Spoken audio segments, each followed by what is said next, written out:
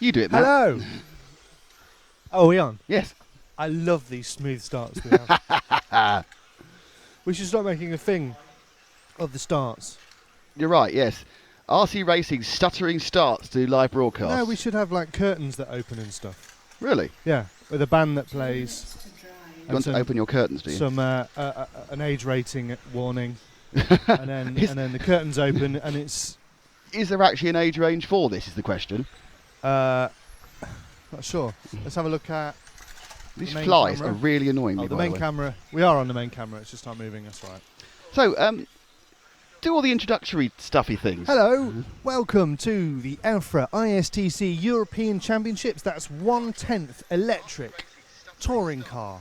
We are in Torres Novas in Portugal, under the lovely blue skies with fluffy white clouds, with a smouldering track in front of us, and practice 2 for Group 5 on the track right now. We're here, thank you to LRP, Team Orion, Durango in the DETC 410, and Montec. And of course, this event is governed and organised under the prowess of EFRA. The prowess. Go check out efra.ws Oh, look at me prowess. for more I've got some lovely prowess there, dear. for more information and details About the prowess. about the prowess of this event. Not quite sure why the word prowess has amused me so much, but Joining me today is my guest Nick Damon. hello, Matt. I'd like to be on the show. Thanks for coming. Have you travelled far today? Yes, all the way from our very lovely hotel, which is a bit too warm over the other side of town. Yes. Today we have already erected a new Which at my age is impressive in the morning. parasol behind us, and we have a feature lined up Yes. which involves a park bench. It does. It's just going There will great. be, there will So be no sleeping, I promise. it is so hot, isn't it? We're going to be filming Nick asleep on a park bench. Have you bought the newspaper for me to cover myself with? The Who, No, not the pop band. The newspaper.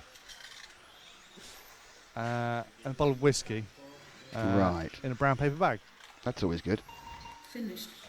On track right now, we have just finishing up, in fact, Oliver Bultnick, Francesco Martini, Fernando Cordero, Athan de Witt, Luis Cortez, Andre Goncalves, Fabio Barros, Joao, just been given some water, No, that's nice. Garo, and Antonio Bento. Doesn't Luis Cortez talk to us on the stream quite a lot? I think you somebody might do. I else? think there's a lot of people. I think there are people who we have friends in high and low and medium places. Thank you for my water, Paul. As I try and work out why that's not working. There is zero breeze here. It is, and it's unlike yesterday where it was horribly wet. It is in fact really rather dry. Now it is just still and I'm so hot. depressed about it. It's just still and hot. It's like an arid desert out there. Arid. Oh, this is getting very kind of impressed by this. It's all getting very kind of what's the word for it? Prescriptive.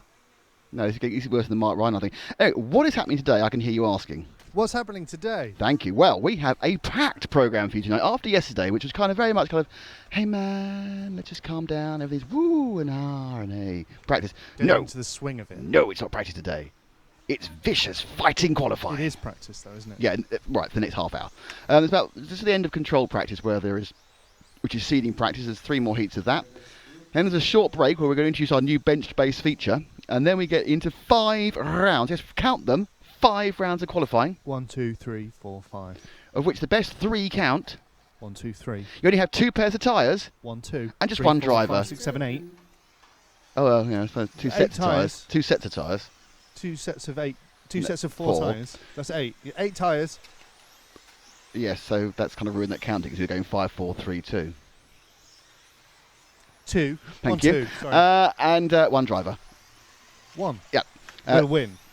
He'll win the Well, qualifying. but then you say that, 2 drivers will win, won't they? Yes, because we've got 2 champions. Good point here. 2 championships with the Yeah. Spec Championship, which of course is for 10.5 untimed speedos, and modified for whatever you want to bolt in and try and hold on to at the end of the straight. That's me taking a glass of water. Oh dear. So, thank you to all of you who decided to join us early in the morning, but we'll be here until at least about 6:45 this evening UK time. It's 7:45 for our friends in mainland Europe, and it's actually quite pleasantly in the afternoon if you're in America.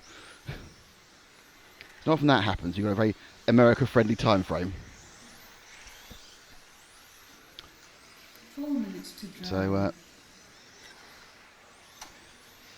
just checking that. Roy Cortez. Yes, my brother Luis Cortez's racing today is a rather RC Racing TV fan. Fantastic. Lewis does talk to it. He's very knowledgeable as well. I remember over the years he's given us loads of tidbits of information and filled in the gaps where our knowledge stops. It's been very useful. David Churches, good morning. Morning, DC. I assume from Sweden. I assume he's back with his lovely missus over in Sweden again now. I guess he can tell us that, can't he? Because he was in Vasa last weekend doing the oldies off-road. The Old Timers World The old Championship. timers. It was quite interesting. In the Roston had a stair lift installed. We're live RC there covering it. No, it was Dead RC where they're covering it. Right, yeah. It was actually sponsored by a local funeral home, and you couldn't buy Coke. You could only buy a Synatogen. But with the ageing population, Given the it was, fact that I qualify packed out. easily for it, I don't know why I'm going to take the mickey out of it. Yeah, in 5 years' time, it's the biggest championship in the world, that'll be. Yeah, it'll be the main one. Hello to Revs Inc. And hello to Roy is actually chatting. He said yes, he's really a fan. Fantastic. Okay, so we are now in heat number 6. So we're in the second round of modified here in Torres Novas in Portugal. Matt is arguing with his PC. It's Mac, actually, I should say. And yes, Dave said he is in Sweden now. Hi, Dave. I'm sure the weather is. I'm sure it's not as nice as this, but I was in Sweden a couple of weeks ago. It was much nicer than England, the weather, that's for sure. So, I suppose really we should do what we're famous for, and that's filming cars going around a track. Which car is going around a track at the moment?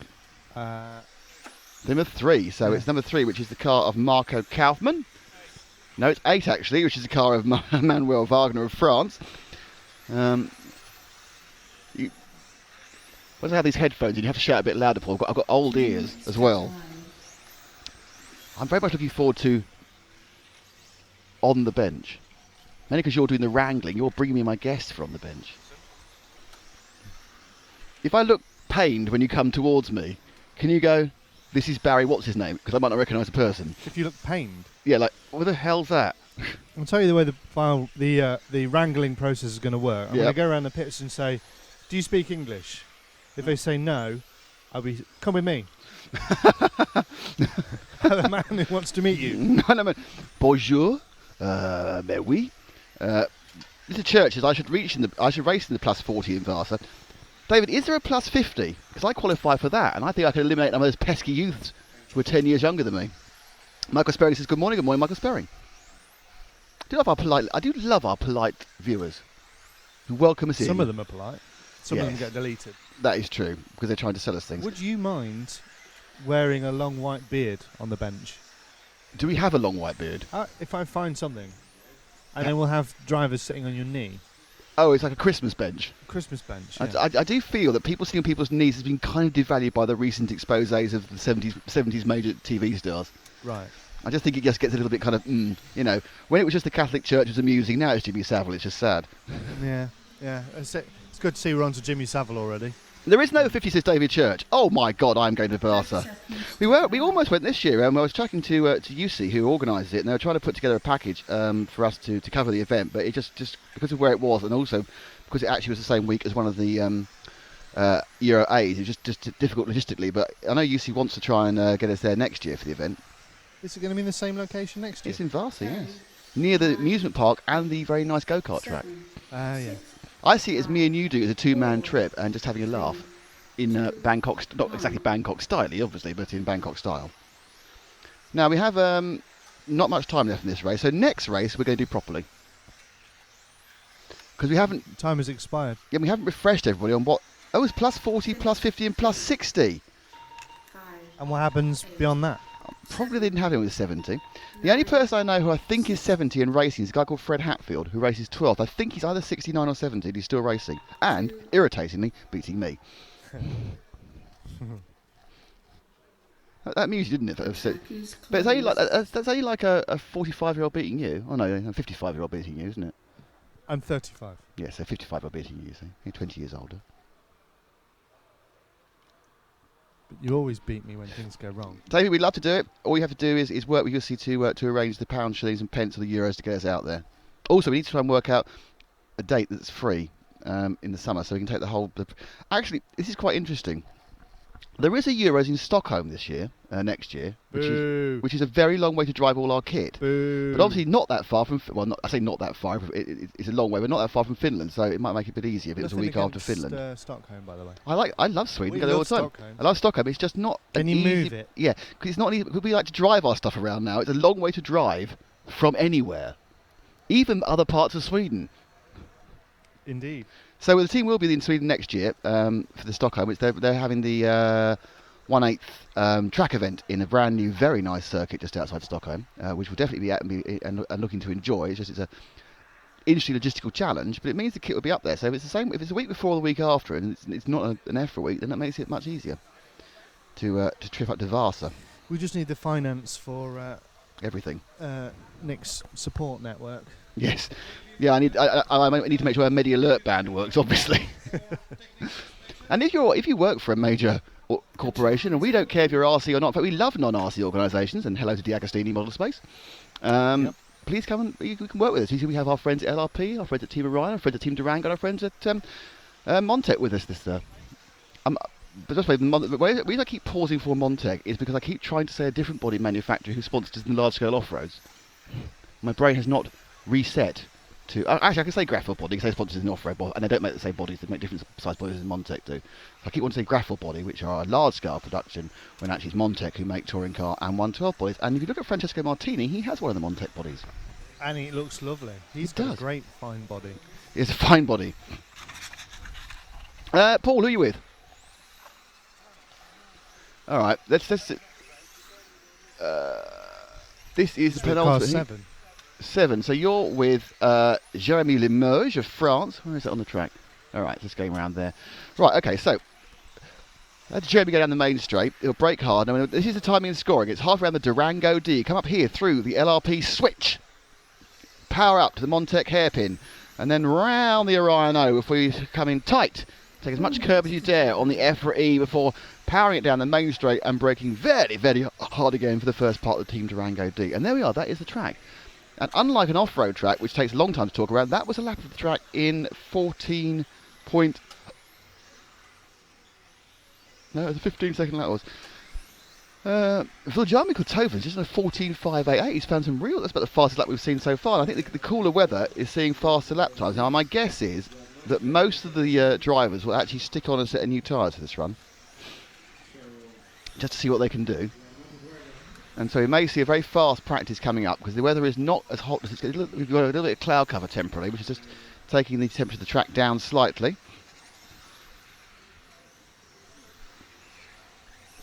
Algirdas Kamankis says this is more interesting than Formula 1. Well, it can be. You guys ready to turn it on now? Has it worked? Yeah, I've got there in the end.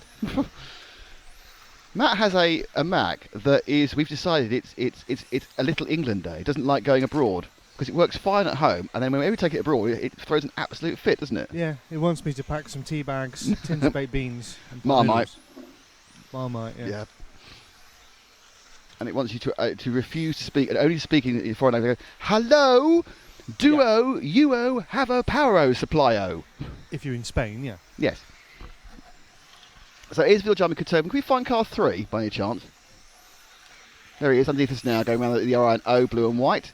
That's Kotoven, the Finn, and the oral, not the oral, the olfactory image has improved. There's some, God, blooming heck! Oh dear, this is we are near farmland, and some farmer is doing some massive muck spreading. There is some sewage inside. That was a whiff and a half or something. That smells like the drains of Bombay. Blimey! Jeez, that's terrible. Just be pleased that no one's got YouTube smell-o-vision, because right now you'll be falling over in front of your PCs. That is appalling. Yes, right, we'll stop now, overacting. No, actually, I think I'm commentating. I'm perhaps breathe through the mouth might help. Jeez, that's awful. So with Kotoven, where is he? He's coming up the main straight now. That's short straight, and he goes again. So this is the Orion O. Stay off that curb there where he is, and then it's about how much curb and speed you can take through the EFRA E. The straight bit's quite easy, apart from the massive braking they had to do at the end of the straight. And we had a really good conversation with Jürgen Lautenbach of LRP yesterday. So you look on the stream yesterday, quite early on. We had a little bit, sort of 25-minute chat with Jürgen whilst it was raining about the state of the nation, about the history of RC, about everything really, about why LRP have NOSRAM. We covered so many subjects, and Matt independently said it was a good interview, so I'm not blowing my own trumpet. There we are. But as ever, there are no good questions, any good answers, so it's only a good interview because of Jürgen being a fantastic subject. But it is great. If you're interested in RC, interested in the history of RC, interested in where RC is going, listen to that chat with Jürgen from yesterday's stream, right at the beginning, about half an hour in. So we are now coming towards the end of this, about 45 seconds to go. Of course, qualifying is 5 minutes here.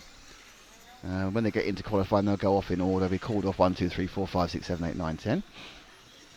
30 seconds to drive. Last half, Nicothoven again, took a little bit too much curb coming into the Rhino there, unsettles the car in the second half. But it's very much, this track is how much curb you can take.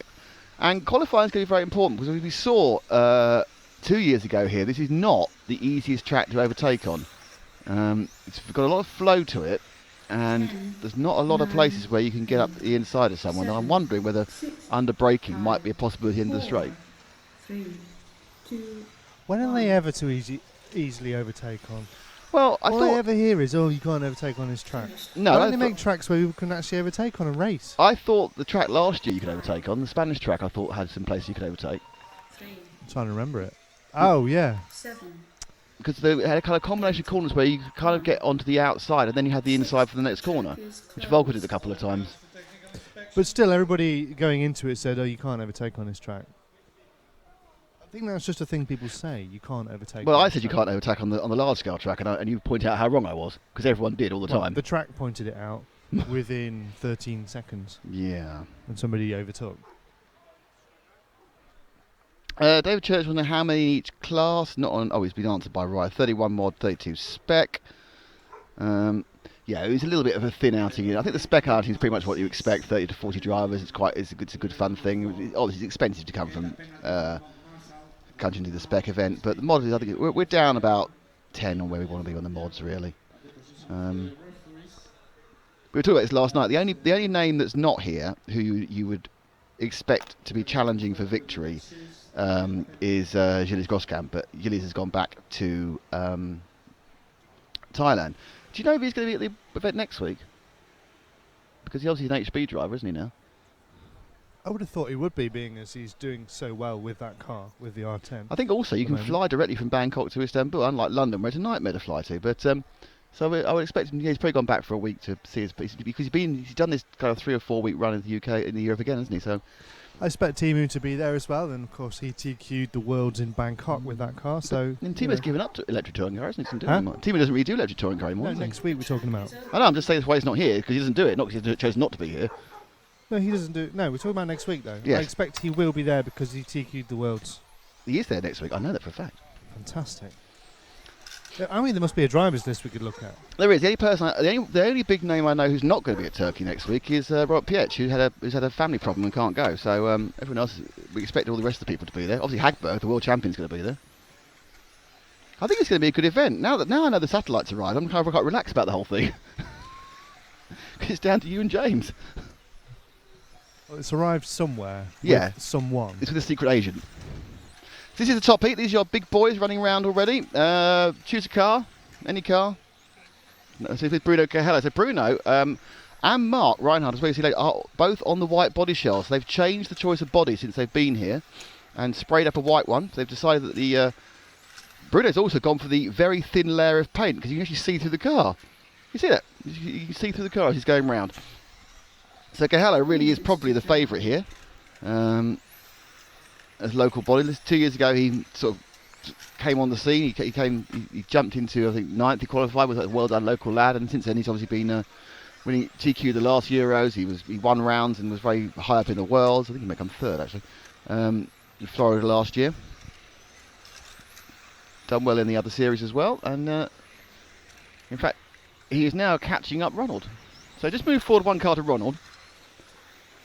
So that's Volker, your reigning. How many times has he won this now? Forever. He won here, and I think he's won 2 in a row, hasn't he? In outdoor. Come on, because 3 years ago, I can't remember the outdoor one was.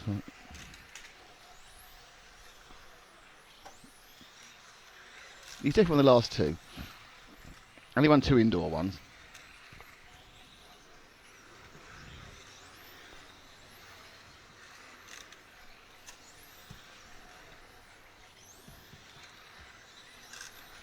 The fastest lap at the moment is Hagberg's. Volker makes a rare mistake there. Volker makes a rare mistake there.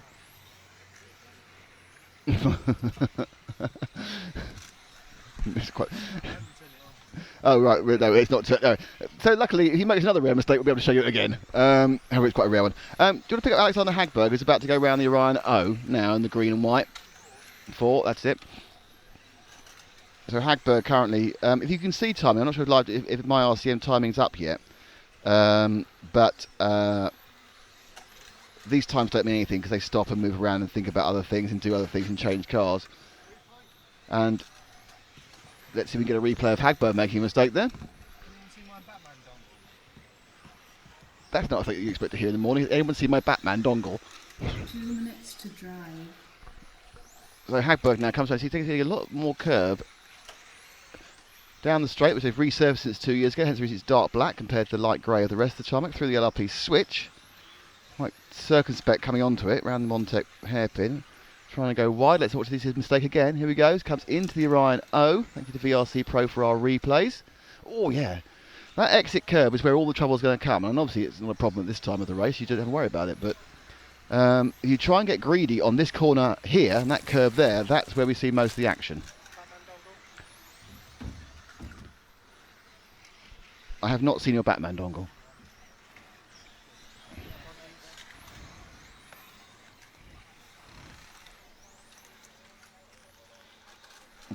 Now I'm searching to see if I've got a dongle.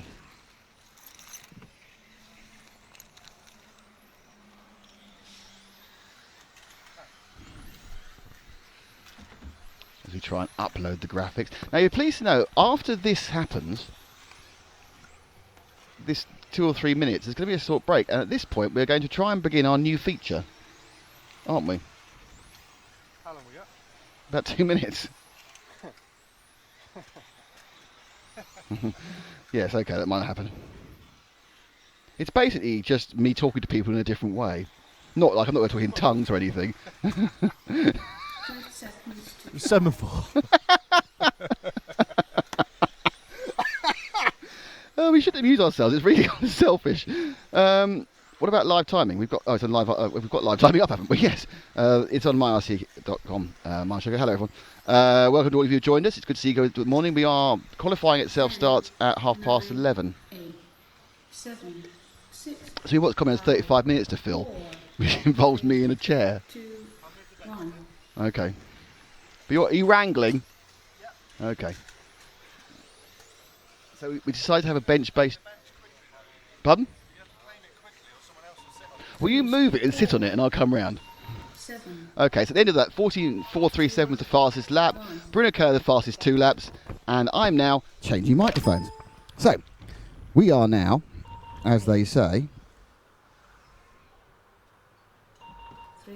The track is closed.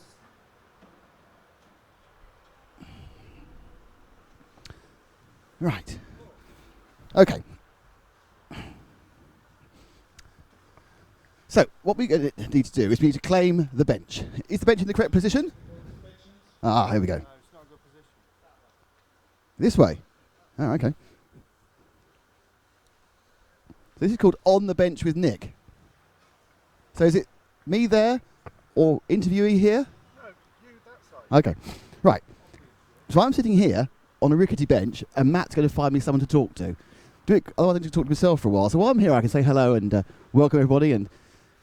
Oh, I've made a mistake. Hang on. I mean, anti-Dudek, we're very pleased to see the T-shirt I'm wearing, but it's certainly not corporate.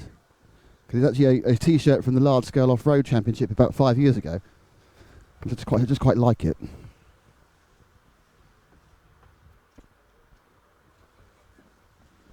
But we're RC Racing TV, so I need to wear my RC Racing TV thing. This isn't just this isn't Nick gets dressed on camera. It does get more interesting than this, honestly.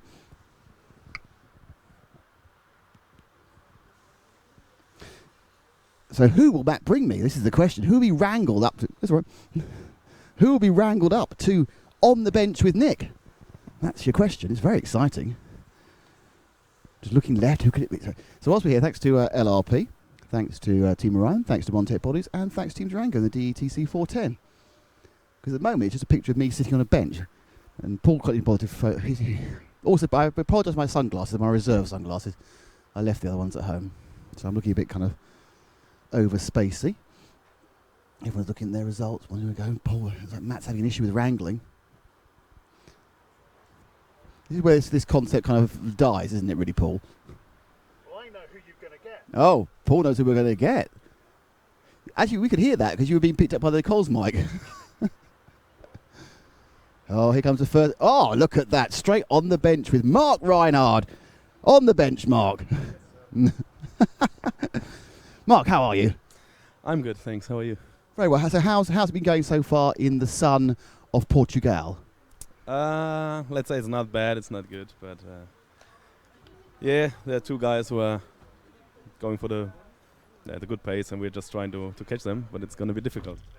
I noticed that you and actually Bruno as well have painted up new bodies since you've been here. You've got a plain white shell.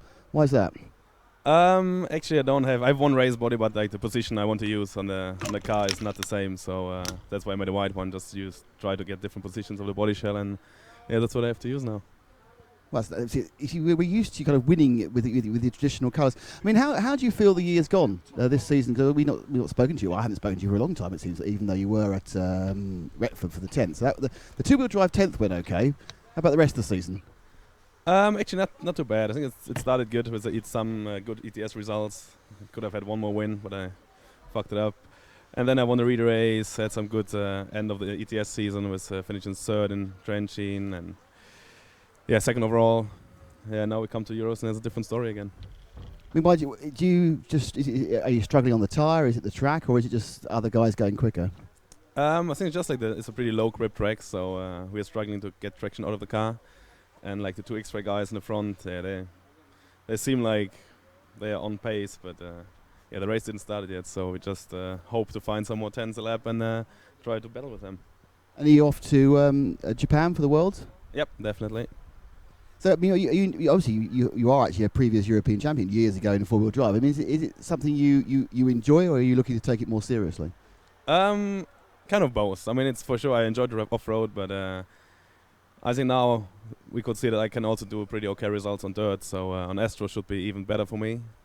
And yeah, with good cars, which I guess we have for the Worlds, everything can happen. It's 11 years since you won your first World Championship. Yes, 11 years. Yeah. Do you feel, with all of us, age will change. You'll get better at some things and worse at others. How do you feel? How do you feel you're improved? Do you think you're better than you were 11 years ago? Do you think the competition's greater? Where do you feel you sit in the world after such a long time at the top of the sport?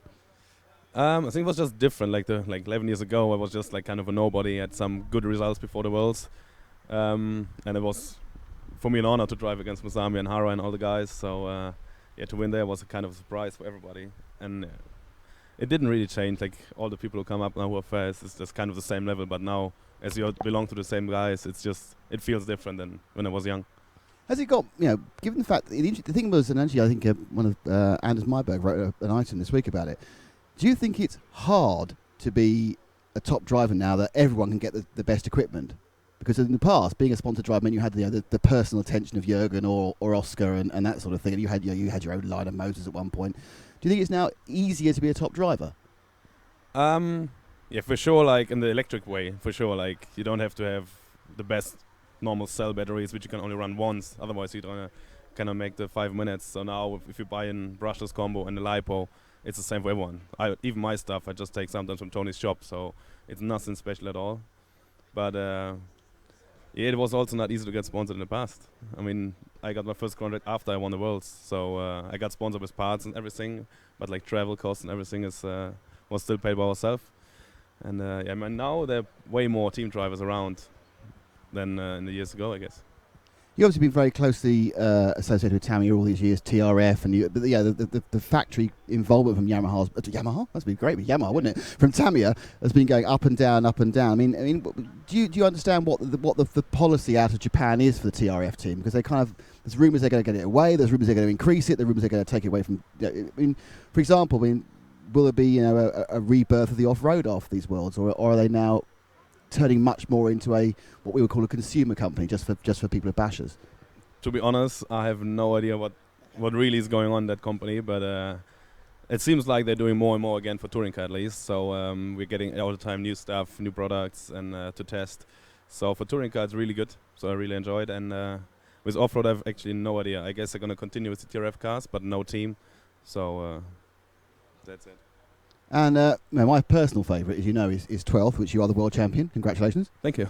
But you didn't come to the Euros. Why didn't you come to the Euros? You were entered. You didn't come. We need someone to have a go at Alex in the Euros. I think they had a different race, or like a practice for the ETS, which was more important for Tamiya, which is my main sponsor. And 12 scale is just like I do it once, let's say twice, maybe in 2 years, and I like to drive it, but not like for all the time like touring car. Were you surprised to win the World Championship last year? I knew I have a good car with the CSC, and for sure I didn't think I can like win, but when the race started, I could see the pace was there. I think Alex was sometimes a bit quicker, but like consistency, I was a bit stronger than him, and Naoto was struggling. I mean, he TQ'd, but his car didn't look good, to be honest. Let's get back to today and the 5 rounds of qualifying we've got coming up. You've got 2 sets of tyres again, as of last year. Do you have your tactics for the new tyres set out now, or do you have to change them as things happen? We didn't think about anything so far. I didn't even drive used tyres so far. So we try to get a good first run in, and then we're gonna check what we're gonna do. But we have no idea how the car works on the second run on the tyres. We're still trying to find the pace on used. So it's gonna be an interesting story now.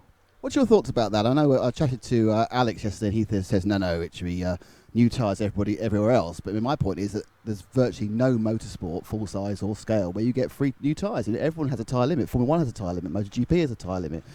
Do you think that you guys should get 5 sets of tyres for 5 heats, or do you think it's part of the game to have this new and old runs?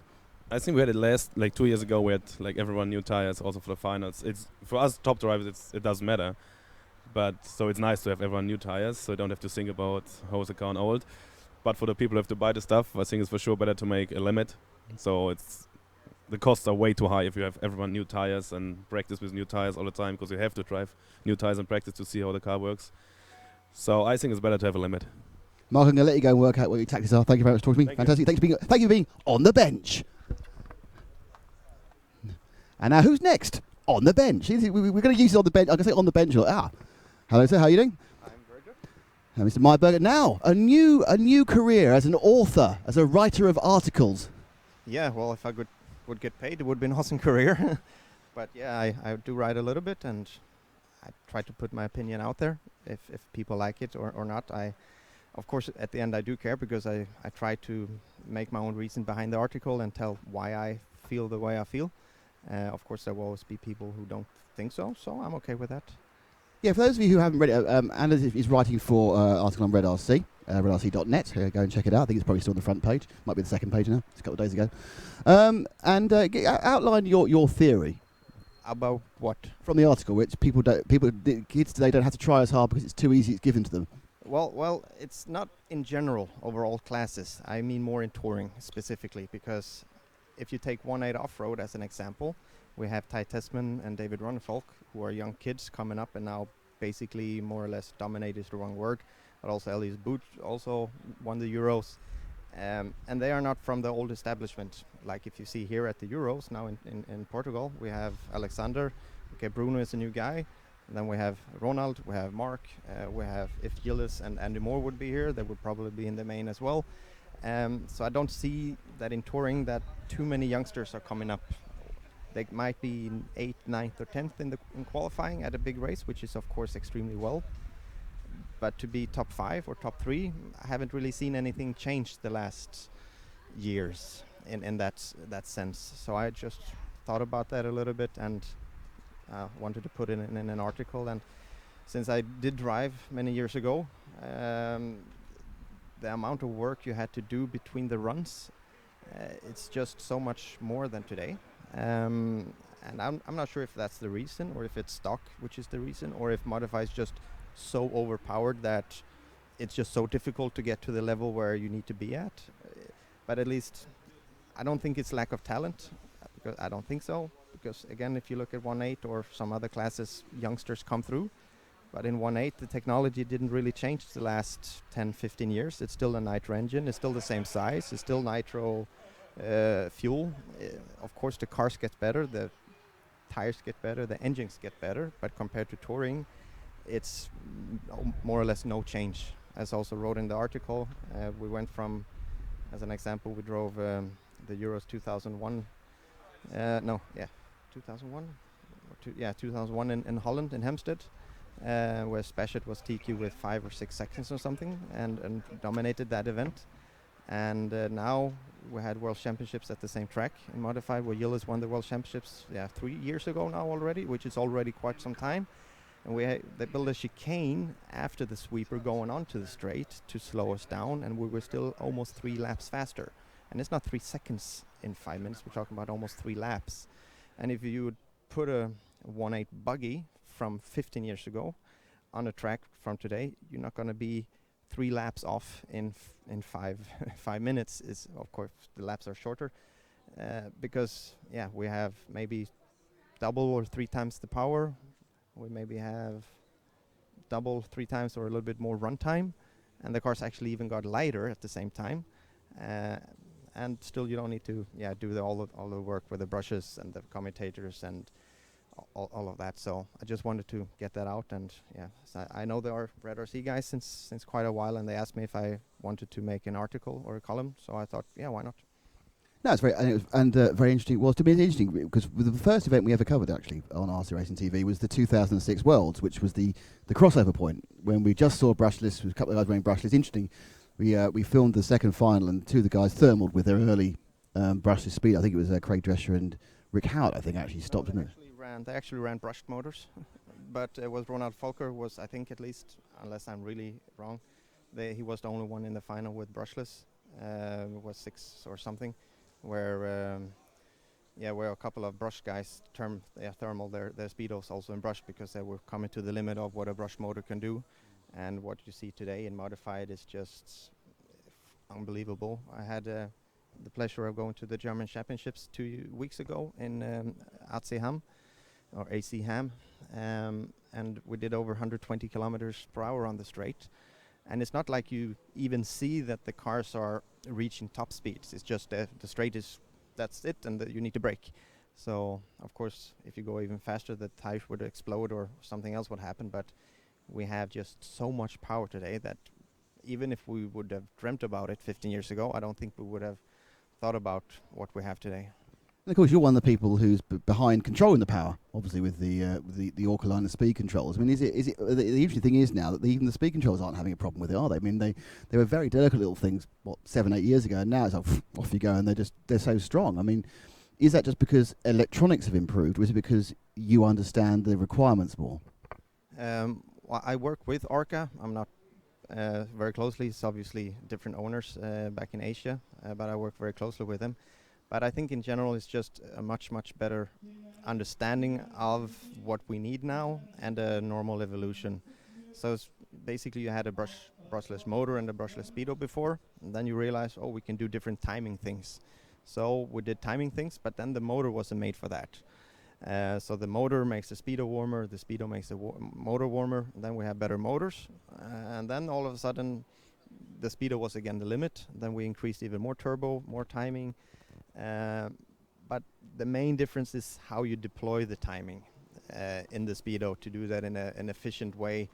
And that's actually, it's still ongoing progress. Of course, nowadays most stuff works. I mean, 2 years ago at the same track, most manufacturers, including ourselves, had quite big issues. Of course, we solved it at the end, but we had double fans and put down power.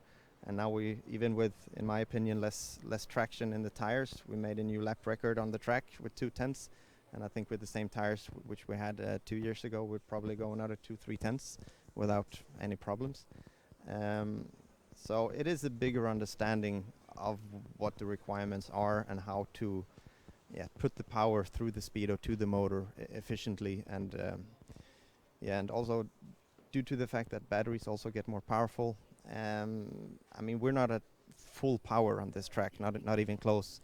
If you go to a really big track, then we would be more on the limit of what the speed or the power would be able to do. But braking points, like we have 2 hairpins more or less every lap, that makes more heat than going full throttle on the straight. So hard braking and hard throttling is so luckily we don't have too much traction. So if you push too hard, you spin out. But it is it's a constant progress to make sure that the firmware, not the electronics itself, but the firmware really is optimized and constantly worked on. So that's at least what we try to do. And we build at Orca, we build only race products. We don't do any OEM or RTR stuff, or any other products like other speedo manufacturers. Much more also makes great chargers, power supplies, and tire warmers. LRP obviously has an entire range of products from speedos to batteries to cars to and so forth. But we do only race product. We only do our speedo and motor for racing. We had a cheaper line of product before, but we stopped it because there was no point. Because there's always someone else doing it cheaper, and people who wants to buy cheap products normally don't care about performance as much or at all. So we work very hard to try to optimize and to improve every month. So on the firmware side, we release quite a lot of updates. Some people get pissed and asked like, you don't know what you do when you release the things, and we said of course we do, but we do learn almost every month, and there's always something to improve because it is extremely complex with all the calculations the speedo needs to do and where the commutator or where the rotor is in the motor, and how to optimize the timing and the how do you say the power torque core or the drive field, so to say. So there's a lot going on. I mean, you talk a lot about when you used to race. Do you never get the bug? I mean, I race very rarely these days, do a bit of 12, but I come to all these meetings. I always want to have a go. Don't you get that kind of feel? I need to find out more by driving it myself. Well, I still up until last year or 1.5 year ago, I did again drive a little bit of stock in ETS just to promote my products because the stock level is high, but I still managed to get into the A main without a huge amount of effort. But when I go with my team and we go practice, I always test. I also do have a car.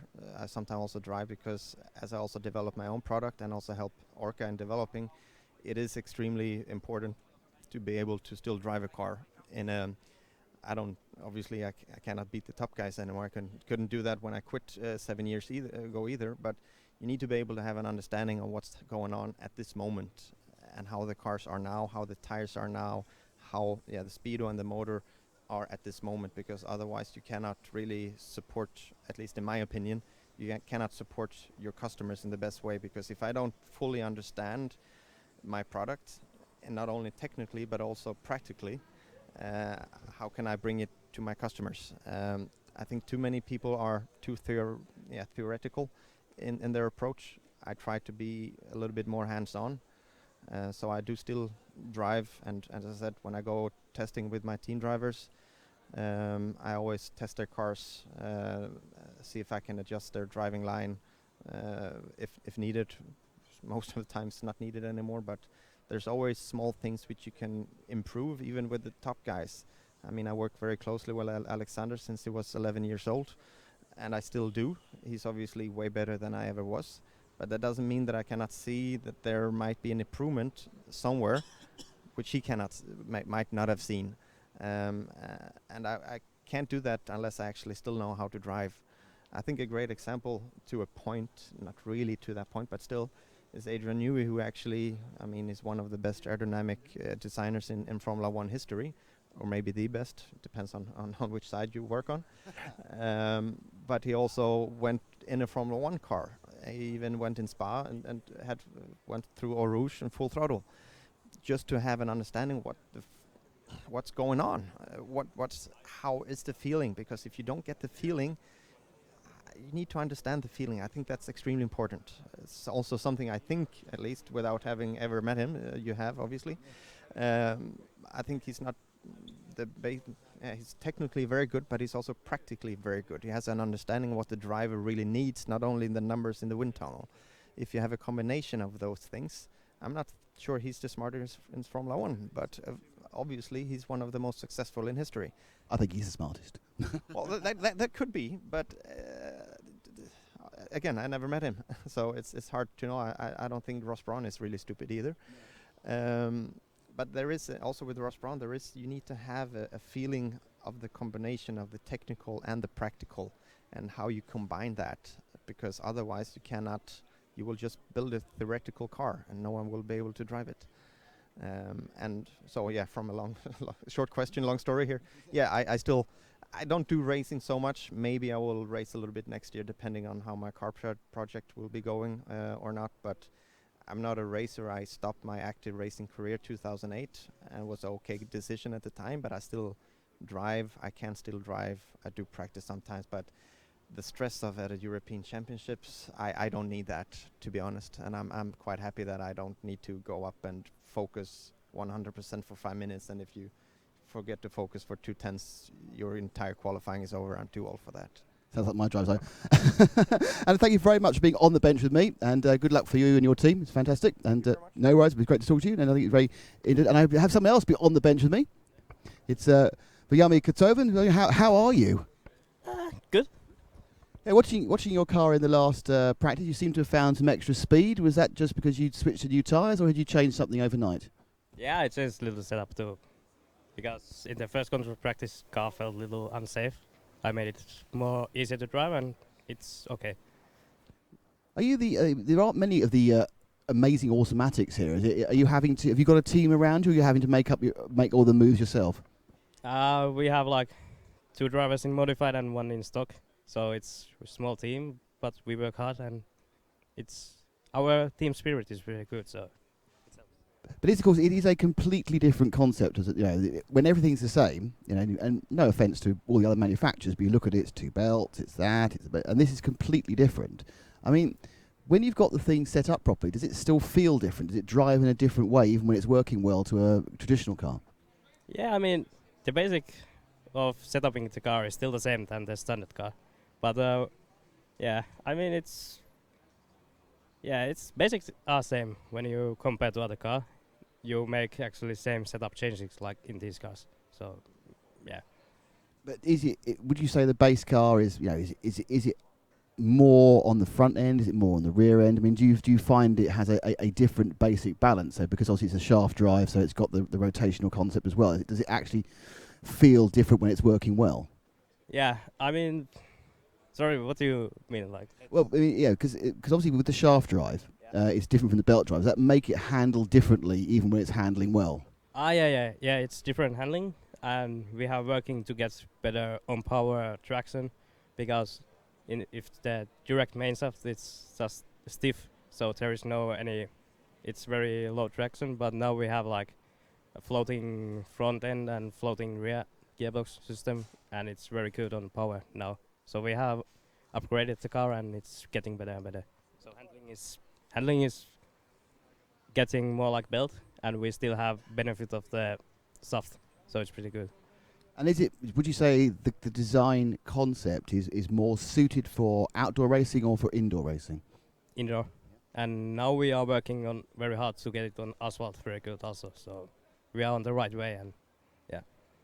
Now you looked very quick in that last qualifying heat. What are your hopes for this event? I mean, obviously you should make the A final, but how high up are you hoping to qualify? Pole position. Hey, good one. Yeah. Of course, the interesting thing is that with this particular format, with 2 sets of tyres for 5 heats, it's not necessarily the fastest person who will be on pole. It's the person who's cleverest with the tyres. What are your thoughts on that? Yeah, I mean, it makes interesting. I have my own tire strategy and hope it works. So if you've written it down like this, I'll do this, and just go from there. No, I just go with the feeling. That's my strategy. It's a good strategy.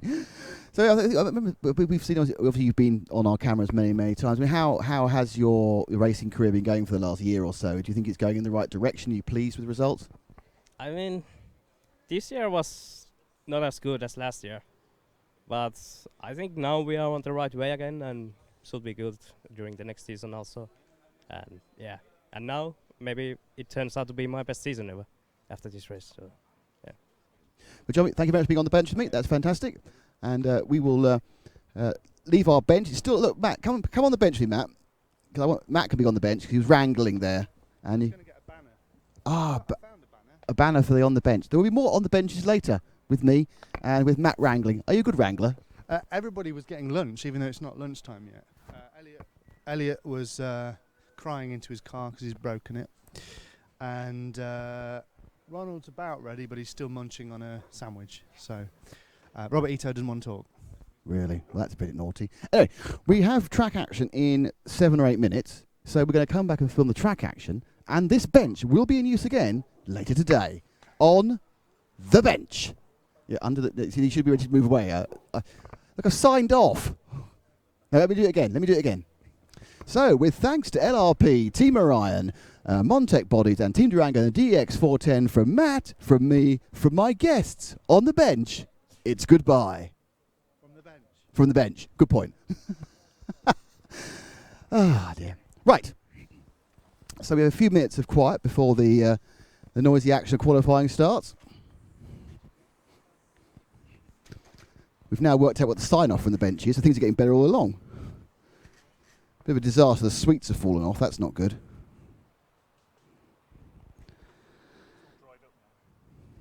Is it?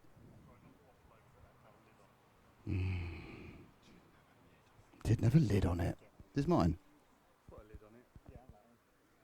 I've only got one. Oh, I came up the wrong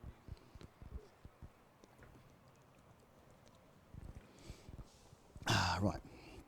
Now, I think at some point someone turned the second microphone off, and a rather clever thing to do.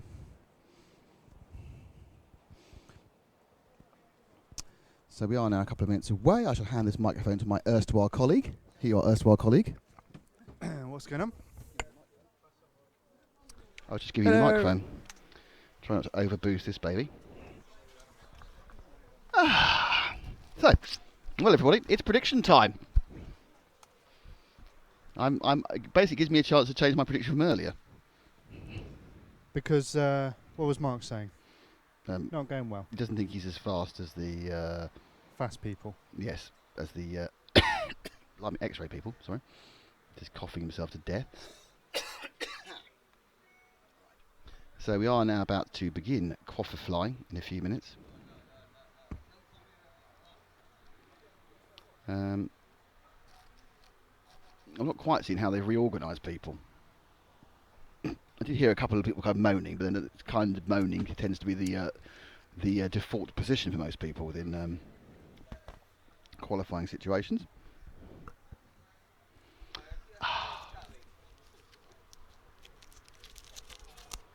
That was me opening a sweet. This is me eating a sweet.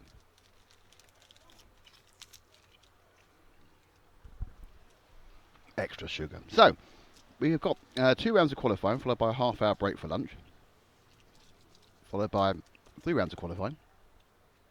All here, all the time, in Torres Novas. And Matt's making a weird shape with his hands. That's horrible.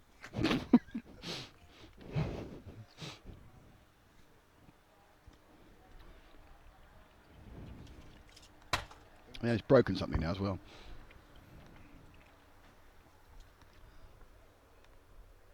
So, if you're watching and you haven't watched this before, where were you? If you're watching, you haven't joined the RC Racing TV Facebook group, well, why not? That is the question I would ask you.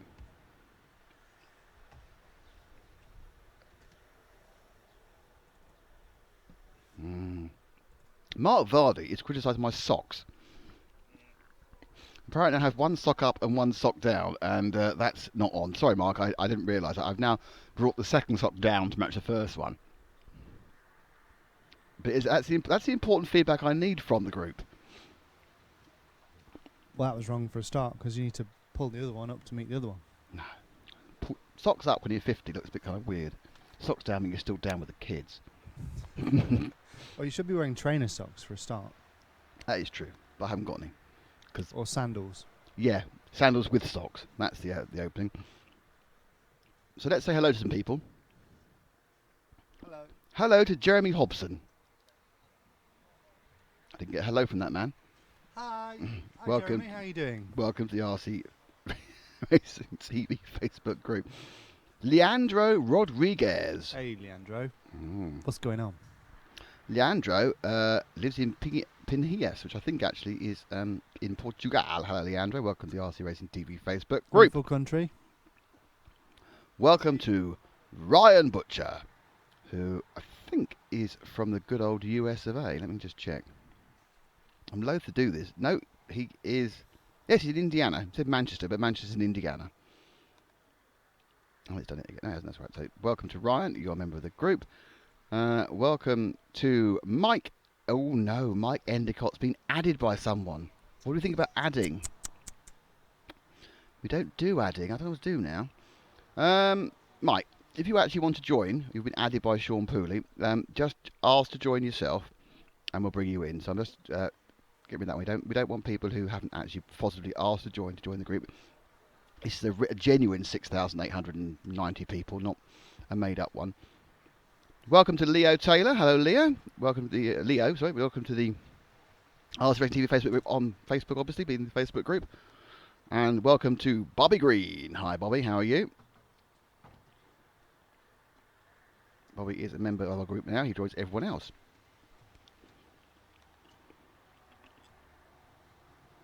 And that's it for the people I can see at the moment. Angela Ian Souch wants to join. Hello, Angela Ian. Oddly, doesn't seem to be anything RC related on their page. They look like real people, though. This is where it gets difficult. When real people want to join, but they don't have anything RC-ish on there, you kind of go, oh, I'm not sure.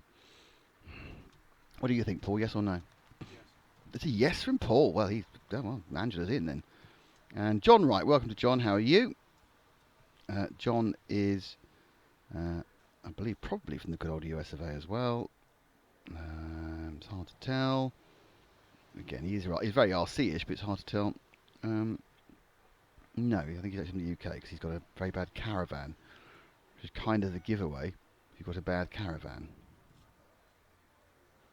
And I approve John Wright. Well done, John. So you're in the group as we wait. Supposed to be starting in 2 minutes. They changed the timetable again.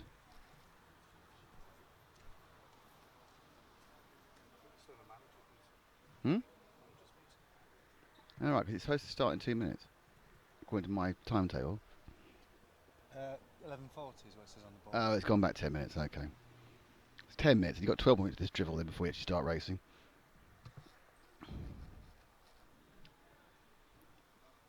This is where I have to begin to fill. It's hard to fill without Matt talking as well, because we can talk about rubbish. So qualifying, 5 rounds of qualifying underway in about 11 minutes. I did mean to write down a piece of paper where I thought they were using Euro tyres in a sort of Ollie Meggett sort of way. Look at me, but I can never be as good as Ollie Meggett on that front, so why am I trying to pretend I am?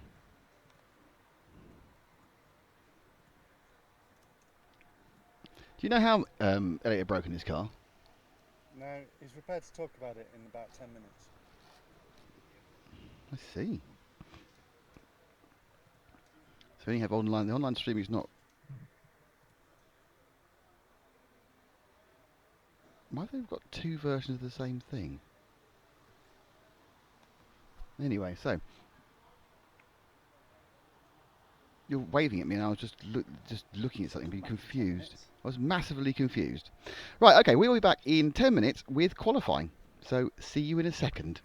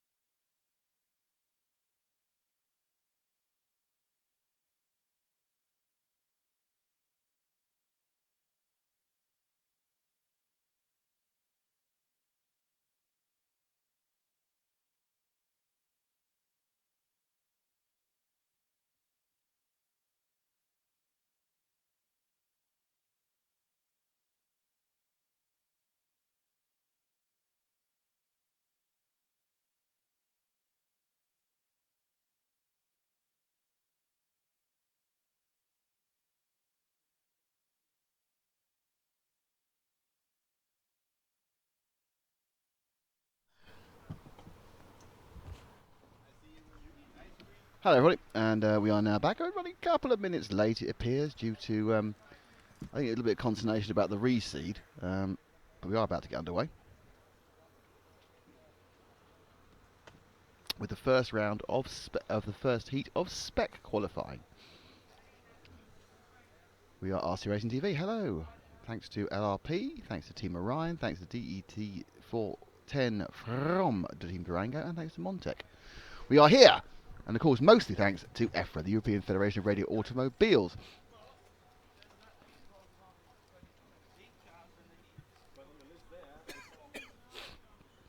Well, there's been a complete reseat again, and it's called... Can we have the consternation in the corner there on camera? Consternation corner, as they've changed all the seedings again. So, there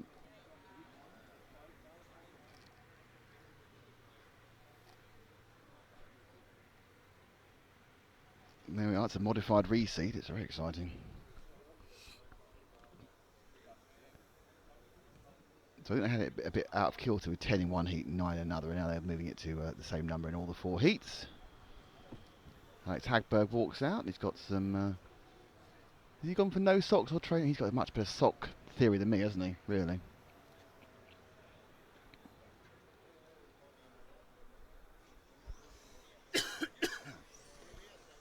Hello to Edward Pickering from Japan, from Nihon in fact from Japan, and cars are going round. Just 3 minutes late. Hello Alex, how are you doing? Morning to Alex. Looking very dapper. Tailored shorts obviously.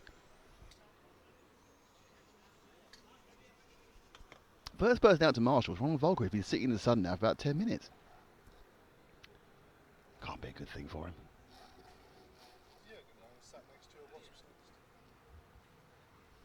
No, the wasp nest is the other side. He's got internet there, hasn't he? Now the wasp nest is right behind Vilder. Can you see the concrete little pipe, upward-standing pipe next to Viljarmi at the bottom of the track? Or so you go past Bruno and it's down that little concrete up thing. That has a wasp nest inside it. Or it did. We were wiring things and they were building it. It's quite small. They were just sitting there, looking malevolent and waiting to build a massive nest to sting the entire world. This had been a Nitro event, I would have suggested a way of getting rid of them, but as it was, I thought just leave them alone.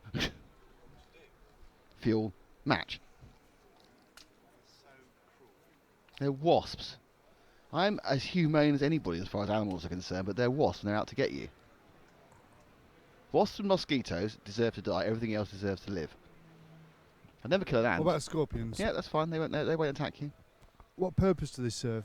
Scorpions? Mm. Well, they clean up all the other nasty bugs in the wherever they live. I don't know. What about meerkats? Hate meerkats. Mm. Kill them. Well, yeah, they are irritating, and they don't always do the best insurance quotes either. Mm-mm. So, yeah, it's a good point. As you can see, we're all starting back there. There's 8 names with 5 cars. Here comes car 6. Quick, drive round. If I were you, I'd kind of...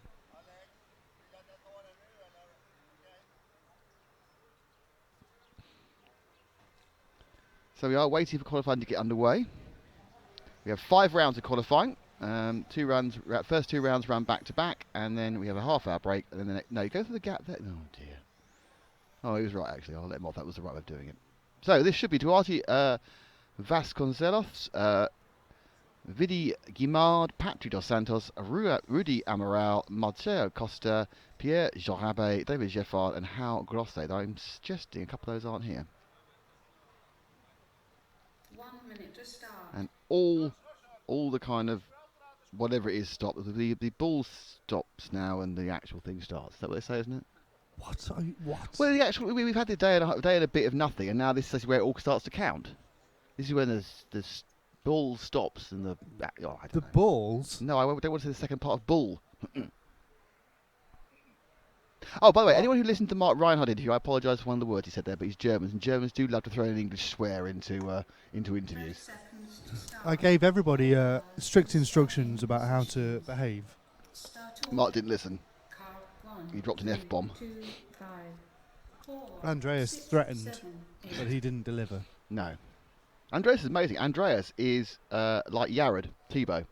Jared. Jared Tebow. 10, One question, 9, 3.5 minute answer. 8, Brilliant. 7, Like 6, Grosskamp, the 5, interviewer's dream. 4, Yes. 3, Apart from your arm gets 2, tired. 1. Pardon? Your arm gets tired. Yeah. We're off with qualifying. Start of No car's car moved yet. 1, 3, That's a bit premature. Not the first time. Bit of an anti. It's not a climax, is it? Anti-start. 6, 7, 8. Did you start with car 3? What's happened to car 1 and car 2? Went 3, 2, 4. That's really weird. I'm confused by a lot of that. But we're off and running. Laps are being recorded.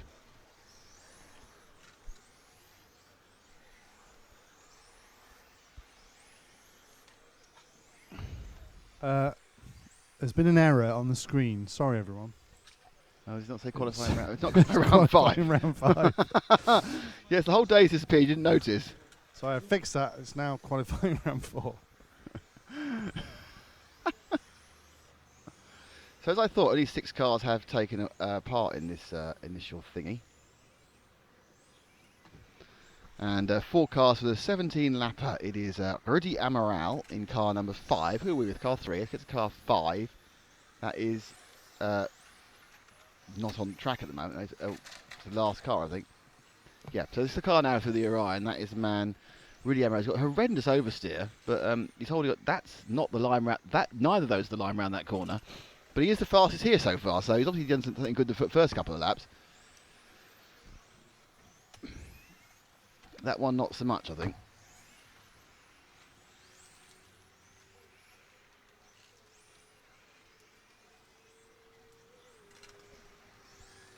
It's an 18.03.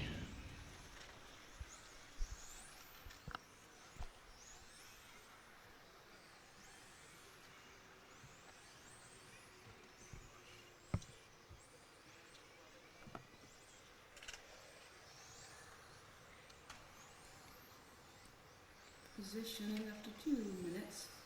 5, 2, 7, 6, 3, 8.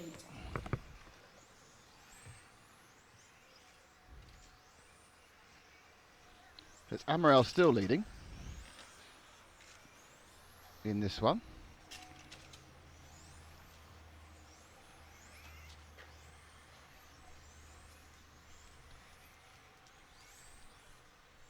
See, new F-Dog 45, just throw some nitro through the wasps and light them up. That's where.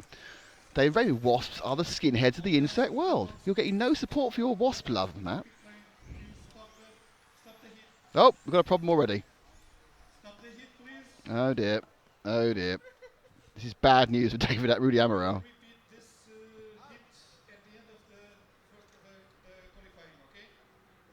Oh. That's all gone wrong already, so that's the next 10 minutes already now. I need to give me a piece of paper to work this on. So,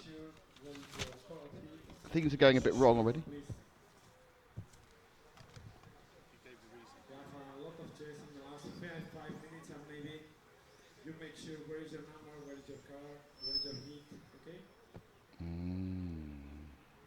So we're going to repeat this speed in the end of the others.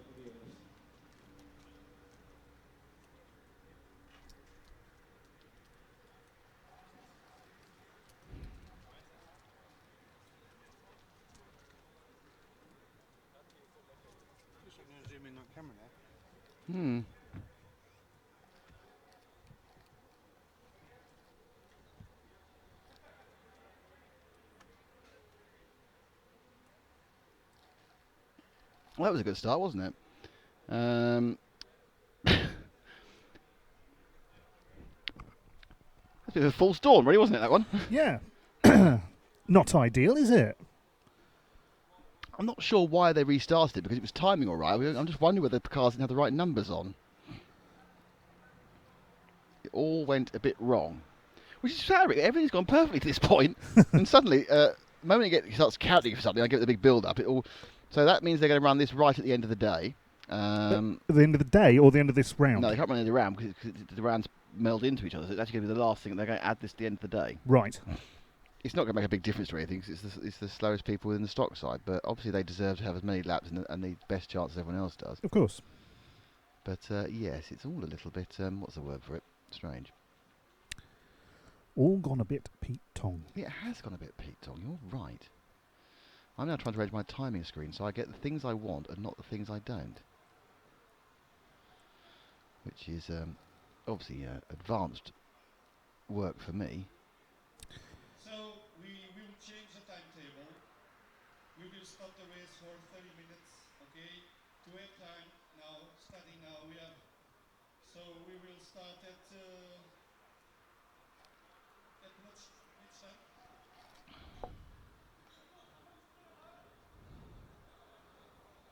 I don't know if the PA is picking up. Sorry, our mic's Sounds picking up like the PA. they are about to stop it for half an hour. Yeah. 12:30. We will start the race. We will start the race at 12:30 with the hit number 2. With the hit number 2, yes or no? Well, No. We will start with the hit number 1 again. We will start the hit number 1 again, and we start the race now for till 12:30. Okay, so you have 20 minutes to recharge the batteries. Okay. Oh dear. Right, so the news is that they're starting again at 12. My guess is they're going to have to scrap the lunch break. I think this is the lunch break. Right. This is really not. Well, anyway, so Talk you've about a false enjoyed me. start. You've enjoyed me on the bench. I think we need to do. We can't do any more filling, so we're going to have to say we're back at 12:30 with 5 rounds of qualifying. Can you write down back at 12:30 with 5 rounds of write that qualifying? down, yeah. And we will see you at 12:30. Sorry about this, everybody, but what's happened is there's been some problem with the timing. That heat went off wrong. My assuming is those 5 rounds will run straight through with virtually no break. So yes, let's go and do that. Sorry, everyone.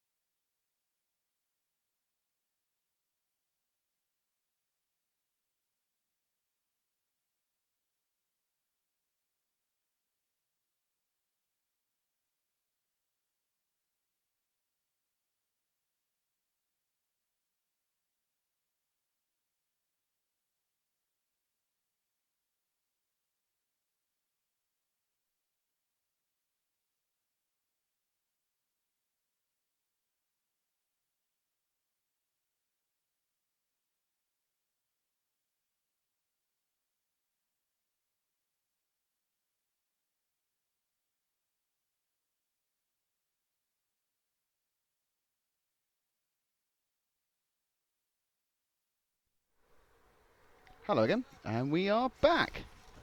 Isn't that exciting? 9, 8, Just starting the first 5 rounds of qualifying. 5, 4, 3, 2, 1.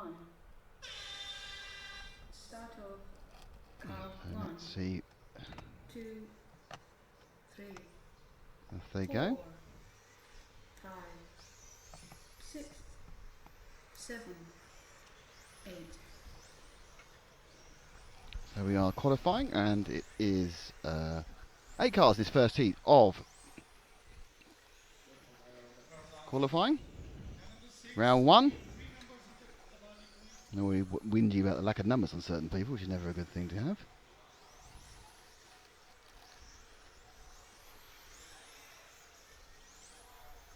As our first cars go around. How exciting. People actually do some qualifying. It's taken a while, hasn't it?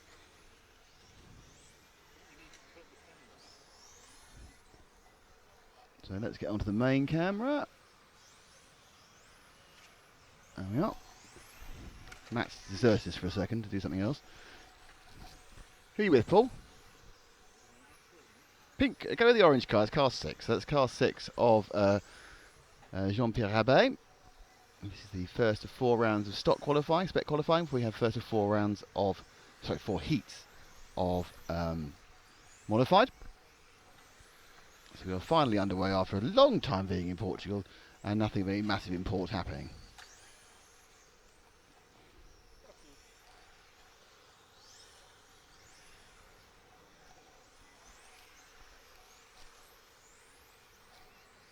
So there goes on. So right, this people may have joined us. So we're going down the main straight with Mr. Rabet. No great speed because it's a spec engine. Round through the Durango D. That's timing and scoring. There's 2 white loops there. Up the main straight.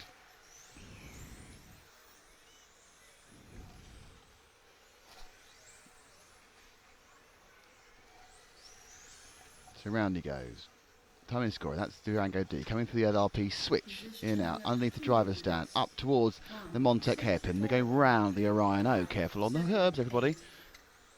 And then through the EFRA E. Now, the thing to remember is that we now have 5 rounds of qualifying straight through. That's exciting, isn't it? No sort of break for us all now. They had to do a resort. The resort slightly confused people. And once they finished being confused, they now decided to have the lunch break then and just run qualifying all the way through to about nearly 7 o'clock local time. But what happened was an hour ago, this heat started, they realised they had a slight timing problem and a slight heat sort problem. Oh, that's a good one. Have you set replays? Oh, yeah. It is qualifying round 1 or qualifying round... No, it's just 1. It is qualifying round 1, everyone. Just change that one, that's okay. So we have VRC Pro replays. We are here thanks to LRP, Team Orion, Team Durango, and the DTC 410 and Montec. Let's see if we can have our first VRC Pro replay. Let's see. With Jean-Pierre Rabet. Let's see what happens to him. There we go. He gets no problem through the Montec, and he comes around the Orion. This is where most of the problems happen. The second part of the Orion O comes in far too much curb, and that's physics for you. Oh, he actually managed to hit the greengrocer's grass, though, which is always an interesting one. And then he gets rescued. Choose someone else, Paul. Doesn't matter who it is. As you try and find car number 1, because he's leading this one, which is Duarte Vasconcelos. There he is, the yellow car. Going through the EFRA now. Vasconcelos from Portugal. A lot of people have... I don't know whether they're just because that's what they normally do. Have got single colour body shells here, where they come here and decide that because of what the particular conditions concerned, they need a new body, and it's not one of their super painted ones. You'll see, I think both Bruno Cahello and Mark Reinhardt have white bodies because they've just marked ones because he wanted to change the body position, and he didn't have one with his trademark colours in that correct position. Moving the body forward or back in relation to the rest of the car will change the downforce and the action on which set of wheels it's on.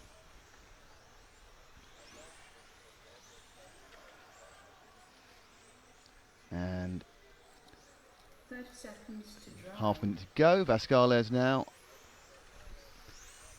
still leading this one, as you can see from the timing on your right hand side. The VAS is the first 3 letters of his surname. Mr. Vascales. Behind him it's Marche Costa, Willy Gimard of France, David Geffard, Jean-Pierre Rabet, Amaral and Hao Grosso.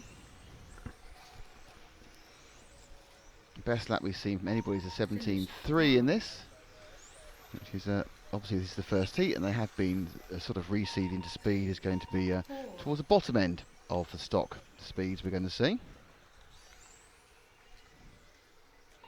7, 6, 5. As Matt misses the bin. And that is the end of our first qualifying round. So currently Duarte Vasconcelos is in pole position for the whole thing. He is the leader. He must feel very special.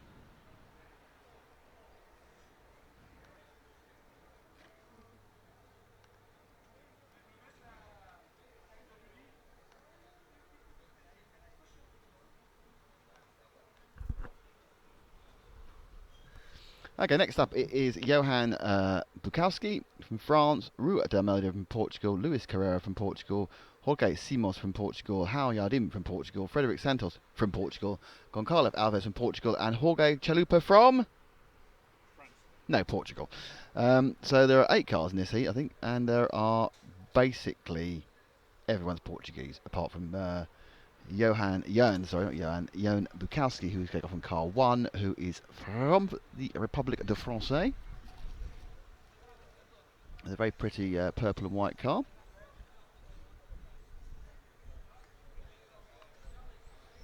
The results are on the live timing and everything's on myrc.com. For some reason, though, there are 2 entries under the European Championship. Choose the one that has online streaming lit up. Well, in blue. It's not actually lit up like the Christmas tree, but...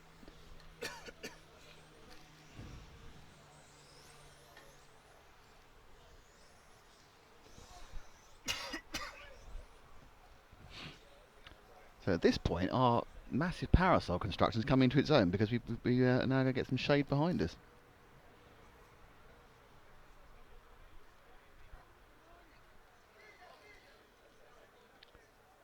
And the cars all being set up at the bottom of the track. So we wait for this. Drivers on the stand. Bit of pointing and shouting now, I think, from our one Frenchman who's the closest to us. As the heat 2 gets 8 qualifying heats, 4 from stock, 4 from modified. So the famous people will be out in about 6 heats, which is 5 heats, sorry, which is about 50 minutes, obviously. About 10 minutes a heat. And we're open. There's a 2-minute rundown, which apparently once the track is open, they just sit there. So it's interesting, really, because normally they go and do practice laps. They seem to be not allowed to do or not want to do practice laps.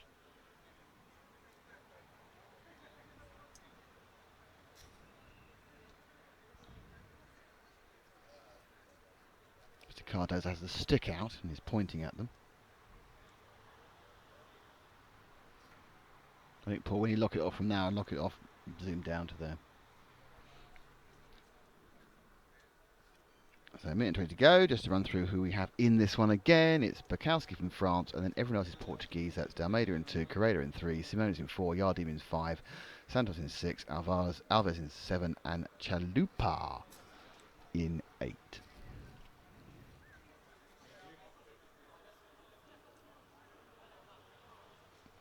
And it is quite warm. 1 minute to start.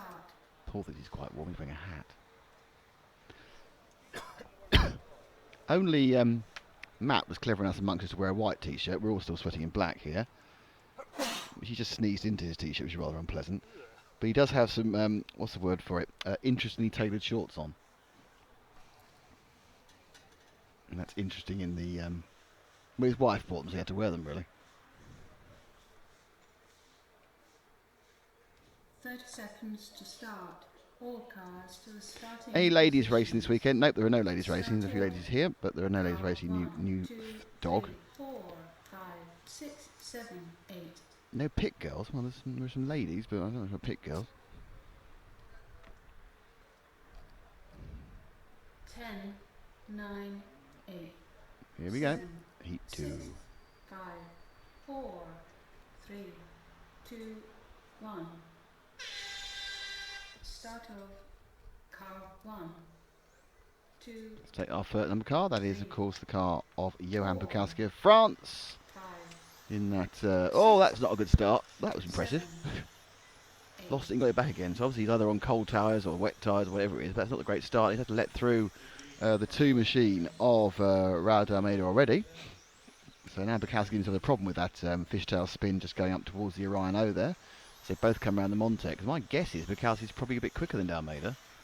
And yeah, he's now at the back of him and doesn't know what to do about it. So we'll be hoping Almeida gets a bit of a hurry up.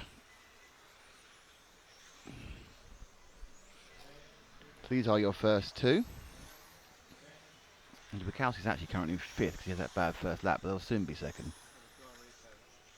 Let's have a look at that first second corner. He comes in, scoots the power on, and yeah, completely loses the beer at rear end. Beautiful recovery. You have to give him a full marks of recovery there with the VRC Pro replay, but that was almost like wet tyres, but I'm sure he's done a couple of laps to dry off the additives, so that's a bit surprising. Now he's being held up, so having been very polite and letting Almeida through, he's now absolutely ruining that day, and very much wishing that he could get past him.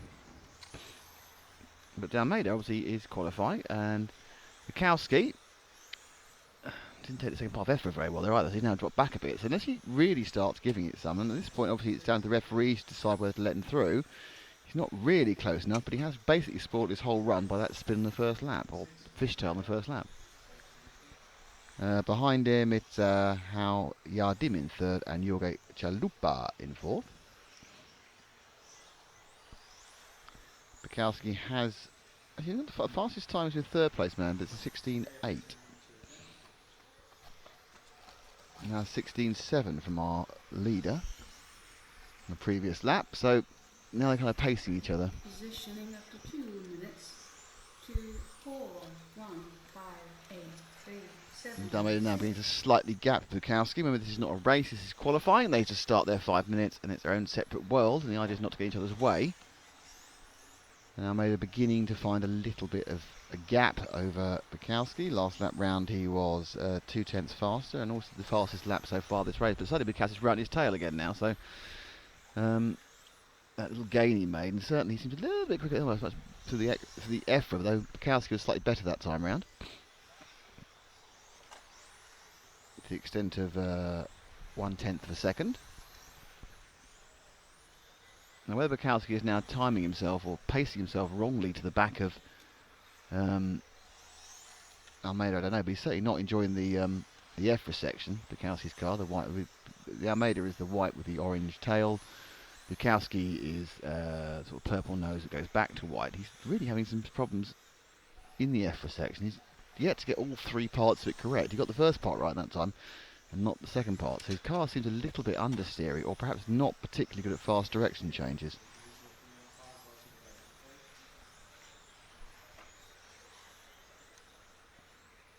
And as someone crashes in front of them.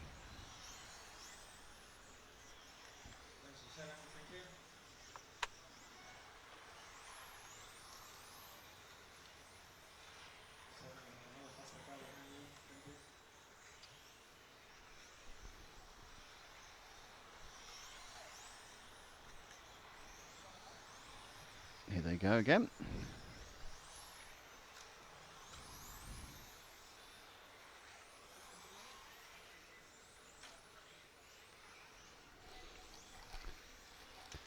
We follow this enough. Let's follow the 2 pink cars going around the Orion O, or the 1 pink car now, car 5. 4 minutes. That is Hal Yardim. 3, 7, He was being 6, threatened by a second pink car for a while there, but that didn't last for long.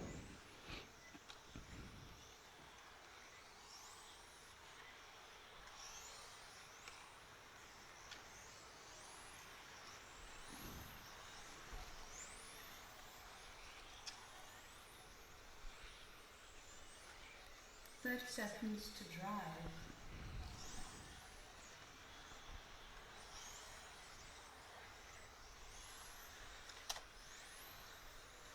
This is the second heat of round 1 of qualifying, so it's we're going through the spec class runners up towards the Montec hairpin. That's quite nice around the Rhino, not massively quick. I mean, a lot of these cars, in fairness to Yardin, that was quite a nice selection of corners you just did there. A bit wide coming out the second half of the Team Durango D. Finished. Fairness, that was a good lap, I think. 2, 16.9 I think his was his best lap actually. 7. So he's picking up a bit of speed. Fastest lap time there is an 18.503 from Ra Almeida, an 18.505 for Jorge Simones, and Johan Bukowski ended up with an 18.507.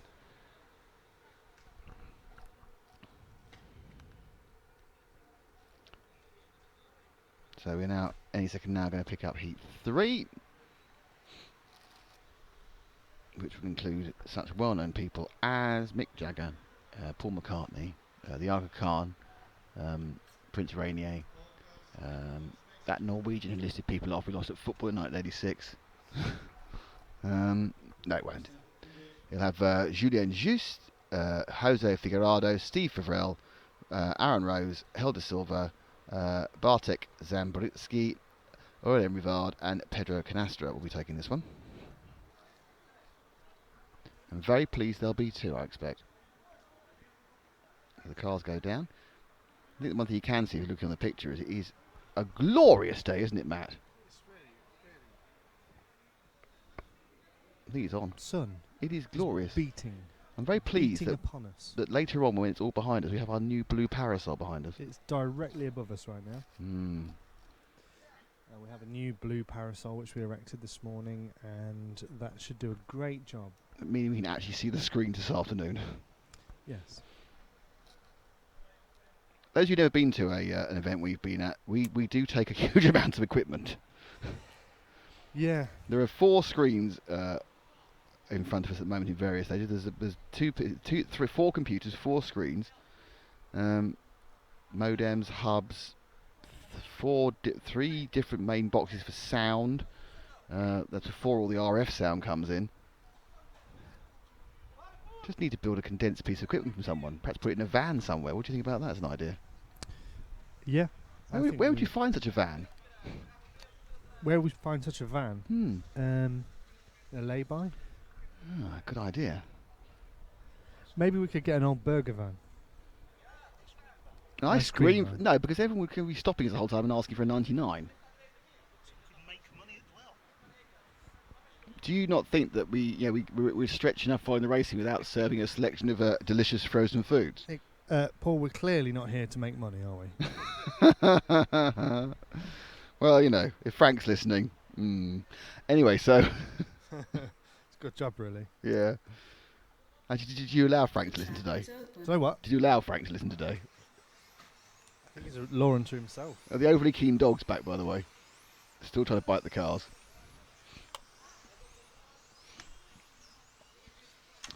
So yes, they've changed it slightly. They released the last lot too early. This time they're releasing them on the 2-minute mark. So they don't sit down that end for a fortnight. Frank's just come back saying, what does that mean? What does what mean? About the money. Ah, right, yeah. Well, I'm holding this piece of equipment in my hand I had no idea about. Yeah. This broken coax lead I had no idea about, and there's still the missing SD card. I don't think the job's finished, do you? I haven't told you the last thing he said about that. It was a little bit worrying. What did he say? Something about it could have potentially fallen out into the grass when we were packing. I wouldn't have volunteered that information, to be honest. It's not going to help. So we'll be searching the grass of, where was it? Ettlingen. Ettlingen. If you were at the Ettlingen event and you found an SD card, could you send it to us, please? Because it's got some quite important footage for the TV show. My glow plug is watching RC racing and waiting to put his kids on the bus. Luckily, he's in America, so he's not trying to put them in the bus in the middle of the afternoon just to get rid of them. They are going to school. Hi, my glow one plug. of those yellow buses. Yes, that they proper have in yellow America. school bus, absolutely. Wow. Like on The Simpsons. Yeah, probably driven by an equally weird person as well. So heat 3 of 4 is the penultimate heat of qualifying in round 1 for stock class, or spec class, so it's getting a bit more exciting. Take the first car out, Paul. You have no better person to go for. 9, 8, Be Julian Just, 7, 6, known 5, as a 4, pretty good... 3, 2, 1. there we go. Start of car 1, 2, 3, 4, 5, 6, 7, 8. And away goes car 1. So used with the pink flashes down the side, flashes down the straight. And Mr. Cardozo just runs out of the way in time there. So he comes up the straight into the Montec hairpin.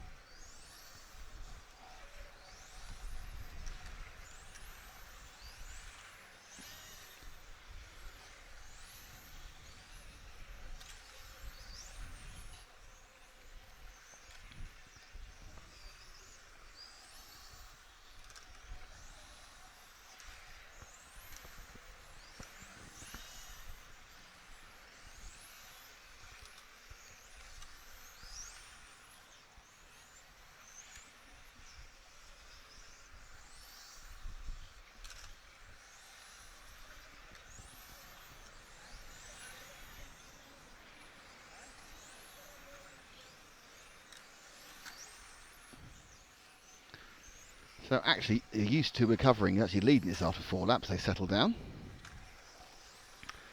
Best time of a 6. The Silver Helder is the best time. In fact, he's now taking over the lead in car number 5. If find 5, I assume he's several cars back. He's probably down the main straight now. I think one of those 2 cars. That is the orange or the light one. My guess is the car that's trying to catch up the white and red car. That is indeed. So he needs to be let through by car number 4. Of Aaron Rose, but Rose puts a bit of a sprint on there. Doesn't quite get the Durango D right, but he's got Helder behind him. Comes in tight, proudly showing the Schumacher sign on the side of the car.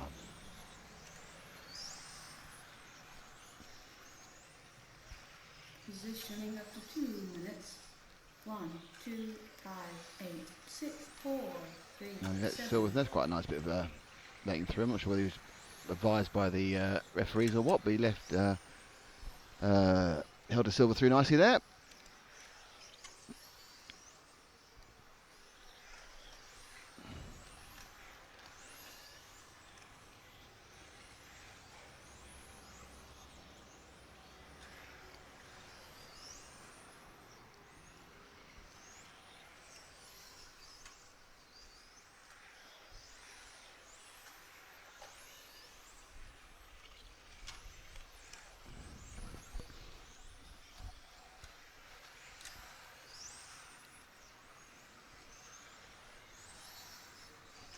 So running in, we've not seen. Let's find car number 6 of Bartek Zambritsky.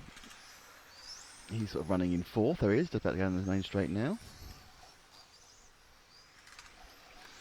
To the Durango D and into the LRP switch. Up past the Montec hairpin. Ryan O, don't take it too aggressively. Oh, very sensible so far this race. I don't know if I've heard a single bit of Lexan on scraping on the ground. There's something twisted over. We're trying to get a decent run. Remember, they've only got 2 sets of tyres for all 5 heats. Everyone electing to do the whole run. The games we may see later on when the modified boys go out. They're all just going to run this first set. See where they get. Run the full 5 minutes. Mike, are there any Americans racing today? There aren't. There's no. It's the European Championship, but actually in the stock, the Americans can enter the spec. It's an open class. We had an American at the spec at 1/12 in Brian Wynn, but here, nope. It's just Europe. The Europeans. 1 minute to drive. On that damn Europe. Positioning up to 4 minutes.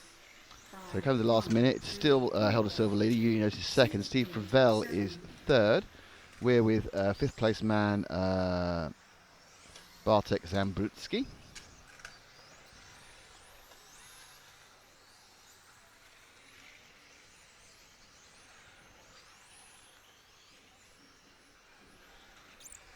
And we're about 25 minutes away. Well, we've got the top stock boys out next, and about 25 minutes or half an hour away from the top modified drivers.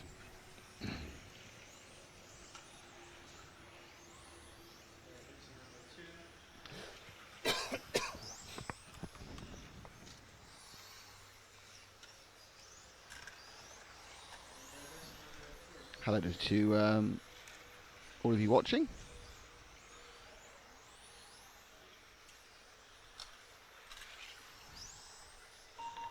Skiddins, how are you, mate? Doing your head cams at the moment. So just finishing off now. One of the marshals is very pleased with that for some reason. The marshal's taking part in improving things. And I think that's going to go to Helder Silver. It does. Silver leads from Juiced with Aaron Rose in third. All of them clipping 19 laps. Fastest lap was a 16.2. So pretty good stuff. But we now are getting ready for the top heat. And I have to say, right now, I am rather disappointed with Martin Hoffer. That's a really bad idea, Paul. Oh, just for you. Yeah. Can move the camera. Well, problem is that I'll just move this way.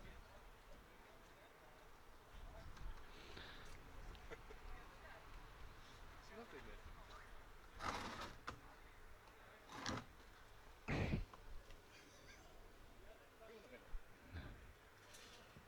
I'm fine. Don't worry. It's okay.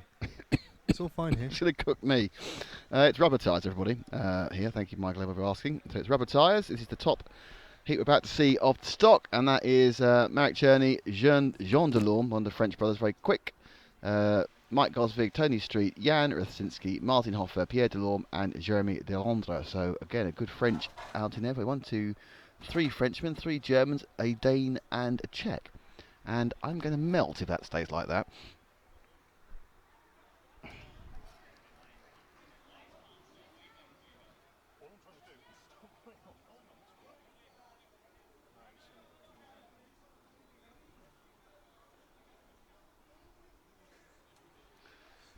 It's on air. The camera movements are actually on air at the moment. We're trying to. There's a kind of a conundrum of trying to not be in the sun because it burns you to death. Can you not get under that bit then? This is in the way. Can I go in front of it? Go in front of it, yeah. Oh, you go behind it. It is very hot, in fairness. Brian Lloyd, there wasn't there a major championship here recently? There was 2 years ago. This is the very same event. What actually happened was, because I was at the EFRA meeting, they actually applied for the Spec Championship this year. But then no one else applied for the Modified Championship, so they just gave them both. But whilst we have a high quality field, we do not have high numbers here. And people have, it's Portugal, long way, difficult to get to. Most people like to drive. I'm not sure how many we get if we put it into Germany. I would think probably another 20 or 30 or a bit further north in Europe. But I think we have the right drivers here to get a true champion. Perhaps don't have the volume of people we want at this event. But it's a very well run circuit here, the Cardozo circuit. It's beautifully prepared. It literally is in someone's back garden. This is the back garden. There's Matt's just looking at his phone again.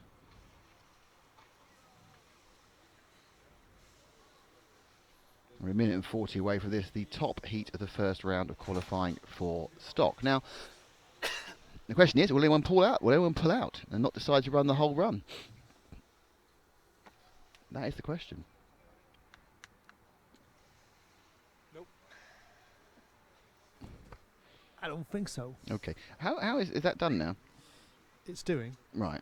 Okay. Just wondered. You seem very distracted from your co-commentary position and cutting position, that was all. Ah, yeah. Well, I thought as it's a top heat now, Yeah. we should do a bit of this business. That's brilliant, 'cause you just did the pre-fade so no one saw it. But then again, they've seen moving camera, haven't they? Because basically Paul was moving the camera. So we need to get another parasol for tomorrow.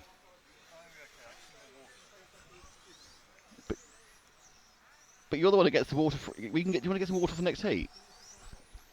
This is the thing, see, Paul isn't very keen on this fact here, but the only person who appears to be able to get free drinks here is Paul. They keep making us pay.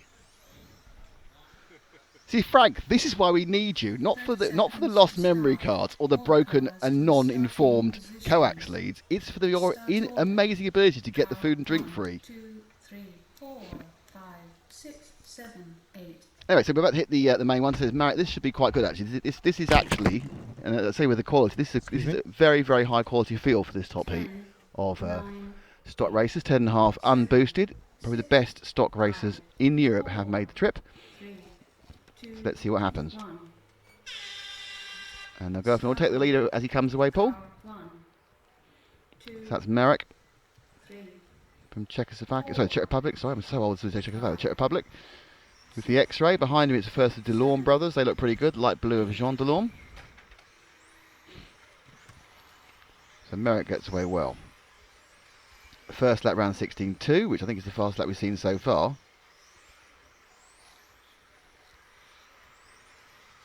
They all complete the first lap, and it is Merrick officially. No, Jeremy Delandre has taken the lead with a 15.9. That's an excellent first lap from Delandre. We'll stick with Merrick, and what's happened is that Jean Delorme's no problem. So let's drop back one car to the next car round, which is car 3 of Mike Gosvig. He's got past the blue car. In fact, the blue car of Jean Delorme's having got some problems, so he's going to have to throw this one away. And if he's got any sense, he'll pull off because of the tyre situation. So Jean Delorme not having a good one in car 2. This is Gosvig from Denmark, another X-ray driver. Interestingly, not showing particularly high in the whole thing, but I think he was held up by Jean Delorme's kind of confusion early on. It's definitely Delandre in 8 who's taken the early lead here. Predicted for a couple of seconds faster than the others, 19.509. Yeah, it's all quite close again. I think Delandre just dropped slightly down that one. 19.504 as they get faster and faster. 16.1, Merrick and Delandre are fast. Let's see if we can find car 8. He's just about to go on the main straight now, Paul. Second car down the straight there. That's Delandre.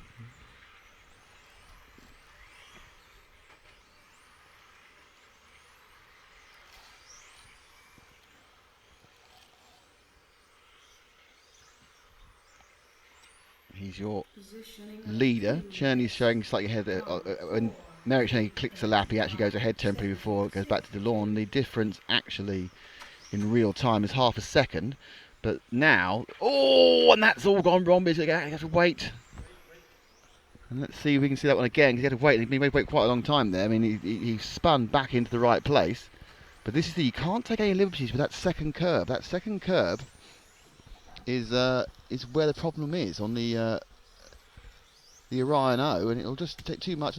Just took a little bit too much. That was way too much. And he's very lucky to have spun into that position, but he was asked to wait, and a bit longer than he should have done. In fact, Delorme's last lap was about a lap over a second and a half slower than he wanted to be because of the waiting. So he got away with it in some ways, but still lost a second.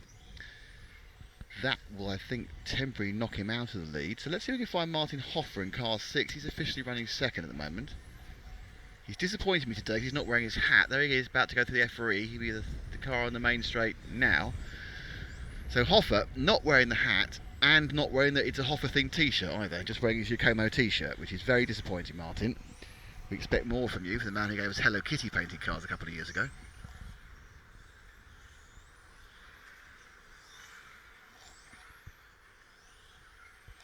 Through Durango D, keeps it nice and tight, and he'll switch back through the LRP switch. Comes towards us. Again, careful of that second curve. Now need to get a little bit on the curve and even the entry into the EFRA E. Car looks nicely balanced. And Hoffer's now sort of running into third with the car. Delandre's dropped way down. A couple more poor laps after that spin. He's got the pace, just needs to work out what to do with it. So let's just see if we can find car 5, Paul, which is Jan Mathinsky. He is running in a pretty solid third in car 5. That's the car now of the last of the cars going around the Orion O. Oh dear. Got that completely wrong onto the curb there. That'd be a nasty scratch chassis. Sure, won't be too bothered about that. Didn't lose too much time with that problem though. 30 seconds to drive. This is the man with the fastest lap so far, 15.87. He's got the 4 of Tony Strite in front of him, which I think he's probably not going to bother him within the next couple of laps when they've finished. And perhaps it might even help if he can drag himself up to Tony to go around the Montec hairpin. Rastinsky, obviously a Formula 1 specialist, a Formula 1 RC specialist. Frank says he's going to be right over some ice creams. Huh? Frank says he's going to be right over them with some ice creams. Okay. That's excellent. So now into the last lap of this one. Marek Czerny's gone off from pole. I think he's kind of picked that one up. Just needs to finish the lap. We'll follow Rastinsky through as he finishes. And he may have picked up... No, he's picked up... He's gone to third. So 19.905. Your winner is Marek Czerny. Pierre Delorme has come into second place from nowhere. Well done, Pierre. And that's really interesting. Pierre Delorme getting in there. Martin Hoff was third. Rastinsky was fourth. And they've already changed all the names before I could read them out. But they were there for you. That was very quick, that was. It's around your neck.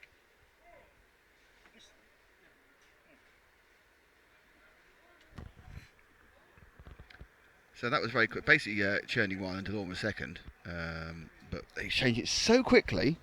I couldn't see it. Right, now we now start on to the 4 rounds of modified qualifying in round 1. And then, so you can see the first boys out are already up there. Manuel Wagner, Athen de Witt.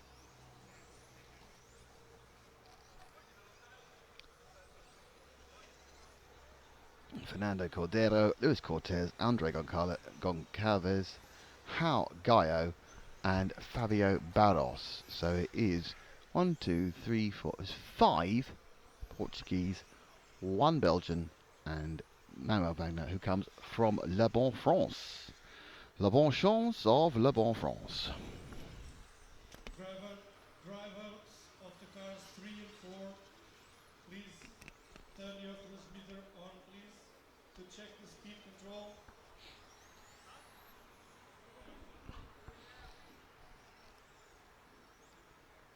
Ah.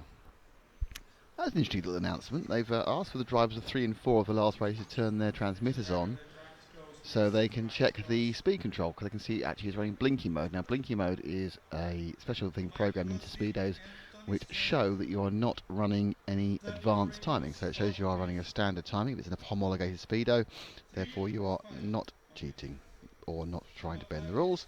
So they're just checking the speedos and everything else as well for regulations. Which is good stuff. Thank you. Did you manage to do it as well? There are no free drinks. So how come we got free drinks? We haven't got free drinks.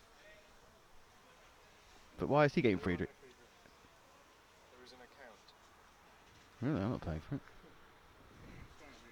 Yes, I've seen it. Yeah, well, it's a page. There's quantities. Yeah. Good luck getting us to pay that.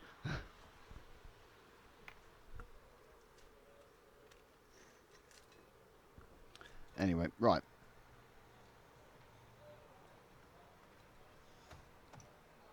Time for... thank you. More stuff. So, right, we're about to hit start. Modified is very exciting now. We're right up to the modified type of things.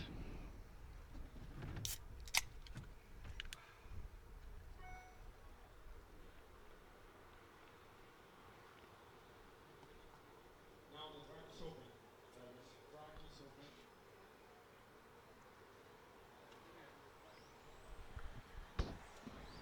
So there's four heats of modified as well. Oh, I've released some more exciting silage. So now we have some more choking sounds as we try and breathe through the marvellous smell of fresh, what's the word for it? Excrement probably would be exactly the word, I would think.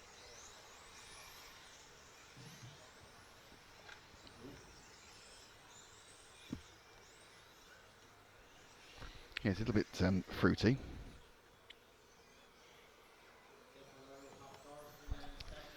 So, 4 heats of modified qualifying to 30 come. seconds to start.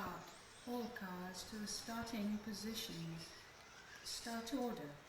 Car 1, 2, 3, 4, 5, 6, 7.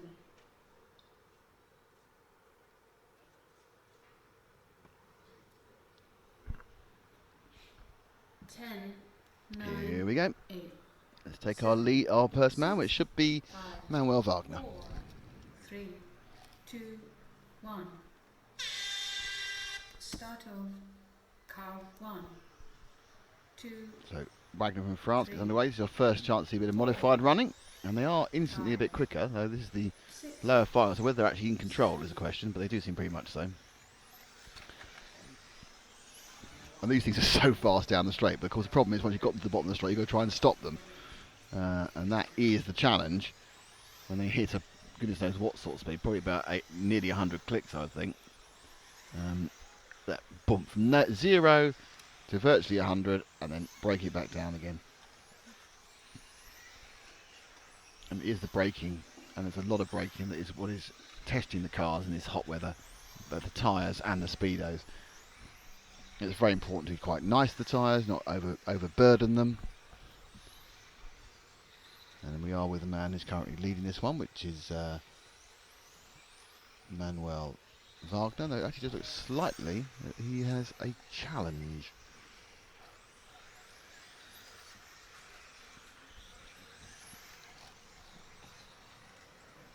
As he comes towards us, indeed the man behind him is car 7, who is already overtaken.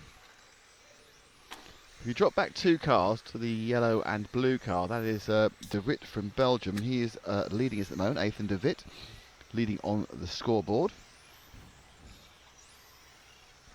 15.9 fastest lap from Fernando Cordero. The interesting thing is that's actually slower than the laps we've seen in the last heat, and they are like twice as quick down the straight. So you can see where the skill of the top heat drivers in stock is makes up for the massive power of these machines. Apex speed should be the same for modified and 10th stock. It's just how you get between those apexes, and he just gave it too much. He tried to turn, and there's only so much a set of tyres can do. They can't put down all the power and turn and brake at the same time. That tends to mean you have a problem. So around the Rhino, don't take too much curb there. It's quite too wide there. Nice one, that one. So that's 2 out of 3 for the EFRA there for De Witt.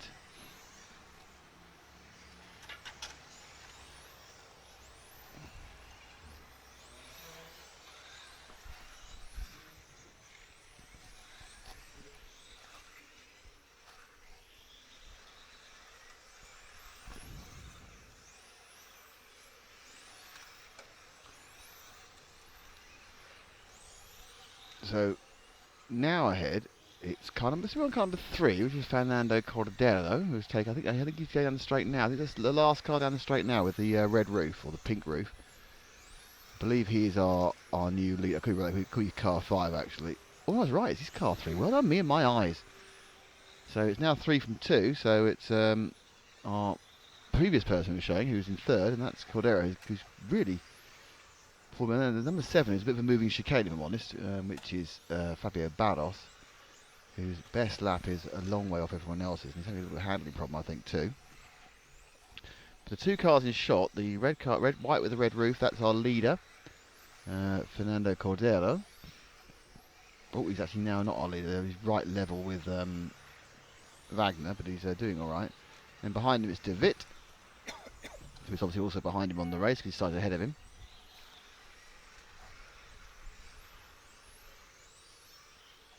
I'm getting quite excited now because it's not long till we get to see the first bit of racing in anger from our fastest drivers. 8 of them together. All the tactics of tyres to come. I think Ollie's watching. No? No, you can tell me what's going on. Not allowed to watch YouTube at work. They're not. Even though his colleague Elliot's racing.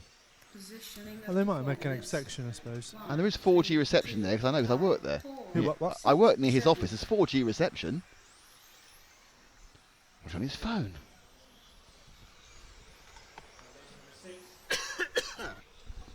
So that's caused a bit of a problem there. He's lost time there, that accident.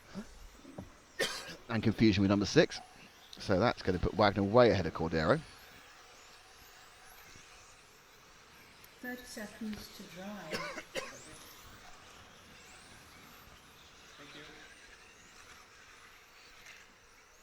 So what was a good run for Cordero is not going to be a good one.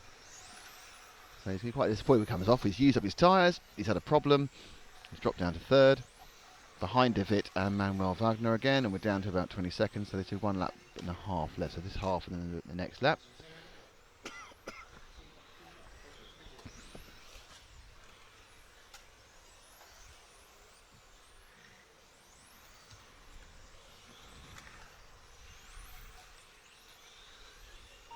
Finished 1, So this is now the back end of this first heat 7, 2, 3.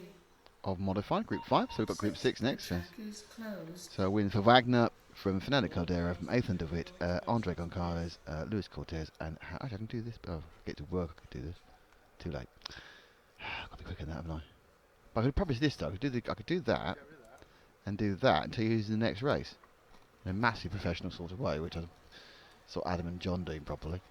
So it's Marco Kaufmann in 1, Carlos Ferrando in 2, Thomas Figueroa in 3, Cyril Ndai in 4, Miguel Matias, yes, the Miguel Matias, having a go at touring car in 5, Jeremy Limoges in 6, Miko Teponaha in 7, and Hal Martino in 8. So Germany, Spain, France, Portugal, France, Finland, Portugal. In that order. Or a very similar order.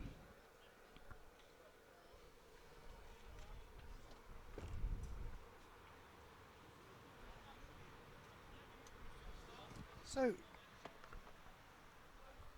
Yes. it feels like we've been going for longer than we have. Yes, because it's been a bit stop-starty. Stop-starty thing.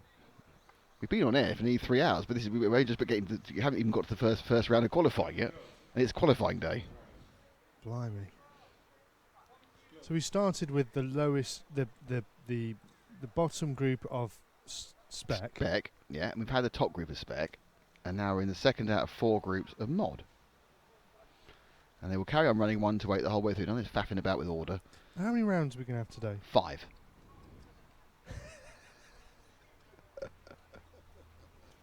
There's a lot of rounds of qualifying. Why don't they just do what they do with the 10th off-road buggies and do 2 of the rounds tomorrow? Can't answer that question. Sounds quite sensible. That's what I'd do. And they're trying to get an early finish, aren't they? I'd have 11 rounds of qualifying and no practice. Best 5 to score. And everything counts. I'd just have the final. Yeah, how are you going to sort who's in which final? Well, it's Christmas tree style. Right. Alphabetical. Right, Just sort names alphabetically. right. And so you grouped with people with... Suddenly, everyone would be called Aaron Aardvark, wouldn't they? Oh, look, I'm in the A final. The track is open. It's Aaron Aardvark from Aarhus and Anderson.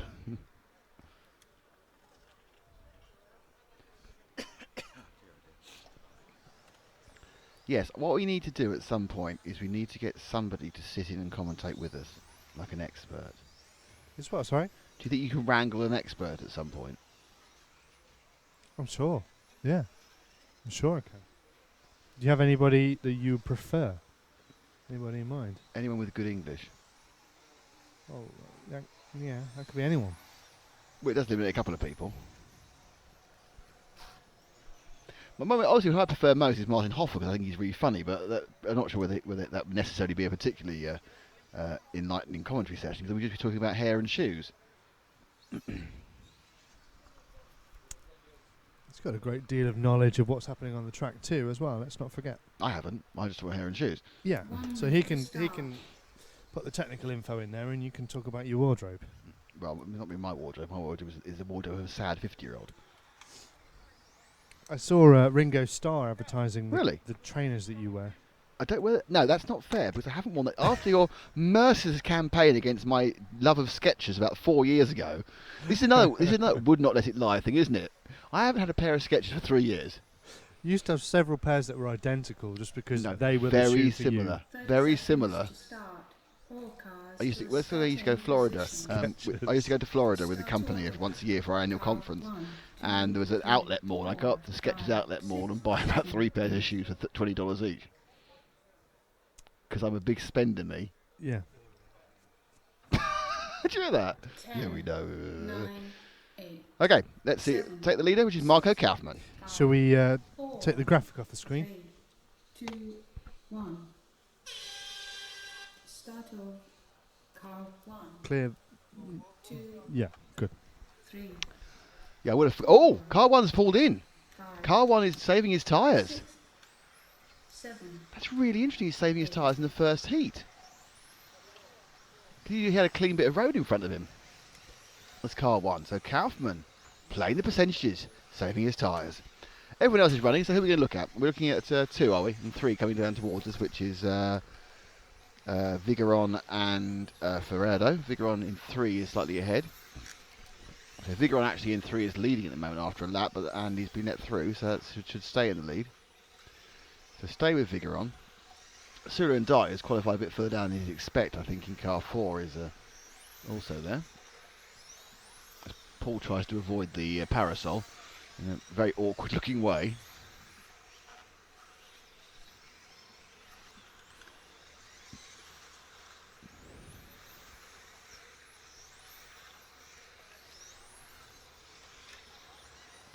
So it's Thomas Vig running, but going well. It's Miguel Matthias actually. He's running in second at the moment. Just been replaced. No.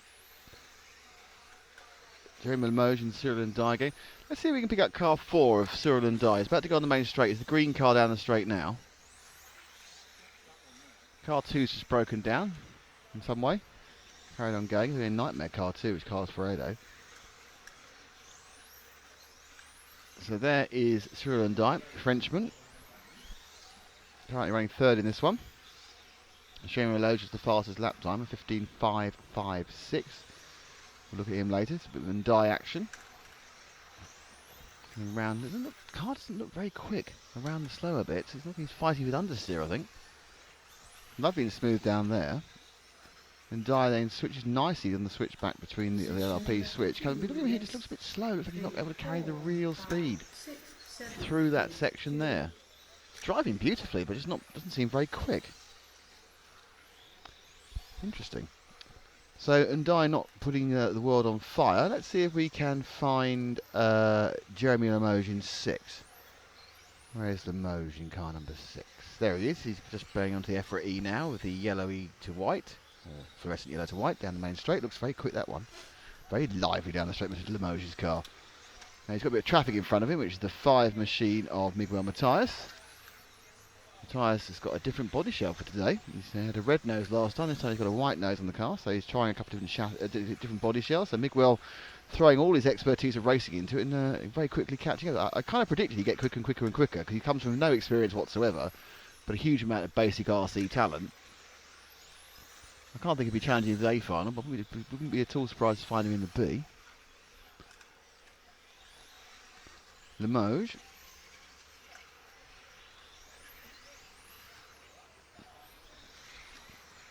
Slowly eking up on the tyre, so he's not actually the fastest. Let's come back to Vigeron again with they are incredibly close together, the two of them. Limoges now. Again, he missed the second half of the Orion O there, nicely through the first part of the EFRA E. Seems a bit hesitant out of the straight there. Again, looking... Space so that Limoges' car is handling as well as it was at the beginning. I think he's dropped off a bit, probably with tyre temperature or something. It's looking a little bit understeery. Certainly he's taking 2 bites at a couple of corners, almost like it's not really turning as he wants it to. It's quite nice in those slower corners, but again, comes around here, he's pinged wide. Nope, he's eased the speed back, and that's Limoges just driving a really quite nice lap. He was losing a few corners. He just adjusts his driving style right up the point where he misses braking point going into the Durango D there. And again, he's just pushing it. As soon as he pushes the car will push. He's washing out the front end on the faster corners. He's trying to slow and brake and turn. He's saying, I'm not doing all those 3 things. But he is slightly gaining on the tyres.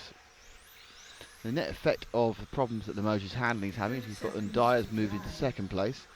And our leader is Thomas Vigeron, who we saw at the start in car number 3. Let's pick car 3 up again, Paul. He's just going through the EFRA E now with the orange into white machine.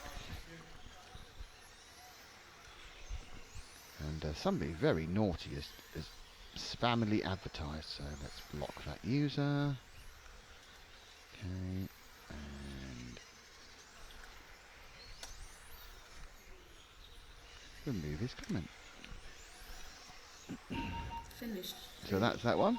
4, 6, 5, 2, So the end result of that is, oh, can I Seven. get the results up? Hold on. No, I've got the thing set wrong actually, in fairness. 8. The track is closed. So it's Thomas Figueron from Jeremy Limoges, from Cyril and Dye, from Miguel Matias, from Nico Tempano, and it's already changed. So I'll publish the grid lineup. There we are. And that's who's up next. So it's Martin Hoodie, the man behind X-Ray. In pole, Chris Krapp.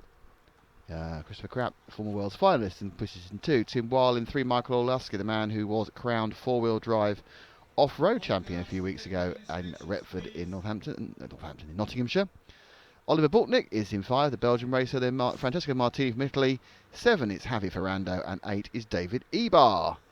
So quite a good second heat as such, or third heat. Several of these drivers will have eyes on the A final, but they're going to need to start off by getting some good times in, and it's going to be down to how they manage their tyres.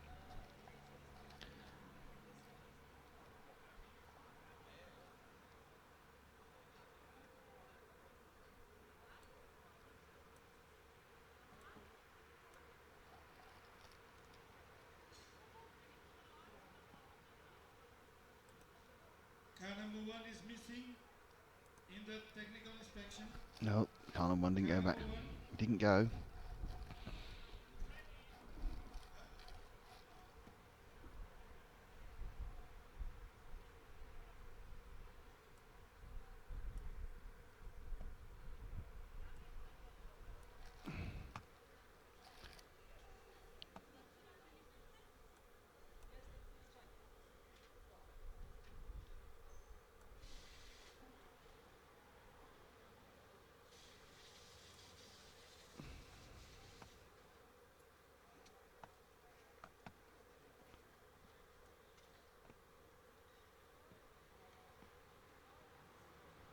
So I'm just trying to adjust my timing screens to get all the information I want in front of me at the same time. Anyone would think I knew what I was doing, and they'd be wrong. Apparently I can't get on to... Oh, actually, no, perhaps I can.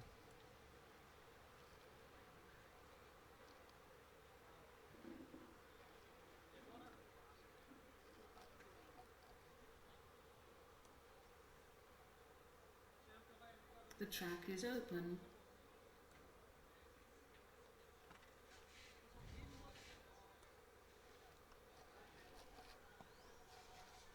So there you go. Crap. Martin Hoodie, Christopher Krapp, Tim Val, Michael Olaska, Oliver Bortnick, Francesco Martini, Javi Fernando, and David Ebar will be taking part in this one, which is the third of 4 heats of modified in round 1. We're running all 5 rounds straight back into back.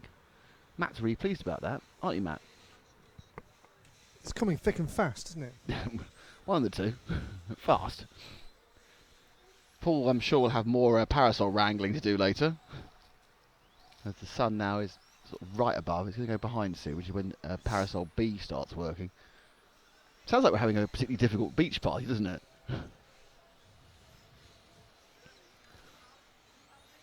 We just need to make you one of those bikini tops with coconuts Yes, because everyone 1 wants to see minute that. start. and a grass skirt. So I'm going to be the hula reporter, Yeah. reporting on the sand and sea and stuff. Paul's going to play his bongos. Is that what he's calling it now, is it? I thought you got arrested for that last time we did that. Wrong beach. That's the thing. Yeah, it wasn't a beach at all, was it? It was just a sand play area in the middle of a shopping centre. Where I live, they have the beach every summer. Oh, where Paul lives as well. They have a beach every summer in the square of the city centre. There is a beach in Milton Keynes Shopping Centre where we did the 112 event a couple of years ago.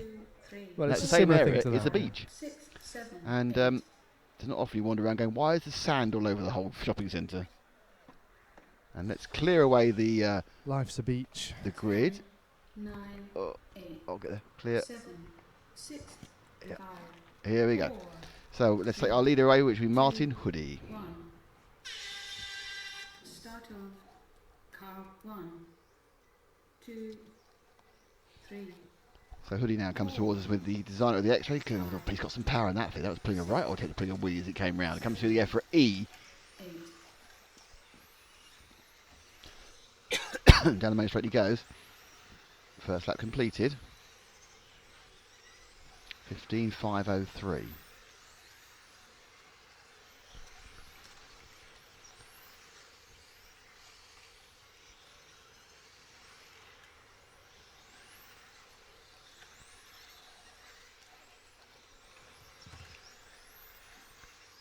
But he's already been caught up very quickly by car 2 of Michael Orlowski. So Orlowski must be the net leader at the moment because he's catching Hoodie up quite quickly. So let's keep with these two and see when Hoodie lets Orlowski through. Very similarly coloured cars actually in many ways, with the white base and then sort of orangey. But it's car 1 of Hoodie. Still, I think you're going to have to let Orlowski through soon. Orlowski's got the pace at the beginning. Now don't forget that it could be the way that... Oh, no. Nice. Well, I'm not sure whether that was quite well let through by Hoodie, but I don't think it really helped either at that point. Christopher Krapp is leading. Orlowski is second.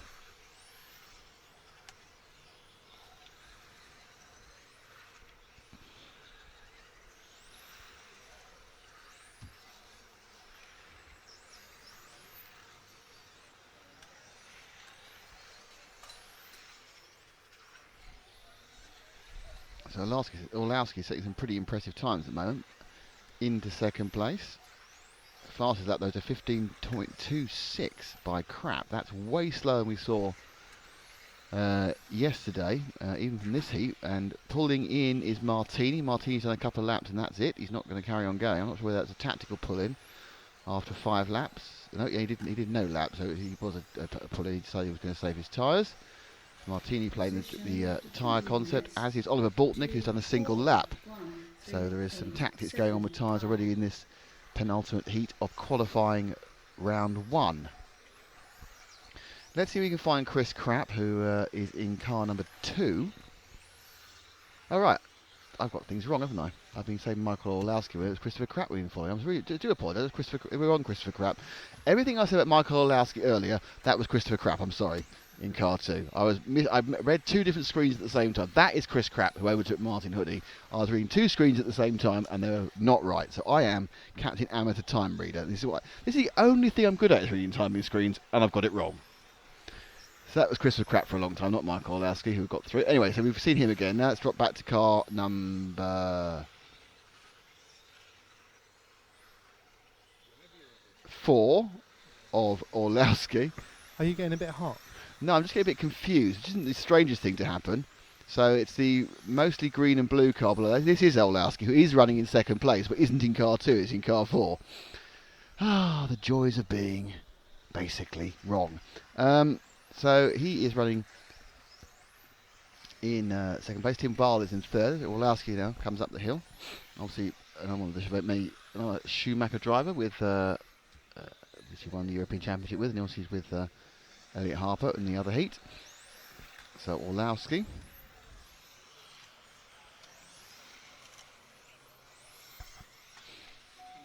Looking at the back end of the Orion there. Not brilliant in that corner there. And we've got somebody else there. Car 7 stopped, so we've lost Javier Ferrado. I don't think he stopped for a tyre. I think the car may just have stopped working. Temperature is probably the highest it's going to be all day at the moment. We are in the blazing sun at 1:30 local. 1 minute to drive. Positioning after 4 minutes.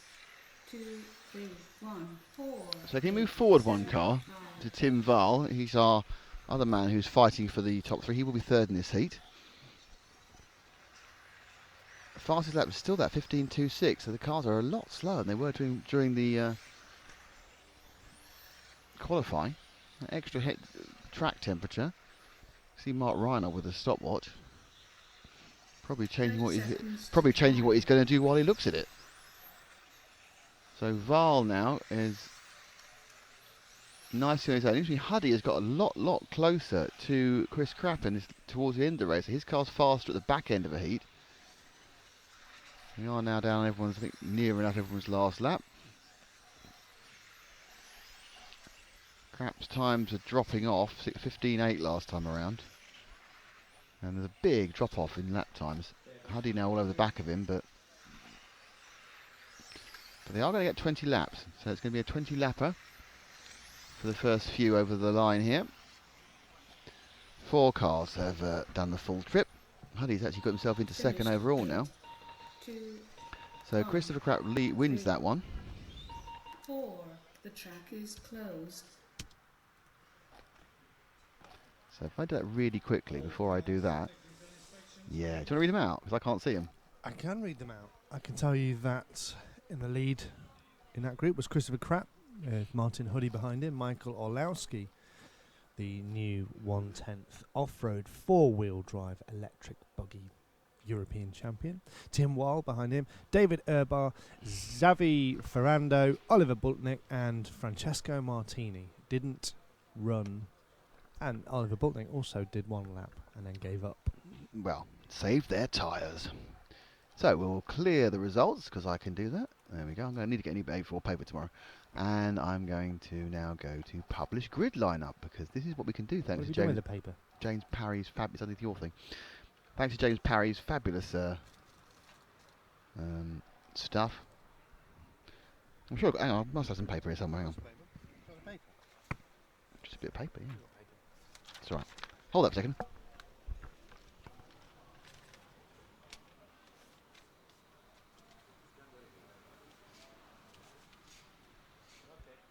James said that the picture quality of the on the bench feature was very high quality, but he said it in a way where I didn't know if he was being sarcastic or if he was being genuine. Was it just the fact that it was a picture of me mostly, which means naturally the screen was not too good? Huh? Really? Yeah, I left it 30 seconds and Oh, nice. Excellent. So it wasn't even filming the bench. So here is the grid for the top heat, and it's Bruno Coelho who has come out of qualifying, control practice as the top runner. In car 2, Alex Hagberg. In car 3, Mark Reinhard. In car 4, Elliot Harper. In car 5, Ronald Volker.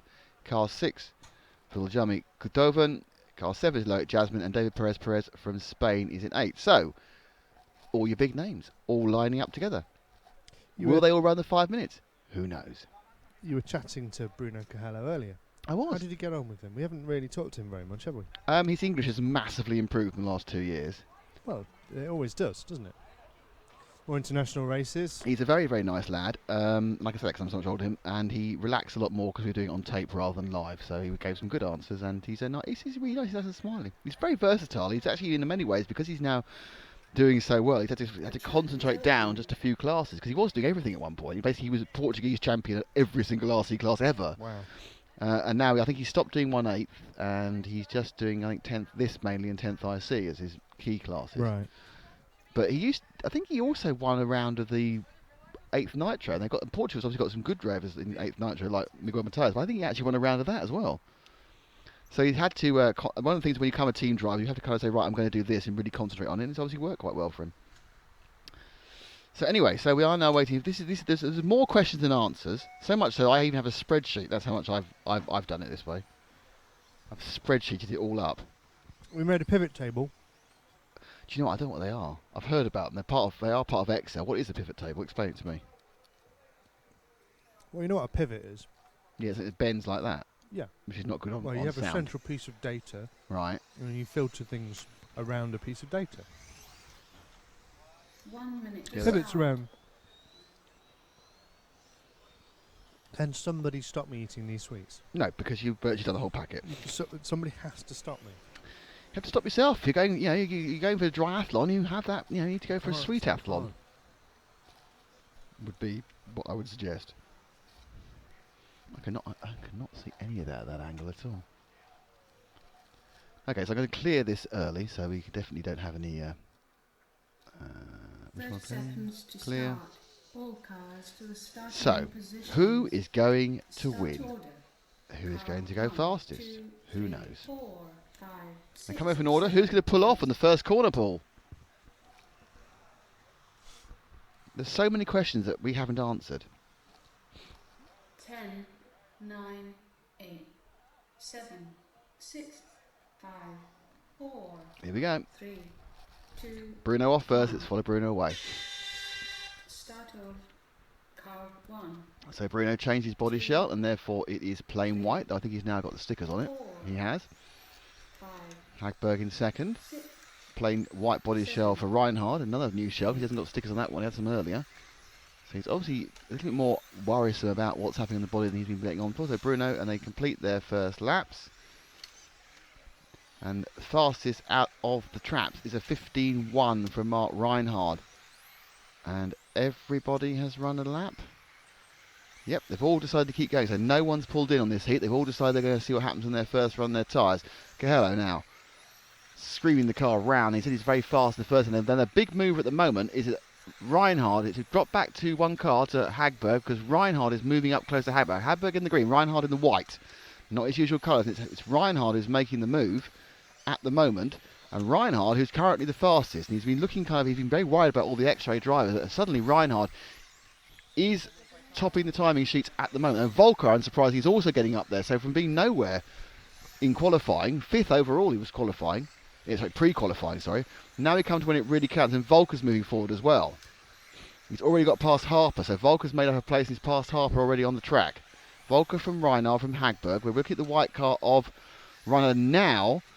As they settle down, it looks like Bruno's been dragged back and the tyres are coming in different for each of them. So it's interesting that it's very, very, very close. Absolute times of less than a second, though, with a 5/10 of a second lead overall in absolute time of laps completed, is Volker at the moment.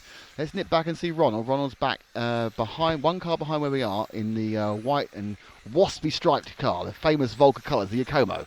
The blue and green car behind him, and hanging on to him now is Elliot Harper. Harper let him through as the early speed of Volker was too much, but he's now hanging on to him. Harper is currently seen as 6th overall. Now, interestingly, Reinhard, after that early crush, is now dropping back off Hagberg, and Hagberg is moving forward towards Cahello. 3, 2, 1, 4, 7, 6, 8.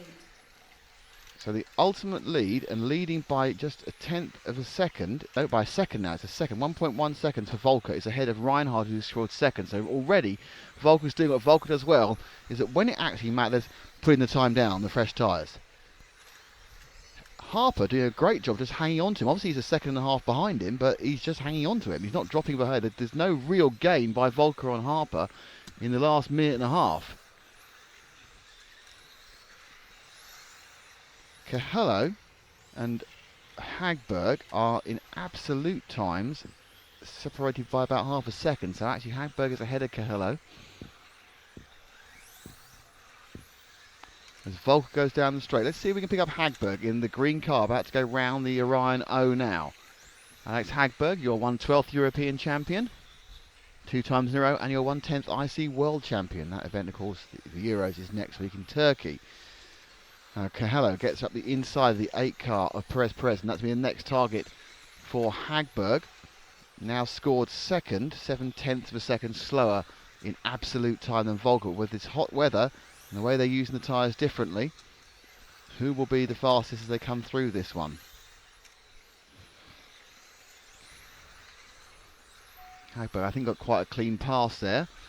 Harper still is holding absolutely onto Volker's coattails. He lost him initially, obviously, at the first second and a half, the first couple of laps, but this is going to drag Harper forward very quickly. Volker now closing down on Reinhard, who started 2 spots ahead of him.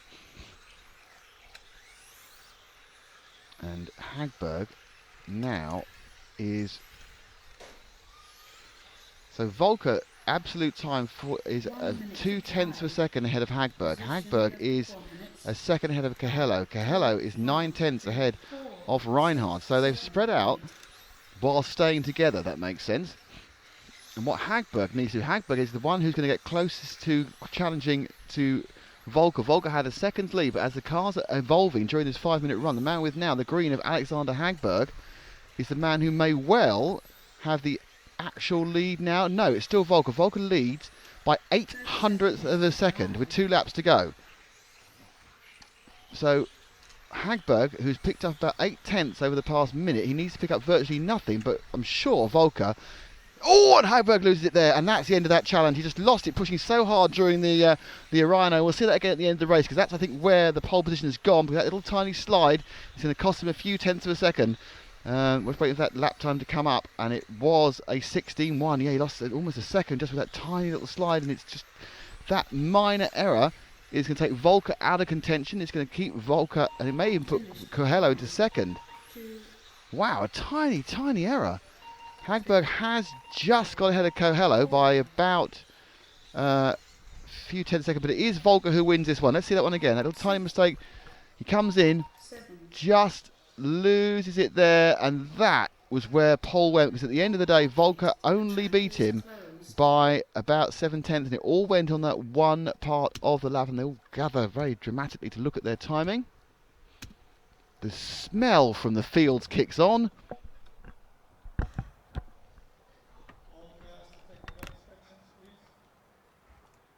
And let's see if we can, I'm not sure I can get over in time before they all got down, but I'll see if I can go a quick word with Mr. Volker. I'm sure Paul will try and follow me with the camera. Got a couple of minutes wait before they started. So there it was. It was all a little slide there, one half an error. But interesting, all 7 cars decided that's it. We're going to go for it. We're going to try our absolute hardest. We're not going to muck about anyway. No sandbagging as such. All 7 cars went out and did the full trip, which is an interesting thing to see. Okay, I'm not sure I'm going to get them onto camera. See if I can see where is Ronald? Can't see him. Must be around somewhere. He's got to come out again in a couple of seconds. So Volker takes it. Disappointed for Hagberg. There's one slide that took him out of the running. Harper, who was able to follow Volker home once he got there. And Ronald now, I think, is going to start thinking about doing a little bit of marshalling. So just want to grab a quick word with Ronald. Ronald, there we are. Well, yeah, you've only officially 5th in qualifying, but you've taken the first round. Thank you. Yeah, I don't know actually what happened, because the grip level was pretty bad. I don't know why. Maybe it's because the sun was coming out a lot more, and there's a 5-minute break between each runs. However, I was driving pretty much alone in the race, with Elliot on my tail, but somehow it worked out, because I didn't saw Alex and Bruno on the track, so I didn't actually thought I'm leading. So I'm really happy with the TQ point, because everybody was on new tires. It's an important TQ one, and we'll see how it will be later. Yeah, it's interesting because we could see everyone, and you were all very evenly spaced. And also, the really interesting thing was the amount of ebb and flow during that 5 minutes. Some guys really quick first minute, and other you really quick at the end. Yeah, I was with Mark like fast in the beginning, and then the extra guys came back. Maybe this is because of the different tire treatment. But the grip was kind of low, so everybody was just on their own limit with the grip. So this is why also the gap between like the top 5, top 6 is pretty close. But you go, do you get in trouble? Thank you indeed, Ronald. He needs to go off and marshal now. So there we are. I think even the drivers there, we were surprised by the lap times we were seeing, and the drivers were surprised by the lap times they were seeing. So I think there's a lot of consternation and thinking is going to be happening now in the pit lane. First time they go out in anger, they're all about probably 4 tenths of a second slower than they thought they would be. Hagberg really should have got that one, but he just overloaded one corner, and Old Faithful, the master, Ronald Volker, picks it up. So you can't really argue with that.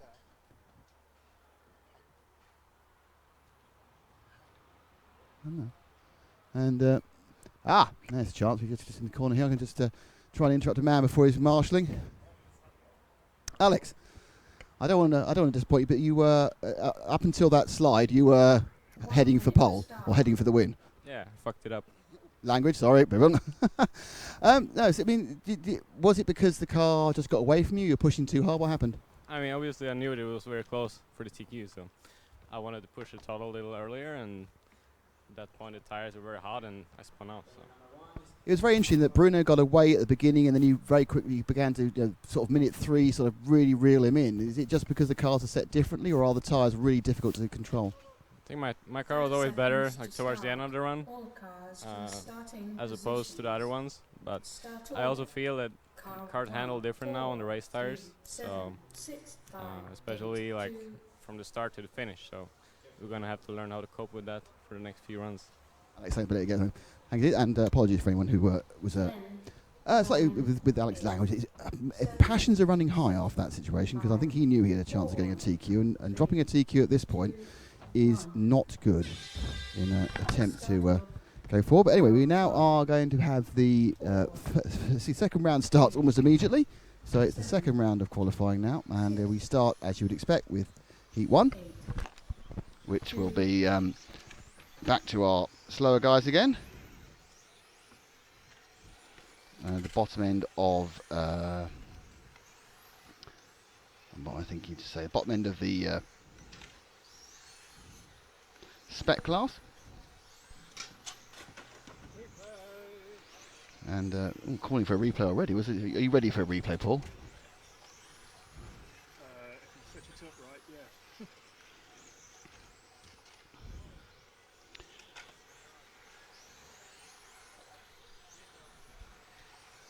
So it was just okay. You ready to go? Oh, it's on. You're supposed to tell me there's a replay, so I can say VRC Pro. Okay. You can't put a replay on and not tell me. Oh dear. Anyway, so yeah, so that was a replay of these people going round. Anyway, just to finish the summary on the modified, Volker has indeed taken the first full point, 0. Hagberg is second, Kerlo is third, Harper 4, Reinhard 5, Kotoven was 6, Jasmine 7, Crap 8, Perez 9, Huddy 10. And of course, 2 or 3 guys didn't take a run. So that's your runners and riders for the round 1. We still have 4 more rounds to go. So it could be, we are here for another 4 hours, everybody. I know Matt's excited about that. Actually, we're actually here for another 5 hours, but I don't want to tell him that. Depressed look there, the man to my left.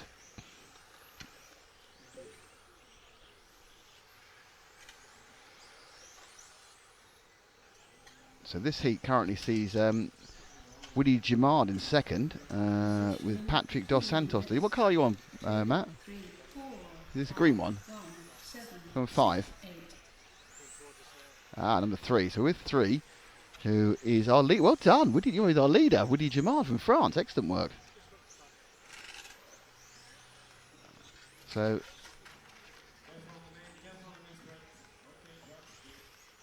the best time here is a 16.64. So interestingly, the time between the best and they're not. Some of the guys here actually aren't that slow, given the fact they are probably only half a second or 3/4 second off the best. Well, actually, there's about 1.2 seconds off the best you'll see in this class. So it's not that bad.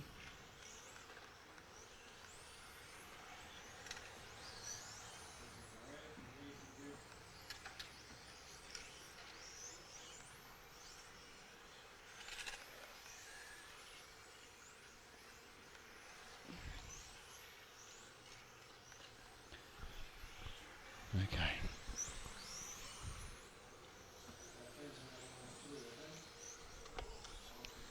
So we did see a little tactics towards the end in one of the heats, but all the people in the top heat, the modified, went out and did a full run on the tyres. What they will do next, who knows? Hagberg there sitting and ruining that one mistake that cost him the chance to win. He knows how important it is to get the pole position here. Best 3 out of the 5 round scores to count, and already a 0 in the bag for Ronald.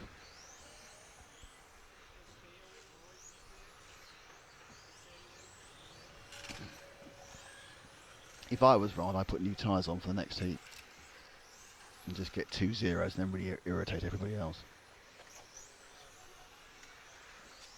But I'm not Ronald, and neither am I a multiple European champion, so what I think doesn't really go. So let's drop back to a different car. How about the orange 6 in front of us, going around the Rhino now? That is the machine of Jean-Pierre Rabet. Not going as well as his last time. He's down in 5th or 6th. And this is the second round. Don't forget these guys had an extra sort of half practice, which got cancelled, which is why we had a delay in proceedings, which meant we're now running all 5 rounds straight through and not having a lunch break. And 2 cars fall over together. That's exciting, isn't it, when 2 cars fall over together? Let's have a look. And here he goes. Oh, it's a full speed though, so you lose points for that. He's still upside down. Just when we think we're getting it right, it goes at half speed. So anyway, yeah, this is the second round of qualifying here in Torres Novas in Portugal. And it's all going wrong, left, right. Suddenly it's all turned into chaos. And we're going to watch the chaos at half speed. There we go, comes in. Into the Ryan. Oh, where's it going around now? Oh, yeah, he hasn't learned, has he really? You don't want to be on that piece of curb. But he ended up fair face the right way, just toughed it out. So we are just about finished for this one, as they are all coming in to finish. 3, 1. And 2, there is your result. 8. 5. The track is closed.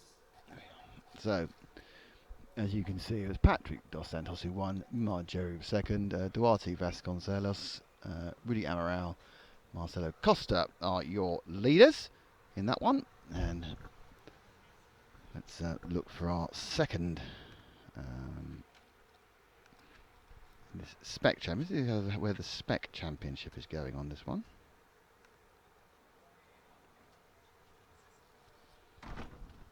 So it was, just so you know, it's Merrick Sherney who won the first round. Pierre Delorme was second, Martin Hoff was third, Jan Matheski fourth, Tony Strait was fifth, Mike Gosberg was sixth, Jeremy Delondra was seventh, Helder Silva was eighth, Shunji was ninth, and Aaron Rose was 10th in the in spec. We are in the spec run now, 4 spec heats. We just had one, there's a couple more to go.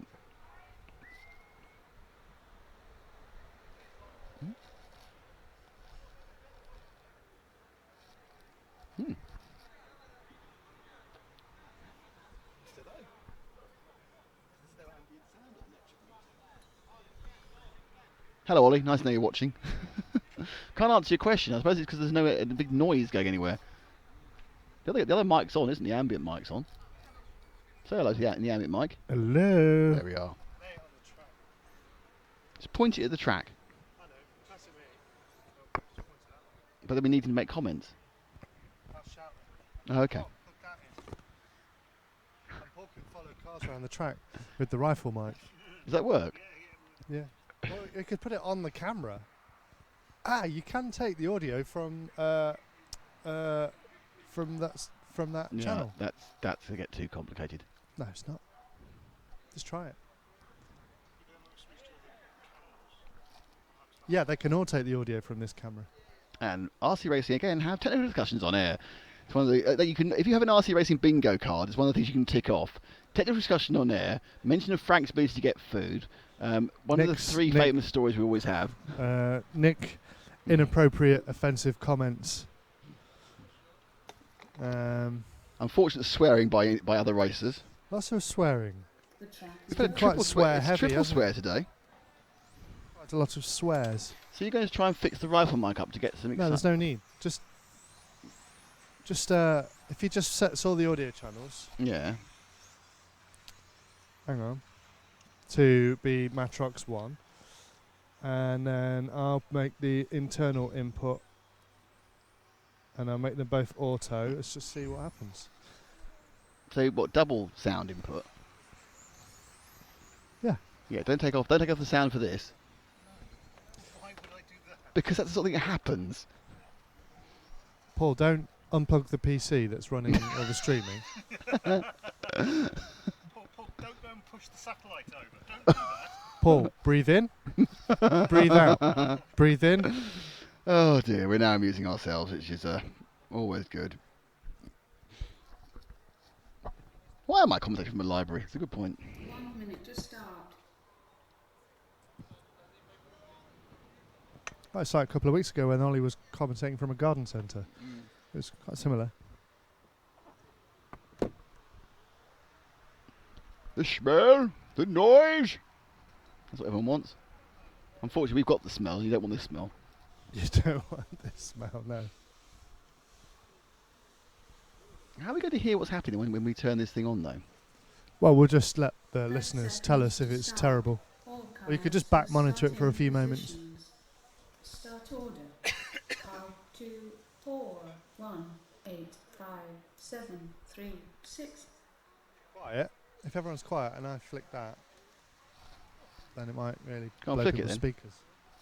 10, 9, Nothing. 8, Nothing. 7, He's nodding his head and you're saying nothing. That's brilliant. 3, 2, 1. And we need to do other things. Car 2, 4, 1, 8, 5. So underway goes heat 2 of 8. 3, 6.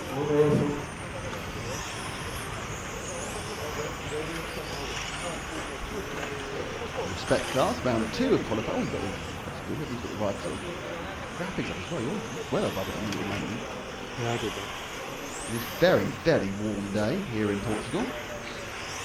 One of the cars is broken down. I think it's car 6 or 8. I think car 8 is broken down. Hawking children first.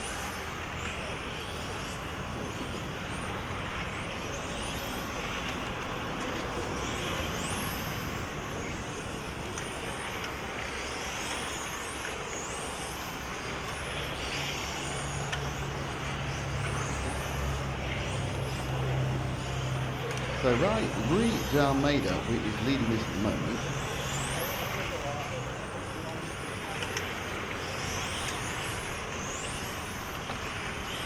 And it's What number's he? Yard in second. What number's he? So let's have a go and have a car Replay. number 2. Where is car? There he is, with the white and the yellow, orange wing, sorry, they're main straight. He just He's fell the over. leader. Bukowski, who was trying to be the leader in his last race as well, is also giving it a bit of a go. Then. Let's see again. Racing number 4. Thank you. Did you really that currently every single accident is happening on that exit curve from the Rhino, apart from Alexander Hagberg, who had an oversteer moment on the entrance.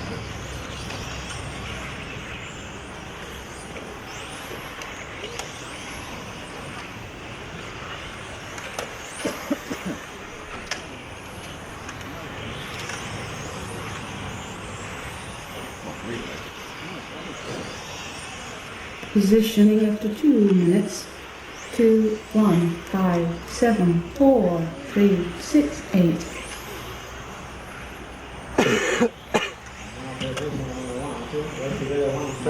Yep.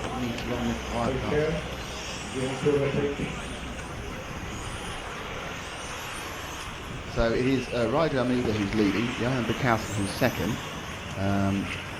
Giorgio Simone who's third, Luis Carrera who's fifth, sorry. Best time is Rui de Almeida with a 16.441.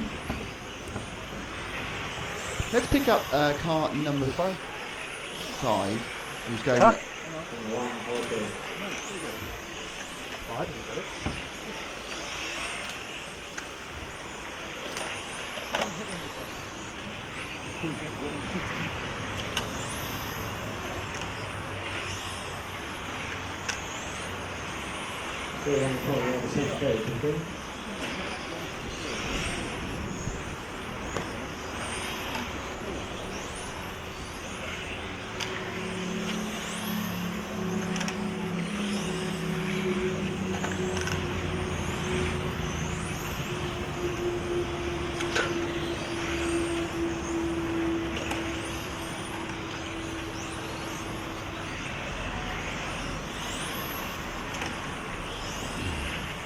So it's still Roy de Almeida leading this one. Yardem is in second, Johan Bukowski is third, Jorge Simones is fourth, Goncalo Alves is fifth, Luis Carrera is sixth. So Portugal, France, Portugal. There are 78 people here actually from Portugal. It's a good local benefit. There's an action going there.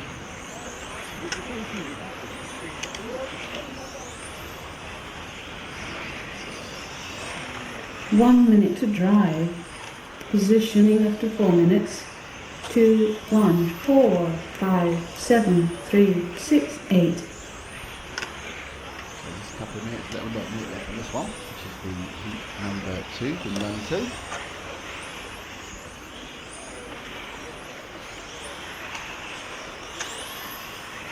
Forecast time 18.5 flat, the ride near that. Jorge Chalupa has stopped, he's got going again, so interesting concept there. You would think if you've stopped with the tyre limits, you'd just probably not bother.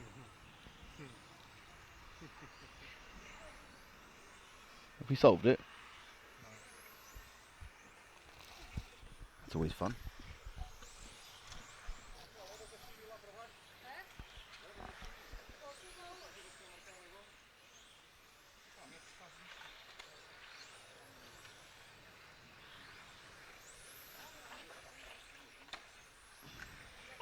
Finished 2.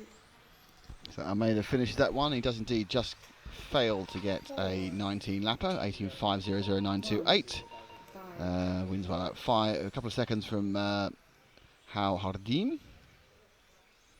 Jorge Simones is in third. 3, 7. And a couple more people going in. You've got Frederick Santos to finish, and Jorge Chalupa I think probably has finished, but he's not been scored because he's missed about 5 minutes of the race. The track is closed.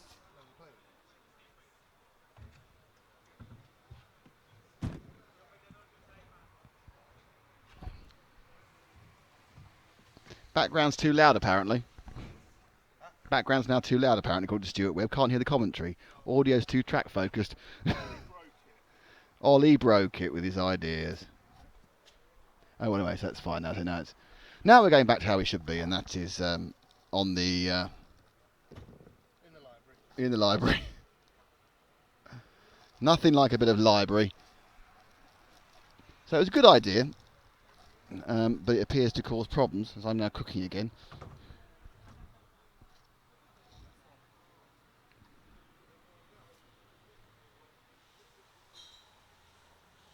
It's alright, you need to be in the shade more. Actually, you're not in the shade either, are you? Needs to go behind you, that's why.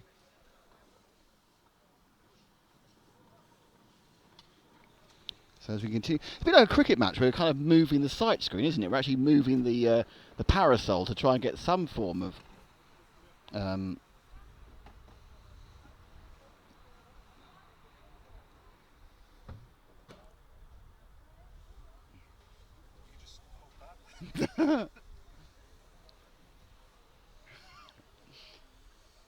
going to get some interesting tan now.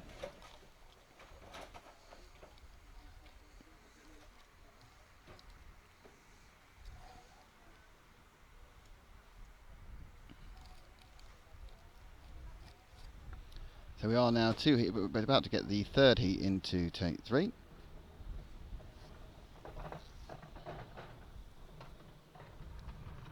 There's a man with a big bin there.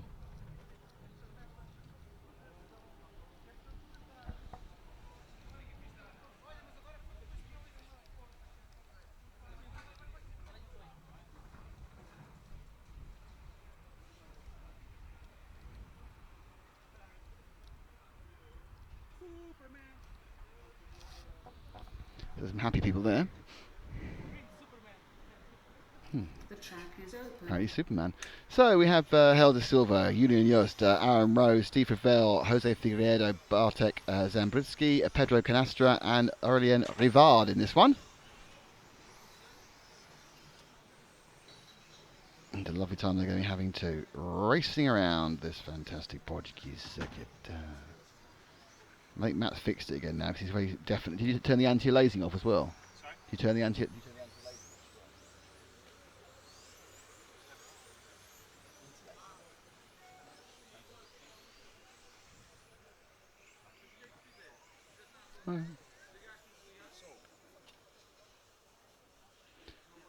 So we sorted that again after ruining it ourselves.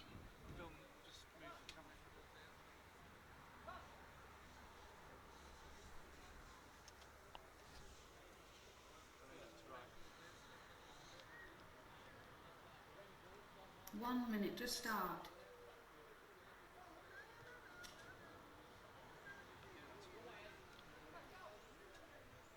So a minute until heat 3 gets underway here in round 2. Late comer to the ball is car number 3, Steve Favrel from France.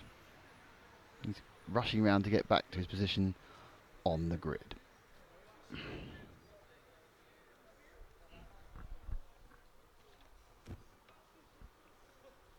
30 seconds to start.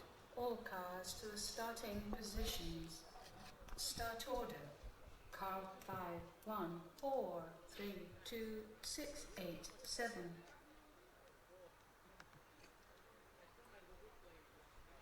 So we are now beginning to build up to the faster people of the spec class. 10, 9, 8, 7, 6, 5, 4, 3. Hopefully you can all hear us now properly. 1. And off we go. Start off. Car 5. 1, 4, 3, 2, 6. So with our first car off, which is car 5 of Helder Silva. He won this one quite easily last time round. Yost and Rose were also, I think, in the top 10 overall. Let's dip back to the orange car of Aaron Rose, the 4 car. We've not didn't show him last time round. He's the only other Brit apart from Elliot in the race. So with the orange car number 4 going through the Durango D.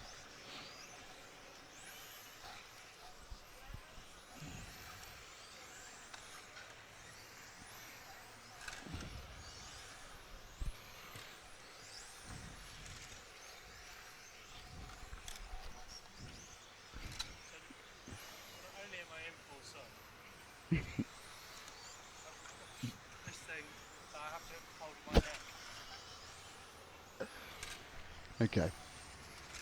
We're hitting some parasol issues now.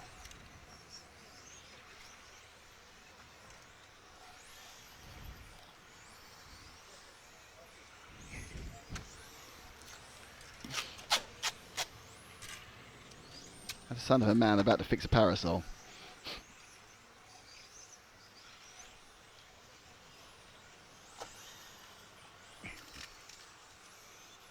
Excellent parasol fixing there.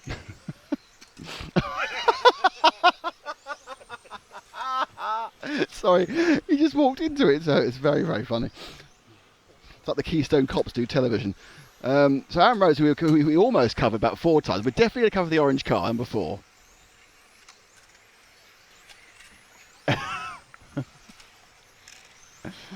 So he's leading this one, kind of alternating with Silver and a lot of people are very close.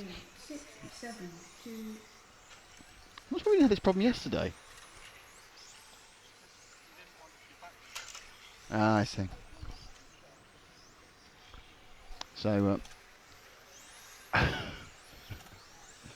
only the stone wouldn't move round to be hot. Yeah, we may need to find some sort of cure for that at some point. So, can we get car 4, the orange one, which is Aaron Rose from the UK. Only 2 Brits racing here. And even Pedro Canastra now seems to have got through into the lead ahead of him. So it's this is a close one. There's 5 drivers all within a second of each other in this Heat 3 of Spec Touring. There goes Rose. Just getting a bit of a bad bump there coming off the second half of the Orion O. And down the straight. You've got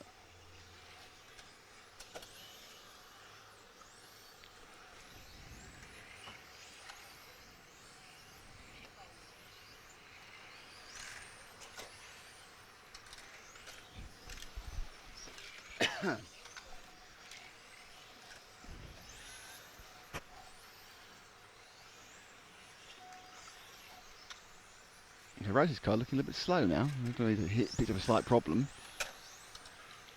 Actually looking not fast. Last round was a 16.7, so he's losing a 2 or 3 tenths. In the lead is car number 8, and that is I've no idea where. I'll wait for car 8 to come up the straight here. There we are, car 8. 1 minute to drive. And that is Pedro Canastra. 3, 1, 4, 5. Another Shimano driver, see the MI5 sticker there. All white body, a lot of white body shells. A lot of people have only found this, but obviously the only paint they sell at the shop is white, because all the most of these rapidly done single can rattle bodies, as they're called, rattle can bodies, are all in white. But Canastra from Portugal's leading this one.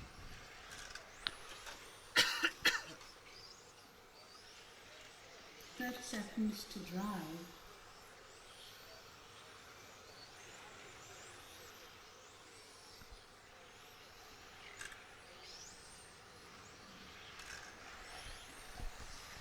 He's got himself a nice open bit of rack there for Canastra. And he's just dropped slightly off, and there are now 5 of them covered by 0.3 of a second.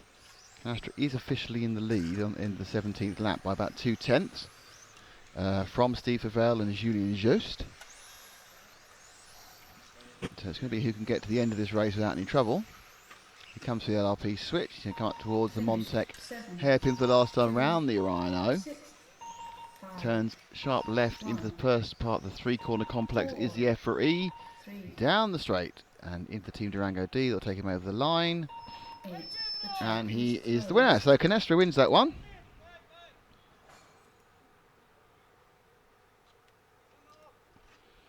And you can all see that before it gets taken away. And Rose started well, ended up dropping down to 5th place.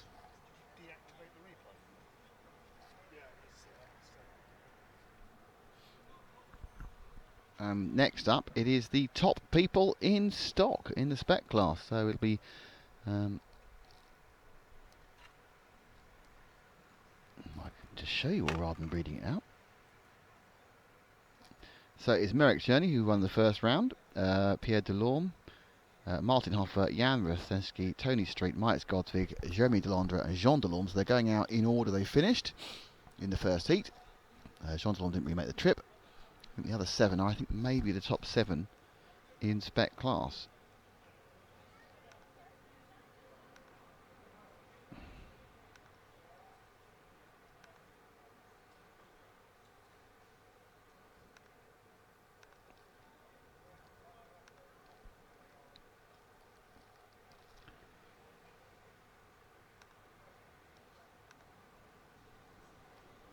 Yep, so the top 7 were the top 7 in the first round. A little bit of a delay while they wait to put the cars down. Ronald's saying he thinks that the time, Ronald Volkov, with the time when there's no cars going round is affecting the actual speed as they try to go, and the heat obviously in the track is immense. You have a sun beating down on everyone, including me, for long enough, everything gets very, very hot.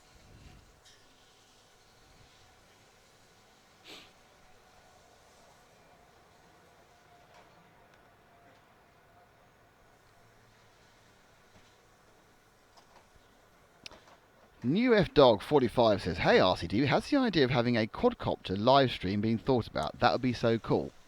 Well, yes, we thought about it, but it does have a couple of errors involved with it. The main one being, what if it crashes during an actual race?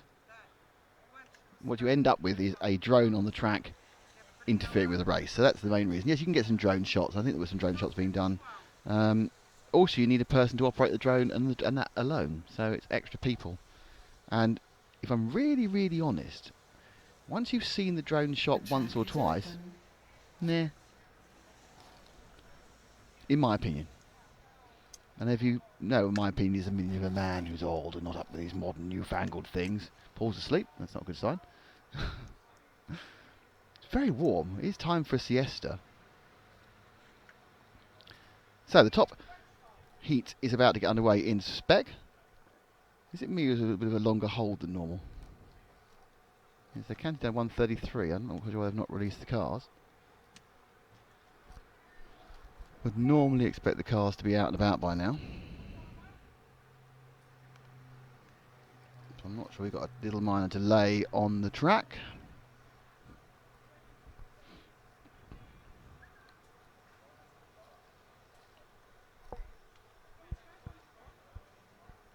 Well, they already decided you don't. Oh, right, they've obviously decided that actually having the cars sitting on the track waiting is a really, really bad idea. So they're getting to the line as late as possible, rather than just waiting for a while. They're only allowed to do it. They're not allowed to cross. They're not allowed to cross the start-finish line. Oh no, they can. Perhaps they decide the optimum amount of warm-up is 2 laps.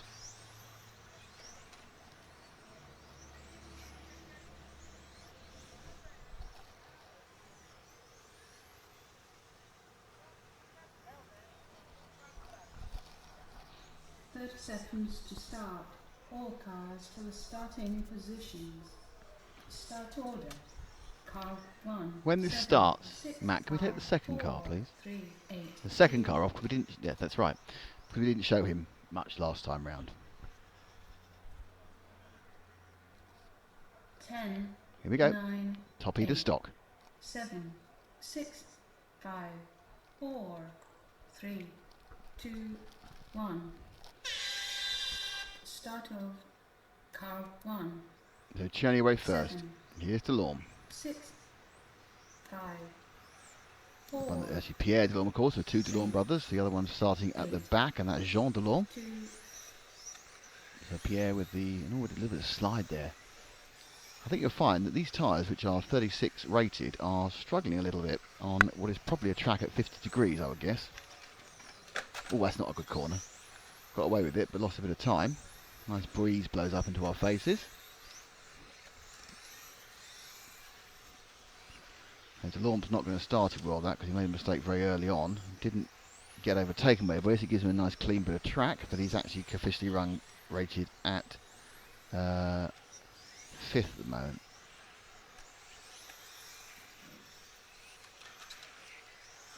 A bit of scritching and scratching going on as people slightly mix it. It's still Merrick Cherney who's leading, Martin Hoffer second, quite similar to what we saw before. So this Cherney only managed to get himself 2 pole positions in 2 runs.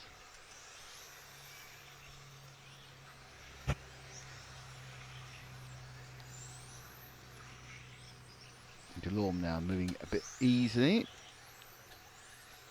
Just Pierre Delorme. Let's move to our erstwhile leader, car number 1, which is now about to go to the EFRA E any second now, and onto the main straight now. That's it round, that's it, goes up the straight now. It's Merrick Cherney with the X-ray. And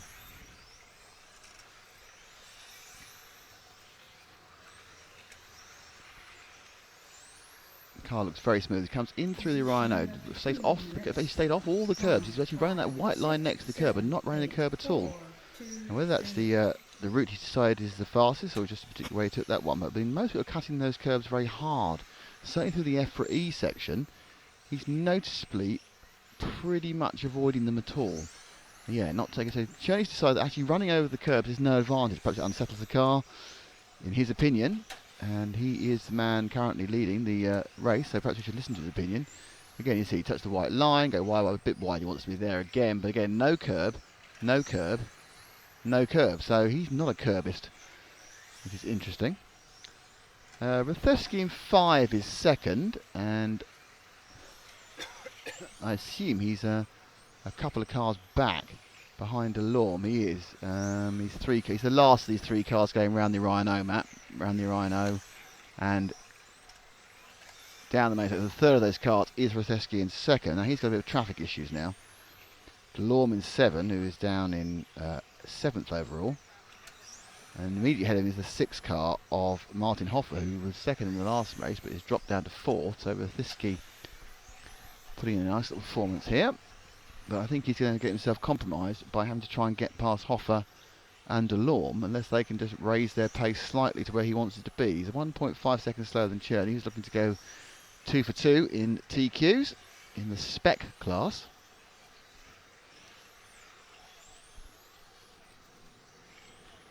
Last lap round 16.1 for Cherney, 16.2 for Rathesky, 16.2 for Delondra and Strite as well. So still fastest is Cherney. We're with Rathesky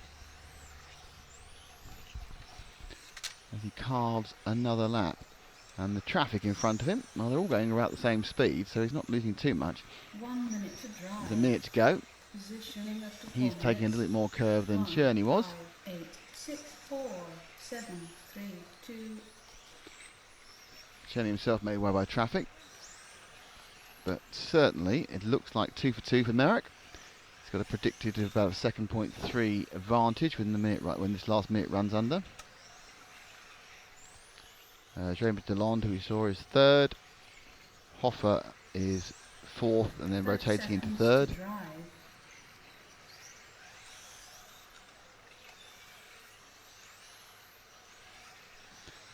So it goes to show these cars are very similar. Look at those three cars going down the straight. They didn't gain or lose even a millimetre on each other. They all have absolutely optimised what you can get out of a 10.5 motor, and that's the speed you go. And look again. No one's gained anything down the straight. They're going exactly the same speed, probably to the 10th of a mile an hour. And around the lap, they're now pacing themselves to the same thing as when. Last lap round, 16.2, 16.2, 16.2. Sorry, 16.6 because of Lond.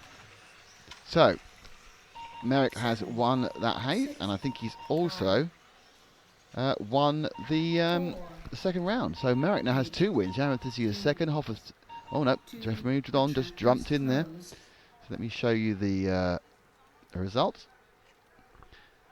Newfound Dog, thank you indeed. Thank you for the great cam views. And Max Aspar says, I kind of want to crash. Well, these are top drivers, and they are now getting on top of the track. I mean, it's interesting. They're paying it quite a little bit more respect in that one. They're trying to stay off the curbs because they're obviously not making them quicker and are making them risking some form of spinach.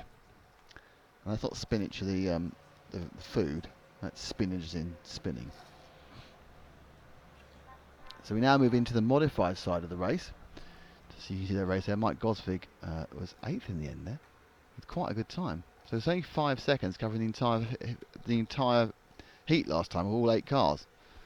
So that's kind of not good news for you, the person who was. Let's see what the end of second round total is, and it is Marek Czerny who leads. Rathsiski is second overall. Hoffer is third. DeLorme is fourth. DeLondra is 5th, Tony Streit is in 6th, Gosvig is 7th, Just is 8th, Heldersilver is 9th, and Farrell is in 10th.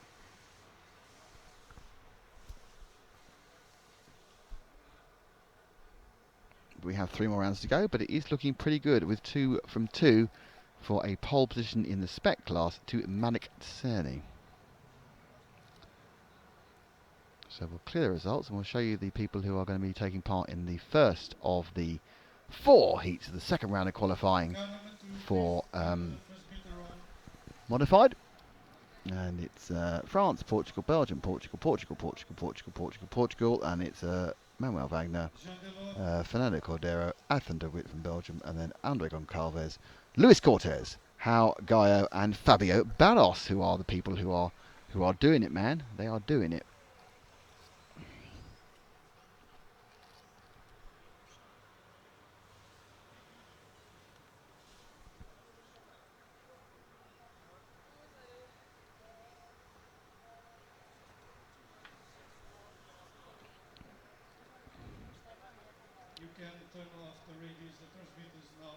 So they are asking everyone to turn the radios on at the end of the spec races to check they are running the correct sort of speed controls. Hang on. The track is Hold. Open.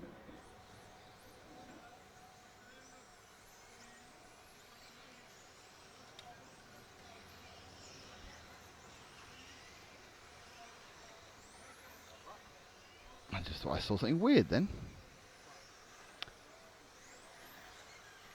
In my update, it says that Mark Reinhardt asked to join RC Racing TV, but I can't see his name asking to join it. Decided not to join it after all. Hi Jens Race RC, you are very welcome, you are in.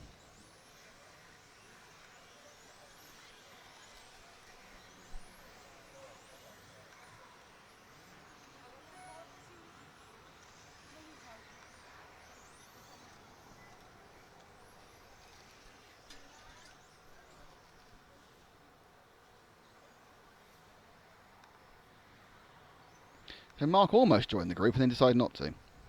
1 minute to start.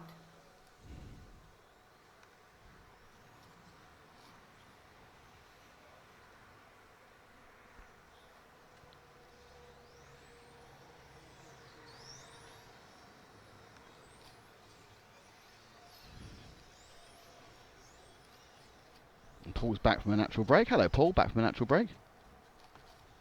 And any second now, the modified running will start with this heat 5. 30 seconds to start. All cars to the starting positions. Start order. Car 1, 3, 2, 5, 4, 6, 7.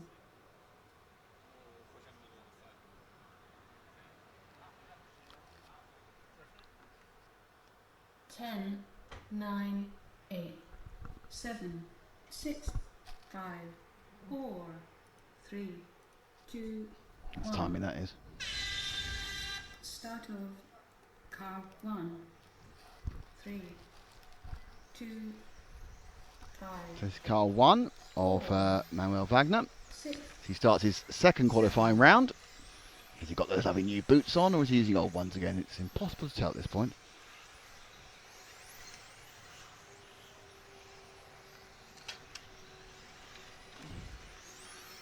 So this is the first of 4 heats of qualifying in the second round for modified.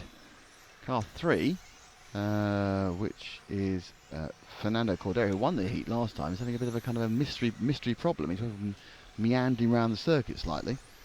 Not sure what's going on there. We had 19.3 second lap off camera. Let's drop back. Oh no, you're on there actually. He wasn't off camera. You saw his wanderingness in the red hat and the white body shell. And we're with the blue and yellow here, which is just so the yellow and blue, which is just ahead of him, and every other colour under the sun, of course. It's number 2 of Ethan de Witt. Right behind him is Fernando Cordero, who had the problem. And now he's showing the speed he's got, and he says, "I'd like to get past Mr. de Witt, please." Coming up towards the Montec hairpin, and he's let through. Nice driving. Cordero tries to make up for that error early on, but he's lost himself 2 or 3 seconds already this first of the modified heat. Let us drift back 2 cars to the white machine coming up the start-finish straight now, and that is the 5 machine of Andre Goncalves. And behind him, in the same shot, is the 4 machine of Luis Cortez. I was thinking he should let the 4 machine through. I think he was told to, actually. I'm not sure. Now he's confused how to do it. To go through the LRP switch, and he does it. So that's the 4 now. Let's carry on with the 4, the leading of those 2 cars, the 2 white machines. The Luis Cortez car, currently running second in this one. Positioning after 2 minutes. 1, 4, 2, 3, 5. Very bad 7. lap time for our leader just then. Manuel Wagner did a 22nd lap. So didn't lose the lead despite doing that, interestingly. But he did a bad lap off camera. I think there was need to be marshalled by the noise that was going on. Car 7's having a nightmare.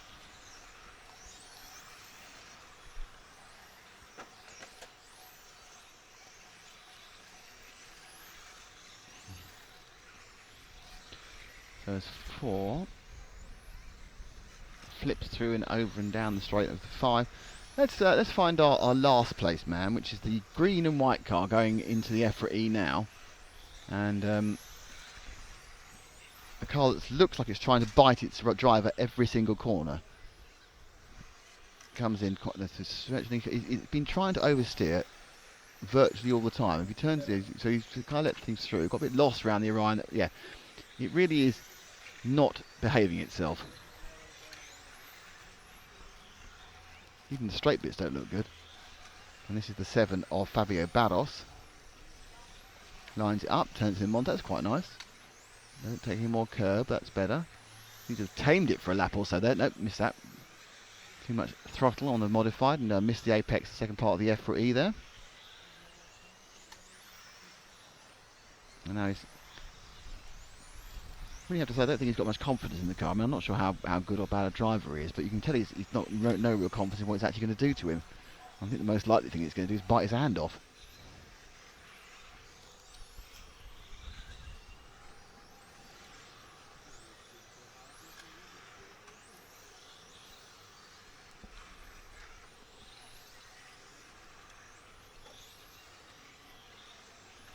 So Manuel Wagner has just done a sub 16 second lap, which is quite impressive. 1 minute to drive. So can we find our number 1 car again, Matt? I assume he's going to be starting. Yeah, he's just going to start finish now, and he's coming in through the LRP switch.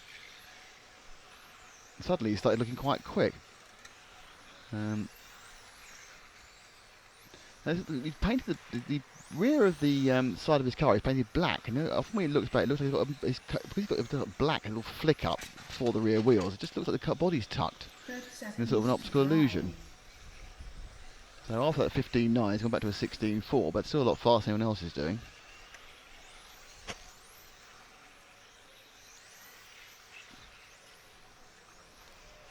So they come round, looking to finish this their second round of qualifying. This, of course, is heat 2 or heat 6 of 8, and so 7 and 8 are the. Sorry, this is heat 5, isn't it? Heat 5 of 8. 3 more heats are modified in this heat in round 2. Finished 2.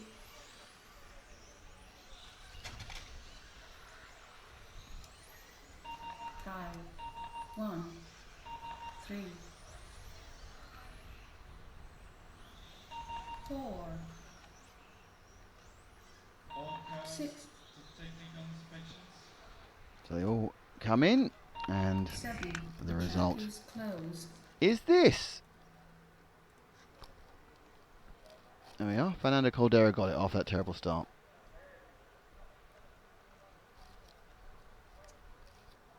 Well done here, Maple. I get a thumbs up. Would you like some more sweets, Matt? No, he doesn't want to eat sweets. It's bad. Bad sweets.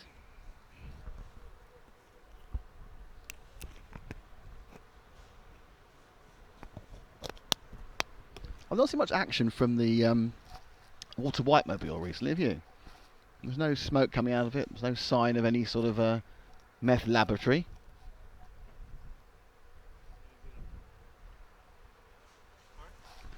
Man's talking to Matt. We don't understand what he's saying. I think he's saying, will you film my cat? Please film my cat. My cat needs filming. Have you filmed my cat recently? No, film my cat. Demand you film my cat. Where is your cat? I think that's what he's been asking. Where's your cat? I don't know. Do you have a cat? Yes, I do have a cat.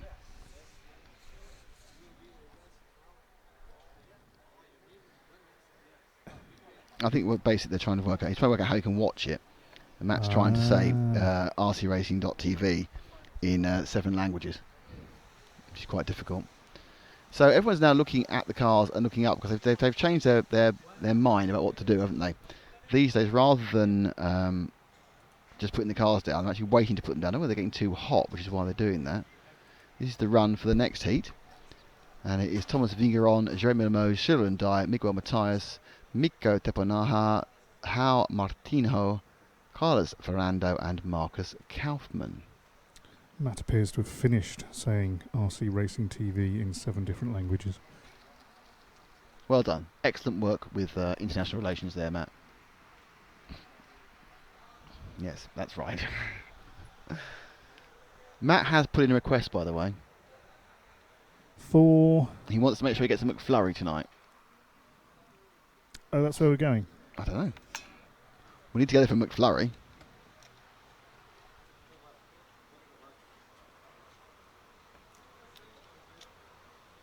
You could have an ice cream here. Not without Frank. Ah.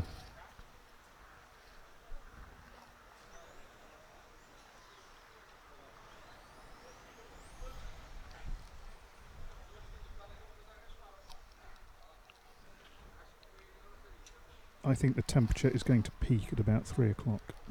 Really? So in 22 minutes' time, we're going to hit peak temperatures. I reckon. It's blinking hot, I know that. I don't know what my TV weather says.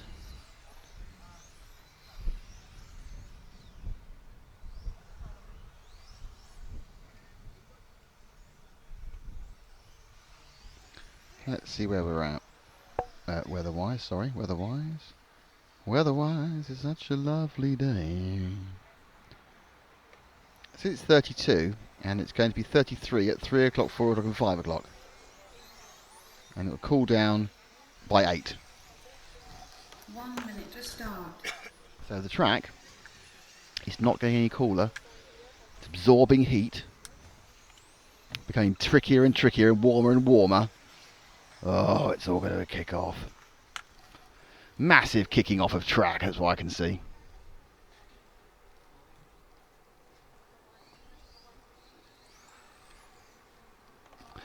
Anyway, so 30 seconds to start. All cars to the starting positions. so they come round. Start order. Let's clear off the grid 3, position. 6, 4, 5, 7, 8, 2, 1. Put in the live timing. That's the wrong one, that's why. I'm going to press the wrong button. 10, 9, 8, 7. Take the third car, Matt. 5, 4, Which will be Cyril and Di. 3, 2, 1. Start of car 3, 6. Okay, this is the second of 4 heats of modified 5, in 7, round 2 of qualifying. Will Volker be able to put in in 3 races time, a second pole behind him? We're with Cyril and and Di gets on its side straight away. But he got away with it, which was pretty impressive stuff there. But again, it was that second bit of curbing on the Orion that does all the damage, but he just went up on 2 wheels and came back down again. Got a 16.897 into that, which is not particularly quick. Have we got that one again with the VRC Pro replay? And he comes in, that's after it's finished. Yeah, I'll probably hit the wrong mouse apparently.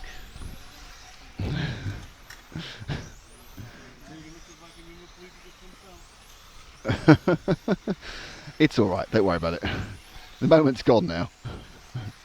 The moment for the VRC Pro period gone. But so you saw a replay of him not crashing, which is quite good.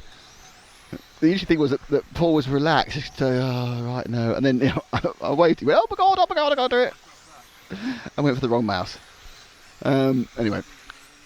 So that is with Ndai as he comes up the straight before he gets into Montec hairpin. Car 4. Leading early on now. It's Marco Kaufmann in car 1 who's leading, and he's behind. He's now about to go onto the main straight now, Matt. The white car on the main straight now. And the reason he's doing well is because Marco is the one person who pulled off and didn't use his tyres up. So Marco's on fresh tyres. The rest of the field, I assume, therefore, is on second run tyres, because he's certainly having no issue being quicker than him. He's got a 15.4, which is his best time is 2.5, 3 tenths faster than everyone else. Already got past one piece of traffic. And the tactics is, it's interesting, because obviously he saved his tyres from pole, but he had to work his way through the field because he started last. Now he's got a lovely, lovely period of absolutely clear track in front of him for Kaufmann. So remember, he's not just racing these people, he's racing every single person in the modified class. So all 4 heats, so just winning this heat isn't the key. He's got to get as best a time as possible to beat as many people in the first 2 heats as well. So Kaufmann from Germany, he's leading this quite easily at the moment. He's got an absolute lead of almost 2.8 seconds. I think he is probably one of the quicker drivers. And he's on fresh tyres. So tactically, he decided, right, I'm going to make it a best 3 out of 4. Drop that first one and give myself a chance to make up some time against everybody and get some big points in my aim to be as high up as possible. He's kind of also not really monstering the curbs at the moment.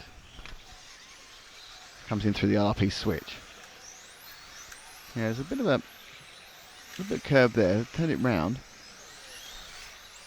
None of the cars are looking as good today as they were yesterday, but I think that's because of the massive increase in track temperature.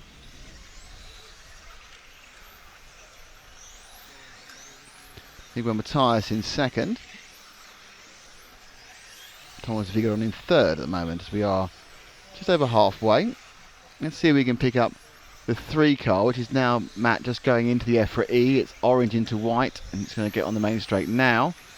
So Vigeron, he's your second place man, but he is a ray away. He's now 5 seconds behind Kaufmann, who's really either A, much faster, or B, playing this tyre trick to its limit. Because if new tyres are worth 5 seconds, that's amazing.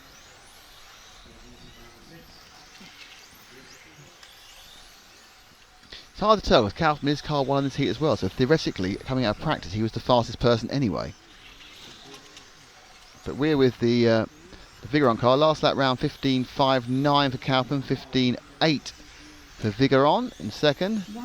This time round Vigeron does a 15.9 and Kaufmann will be finishing in a second, and he does a 15.5. So he's consistently 3 tenths faster. Is that him? Is that the tyres? More likely a combination of both. But 3 tenths over 20 laps means you've got a 6-second gain by the looks of it on new tyres to old, which is enough to put anybody in the final heat as a winner. 30 seconds to Seeing this sort of game, I wonder whether they're thinking, well, we should have just left. Some more of them should have perhaps not gone with the first round and just parked it up. It's working for Kaufmann. Okay, it's not scientific because he was the fastest person Going through qualifying, he could have won this anyway. But we're with Vigoron, who is in second, and it is still doing laps which are 3/4 tenths slower than Kaufman. Kaufman went half a second faster that time, but I think it was a small mistake from Vigoron, who we're watching. Finished. So Vigoron actually does just clip 4, 5, the whole thing. 6, 19.503. 7. Kaufman needs to carry on going on his own there, because Kaufman's going to get a 20 lap, the only person who will.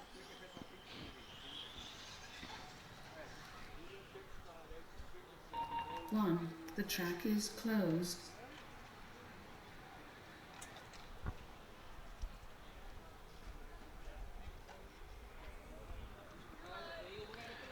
And Kaufman had a bad last lap there. Unfortunately, they've taken away the timing screen before I wanted to, but he had a bad last lap there, which is going to handicap him rather. I think he didn't know he hadn't finished. I think he actually stopped and carried on going again.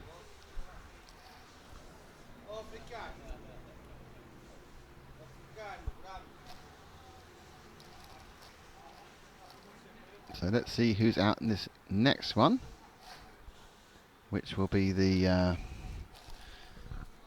penultimate of round 2. It's Christopher Krapp, who was the fastest in the last heat. Then Martin Hoodie, Michael Olowski, Tim Val, David Abar, Javi Ferrando, Oliver Bultnick, and Francesco Martini. Now, Francesco also drove off the track and didn't bother doing any times this time. So Martini has fresh tyres. Oliver Bultnick also did 1 lap. So 2 of them are playing the tyre game in this heat. Chris Krapp has Mark Reinhardt doing his tyres, as Christopher now is a TRF driver as well. I moved away from Kyosho after years with Kyosho.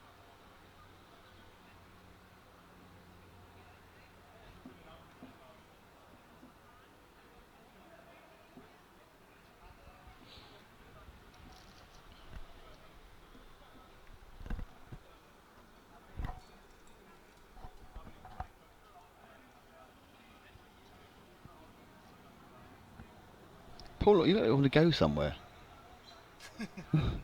He's got both arms like he's about to spring out of the chair in some sort of massive action of some sort. No, he's lounging back now. Matt's standing under parasol and wants to blow his head off for some reason. He's having so much fun, and the sun's managed to find the one tiny bit of non-parasol cover. It's burning his shoulder. So we're all having a great time, but we are just one heat away from seeing all the stars of touring car.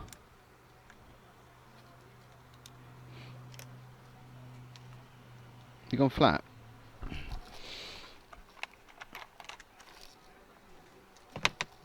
The track is open.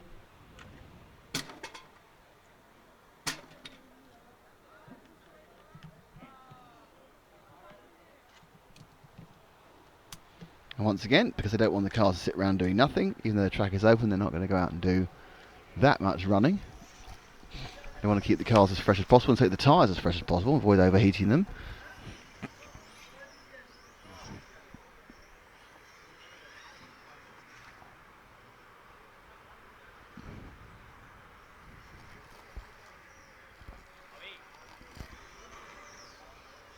So this is heat 7 of 8. Next up is the fastest of all in round 2.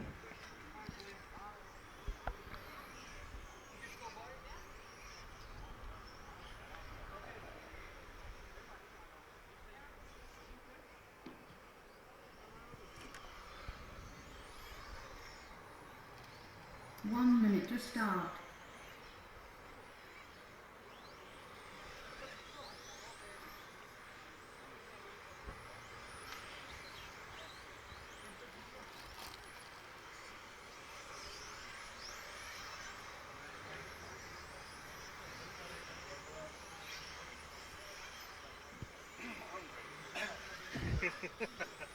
Pardon?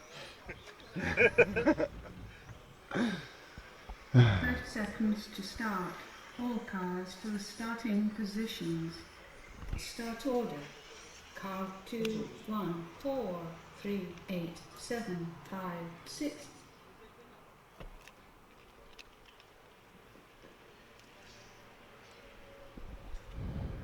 10, 9, 8, 7, 6, 5, 4, 3, 2, 1.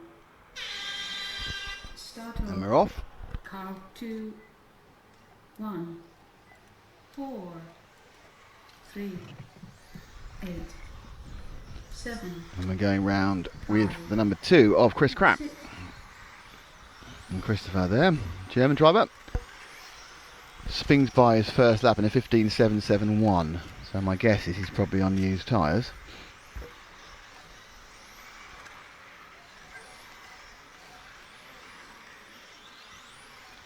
First lap for Martini, who's definitely on new tyres, was 16.6, so that doesn't really show anything. Well, I think Martini had a bad lap in fairness. He looked a bit kind of... Yeah, Martini's not got his eye in at all at the moment. Oliver Bortnick, though, who did have fresh tyres, has done a 15.8 and another 15.8. So the fresh tyres are showing. They're not quite as big as the Marco Kaufmann advantage we saw earlier. But they are certainly worth having by about, I think the difference is probably more near 0.2 rather than the very, very high level we've been seeing. Hard to tell given the difference in talent in various people. And Martin Hoodie is absolutely frightened. I know that Martin's decided to put another set of new tyres on. I don't know, he's on 15.5, so it's Hoodie who's the fastest at the moment. In car 1 beneath us at the moment, Matt, and then going round the Orion O now, and it's Hoodie who's leading in the X-Ray.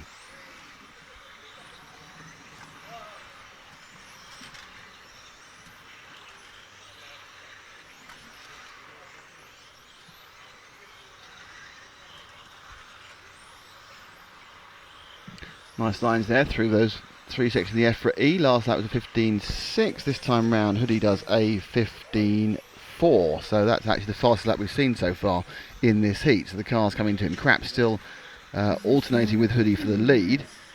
Ultimate turn only about 0.6 of a second. 4, 3, 5, 6, 7. Bortnick is also up there with his fresher tyres. I'm assuming he's fresher tyres. I mean, I have no idea. Hoodie may have gone for a second set of news there.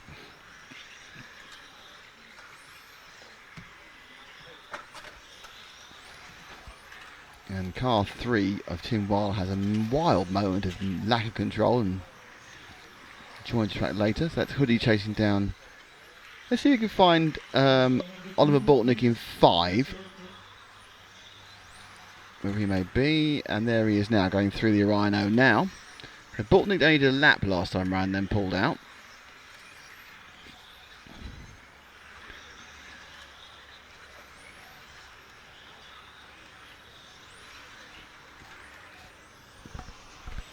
And currently he's running in 3rd with fresher tyres than at least some of the other drivers. As Mark Reinhardt said, he hadn't even tried old tyres, he didn't know what the drop-off is. So every round of practice, all 7 rounds of practice, he stuck a new set of tyres on. Really, you think they would actually test the cars on old tyres? It would seem to make sense to me.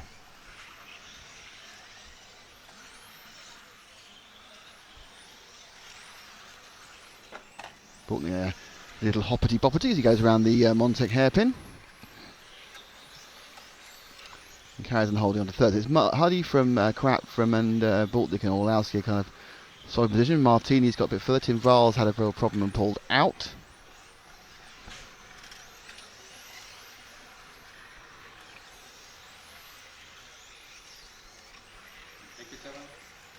Now, the question is Huddy going to get close enough to cause a problem? And Bortnick himself is now on his own. He's getting close to car 8 of David Abar, but Abar's a way away still. Move forward one car to David Abar. He's a lime green car. Haven't seen him much. Just to give a bit of look to the German. Sort of lime green with black. It looks like those chocolate limes, isn't it, actually? He says he painted his car like a chocolate lime with a brown bit in the middle. It's quite partial to chocolate lime, personally. Apart from that, like at most boiled sweets, they rip your mouth to pieces. Oh no vote on chocolate lime there from Matt. He's anti-chocolate limes.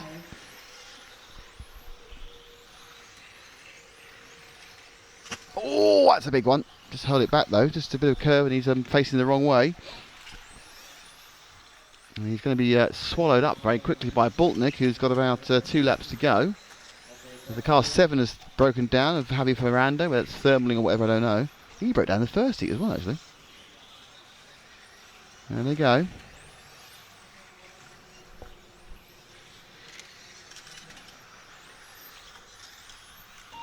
Finished 4, 8.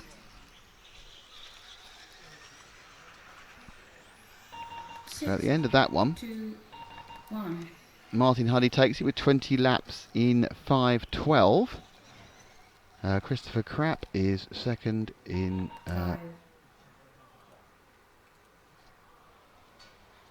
so Oliver Boltnick just pinged at the end there with a 20 in 5:14, half a second ahead of Krapp. Orlowski was a 19, as was Abar, Francesco, and everyone else. I'm alright for water.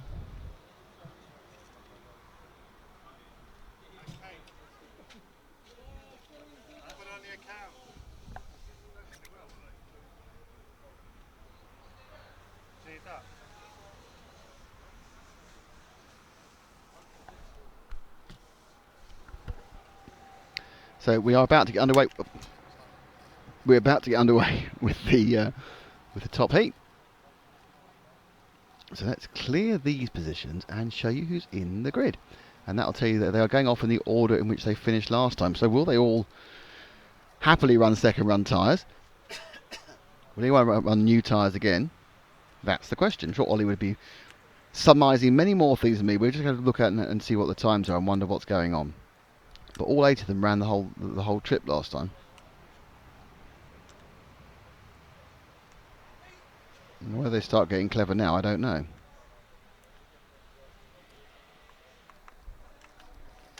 So it's Volker. We've got Volker going first, Hagberg second, Keller third, Harper fourth, Reinhard fifth, Kotoven sixth, Jasmine seventh, and David Perez is eighth.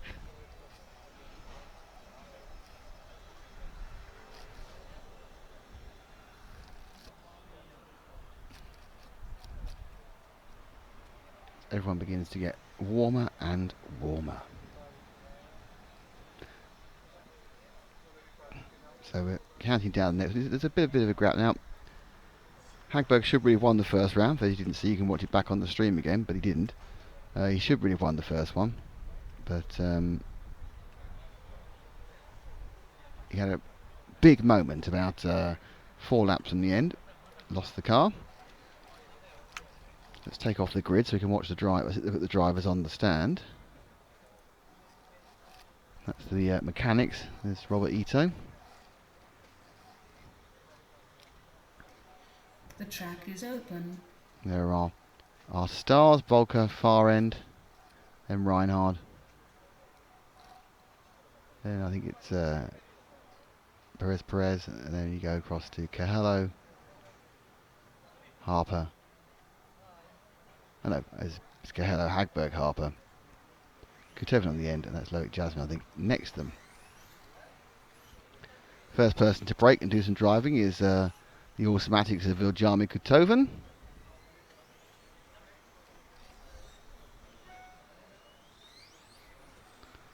As we get ready for the second qualifying round. Here it comes. The heat is about to get going. So they were very careful not to have the cars on the track too long, because the track is effectively like a sort of a grill plate, really, and it's just going to heat everything up 1 minute to as it start. radiates off the tarmac, especially the black stuff. So the black tarmac is going to be even hotter than the light grey stuff.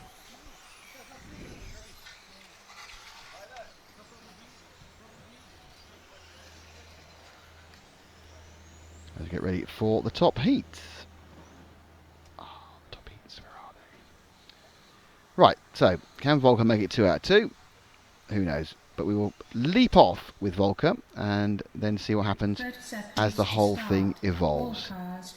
So Volker now, 30 seconds before we go into the top heat in round 2. This is where we'll find the TQ for the second round of 5 of qualifying here at the ISTC European Touring Car Champions 2015 at Torres Novas in Portugal, brought to you by EFRA, and we're brought to you in association with LRP, Team Orion, Montec Bodies, and Team Durango and the DX410. And here they go. 2 seconds to go. 2, 1. Start of car 5, 2, 1, 4. So Volker quietly away straight away, turning sharp in, 7. staying off the curbs the first time. Behind him, Hagberg, more aggressive. That's Volker. Lap 1 completed. And the lap is a 15.679. Is that new tyres? Is that old tyres? I don't know. Hagberg's first lap was a 15.8. Cahello's first lap was a 15.16.3. 16.1 for Harper. 16.1. 17.1 for Reinhard. It's a nightmare. So, bad lap for Reinhard. Everyone else pretty much where we expect them to be. Second lap is Volker, 15.3.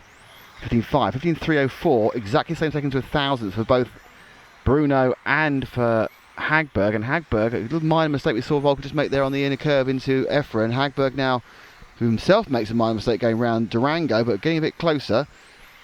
Hagberg picked up about a tenth on Volker, but the leader at the moment is Cahello officially on the timing screens, but it's all as close and close as can be. Let's just drop back the one car to Hagberg in the green.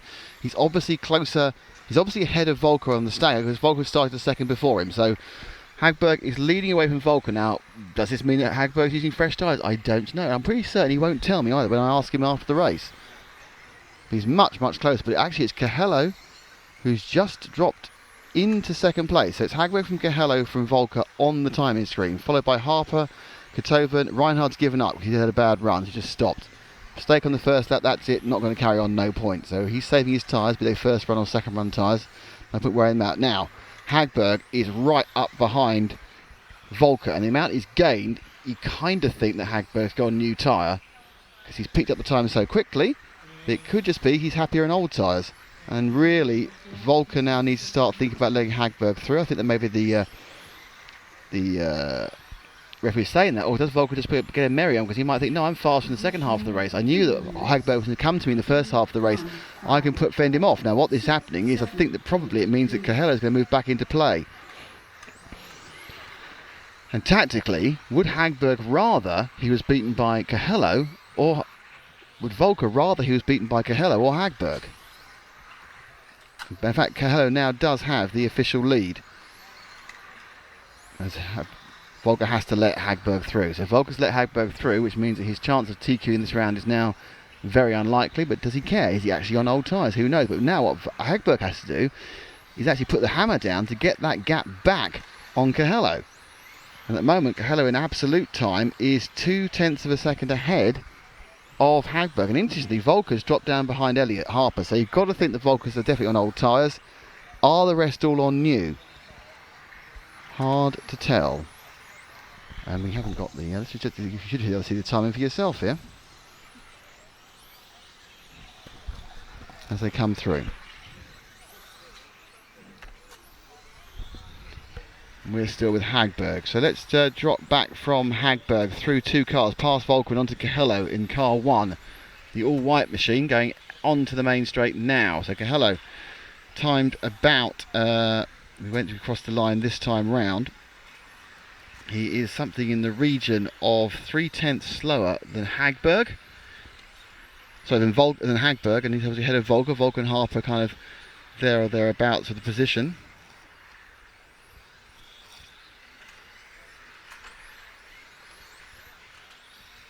A bit of ticking around, they just clump things. So it's Hagberg now. Last that round was a 15.2. It's 15.3 for Cahello and 15.4 for Volker. Everything points to the fact that Volker's on old tyres, but it's hard to tell about the other two. Have they just got a car that runs better on old tyres?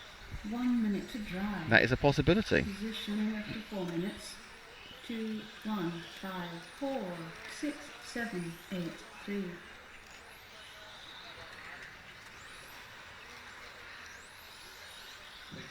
So Hagberg now actually pulling out ahead of this man, Cahello. Oh dear, oh dear, oh dear. And the car 8, Perez certainly got in the way and upset Cahello there as they went round on the start-finish straight.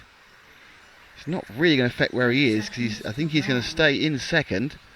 Volker seems to be happy in third, which if he's on old tyres, I'm sure he'll take. But Hagberg is going to pick up round 2. And with it, a check for £1 million. Now he's going to pick up round 2. I will ask you he's on new tyres, but he isn't going to tell me.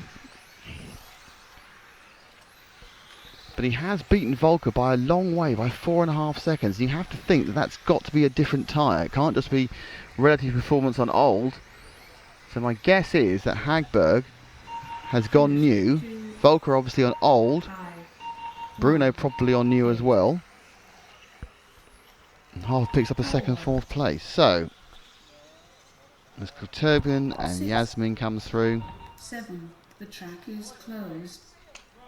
So the win goes to Alexander Hagberg. Bruno Coelho 2nd. Ronald Volker 3rd. Harper 4th. Kurtogen 5th. Cars to technical inspections. Now we have a lunch break till 3:30. Oh. Having a lunch break. That wasn't supposed to happen. We're never going home tonight. Hello everyone, they've decided to throw a lunch break in that wasn't in there. That was interesting. Okay, so we've got a lunch break now. As Matt has just said, they are making this up as they go along as regarding the timetable.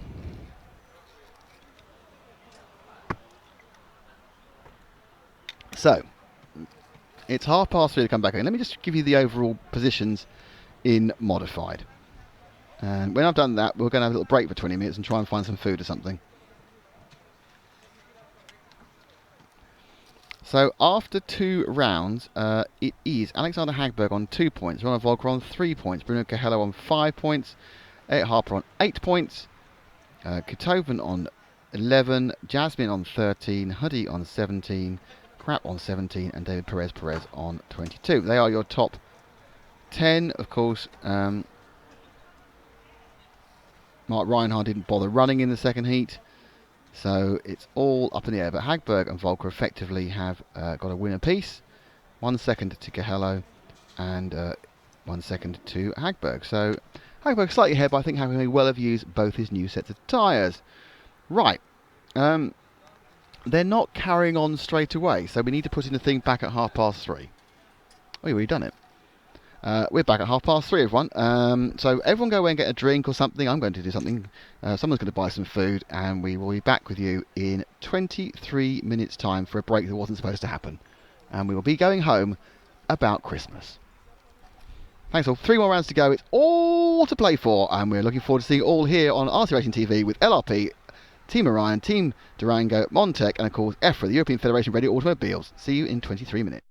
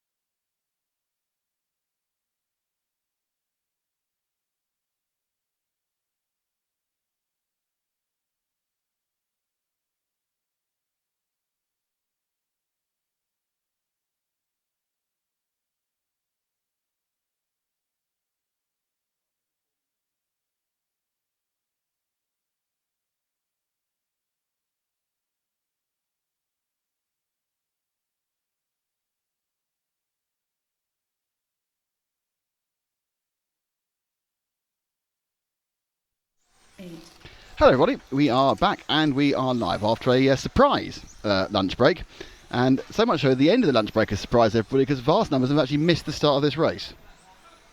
It's called I'm Surprised I Had Lunch Break and Now I'm Surprised I've lost my where have my sunglasses gone? Mamma mia. Have I lost my sunglasses again? That is remarkable and remarkably stupid. Oh, this is mostly occluded.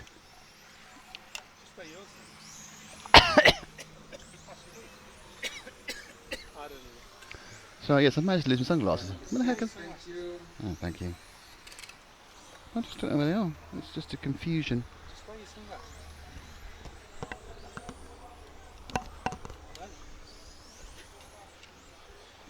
Thank you, Matt. Couldn't see him for looking. Very naughty.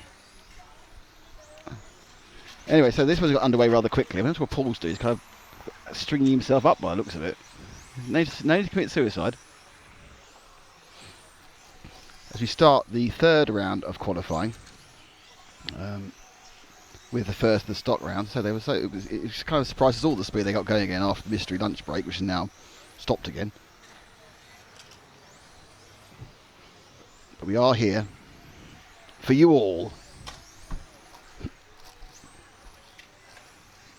My seat's very uncomfortable.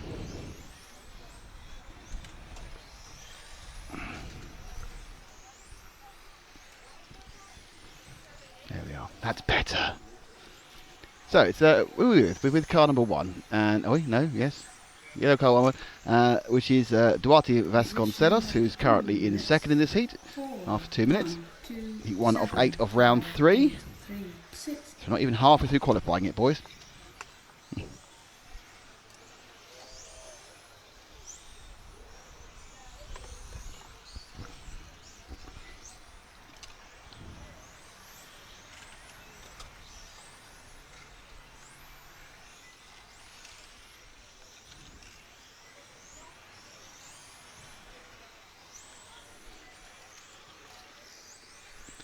So let's drop back to the car one car back to car 4, which is Marcio Costa, who is the current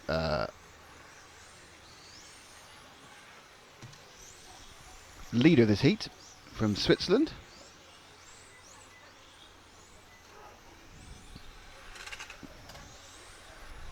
Should we put it onto the main cam?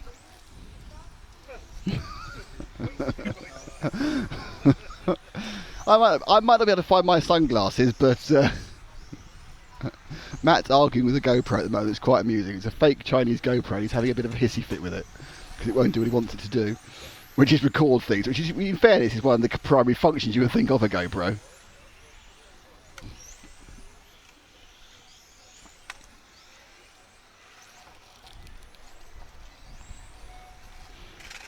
So,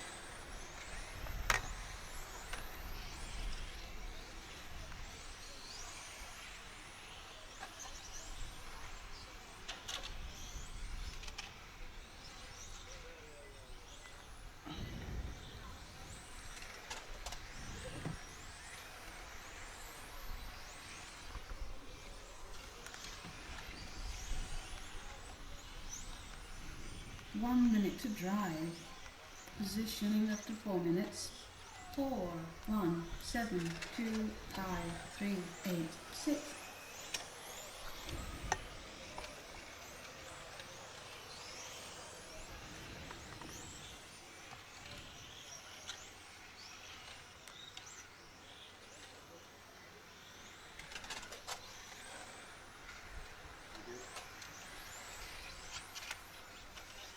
Seconds to drive.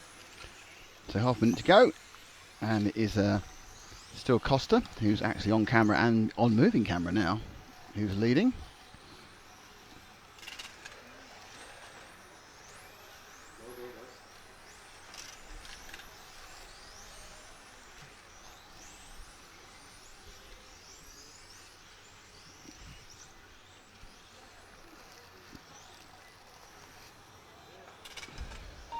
One.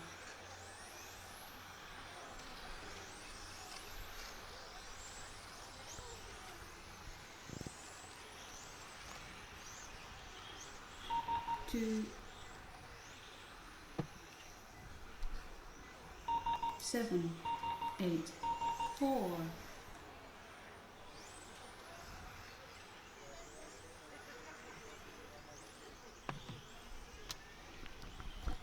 So let's see the result of that first heat of 6, the day.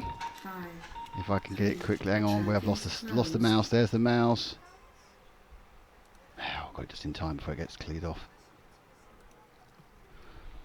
So we have 4 rounds of 4 heats of stock or spec and 4 heats of modified. This is the first heat of spec in round 3.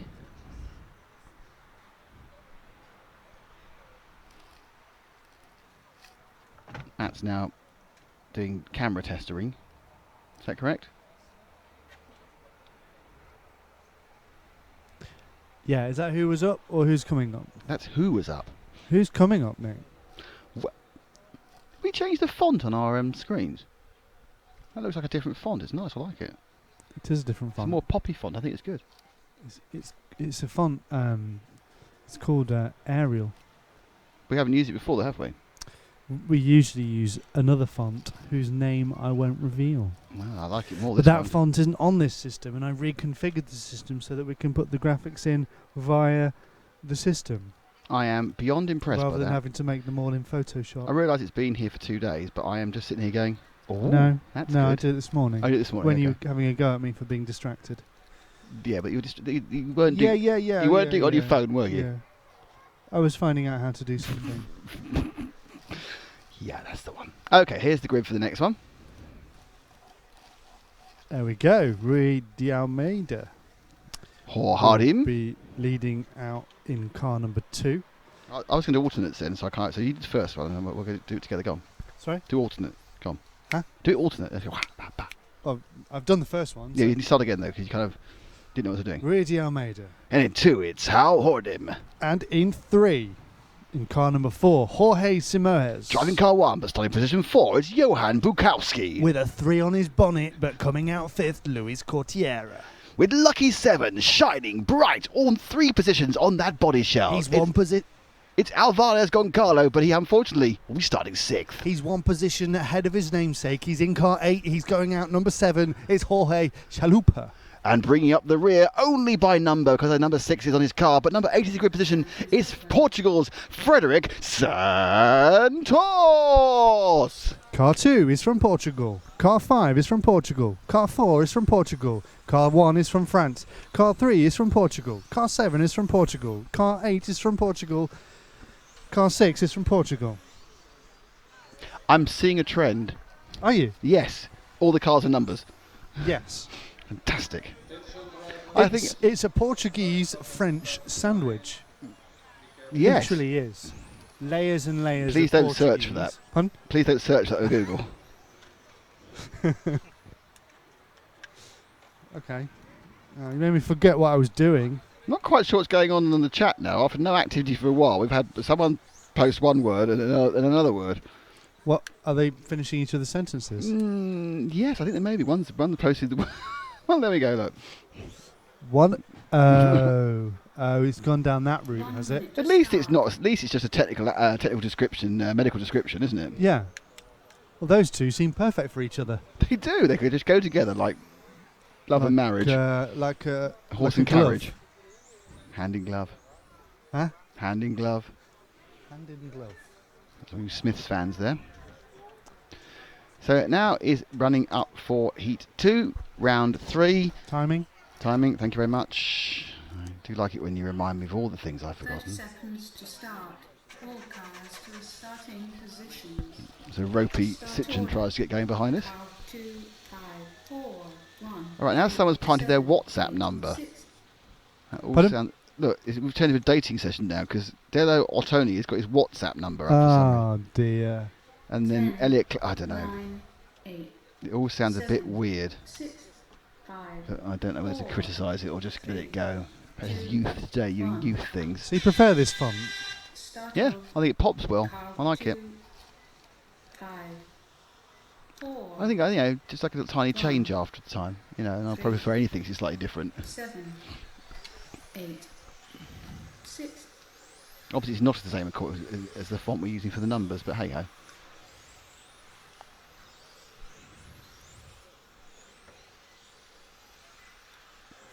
So we are up and away, and young Paul is filming car number 2 of Reed Almeida, with the white car with the orange wing. And Matt's desperate to get on his phone. No, he's on it. It's all right. He's on his phone. Don't worry. Edward Pickering thinks Jardam is going to win this one. So we have a vote for Jardam. How Jardam, who's currently running last, but let's not go in that one, Edward. Let's show car number 5 for Yao Yardim, who's the pink car just below us. Orangey pink going through the EFRA E now and onto the main straight now.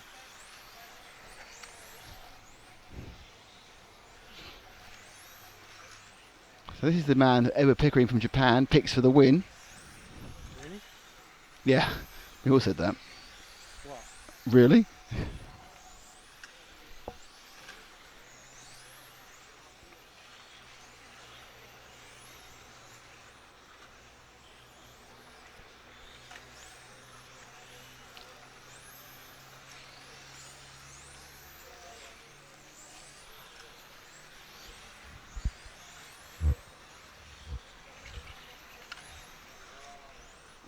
I have hope for Jar Jar Binks. I don't think he's Jar Jar Binks, if I'm honest. Can't see him up there.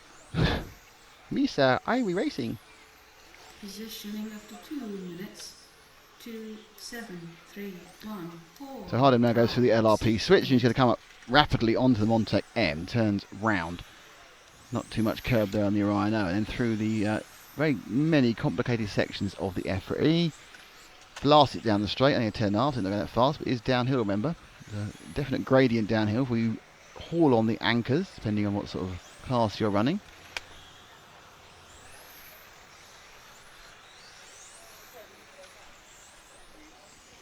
Drop back one car to the sort of multicoloured and lime green or orange, yellowy green car. Car 4, which is how Jorge Simones. There's Simones. Who officially is behind Yardim, which I think is impressive. Is he gaining on him? And one of our Portuguese driver. Is it?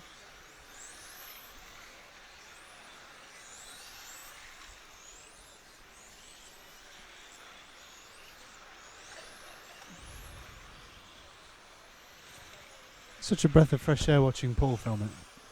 It's like watching it on telly. What, rather than watching you film it? Yeah. But it's just what you... A bit jerky. Well, I didn't want to say no. Don't knock yourself, honestly. Just be happy with the fact you're both... Well, you're particularly are 100 million times better than me at doing this, so that's fine. So the big battle here between Simones and Yardim is currently going in Simones' favour. Rita Almeida's leading this overall. But every single one of the drivers is forecast to finish on 18 laps. With a spread of about 13 seconds across them. 1 minute to drive. Positioning after 4 minutes. 2, And Simones gets past Yardim, 3, 6, 8. reducing his chances of winning even more. Oh, no one else either. So let's go and see somebody else. Let's look at our last place man, who is Jorge Chalupa in car 8. Who's swinging around the Rhino now. This car looks lovely. It looks really nice. It's beautifully painted. I like where the stickers are on the back and high and easy to see. Whole thing's just easing on the back. It's just sliding out on the side of oversteer. It's got a right hoppy little leaning car. It's got a lot of roll in that car. It's obviously not a massively fast way of doing it, but it looks great on the track. Look, it rolls in, rolls out, and it goes again. Could be running a little bit more ground clearance, actually. I'm not saying it's handling well, it just looks nice on the track. That's Jorge Chalupa from Portugal. Seems to do most things right, just not getting a good lap time at the end of it. So, it's probably I don't understand it. I'm just driving quite nicely. My car looks good, it's all going well, I'm just not getting a good lap time. Just not on. 1. So the winner of that one will be Rui d'Almeida. Got the cars to finish, and when they finish I can give you the definitive result on the... 8. 6. The track is closed. It was Jorge Simones who was second.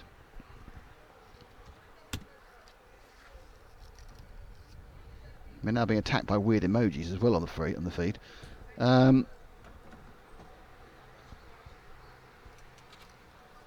Goncalves Alves was third, Johan Bukowski was fourth, Hal Hardim who was fifth, Luis Corella who was sixth, and Frederick Santos was seventh, and Jorge Chalupa who was... Is that working now?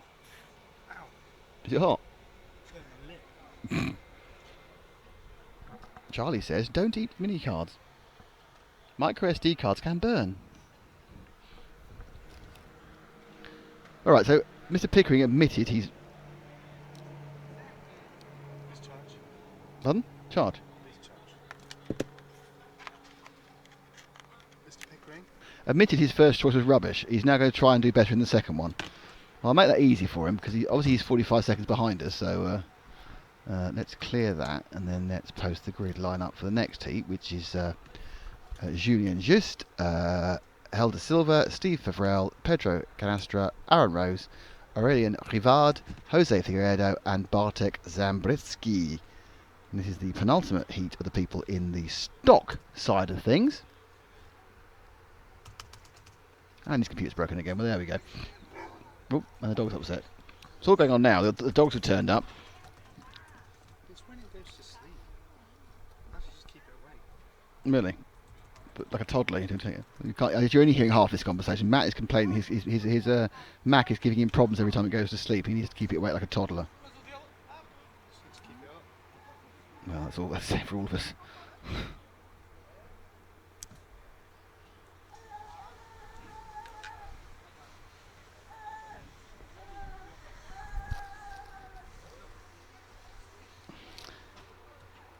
Pedro, come on Pedro, says Ever Pickering. So he's going for Pedro Canastra. Does anyone else want to back a driver in this Heat 3?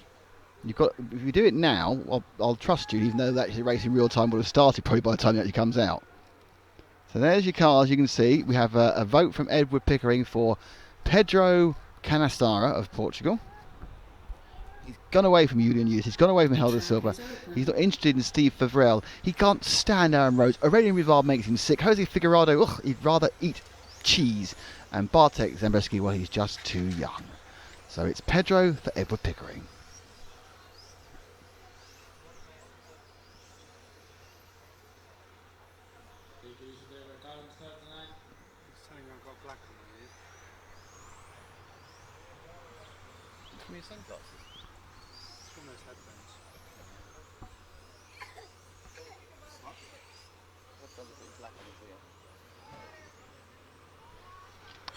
Anyway, so we're coming to the end of the warm-up period. They've gone round. They've done a couple of laps, or a lap or so. Oh, we'll vote for Steve now. So Steve Favrel from Tom Christ, Tom Christensen possibly. I don't know. From Crystal. Still Pickering still going for this Pedro thing, but Steve Favrel has been picked up by Scuba Steve Favrel. Oh, okay, they're getting nicknames now.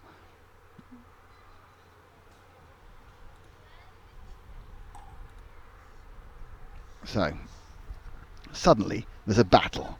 It's Pedro Canastra versus Steve Favrel for the honour of being the RC Racing tipster YouTube thing.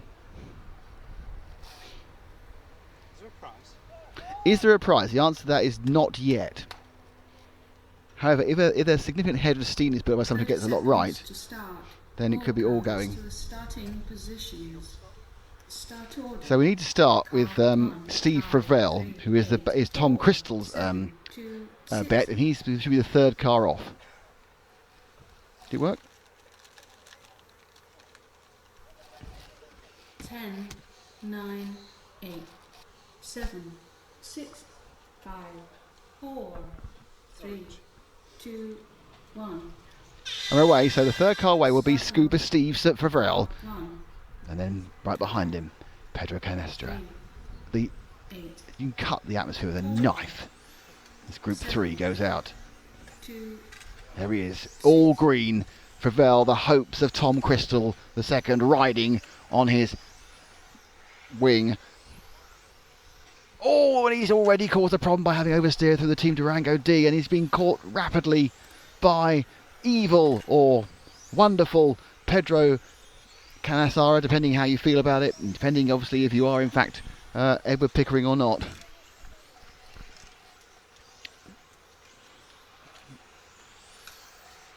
So Fravel, the second lap was better. They're doing 16.4, 16.5s in this one. Actually, Canastra's got the lead at the moment, so this could be an amazing thing. There's a mistake there, there's action on track there, and Canastraro goes past Fravel, and already Crystal's heart is broken. Slade Muir has put up a flag. I'm not sure what flag it is though. So I can't really refer it then. So let's go with the white car. Go ahead one car effectively, and that is Pedro Canastra, sorry, who is currently running in second overall behind Helder Silva. With the that's not right. That's not the right way of doing that. It was going so well that he hit the second part of the curb and completely unsettled the car. Down into Durango D, crossing this finish line through the LRP switch. At this point, they come to Montec hairpin, and it's interesting now that Steve Fravel is probably being held up a bit by Pedro Canastra, so his car's going back towards him now in Heat 3. They make a minor mistake, they're going over the second part of the EFRA. They don't realise it because they've no idea, but they are battling for the honour of YouTube watchers. So will Fravel have to give the place back to Pedro? That's the question. So will Pedro have to give Pedro to Fravel? Sorry, I had that wrong around, haven't I?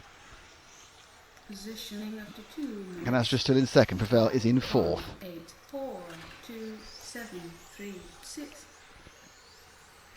Car 3.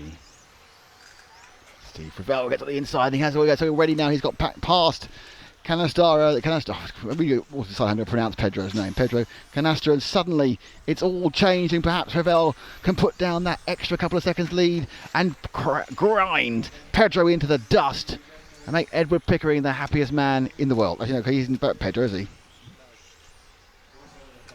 So Fravel is about to break Edward Pickering's heart.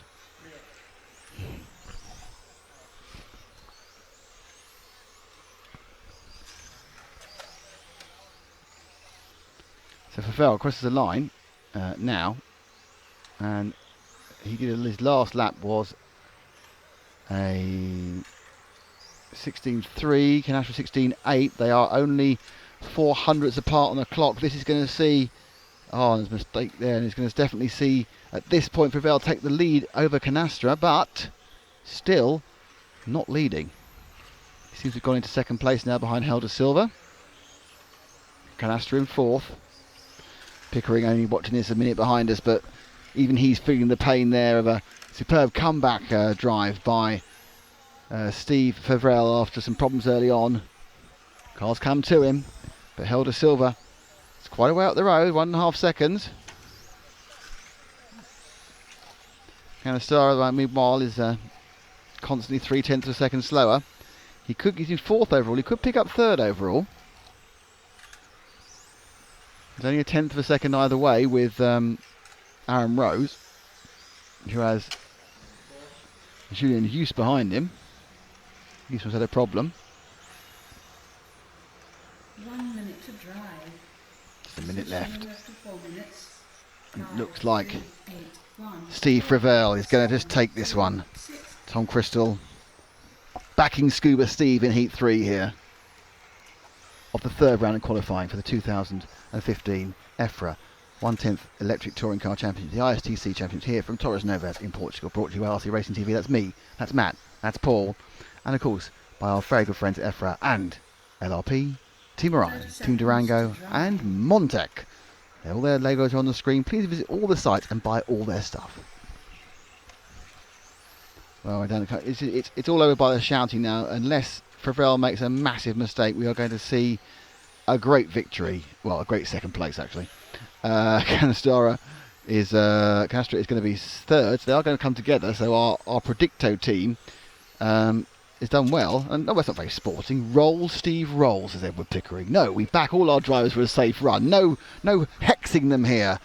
And a cry of Steve from Tom Crystal, and over they go. And it's looks like it's going to be a marvellous result for Fravel.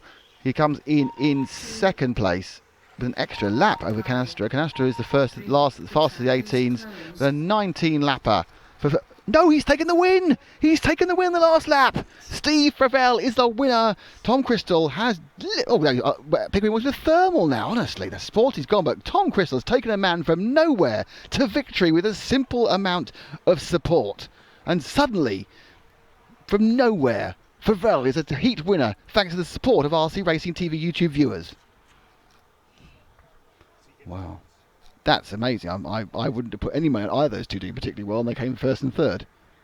And a boom from Tom Crystal. I've boomed you all. Ha ha ha.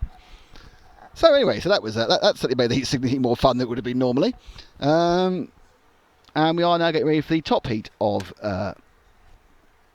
stock. And in fact, somebody could claim pole position here, because if Merrick Cherney gets another top score, he will be on pole for tomorrow's finals with 3 top scores in a row. What a thing that would be, what a thing. Bing a bong, bing a bang, bing a boo. Possibly. So, who we got on the grid? On the grid, we're doing it together. Okay, let's do it together. Car number 1, Marek Cherney. Car number 5, going out second, Jan Rathinsky. Number 6, without a hat or a personal t-shirt, is Martin Hoffer. Number 7, going out fourth, from France, is Pierre Delorme. A fellow countryman, a fellow Francois man, it is Jeremy Delandre. And back over to Germany, Tony Street, car number 4, leaving the grid in 6th position. Sorry. Short trip north of Denmark for Mike Gosvig. He's car 3 going out 7th. Is that Paul geography? And back to France for a fairly French-dominated race. Jean Delorme, car number 2. He will leave last, and he will finish somewhere. We hope the best for him. Well, Tom Crystal has backed Mark Cherney, which I'm sure he means Marek Cherney. Cherney. Edward's gone for Martin Hoffer. Not quite sure why Rachata Langer City put Kyle Dahl, who I don't believe is racing in this race. Who's Kyle Dahl? Rachata, I know you're hearing this in a minute's time, but please tell me who Kyle Dahl is. Very confused. The track is open. Yes. It's on. It's on. Round you. Everyone else can join in. It's not just between the two of them. It's not just an Edward and Tim thing. But it is. Tim 1, Ed 0. He's chosen the favourite this time, so I won't be quite so impressed if he wins. Mm. I like the way he chose someone... You can't choose Jared Tebow. This is a completely different event. He's American, so he can't come here in the first place. And secondly, it's on the flat. I just wanted to hear you say Yared again. It is Jared. It's Jared Leto. It's not. Is it not? No. Is it Jared, is it? Yeah. Good. Jared Tebow. That's his name.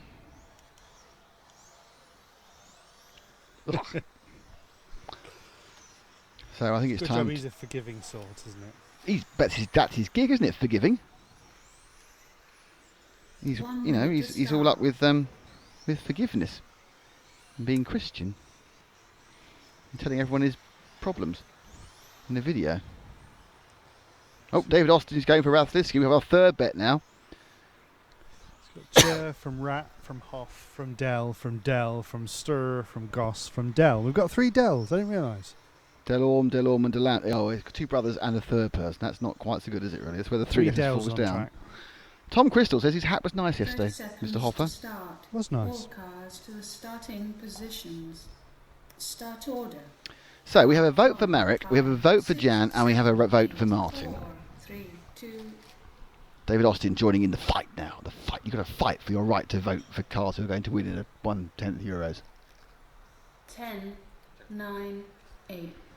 7, Top heat, 6, round 3. 4, Stock 3, racing 2, or spec. 1. Start off. Car 1, 5, 6, 7, 8, 4, 3, 2.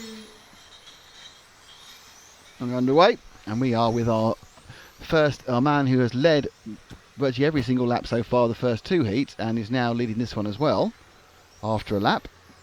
Oh no, Pierre Delorme's taken the lead. He's not backed by anybody, so we're going to start with a bit of Merrick action. I think he had a bad first lap, so it's bad news for David Austin. People Pickering being very, very unsporting, saying that wanting Jan to roll and thermal, which seems a little bit unfair. Hoffer's not started well either.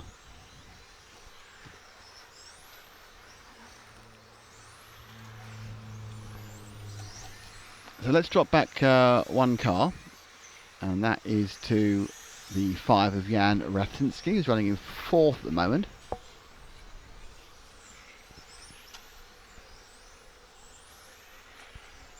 Austin's not happy, but he's in 3rd.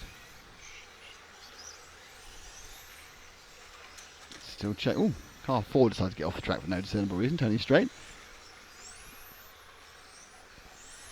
There goes Raftinsky, taking a lot of curb going around the Orion, and even more curb on the EFRA. Basically, Raftinsky's decided he doesn't want to be on the tarmac, he wants to be on the curb. Brakes hard through the LRP switch. It now moves into sort of almost 2nd. But Marek is leading. So let's see our 3rd bet, which was Martin Hoffer is having a bit of a nightmare in fairness. So I'm afraid that the Hoffer bet from Pickering is going very badly. Let's find car 6, Mr. Hat Hoffer, or no Hat Hoffer actually. There he is beneath us now. He has one of the Delorme brothers right behind him, which I think is Pierre Delorme, 2nd place man. He's let him through. So Hoffer not enjoying this heat. Perhaps he's on old 3-run tyres. I don't know.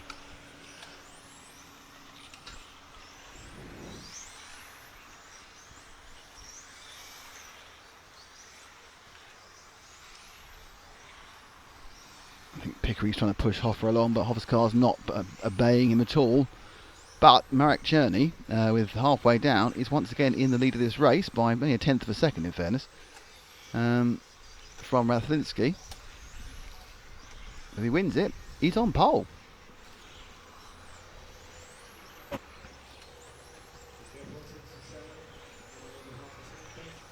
Guys are all looking quite slow at the moment, so I'm wondering whether they are on used tyres. The fastest lap we've seen so far is a 15.99, which is not fast. I thought with a bit of cloud cover, the track's probably got quicker in the last few seconds.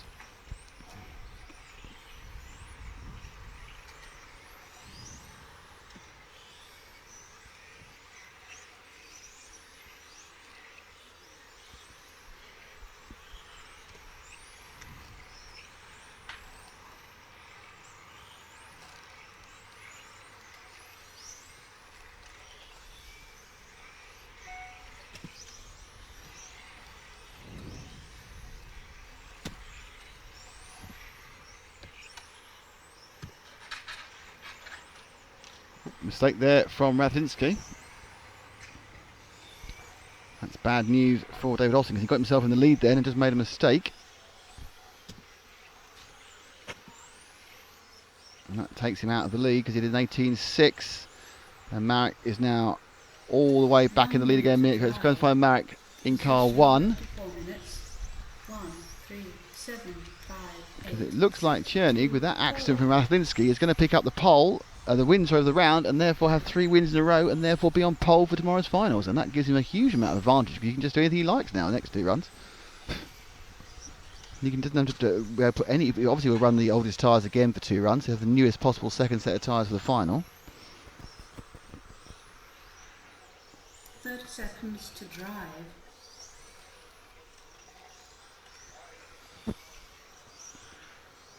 Marek has a lead of about a second over Pierre Delorme and Jean Delorme, so it's the Delorme brothers who are coming in and picking him up. Yeah, no, it's a lead a bit longer than that, but about a second and a half ahead.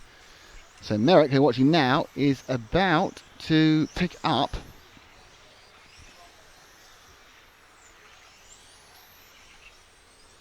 the pole. And once again, Mr. Crystal's going to get another point here because he's back the winner. Not the hardest thing to do, as he won the previous 2 rounds. Finished. And that's it. Merrick, I think he's going to pick up on pole. Merrick Cherney, 3 maximum scores in 3 rounds, has aced the pole position for 3, the event. 2.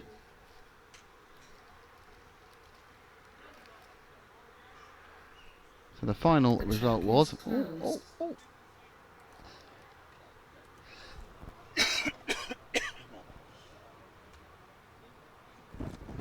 Just for a bit of a recap, Yes.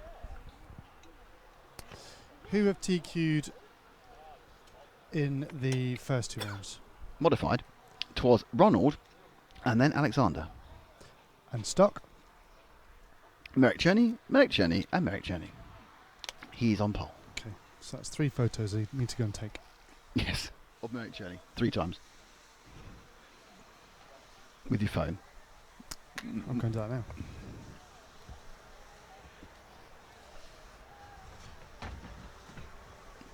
You actually going to take 3 pictures of Merrick Cherney in different angles.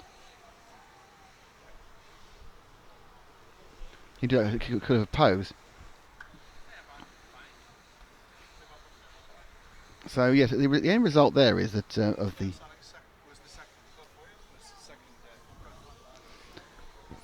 So Tom Crystal now is 2-0 up on poor Edward. Dave Austin just had a nightmare in one go, and so it basically says that it just goes to prove that really. Why don't you have a look at this? This is much more of a guess in the middle of nowhere. The first heat of mod.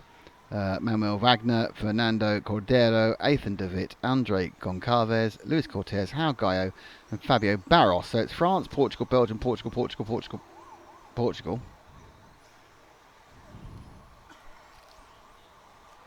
Which is always the way. You need a lot of Portugals.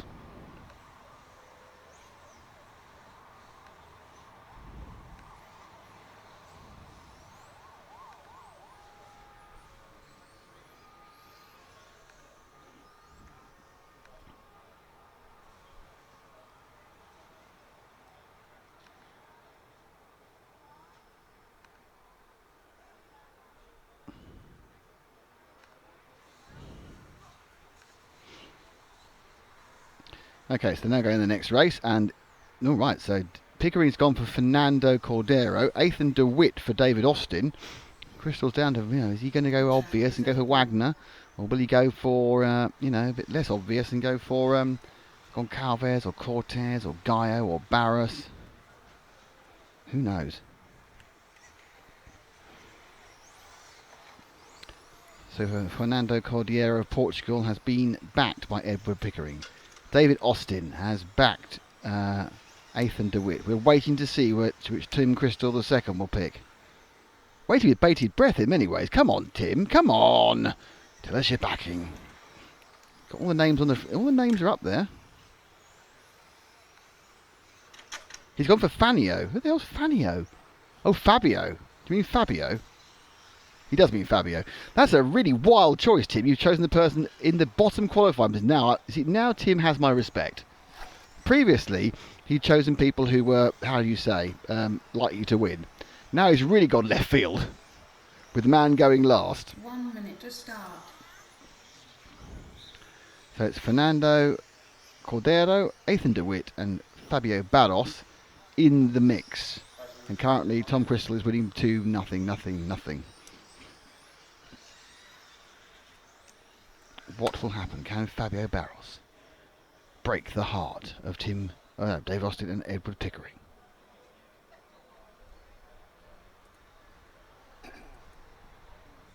"30 seconds to start. All cars to the starting position." Yes. Yeah, as Paul says, we may need to get you some graphics for your points. 1, 3, 2, Have a 5, competition 4, scorecard. 6, 7.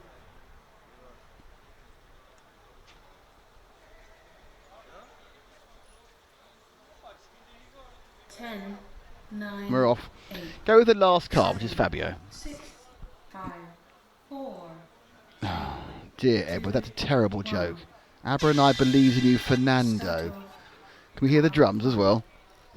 3, 2, 5, 4, 6, 7. So the number 7 car, which seemed mildly out of control last time round, backed by Tim Crystal. But he's already, I think, made up one place. I don't think he's last anymore. He's certainly much closer to the how. Well, Fabio's come through 4th at the end of the first lap. I think he's dropped down this lap though.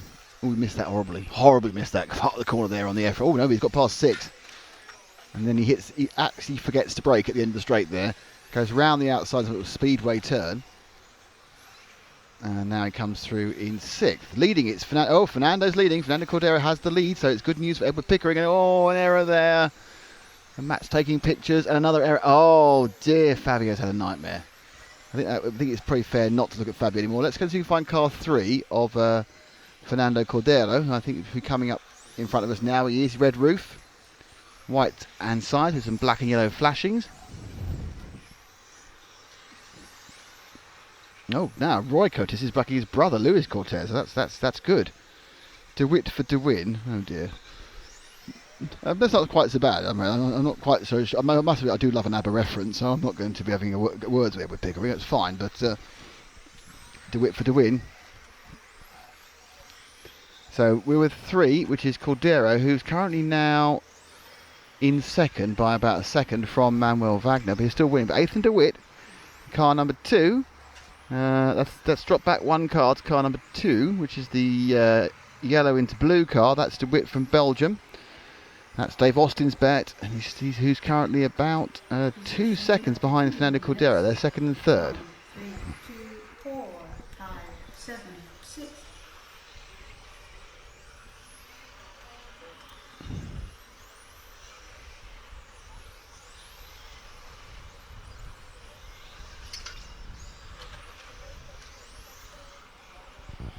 So around the Orion O.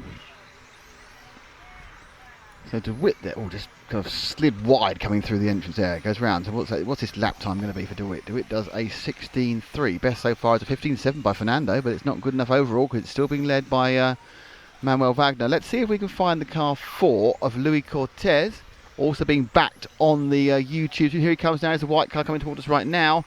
That's Cortes, brother of Rye.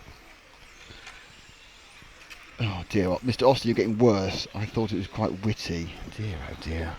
We obviously are entirely on exactly the same level of humour though, so well done. This is Lewis's first race on electric cars. He's just letting the leader through. So car 4, Luis Cortes, not run electric before, he's doing alright.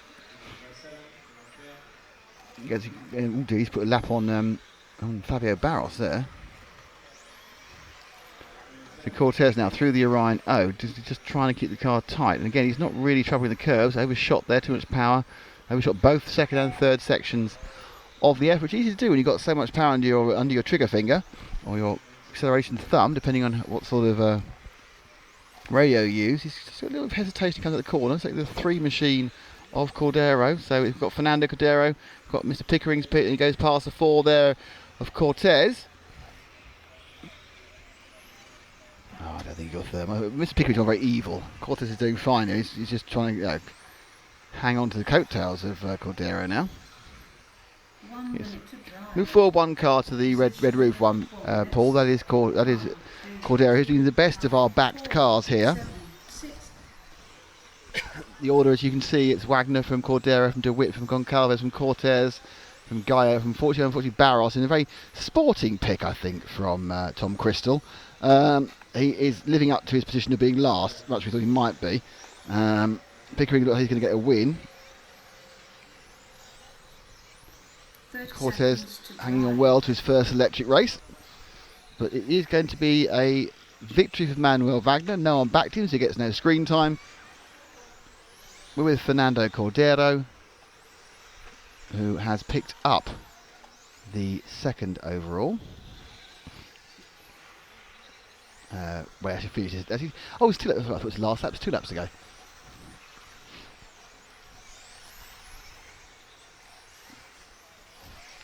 The car looks quite nice actually. As I said, it's a horrible corner there. There's nowhere near. It wasn't even worrying the apex. He couldn't even send a postcard of the apex. He's so far away that time. But he's finished, and he has upheld the 4, 6, joy of Pickering with a second place. That's an overall win, of course, in the scoring. So Manuel Wagner wins that. Fernando Cordero is actually second. DeWitt's third, so good result there also for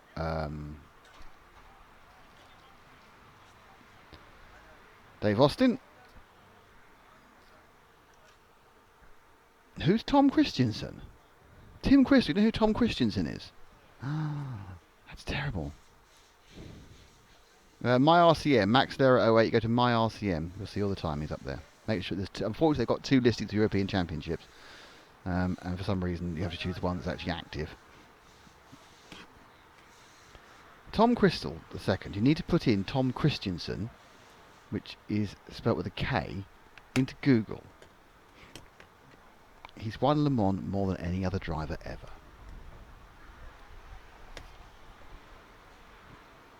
So it's 2-1. Let's clear that results off. And let's put up the grid for the next one.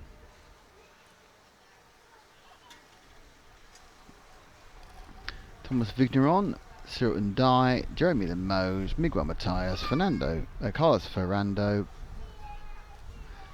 Mico Deponoia, Hal Martino, Marco Kaufmann.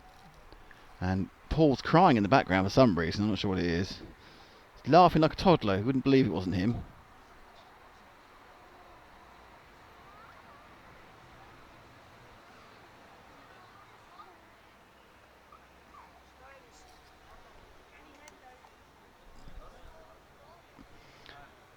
Now, apparently, Mr. Courter's only there to see Ted in the race and see Bruno, their friendly crown champion. Dave Austin's chosen Cyril Ndai. He's in first.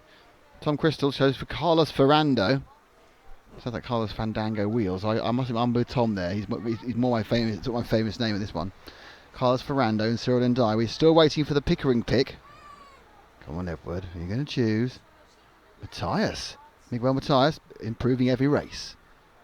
The Ndai. So we've chosen the guys in second, fourth, and fifth. Doesn't matter who wins, it's who wins out of these 3 drivers. God, Mr. DeWitt's quite young, isn't he? Atten DeWitt, the Belgian. He's a tiny little lad. Just seen him.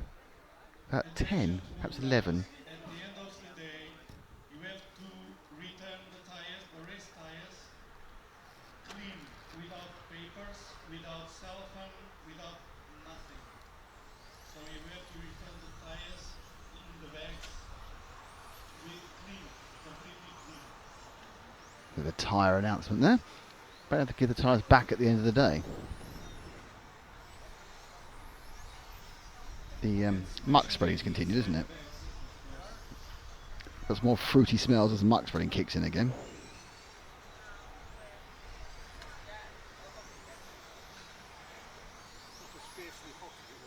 No, the temperature's dropped down.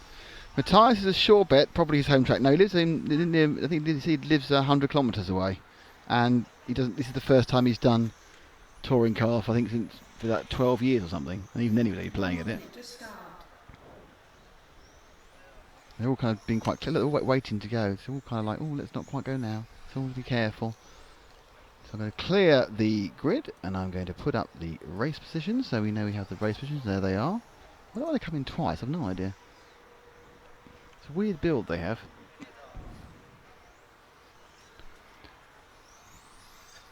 So just remind you that Thomas Vingeron is on, we first away, Cyril Ndai second, Jeremy Limoges, Miguel Matias, Carlos Ferrando, Mico Tiponoha, Hal Martino, and Marco Kaufmann.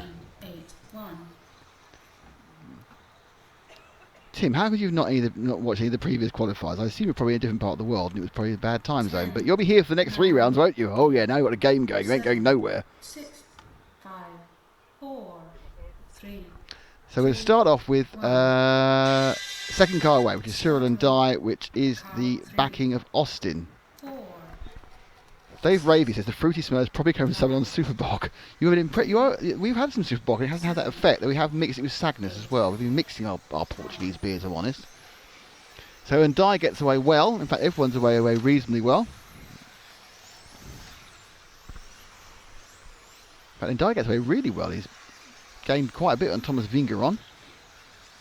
And he's getting a lot more when Vingeron just falls off out his way. Wait, ooh. Surprised the ref didn't make him wait longer than that, and he's fallen off again. So it's been a very bad start for Vingeron. We don't care, no one's backing him. So it's Ndai who's leading this one, but in second place, no, suddenly after 2 laps, and in the lead is Miguel Matias. What's going on here? Tim Crystal, you're allowed to be asleep in the USA. It's absolutely fine. Missing the rounds because you're asleep because it was night is an absolutely allowable excuse. So what we need to do now is find car 5, who is the last one of these cars going round the Rhino now. And there's some traffic ahead, and that's Miguel Matias, who is definitely getting the idea, as he's currently leading this one. There goes Matias. He needs to 3 car gets out of the way. It's very polite there from Vingeron. So Matias is astounding some people, but sort of repaying the faith of Edward Pickering. That's all I can say. Carlos Ferrando not doing so well, if I'm honest. So it could be that Mr. Crystal's early lead in this predicting competition is going to just disappear. But stranger things happen in racing. Who knows what's going to happen?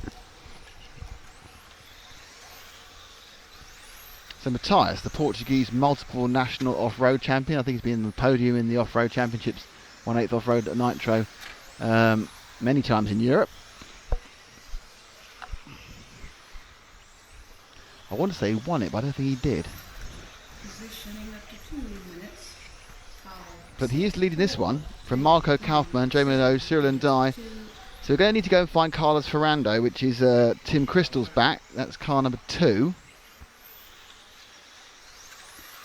No idea where he is.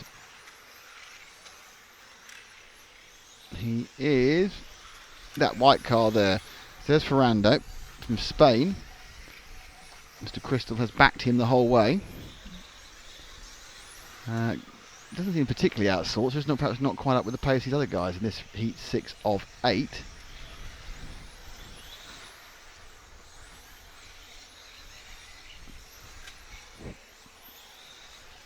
As they go tearing down the straight, there he is. All white shell. Somebody else had to paint up a new shell since he's got to this track in Torres Novas.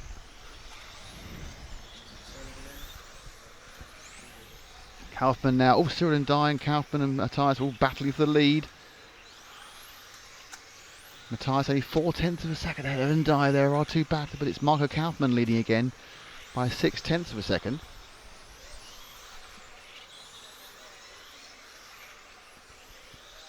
Okay, if you let our man go now and wait at the end of the short shoot straight coming up to the Montec hairpin for the white car now. There he goes, that's our lead, that's Kaufmann. Through the Rhino. Just the right amount of curb in the first part there for a bit wide in the second part. Kaufmann last time didn't finish his last lap quite properly, but he's still got a 20, which not many people got last time. So it's Kaufmann from Matias, from Limoges, from Ndai at the moment. I'm afraid Carlos Ferrando not in it.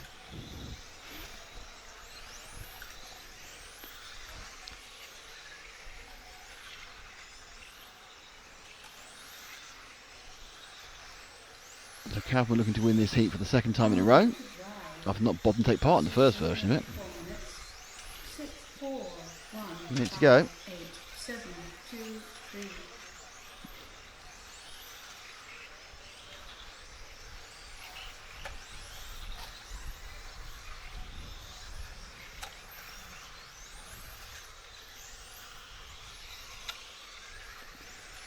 Let's pick up, just drop back 2 cars to the yellow and red car. We've not followed them before. That's the 7 machine of Miko Tepon Oja. So Miko there.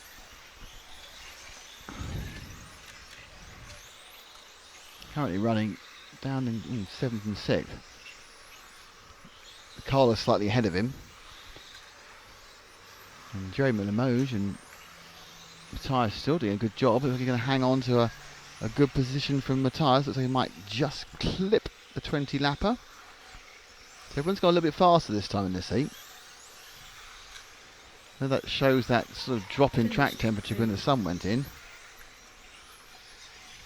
15.279 from Kaufman, the fastest lap. 7, 8, If they fur across, 4, let's see what the overall 6, result was. 5, 1. The track is closed. So it was a win for Marco Kaufmann from Miguel Matias. A point for Edward Pickerman. Yay! And then it was next up was Cyril Ndai, who was backed, of course, by David Austin, and then it was Jeremy Limoges, Hal Martino, Carlos Ferrando, who was Tom Crystal's guy. So it's now 2-2, and no points at all for David Austin at the moment. So it's not going well for him, that's for sure. So sun comes out, gets too hot, 2 more things to go. Must get round to the point in a minute where it's actually blocked by this parasol.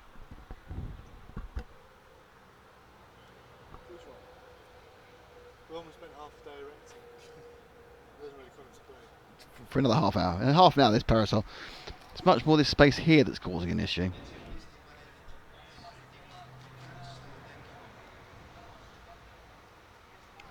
Tom Crystal's back in a few. He's putting his 21-month-old down for a nap. So go to sleep. Daddy wants to watch toy cars on television.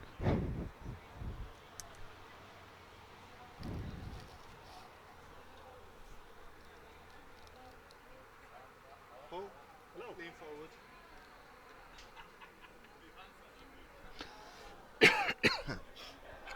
So it's Martin Hoodie, Christopher Krapp, David Abar, Oliver Bultnick, Tim Weil, Michael Olaski, Francesco Martini, and Javi Ferrando taking the run in this one.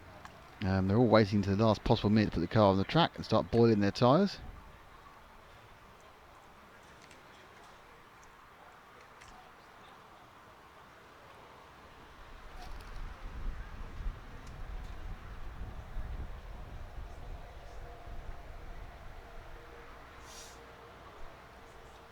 Gives me a chance to say hello. We're RC Racing TV. Hello. Hello. Hello. And that was Paul and Matt. Well, it's actually Matt then Paul, but never mind.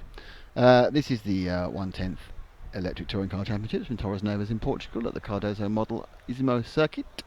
We are here thanks to EFRA, the European Federation of Radio Automobiles, who run and organise all these events, and of course to our fantastic supporters and friends at LRP, Team Orion, Team Durango and the DETC 410, and of course Montec.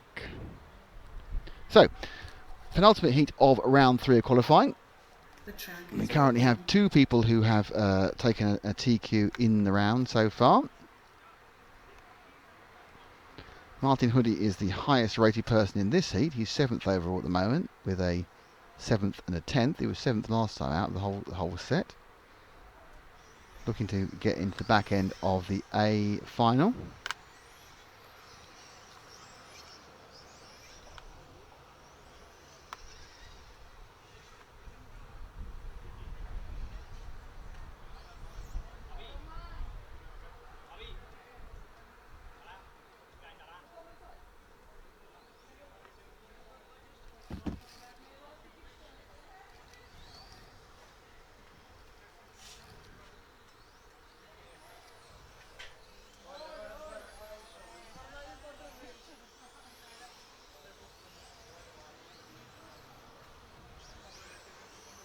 One minute to start.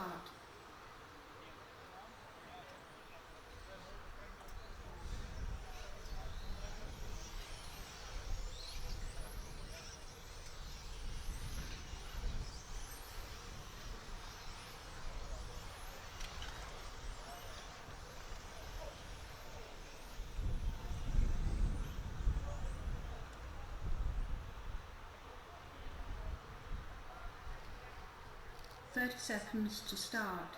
All cars to the starting positions. Start order.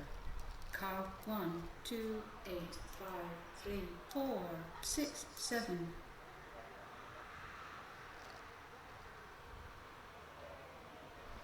Okay, get ready to get going now then. 10, 9, 8, 7, 6, 5, 4, 3, 2, 1. Start off. Car 1. Okay, so I missed this particular one because it was 5. I thought I had the grid up, I had the results up. So Hoodie gets away well. Second, it's Crap. A-Bar, we're with Hoodie, leading away. 7. You can see what sort of tyres they're on. He's in third place now. It's the 8 car David A-Bar who did particularly well in the second, in the last one.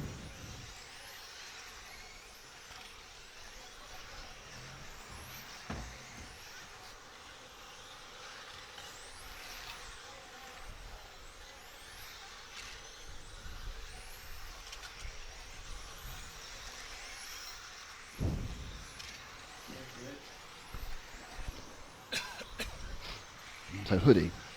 So Oliver Boltnick and Chris Krapp are slightly ahead. So Boltnick, who's still running on a different tyre strategy, having pulled over the first time, in the 5 car, just nipped past David Ebar.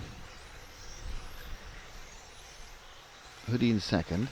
So let's drop back 2 cars to Boltnick in the mainly orange car with the white front and back. That's the Belgian driver.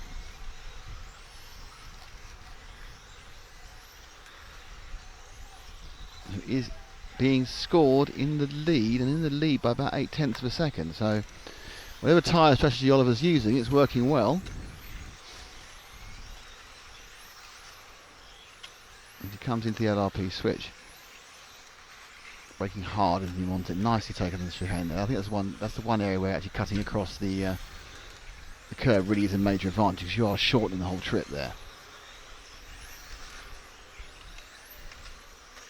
Now the key is not to go off too hard and overheat the tyres. That's another very nice loop around. Fastest lap is a 15.116 from Boltnick. Last time round he did a 15.309. This time he's done a 15.418. His net lead is 0.6 over Hoodie. Third place is Chris Krapp. Fourth place is Francesco Martini. And Orlowski and Weil. 6, 7.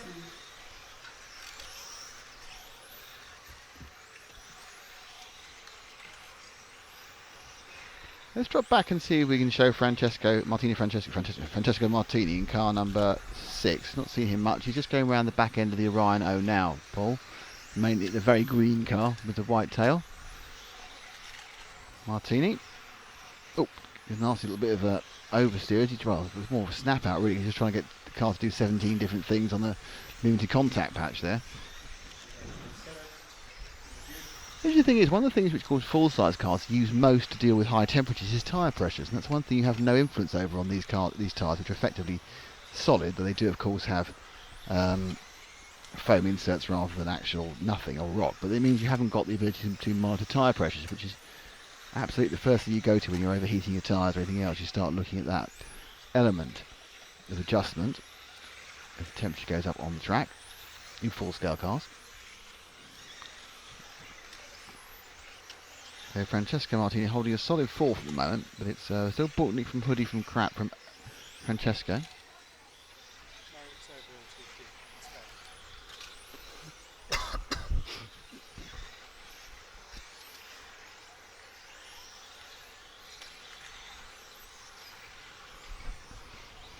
Now, who won the first 2 of the last mod race? Well, the first one was won by Volker, and the second one was won by Hagberg, Mr. Crystal.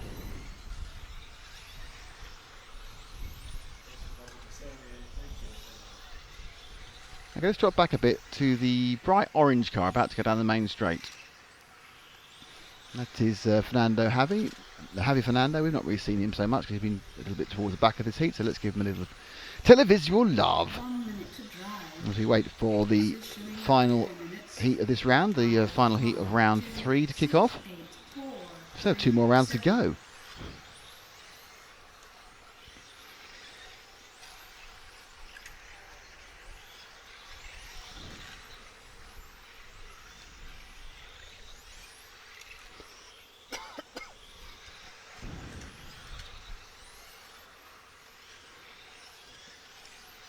Seconds to drive.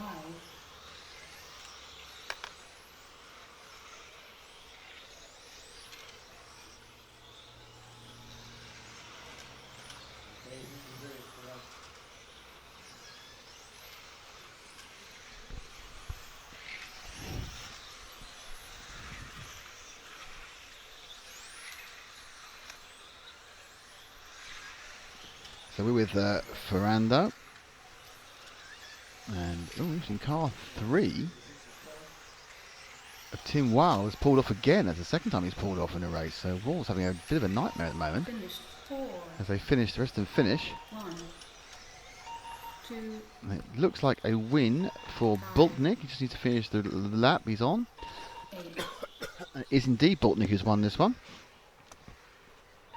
6, 7, So it's Bultnick from Martin Hoodie. Chris Krapp is third. Francesco Martini's fourth. the track is David A. Bars closed. fifth. Michael Olowski, very disappointed that one is sixth. Tim Weil is seventh. And Javier Ferrando is eighth.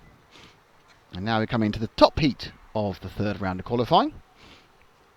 Shark Power TV says go. I'm not sure it means go Shark Power TV or whatever it may be, but he's saying go something. We get ready for that top heat. And the sun is unbelievable at getting little tiny gaps, isn't it?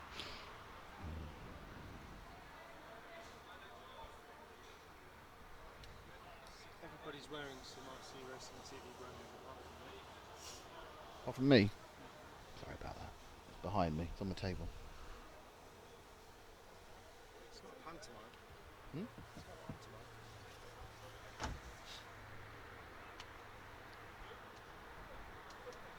Are you eating? I can't eat sweet whilst commentating. Which means Matt says I'd like... Oh, it's the last one, is it? No, there's loads. Okay, so let's get the grid line up to show you what's going on.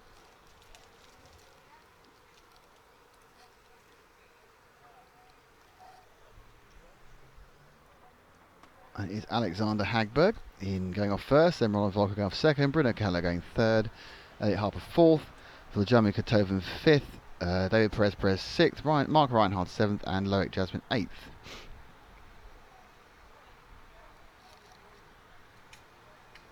Tom Chris was saying he's taking Hagberg because he drives an X-ray. Volker's always fast, Bruno's fast in practice, is a tough one, but he's gone for Hagberg. Ever Pickering has Pickeringed Mark Reinhardt, who's doing badly at the moment. That's mainly because he pulled off in the second round. So it's we have a vote for Reinhardt, and I wasn't going to tell him actually. We have a vote for Reinhardt, and we have a vote for Hagberg. It's going to depend what tyres they're on. And who's your picnic? My picnic? Well, I like to have scones, a sandwich. Not too many ants, obviously. I think that we are going to see... I think there's a good chance that Reinhardt could do something here. Just But you tyre always say that. strategy. I'm sorry, I just feel that not overall, just in this heat. Racing for the second coming, aren't you? Well, Of the Reinhardt. I'm just waiting for... He looked good in the first heat, and had a problem. The second heat pulled off early after a lap. So he's already played the tyre game. I think this time round, this particular heat, I think he's got a good chance. Dave Austin gone for Bruno, so we've got a vote for Mark, a vote for Bruno, and a vote for Hagberg. Oddly, the man who really probably is going to win it, which is Ronald Volker, is being ignored by everyone. Yeah. The question really is whether Volker has put on new tyres on or not. Since you ask, I'm going to go with Hagberg. He's already been picked. Pardon? He's already been picked. Oh, you can't pick someone who's already been picked? No, of course not. Oh. In that case, I'm going with Elliot. Yay! I've got Yay. Ronald. Huh? I've got Ronald. He hasn't been picked either yet. Didn't think of that. I've got Ronald too. It's fine. Okay. So how long have we got to go? 45 seconds. Let's clear the grid line up. Let's put in the live positions. I'm getting quite good at this. After 17 mistakes earlier. So because it's the top heat, we won't particularly follow drivers because they're being backed by anyone. We'll just go and back reference it at the end. We'll start away with Hagberg and go from there, okay? All cars to the starting positions. Start order. Car 2, 5, 1. Epic is a Yokomo fanboy. Oh, I didn't know there were Yokomo fanboys. It's like worrying. Hello, I'm a Yokomo fanboy. So going off, it's going to be Hagberg, Volker, Cahello, Harper, Kotovan, Perez, Reinhardt and Jasmine. 7, 6, Watch Reinhardt coming through and watch what Volker does depending on what tyres he's on. 1. Be my statement on this. Car 2, So Volker's away, clear track all the way around.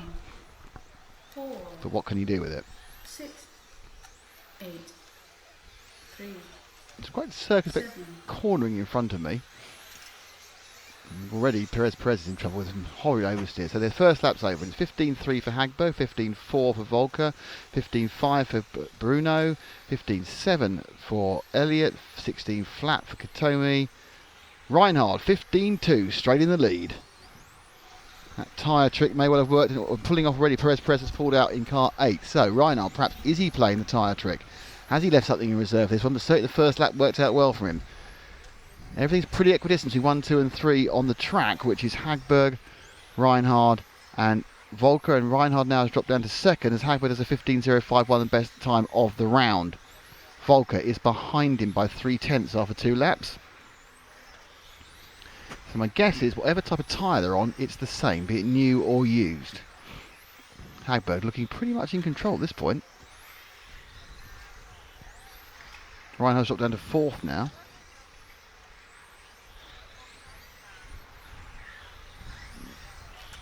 So let's go back one car to Ronald Volker. Last time round, 15.1 for 15.3 for Volker, 14.9 for Hagberg. Hagberg's found some real speed now. As we move now back to Volker, and Volker's in danger of being actually caught by Cahello, who's also net second. So this particular phase of the day, the X-rays are looking particularly good.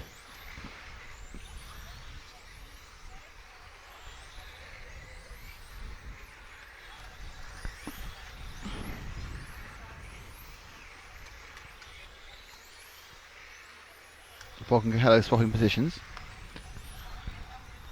Got Volker coming towards us. Last lap round for Volker was a 15.3, Cahello 15.2 this time round. Volker ticks the timing screen just now, and it looks a bit closer visually. 15.1, 15.3. Yeah, absolutely. Volker's really not on the pace. And another 14.9 from Hagberg. Hagberg's actually exactly, he's putting away all the time. Bit of a fishtail there for Harper that won't do him any good. He's down in 6th behind Reinhard, and Loic Jasmin is doing better this time around. But the 1, 2, 3, Hagberg, Cahello and Volker. Cahello is 1.4 seconds behind Hagberg.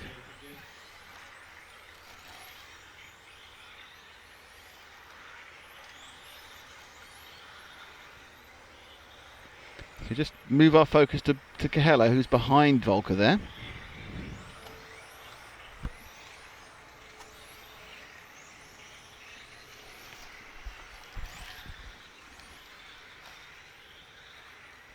So Reinhard's now dropped down to 6th. So despite that great, he's 5th actually. Despite that idea of running fresher tyres, which was a bit of a tyre trick of pulling off after 1 lap last race round, this is not really working out for me. He's not got that ground speed of the top 3, the Hagbergs, the Cahellos and the Volkers.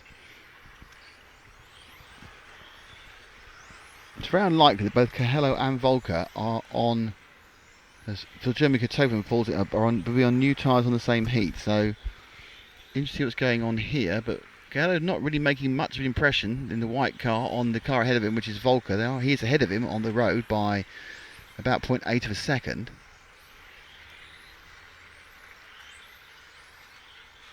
Hagberg leading by just shy of 2 seconds, both of these guys, and we're down to a minute and a half to go. It's Loic Jasmin.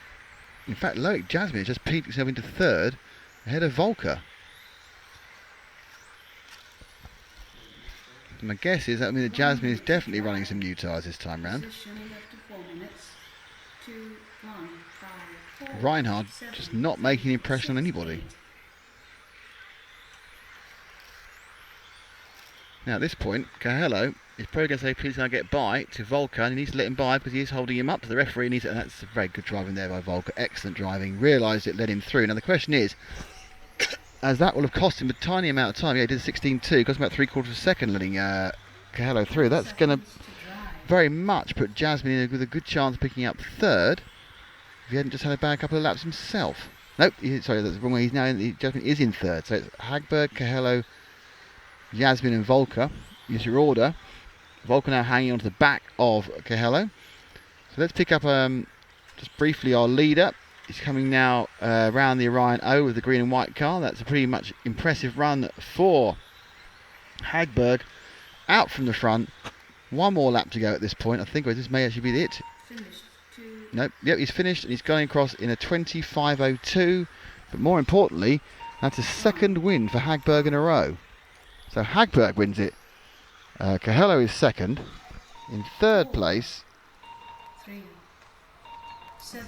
The track is closed. Jasmine got third. Reinhard fourth. Volker dropped to fifth in the end. That's amazing. Volker just goes and Volker went to fifth. I think we just need to update the results, because I think what happened was that he got caught at the end with Jasmine being late. So yeah, so Hagberg from Coelho, but Volker down in fifth. Harper was sixth. He seemed to have a nasty oversteering car when I was looking. Kutoven and Perez didn't bother making the trip. So, well, that's a bit of a turn up for the book. I must admit, I'm a little bit surprised, but mildly, that happened. Mainly the fifth place for Volker. So it now means that overall Hagberg leads with 2 points, 0, 0 and a 2. Coelho has 7. Volker has 8 in third. Harper is fourth with 15. Martin Huddy's in fifth now with 24. Chris Krapp is sixth with 26th. Reinhard has 38, but he's got one really big throwaway score in 7th. 9th is Vujimi Kutoven. 9th is Loic Jasmine. And 10th is Oliver Bultnick. But there's lots of throwaways in that, so outside the top 3, it's not really that much of an indication. Right, so as I know where Mr. Hagberg's going to be in about 30 seconds' time, I'm going to hand the microphone to you. Hello there. Hi. That's right. And we can probably do some clearing and everything else. And I was waiting for Mr. Hagberg to come and do some marshalling, and I should pounce on him. You know, that's amazing. Before and after lunch, you've managed to get top scores. But I think they're about to announce that we're having afternoon tea now. oh, what for an hour and a half. What with scones? Yes, a special scone break, followed by what would be the next thing? It would be pre-dinner drinks, won't it? Yeah. And then supper. Yes. And then finally we'll finish. With a At some point. kedgeree in the morning. Yes, there appears to be no extra breaks at this point, which is always good. Come on, Marshals, get out. My plan's now collapsed because he's not come out on time. And I'm just standing here like a lemon with a microphone. You never seen a lemon with a microphone, actually. Does citrus fruit make good interviewers?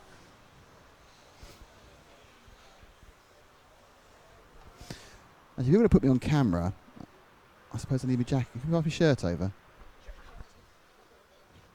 As I've just been told off for, I had a random picture I wasn't expected to be taken of me taken. I wasn't wearing any logoed gear.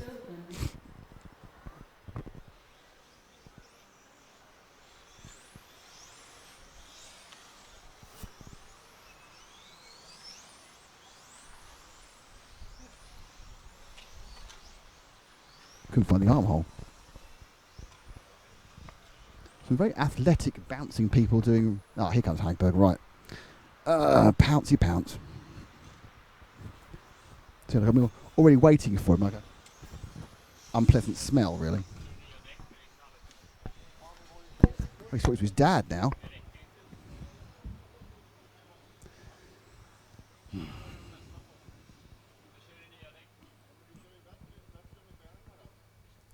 Oh, we're about to go off. Alex, just very quickly, last 2 rounds have gone perfectly for you. Yeah, I mean, since winning Q2, I decided to go for new tires in Q3, and that worked out well.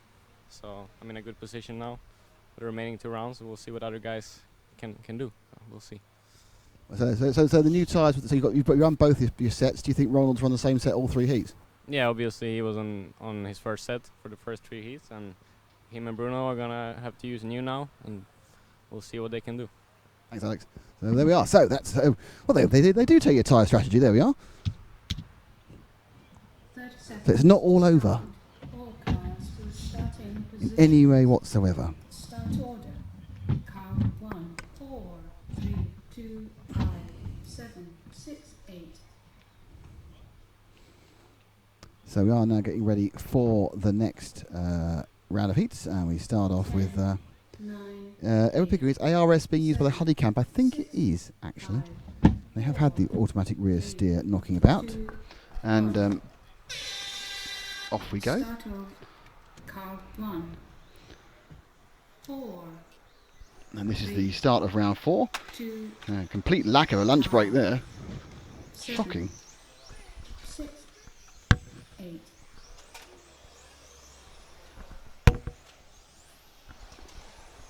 Car 4 exclamation mark. Marcia Cost. Dear, dear. Do they prep the track? Yeah, there has been. You actually missed a comedy moment, Tim Crystal, about prepping the track with traction, because when it had dried out, Mr. Cardoso, who owns the track, decided to go and use his spraying machine to put sugar water on it. Much to the consternation of the driver, said, "Oh, where's it going? No, it'll dry out. It would dry out," he said. That would be the fact if he hadn't tripped over it and fallen over during in the EFRA E's in a calamitous Keystone Cop moment and poured about 2 pints of the water which fell out of it. Much to the, I say, bemusement or irritation of Martin Hoodie, it has to be said. He saw the whole thing go, oh, God. The RC racing team proverbially themselves with laughter. Well, it's just the way he said originally before the guy got on the track, "Oh, don't do that now." And he goes, "Oh, it'll be fine, it'll be fine." And within 50 yards, it was all over the track. Just goes to show sometimes, these old racers know better. So who are we with? That car 5 you're with? That would be Rudy Amaral. 7 with actually, okay, which is David Jaffard of France. There are a lot of French guys here. They've really embraced this event, as have the Portuguese. We've got a few of them staying at our rather lovely hotel. The next monastery we're staying in. Paul was asked to shave his head like a monk, which we then had to explain to Matt how monks shave their head, and it's not the same way as James Parry's hair will grow.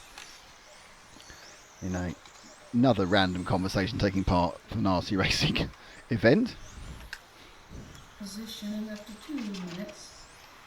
3, 1, 4, 5, 6, 7, 8, 2.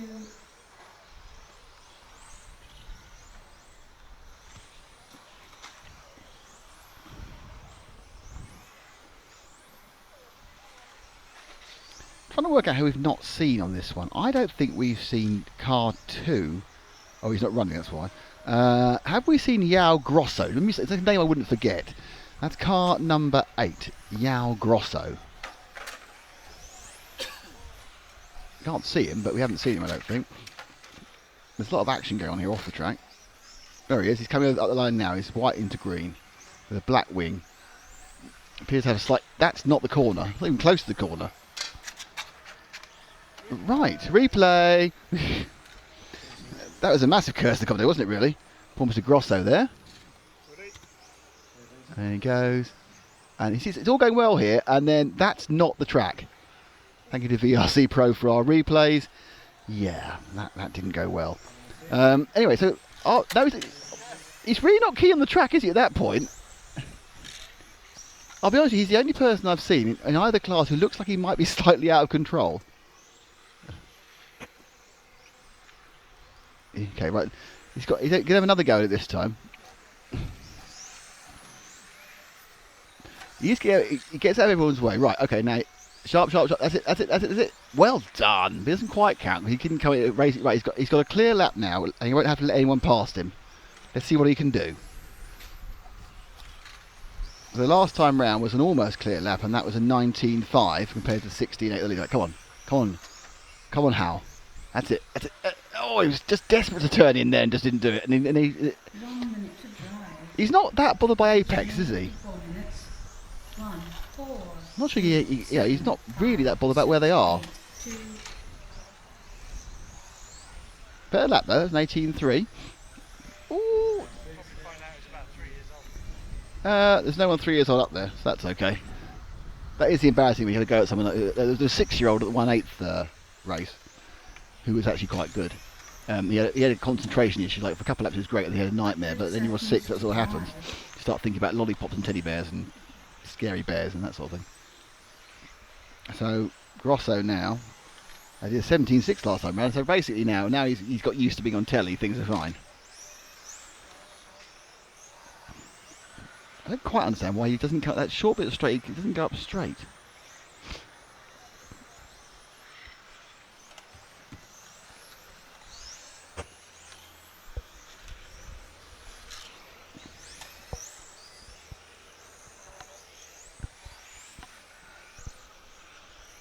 So with about, I was going to change cars, but it's the last lap. 7, There he goes. 4, Marvellous stuff. 8, 3, 5. The track is I did just say closed. lollipops and teddy bears. I was talking about what 6-year-olds might think about rather than racing.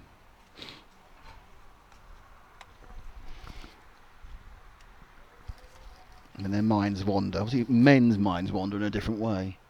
How can so much light be let through by the tiniest gap between parasols?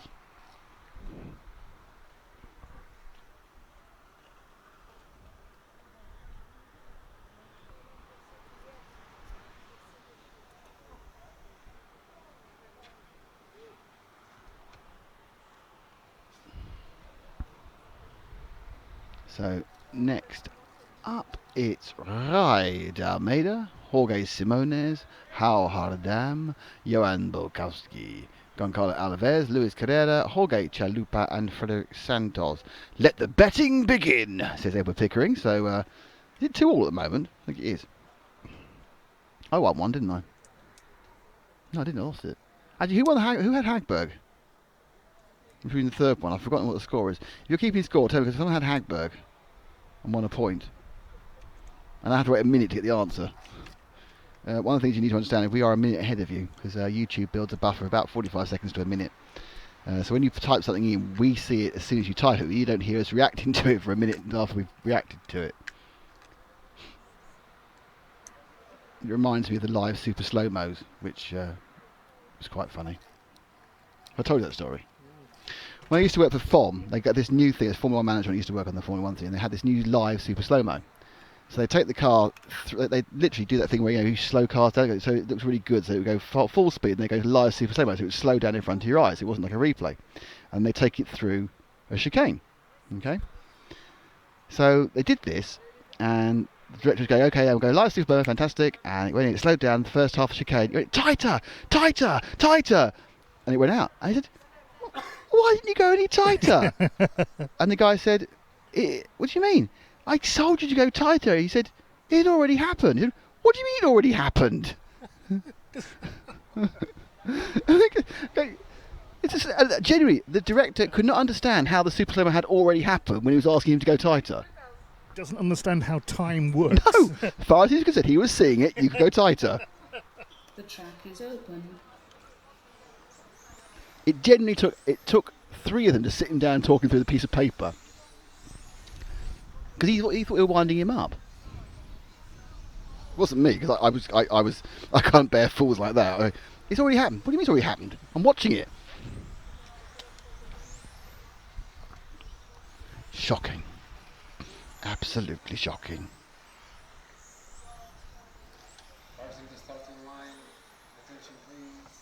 Oh, you're jaggling on the things.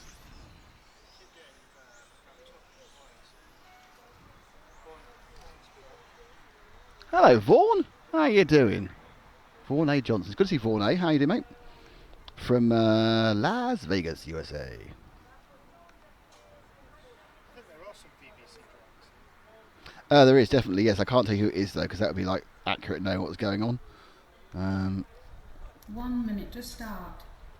Have you got our bets from the watching public? It's a right. Tim Hadhag. Tim had Hadberg. Okay, right. Okay, so we got Roy. So it's a Roy de Almeida is Dave Austin. Johan Bukowski is Edward Pickering. I'm waiting for Tim Crystal. He's gone Tim twice. He wants anyone named Jorge.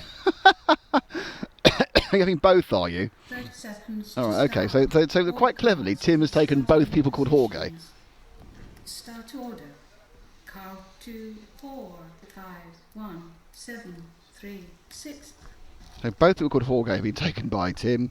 Johan Bukowski from Edward and Rui de Almeida 10, from 9, David Austin. 8, 7, 6, 5, 4. Take the first car. 3, 2, 1. Start of car 2, 4, 5, 1, 7, 3, 8, 6.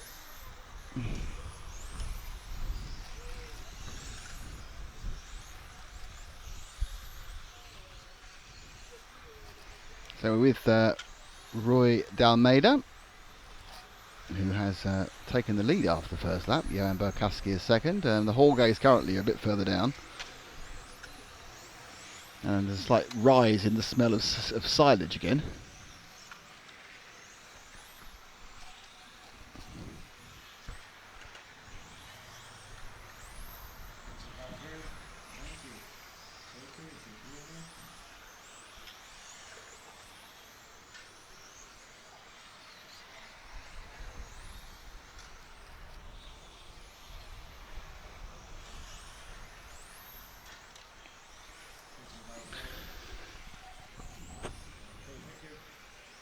The referee's helping a few people through at the moment. One of them not being Almeida is way out. Let's drop back to the 3 cars behind who are battling out, which is the 5, the 4 and the 1. So that'll be Hal Hardem, one of the Orgays, and Johan Burkowski is the 1. So the middle car of that is our focus as he moves his way forward. Burkowski from France. He's got the 5 machine of Hal Yardim in front of him. He's just dispatched the 4 of Jorge Simones. So the car that's white, mainly white, with a bit of red on the front, on the nose, and some flashings on the side. That's Bukowski up against the dark pink 5 of Hardem. Still leading overall, it's Rai Almeida. Positioning after 2 minutes. 2, 1, 5. And Bukowski definitely gaining 6, 4, on Hardem. He needs to get a lot closer than that before anyone's going to start asking him to get moved through. So Almeida's last lap was 16.3, Bukowski 16.4. This time round, Yardim did a 16.3 and Bukowski did a 16.5. He's actually dropping back at the moment from that pinky car. So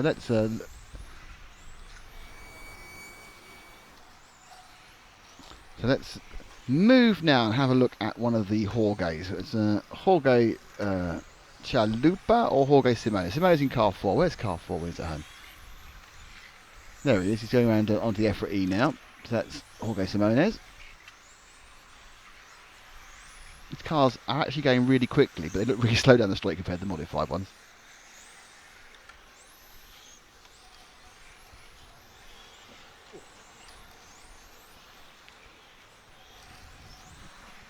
So look at one of the Jorges. Obviously the other Jorge is always being backed by Tim Crystal. He's trying to say add them two together you can't lose. Sure, add them together you can't win. Would appear to be more likely.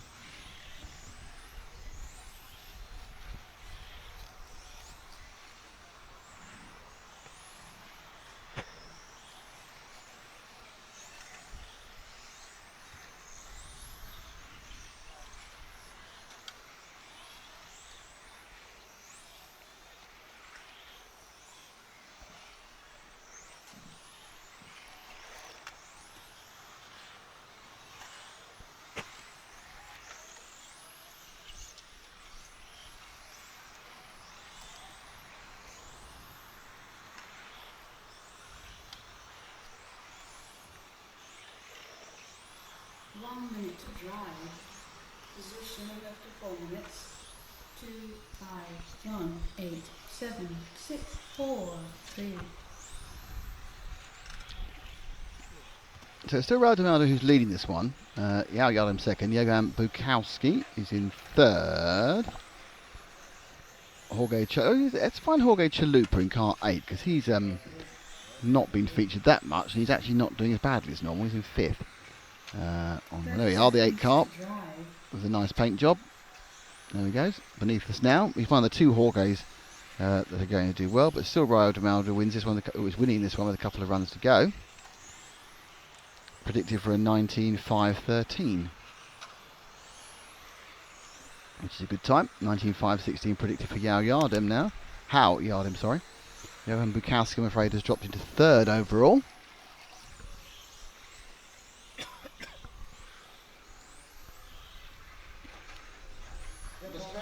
Nope. Slight problem there. Finish. And last bit of the lap there, not what car 6 wanted to do. 4, 7, 2, 8, 5, 3. So car 6 actually loused things up there and didn't get, I don't know, he got a finishing time. 6, the track is No, he missed a closed. lap on his last lap. Dear oh dear. Never mind. So Almeida wins that one. Did I get it in time? Oh, that was close. From Yao Yardim, Bukowski, Alves. So I think the points go to Roy, and therefore that was a pinch by David Austin there, who went for the guy who was already winning. Oh, that takes no great shakes.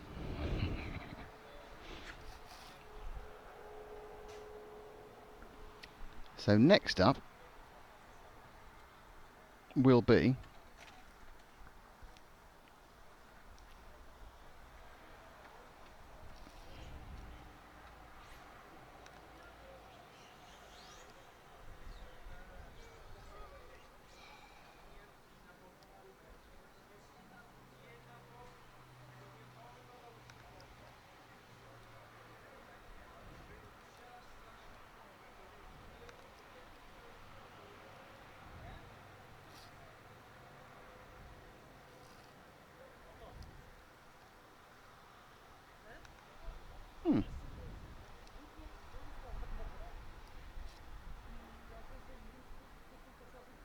okay. People are saying we've got a slight issue with the stream at the moment. It's not showing anything here.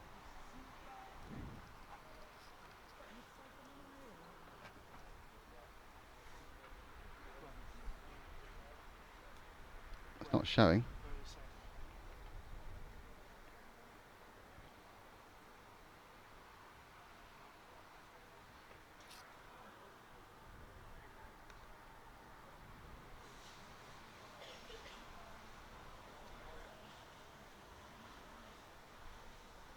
Okay, we can't see anything here. It's all saying it's fine, so I apologise if you're getting some any internet problems. We've got no indication of a problem here, so sorry about that. So it's fine now. Okay, well we had thanks. We've had no. Normally we get indication when there's going to be a slight problem. We've had no indication at all here. But thank you for the information. There's a couple of you having it now. There is possibility that it's a YouTube thing. It's unlikely. We have had YouTube issues. The track is open. But at the moment we have officially a solid run.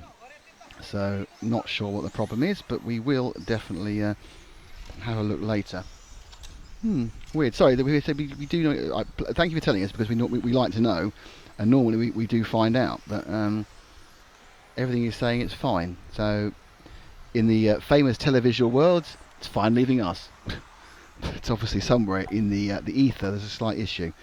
I will do at the end of the day we'll do a little bit of a check and perhaps do a bit of a retune of the satellite, but it is saying everything is fine. So that's a mystery. Thanks for telling us.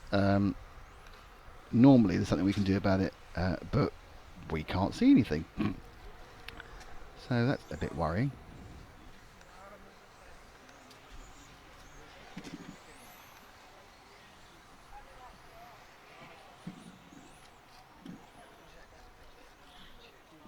One minute to start. That's a mystery. Thanks for telling us.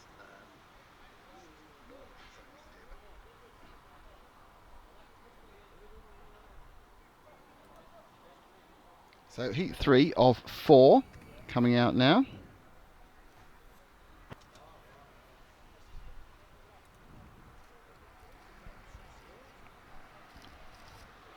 And Tom Crystal again has having Steve, so he's sticking with Steve Favrel. All cars to the Ooh, starting no double picks it. Well, position. but I'm not sure about that actually. I think, you Start know, order. Car 5, 3, 8, 1, 4. making new rules up as they go here. 2, 6.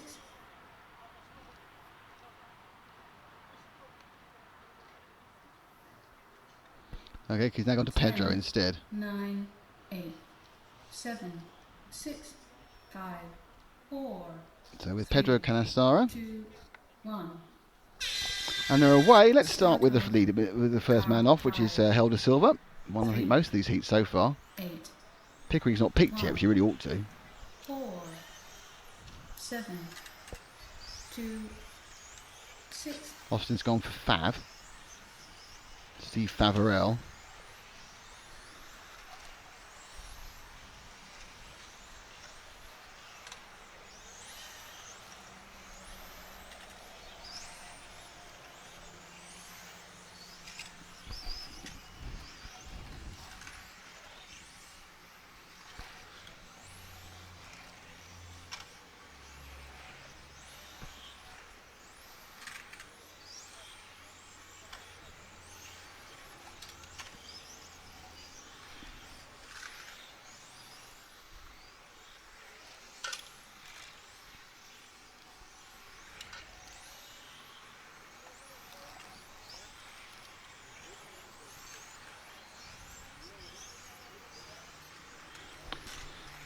Okay.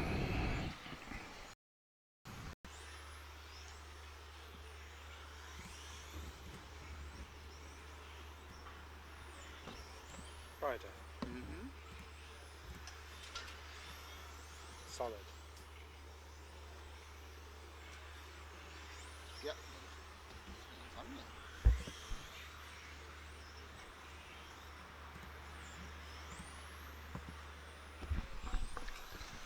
Hello everybody. Sorry about that, we had a power cut, which was for quite a long time. So we are now back. Nothing to do with us this time, just a nasty horrible burning smell on the track and electrical burning smell, but we are back and running. This is with the top heat of, the last few seconds actually, the top heat of stock.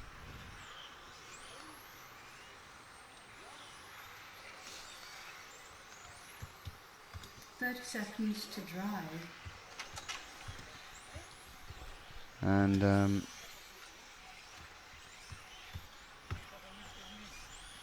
yeah, we must be very good. Yeah, the timing, which I think timing is actually on it's got a little UPS because it's a lot less power hungry than we are. We've got so many plugs connected, you wouldn't believe it. So yeah, we're on the mains, and the mains blue in a big styling, but it's now up and back and running to get all the power for the track as well. Apart from the UPS protected timing systems that carried on going, which is very good. So Mike Gosvig is lead this one, Jeremy Delon is second, Merrick Kearney is third. As they just finish over this particular race. 5, 2, 4. The track is closed. So let's see the results. There you are with that one. It's quite important because you wouldn't see much of the race.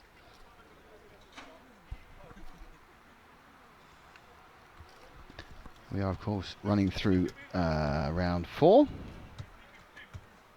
And that was the... I'll just see how that affects the overall scores within touring. Obviously, Marek Cheney, we know, is on pole because he's got 3 zeros. And it is still Marek. Pierre Delorme now is in second. Jan Ralfensky is in third. Mike Gosvig is in fourth. He's just jumped up a huge amount because he's just got a pole position. Jeremy Delandre is fifth. Jean Delorme is sixth. Tony Streit is seventh. Helder Silva is eighth. Julian is ninth. And Pedro Canastra is 10th. So that is what has happened for this particular round. And we are now looking to move back into the modified people, of course. There's modified people. They like. So we've got 4 rounds modified. We get to the end of the 4th round of qualifying. This is the Manuel Wagner, Fernando Cordero, Ethan De Witt, Andre Goncalves, Luis Cortez, Hao Gallo, and Fabio Barros are our runners and riders in this. The next one. Heat 5 of Heat 4, so yes, so we've just finished the round 4 for stock. We are back up and running now for the 4 modified rounds in round 4. As Matt has worked his magic with his whizzy fingers. No, just disappeared again.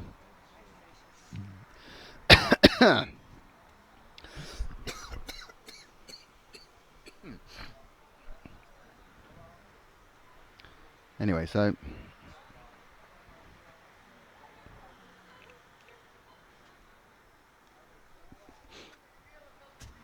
27 minutes past 5 local time, and we still have a round and a half to go. Apparently we're going to get home. Oh, yeah, okay, we are now seeing a little bit of rate bufferage. Definitely tune this up.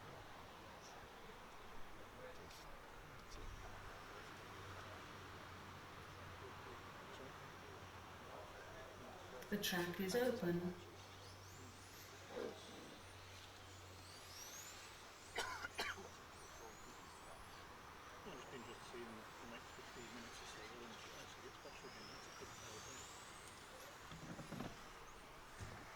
No, the problem is so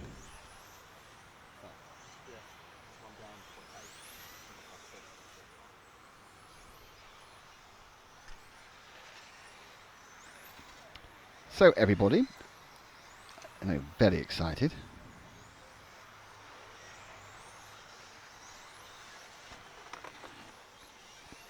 As we wait to get on with the next thing, which is the warm-up. Which is the warm-up for this next. Can I pass you some stuff to put in the bin, Paul? The drivers this was Manuel Wagner, Fernando Cordero, Ethan De Witt, Andre Goncalves, Luis Cortez, João Gaio and Fabio Barros will be taking part in this, the fourth round of qualifying and the stock environment.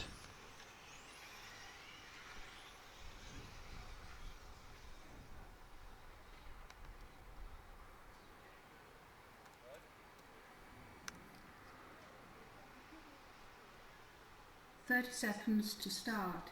All cars to the starting positions. Start order. Car 1, 3, 2, 5. Fabio for the win. 6, 7.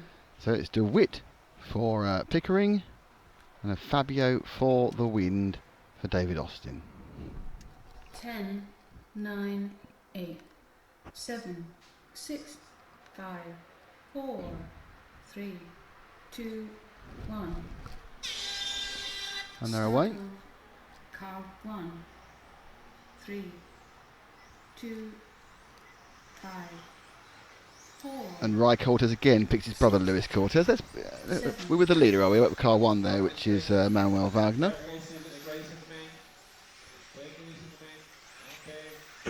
Car 6 had a problem there, which was João Gaio.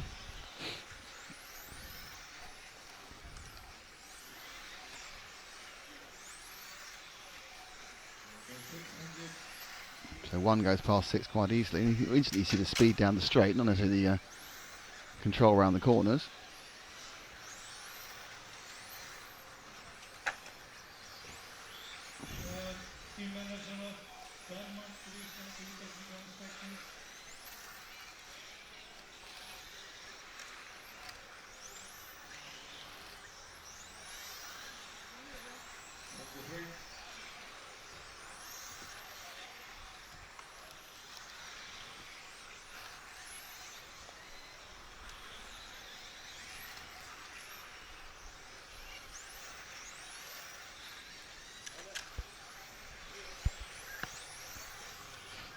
So we drop back 1 car to the green car he just overtook. That's a 7 machine of Fabio Barros.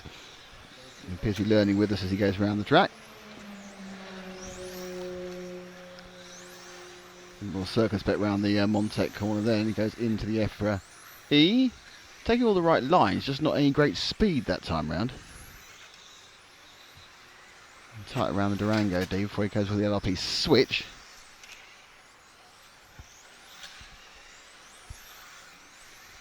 And drop back 1 more car to car 2. That's the yellow and blue number 2 car of Ethan De Witt, the Everett Pickering's backing. He's doing the smack talk on the YouTube chat about why people should crash and not. 1, 2, 3, 5, 4, 7, 6.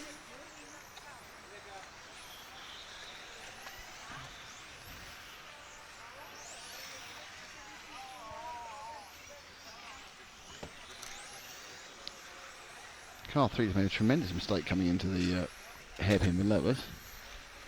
So drop back to car 3 is the next car with the red roof. That is Fernando Cordero.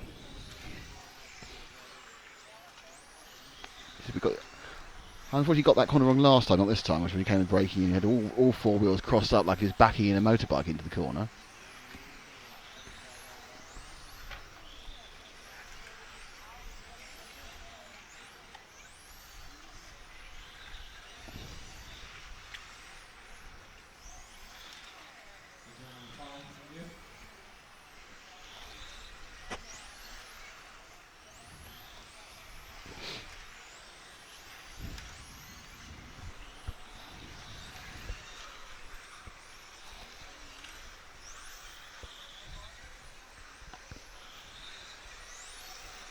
Streaks down the straight.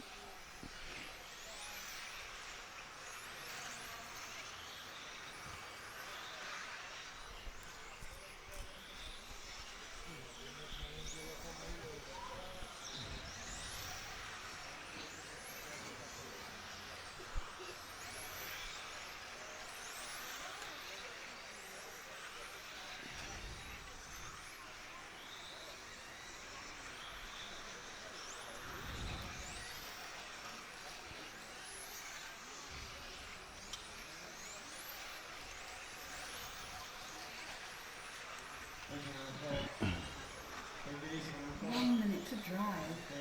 Position up to 4 minutes. 1, 2, 3, 5, 4, 7, 6. Oh dear. That was a bit rude from car 4. From Luis Cortez. Let's have a look at that one. This is about the first coming together we've seen like that. So he comes around there, gets past him. Cortez says, I'm not very keen on that. And then next he's braking. Oh, he's got his braking wrong, didn't he? Oh dear. And that's right underneath us. That shadow is our broadcast centre. So that's not very good. So Cortez there getting himself in all sorts of problems, Lewis. So that's actually obviously slightly... that's obviously not so good for the Roy. So right, so there we get to see your brother crash, which is quite good. Wasn't really his fault, just he let the guy through and they got their braking wrong really. I mean he braked in a different place entirely. Who are we with at the moment? I've just lost who we're with and I can't see the screen. With 3 still, the race is finished. Okay, so that's the end of this one. Manuel Wagner won that.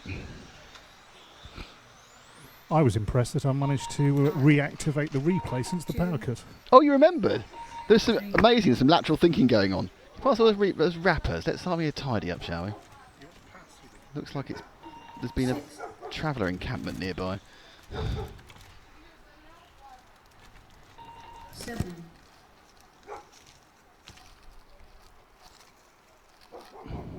Marvellous. The track is closed. So the track closed now, and the next one on will of course be heat number 3. It's a chance for me to try and start adjusting these timing screens to actually tell me what I wanted to tell me.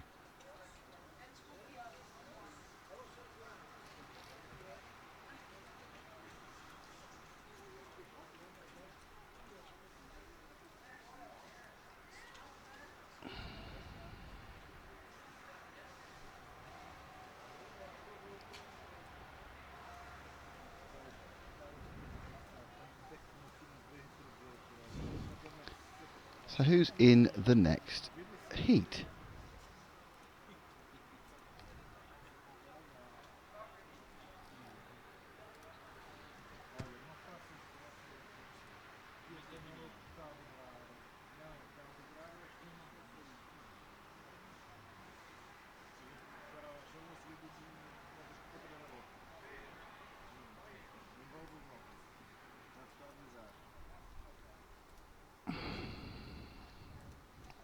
Sorry, I'm going to rebuild the timing screens just after the little power cutty thing. It's fine. So I have all the information to give you when I need to give it to you. Whether I choose to give it to you, of course, is entirely up to me. So the person I am.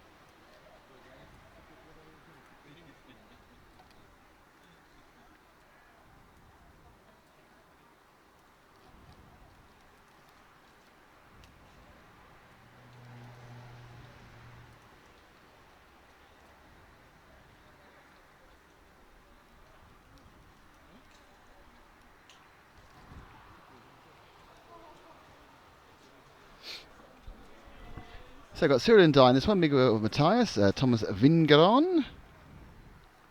Oh, Jeremy Limoges has got a vote already. Marco for Kaufman, for Pickering. Mr. Pickering has gone for Marco Kaufman. Davey Ravy, who keeps warning us about the danger of the Superbock. We don't care. Is not Betty. Come on, Davey, put one in. 2 minutes to go to the next heat, which is heat number 6 of 8 of round number 4.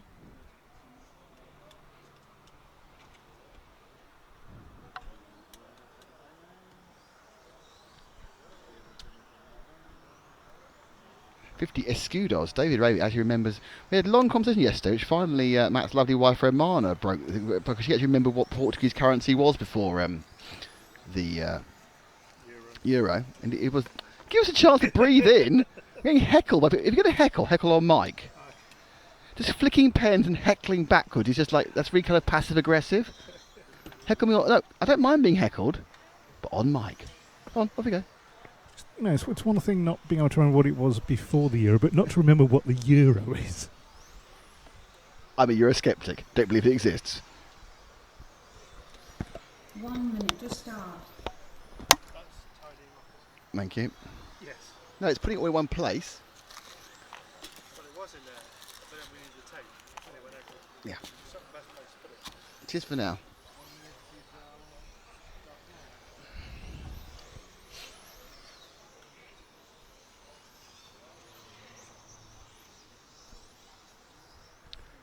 So who will take this, the Heat 2 of the Modifieds, or the Grid 2 of Heat 4? Right, you know what I mean.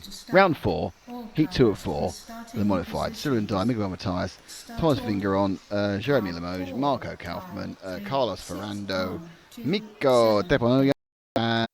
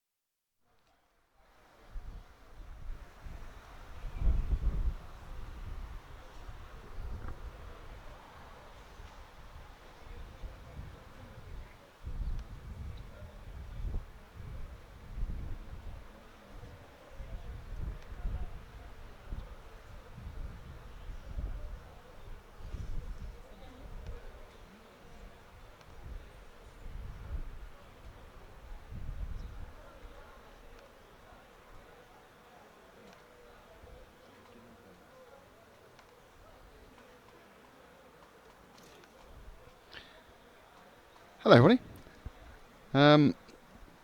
Well, you've probably guessed that there are a couple of little issues at the track at the moment. Basically, there's been a number of power cuts. They had a problem getting the power up. There was a horrible burning smell after the first power cut when we came back, and then there was a succession of small power cuts. So we have been without power for I don't know how long, about 25 minutes or so. Unfortunately, that eventually, whilst the timing computers are what's the word for it? Running. They've got a UPS, an unlimited power supply. Eventually, that ran out. Unfortunately, we ran out halfway through a heat. So now there is kind of consternation. We are not actually completely through round 4 of qualifying about exactly what we're going to do with the system, if I'm honest. So the moment there is a team managers meeting where they're going to decide what they're going to do with the rest of the day. They got basically 6 heats into Group 4, round 4. Heat 7 was stopped before the end. Because it was a power cut. We weren't really looking when it was. I think it was stopped about 3 minutes in. I think because the timing consistent 15-minute backup died. Something was constantly fritzing the power. And yeah, so we are now waiting to see what happens from the powers that be. And at the moment, we don't know. Thank you for coming back and saying hello to us. Very nice. We expect they're going to have to finish the rounds. They're going to have to do all sorts of things. But yeah, it's a bit difficult to know. So I've got some issues with my computer. Never mind. That's life.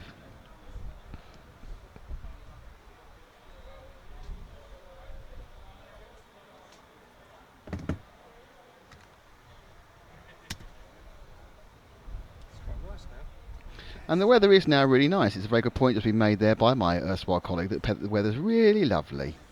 No, I meant the unusable shot. Oh. This. I guess you talk about a shot we've improved. There's no cars to show it, obviously, because, you know, we're just coming on board again. But, some very strange things going on. So... You've got your dad representing half of the nations here. The problem now is they were talking about extrapolating. Well, Elliot, hang on, Elliot, you can tell what the problem is. Now's a perfect time. Just watch the language. Okay. So we weren't concentrating because we were busy going, where's the power? This is Elliot, you're here on the I was microphone. thinking the same thing, actually. So where's the power, where's the power, where's the power? And In fact, I'm going to come up to the commentary booth. oh, he's just trying to show off. You haven't got a camera. The camera's sitting What down could here. go wrong? Well, basically, all sorts of A things can lot. go wrong. We have, for some reason, we're broadcasting, but I have no internet to come back on. So I know we're broadcasting because that bit's working. Tell people what's going on, but I actually haven't got any internet at the moment. That's fine. Anyway, Elliot, so power, did they actually finish that heat before yours? Oh, it's a disaster, really, isn't it? I mean, what do you well, where do I start? Yeah. Because your heat, Wow. because the power went out about 5 minutes beforehand. They ran that. The power's been out was out for about 20 minutes before Yeah. that heat It's started. like on and off, yeah. The heat went out at 3 minutes 45-ish. The power went off. Apparently the race computer went off, so they stopped all the cars. But after that happened, the computer called 4 minutes. So not really sure Right. what happened there. Yes. So everyone stopped, and they're just talking now about what to do about that heat. I guess the problem for us is, from my point of view, is the track's not going to be very fast if we have to run straight away.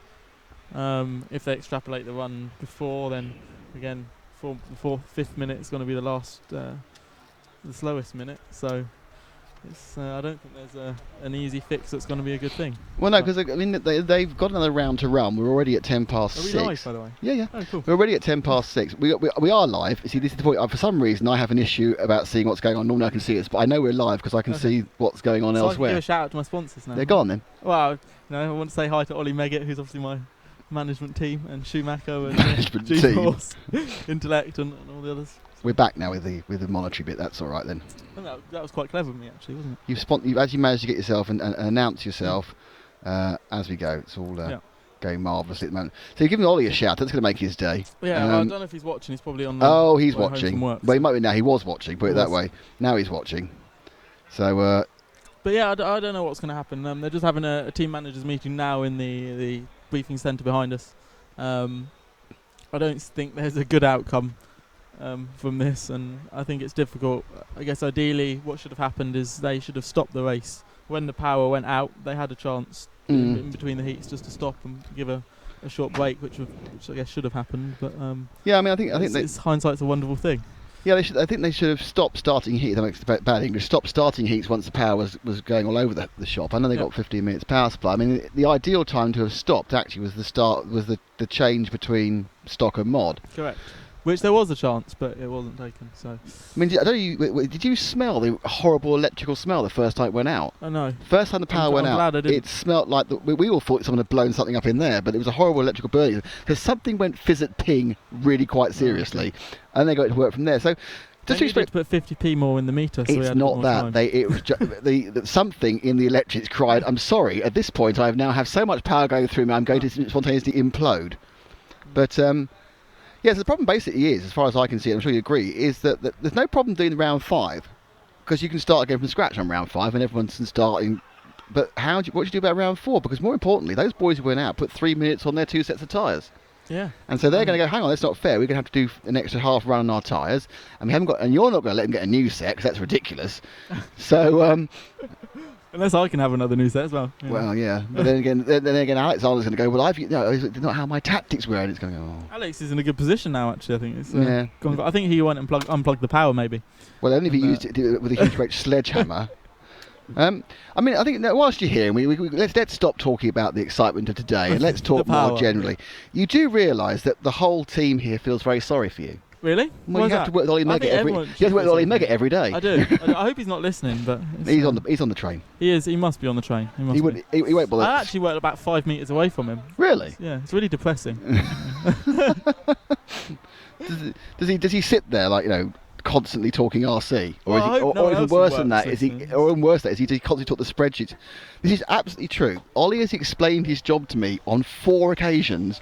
I still don't understand it. I don't know what Ollie does either. And now he just says, I do spreadsheet stuff, and I go, lovely, that's great, okay. He sits on Red RC for most of the day. And RC Racing TV and all the other websites. No, other websites are available, of course. Yes, but less. But in fairness, at least something happens every day on Red RC. But no, because I don't understand. I'm glad because what I also found out is you all work very close to where I work now. Do I? Yeah. You're off lunch, maybe. We should do. Yes. Yeah. With Ollie, obviously, otherwise he'll feel upset. Yeah. Yeah, because your office is about 100 yards from mine. Really? Yeah, I don't know whether that's good for me or not. It probably makes. Do you know what? I genuinely think it makes no difference to your life whatsoever. Probably. I think when you sit back and you think what's affecting my life, the proximity of Nick Damon's office is 0. So obviously after the disappointment of the change of direction for Durango over the winter, how are you feeling with the Schumacher team? Yeah, Schumacher's going really well. We have a really strong team. Michael won the European Championships in off-road a few weeks ago, which was great. I think that was their first championship in 10 years or so. First off-road, yeah. They won I think the last time they won in 2006. Did they? Yeah, 6. No, actually, no, it wasn't 6. It was 6 Andy. It must have been 5. Yeah, the wet Euros with the MI2. So that was good. Yeah, it's a really good team. We've got a strong group of people. People at the office are, really good, dedicated. So I can't really fault them, to be honest. And we have a good laugh at racing too. And ultimately, that's what you need. And I think we've got the whole package. Everything's working well. I mean, here's pretty good. I think I'm 4th overall at the minute. So can't really complain too much. Now, don't take this the wrong way, but this is a question I'm quite interested in because obviously, you kind of exploded onto the scene in Bangkok back in 2010 when a little lad with a smiley face suddenly came 3rd in the world. And you continue having pretty good results all through the time in the university, but you've never looked to become a full-time racer. You went and got a job. Was that choice? You wanted to have a real career, or was it like you never got the best offer to go full-time? It was a choice. Do you know what? Sometimes when I was younger, I guess sometimes if you had a bad weekend, it was nice to be able to think that Monday morning you don't have to sit down and that's your job, and it kind of. It's more pressure in that way. I thought, and sometimes it was nice to get home and be like, well, weekend's over. What happened at the weekend has happened, and you can move on and do something different in the week. So that's kind of it's nice. I love racing, obviously. I wouldn't change it at all. But I do like having my full-time job, and I also won't try and explain what I do. No, if you work 5 meters from Ollie, it's going to be 5 meters less confusing. But that's it. That's good. It's interesting because I just kind of always thought you'd go professional because of how young you were and how successful you were early on. But I think in fairness, obviously it's a 10-year career. Then you have to do something else unless you want to work in a hobby shop or pack up bits the rest of your life. I suppose it's not something you can really make a career out of. I think I've always been an office person, so it's having my desk at the office is a terrible confession. By the way, what you need to do is become a working from home person. I've graduated to a working from home person. It's much better. I can talk to you about video conferencing. It'll help everything. Well, I'm having your job soon, didn't you know? Really? Well, this one? We're going to talk about it on the radio. Do you know what? If you wanted to come and do some commentary, you'd be more than welcome. Would I? Genuinely. I think I'd be alright at it. All right, okay. Matt's nodding his head. No, hang on. We're getting how much preparation do you need to be sitting at your desk for all 8 heats? Yes. Simple answer. No, he's got quite a lot to do. We gave him the option. We said there you could have chosen your heat and you could have become the commentator. If you can get me out of marshalling, I can commentate on Heat 1. That's probably out of our pay grade, if I'm honest. But it's actually quite a lot nicer over here than it is in the middle of the track. Today, at this moment, we've been fighting with a rogue parasol all day. We had a point where it was sitting up and down, hitting us on the head, but actually not protecting us from the sun whatsoever. So we've got quite a lot of kit here as well. So we have, yeah. People don't quite understand that when you move a TV studio around Europe, it's actually quite difficult. There's quite a lot of stuff. I think we should take a picture. Have you got a picture of this online just to show everyone what you do? Probably, yeah. I mean, I'd have to move the suite. You've got a bit of a tidy up. Yeah, I think you should have a tidy up and then put a photo on. And now I've said it on on the live stream, you've got to do it. Well, that's it. Now it's law. So right, so you want to be our commentator? Oh, yeah. Does Ollie know you want to take his job? Well, I think I could do a better job than Ollie. Ooh. Oh. Oh. There's a competition. Oh dear, that's That's worrying. That is. I'm still not wearing the right shirt. Okay, we just had a selfie. Yeah, at least you're wearing your sponsor's shirt. I'm not even wearing my own company's shirt. I am wearing an EFRA shirt, so that's okay. That's all right. I get away with a halfway house in that one. Me and Ollie would be an interesting team, wouldn't it? Oh, okay. You and I would be an interesting team. Don't blink. And don't look smug either. Apparently I looked smug in the last selfie he took. I didn't know that. No, so basically, well, there we are. You see, we don't, we're not doing an awful lot in England at the moment. So we'll have to. Ollie will have to give you a weekend off. And you can come down and do this thing. You see. Yeah, you have to book me in because I don't know where I am half the time. So Ollie does sort all that out. It's quite a good life, you know. I'll be really honest with you. I am minorly worried that you're letting so much responsibility for your life be put in Mr. Meggett's shoes or Mr. Meggett's spreadsheet. Let's be honest about this. I spend quite a lot of time with him, actually. That's again worrying. No, it's fine. So anyway, so looking to what you do. Obviously, this is the first year of the Schumacher deal. I mean, what I still think you don't do enough of, or any of at the moment, which you should do a lot more of, is 12. What's going on there? It's a lovely weekend away, in a school hall, in the winter. You do nothing else. I know he makes you do his silly... You haven't sold it so well, in a school hall in the winter. I can't make it up. You've done 3 seasons of it. You're a champion, but 3 champions you won, or 4 anyway. But the point about it is, we need to get you there, you know. Young Mr. Jeffries is having it too much his own way. The X-ray driver is that you need to come in there and, first of all, you need to convince them to make a blooming 12th car. It can't be that hard. They've got most of the parts knocking about from before. They haven't changed much. Can I phone Ollie to get an official answer on this? Yeah, it's a good idea. It's... He'll probably go, there's a clash with the EWS. We can't know. No, I need him there for personal appearances. I don't know. I did a few seasons of 12. I think I stopped racing properly after 2010 Worlds 12 scale quite a while ago. And then I did like a 2-year break, did the 2012 Worlds, and I haven't raced it since. It's not. I don't think there's any real reason for it. I've just focused more on touring car. I've had quite a lot of races with Durango in touring car, which I was focusing on, and now with Schumacher, I've not got many weekends off actually, at all in general. I'm always doing something. Yeah, so your weekend off, you need to go and do whatever young people do these days. Did you go to a rave or something, or a bar? I don't know. Maybe clubbing every now and then. Clubbing, that's it. Yes, that's what young people do. They go clubbing. Yeah. Because actually, just remember that, because the first time you ever on RC Racing TV, 2007. When you scraped into the back of the A final at the Milton Keynes 12th National. Was it? Yeah, you were back at the grid, and I was most irritated because I was like qualified about 37, and you were about 11 at the time or something ridiculous. I think you were 14 or 12, and I thought, oh, that's done. I'm so pleased for the young man. That's great news. I think I was like 15 at the time. Shocking. How old were you at that time, Nick? Well, in 2007, I would have been significantly younger than I am now. I think you'd have been about 21 then. Thank you very much. Excellent work. We'll move on. Yes. No, I am, embracing the elder statesman figure now. As it said before. Nick's got quite a big beard and moustache going on. I have. Just so you know, this is just so the people know about the facial hair. This is the facial hair of 2015. I should be clean shaven. I haven't got that memo. Well, it's going out now. I should be clean shaven for 2016. I'm having a year of the beard, so when I look back, I'll always know what the pictures were that year. See? I think we should move on. Well, hang on, I'm in charge of this interview. Maybe we should turn it round. Oh, go on then. How has the interview and the commentary and video been going this weekend for you? Has it been going? I think we've been quite laid back this weekend. Yesterday was a very relaxing day because it was 5 rounds of practice in the sun. And today we were kind of all building up to a mighty crescendo in the power field.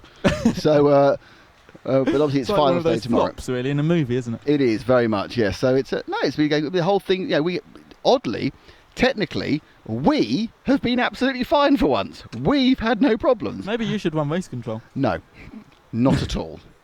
It's bad enough when you get in the people who are having a go at you for not quite getting the broadcasting right, which they're not paying for.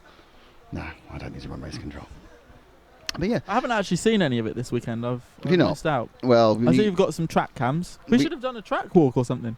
I'm not volunteering, but he's full of these ideas that he then backs out of doing himself. I'm good at these ideas. I get the impression you are suited for an office and suited for management as well. I can see Ollie running a team of people who look at him going, "Oh right, yeah, we'll do all the work. You just sit there and take all the praise." But, I'm not going to comment. I'm no, not saying because anything is that about what you're doing at the moment? Is it? Yeah, just it's good to agree with Ollie because then you know. Do you know what I He found does that a lot as well? for me. To be I have fair, found so that. I I've can't found it's good to complain. agree with Ollie as well. Actually, yeah, it's a very good point. Do you want to do a track walk? I don't know what to say about the track. I mean, there's a few corners. There's 2 straights. Are we actually doing this? Oh god. You can't follow it. There's not long enough piece of cable. Just going to stay here. Oh right, okay. Oh, am I? I'm not going to walk. You're going to stay here. No. No, you two walk. You two go over there. We go over there. Hang on. Actually. Yeah, we're going to have to use the same microphone. That's the only problem. It's not a problem. It's just a fact. How many viewers do we have? 7,602. That isn't actually true. No, I can tell that. I don't think The number. But that number isn't right either. So the number if the you power does come back on though, I do need to go because I might actually be running in like. Yeah, soon if the really, power comes on. Yeah. really. Do you think so? Yeah, I'm getting my excuses in Yeah, early. right. Okay, right. So I'm going to need that microphone because it's the only one that works over there. But I'll point it at you. So I've taken the power away from, which is very important. So I'll just turn down this one because therefore we lose the noise. And Ollie and I are going to do a track walk, which is Ollie and I. God dear. Basically he's in my mind. He's got inside my head. Ollie's saved in my phone as Olliot. Really. I think you're only saying what a lot of us think. Yes, we'll go over here. Yeah, go on. I've got long legs, so I'm all right. Oh dear, that's the end of my. Luckily, I've got my kids already, because that's not going to happen anymore. Yeah, go on. Let's go for a long walk actually round the track. This is very exciting. Yes, and we can point at things and go, I remember when Ayrton Senna fell off here or something. Oh, hang on. We need to point this way. Matt's mentioned me in a comment on Facebook. Has he? Oh, that's probably he's posted a picture of you, you see. Oh, Ollie's texting me.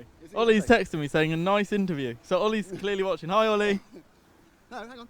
Hi, Ollie. There we are. So let's go. Right. Okay. Here we go. Right.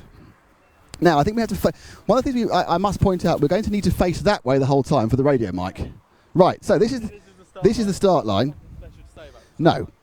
And a curb. Just generally about this track, you have to drive on the white line, on the curbs all the time. It's the fastest way around the track. We probably shouldn't walk on the racing line. Just come this way. Like I know where the racing line is. You see me race. Yeah, it's interesting watching Nick race. It's always entertaining. So it's 3 or 4 good laps out of 100. Yeah, I guess. So you actually come into this hairpin at quite a high speed. You have a good run out of the off the line and around the last corner, and you have to brake, kind of get it tight because it sets you up for the next corner. So if you get this corner wrong, then you kind of mess up the next corner as well. So you have to go right on the paint on both of them. You can actually kind of get 4 wheels off the track and kind of jump it a little bit. So there's a little bit of leeway if you don't get it quite right, but it's better to go tight than wide. Oh, it's a movement. We have a movement, but no action as such. I mean, the thing about obviously is what isn't very apparent, and we'll do this now in case you get called away, because I think it's one of the most important things about the track, is what's not very apparent from the camera. This whole track is on a slope, so the highest point actually is where we are, and then it slopes all the way down to the corner. I mean, do you actually feel that on the track? Do you feel the hill at all, or is it just not enough to bother an electric car? Do you know what? I've never noticed that before. So you've pointed that out, and that's a good point. It is quite, even though I marshaled at 0.4, it is actually quite a...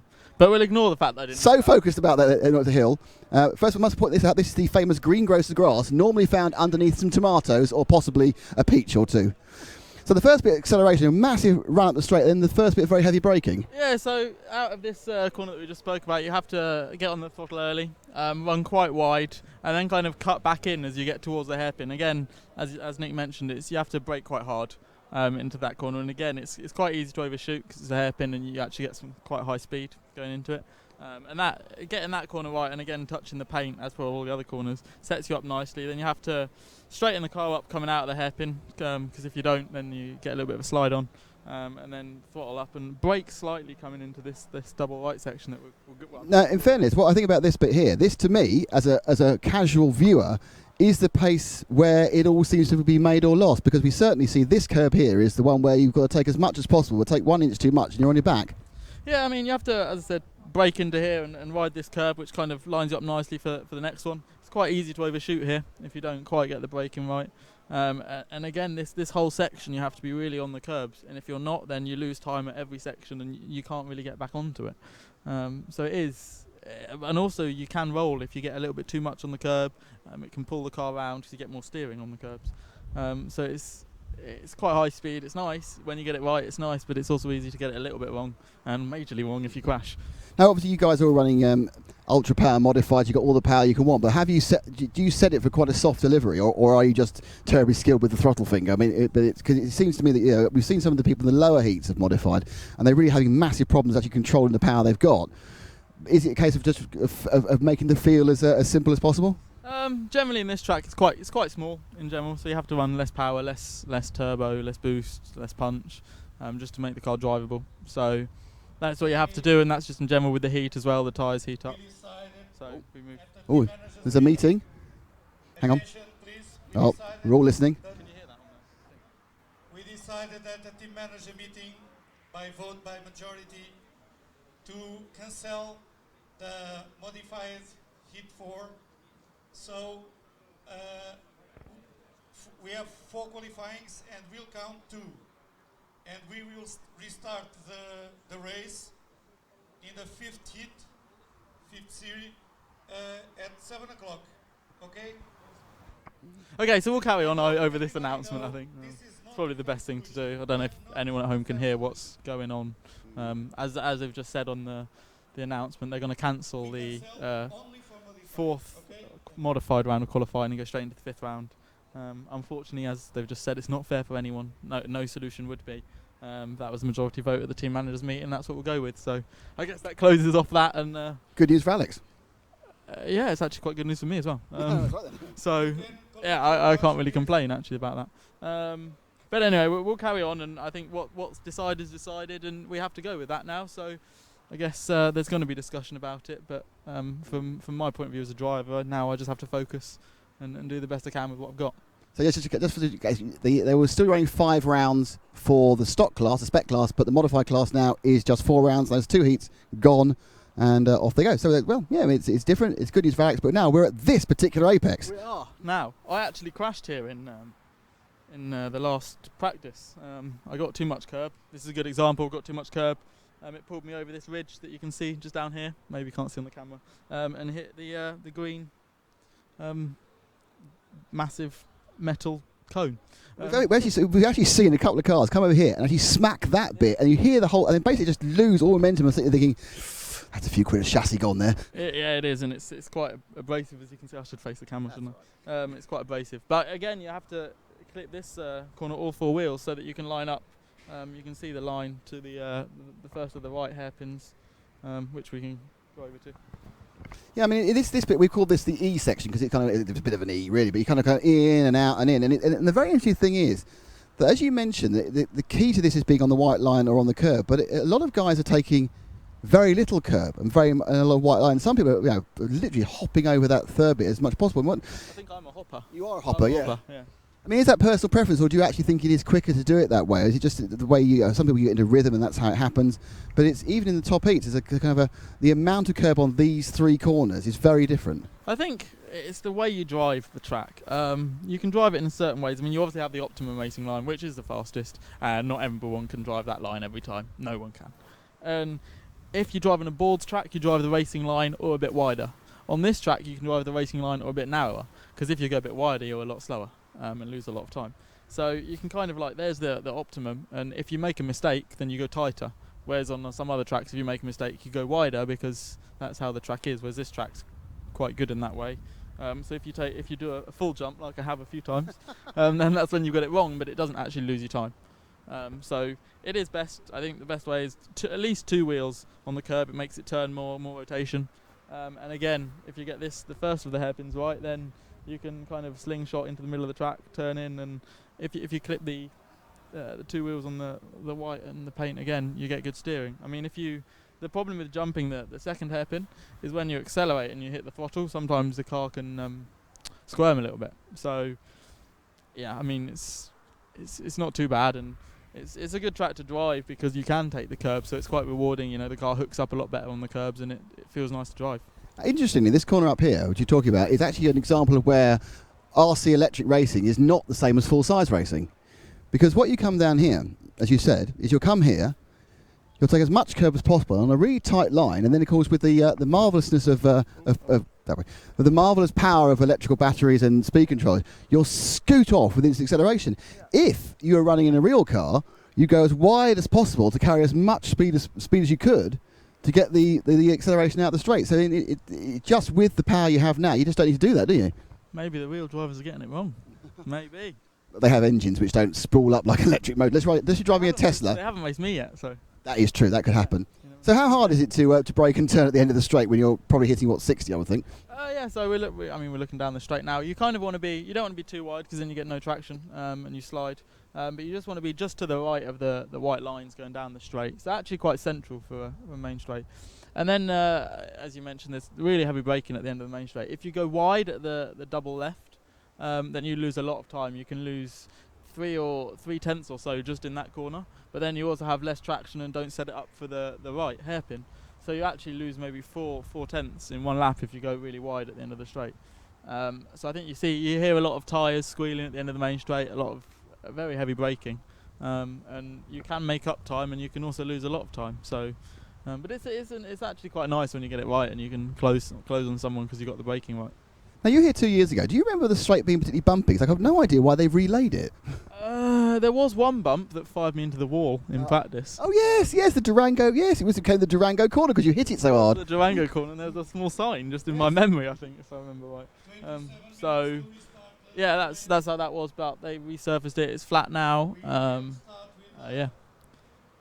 I mean, I think, as you know, we've got some problems today. This actually is a very nice little track and a very nice little facility. I mean, it's we could talk for hours about the issues with EFRA Euros compared to other international events, but I think if more people would come here, they'll be going, oh, it's gone flat. But it's actually a nice little track, and it's a good track to qualify on. Racing, more difficult. I think you said it right. I think it's a really nice track, really nice facilities. Fernando and his team have done a great job, as they did 2 years ago. And the track's really nice. It's got a really nice flow. I can't remember how the racing was because I was in it. But I think I was just driving around on my own in third all the time. It was a bit like that, yeah. Yeah, so I didn't really get to race anyone. But yeah, I think it should be nice. I mean, I practiced with Ronald here a few weeks ago and we had some good races together. So I think it should be good fun. I think the tyre strategy, again, comes into play a lot.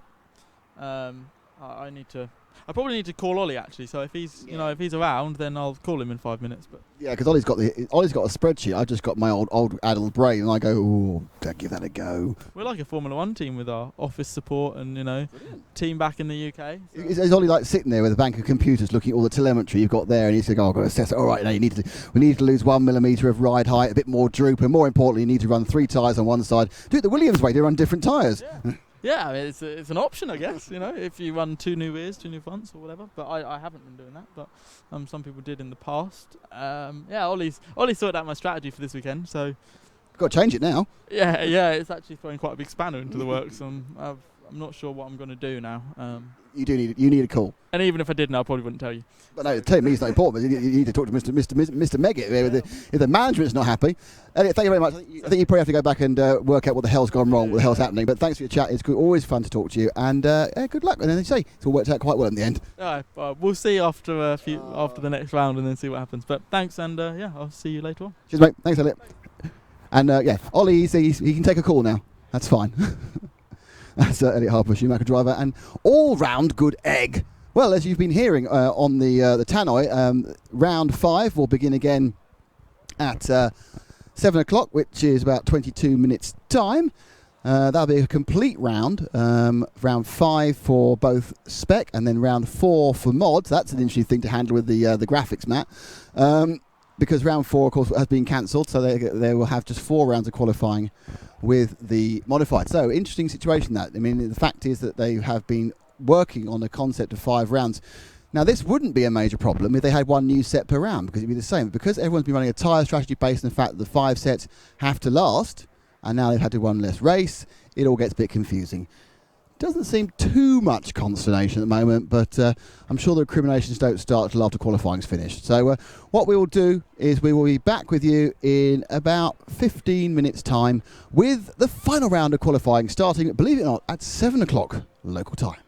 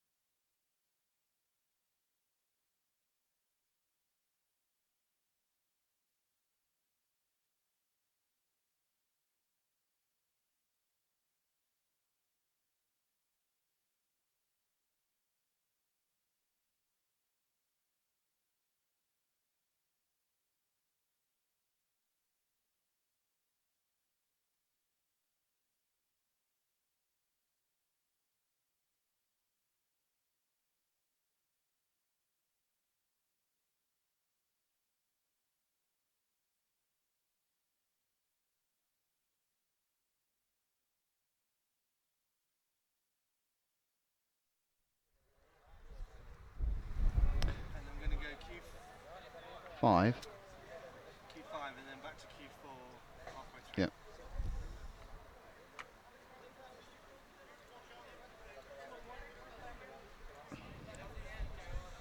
Hello everybody, and we are back. Thank you for staying with us during another unscheduled break of a day of unscheduled breaks. Would you not agree, Paul? It's been break, on a bit, break, on a bit, break, on a bit. We even had an unscheduled lunch, which was quite amusing. But the net effect is that we have one more round of qualifying to go starting in a couple of minutes. So we have a whole round of mod and a whole round of spec. Now what has happened after the power cuts is that because the power went out halfway through a round of the modified, more worryingly halfway through a race of a round, they've decided to scrap round 4 of qualifying for modified. So the modified championship qualifying will be best 2 from 4 rounds, whereas the spec championship, which got its half of the qualifying underway no problems at all during the time before the power cut, that will be best 3 out of 5.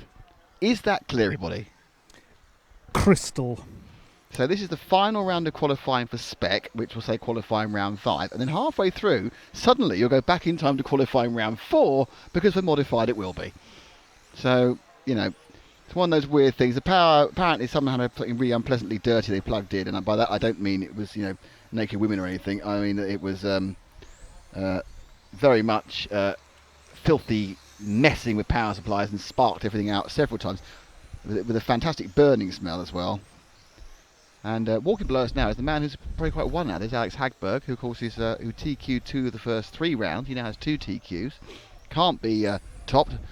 Smiling away there's Mark Reinhardt, who's got more of a problem because he's had a bad round and so he's got less to drop. So he's smiling even though it certainly worked against him. But we will see how it all rubs out in about an hour and 20. Wind's dropping up, so probably just in time for us our parasols to fall off, but we don't need parasols because it's getting dark. The shadows are lengthening, the lights are coming down, we are in beautiful shade, and whilst we're here many hours longer than we thought we'd be, at least we're cool. Isn't that right, Matt? Yeah, but who's complaining? I'm not complaining. I never complain. It's not in my nature. We have already sorted out what the marvellous Romana, which is Matt's missus, has sorted out a selection of fine beverages for us, and you can see those fine beverages somewhere on Facebook. She has also, we have already decided we're going to do the ultimate thing at McDonald's it up today. Class. But I'm just thinking about, I have a slight issue. Do you think if we actually get the McFlurries and get them back there melted by the time we get there? That's the problem, because then you're forced to eat dessert First. before main course, and as a parent, oh, you can't do that. That strikes right to the heart of my very principled core. You know the fridge you found? Did it have a freezer section? What fridge? With a beer in it. Oh, yes. It has a freezer section. Yes. Well, there's our answer. There we go. Yeah. There we are. Just have to hope that monk ghosts don't eat our McFlurries. With their haircuts, you don't understand. Yeah. Wow. Yes. I'm glad to see we started the way we normally continue. Complete gibberish. We're off now with the final round of the lower. Now this is going to be a very different track to they've been used to, because the temperature will have dropped down in the shadow by probably 20 to 25 degrees on the track. The sunny bit's a bit warmer. I can, for the first time today, actually see the output screen. It's amazing. And the parasol we spent so much time erecting basically was of no use at any point. I wouldn't say that. I see it more as a team building exercise. Because the only time when the sun was behind us, the cars weren't running. Yeah, but it was a team building exercise. Oh, excellent. Well, I now feel like I should join many management training courses and say, right, put up a parasol in a pointless way. You're in car 1, are you, Paul? Yeah, it's the yellow car 1. So, in the evening sun of Portugal here in Torres Novas, at the 1/10th Electric Touring Car European Championships, brought to you, of course, by EFRA, the European Federation of Radio Automobiles, people who run and govern all the European Championships in radio control car racing.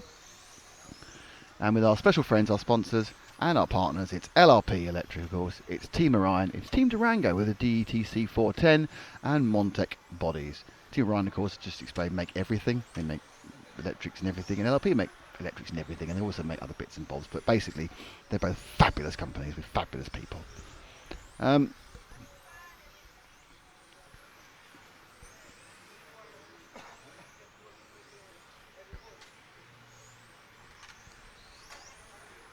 So as they now come towards us, let's get that multicoloured car just going around. The car 3 which looks different from all the others because it appears to be running a much higher ride height. It is Windy Gimard, the Frenchman, who is sort of alternating for the lead with Duarte Vasconcelos.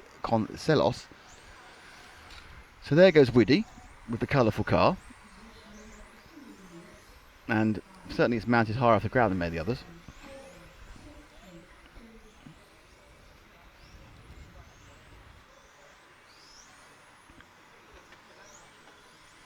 So I'm not quite sure what that kind of bit in the middle of it is, whether it's sort of an off-centre blue streak.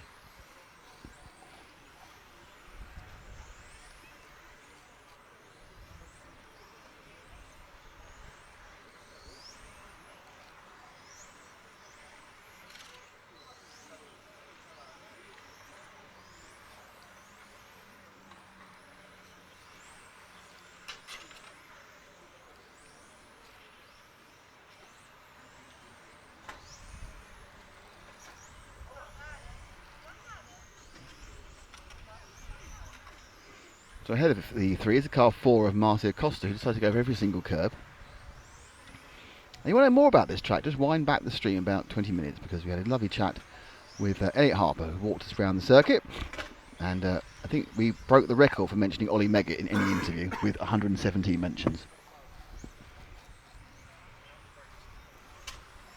So we've got 8 rounds going, so we're going to be running for about another hour or so, around 5 minutes, with the final one being the final qualification round for the European Championship in Mod. It's quite nice. Anders Meyberg is sitting down having a glass of wine with Bossy Hagberg. They're having a lovely time with a glass of wine, relaxing, like they're on holiday. Honestly, this is work, you know.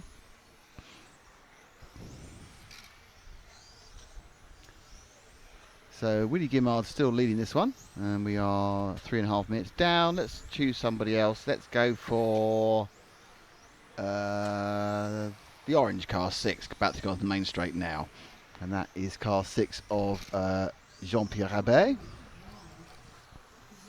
He's just behind the green, white and black car, or is it blue? It's a look, no, it is black. The green, white and black car, just gone past actually, number 5 of Rudy Amaral. And they go down now towards Durango D. Turn sharply in the LRP switch and up the straight, bit of a fishtail there, and into the braking point for the Montec hairpin, and round the Orion O, and then into the complex is the EFRA E. And that is a lap of the wonderful Cardoso Modeloso track.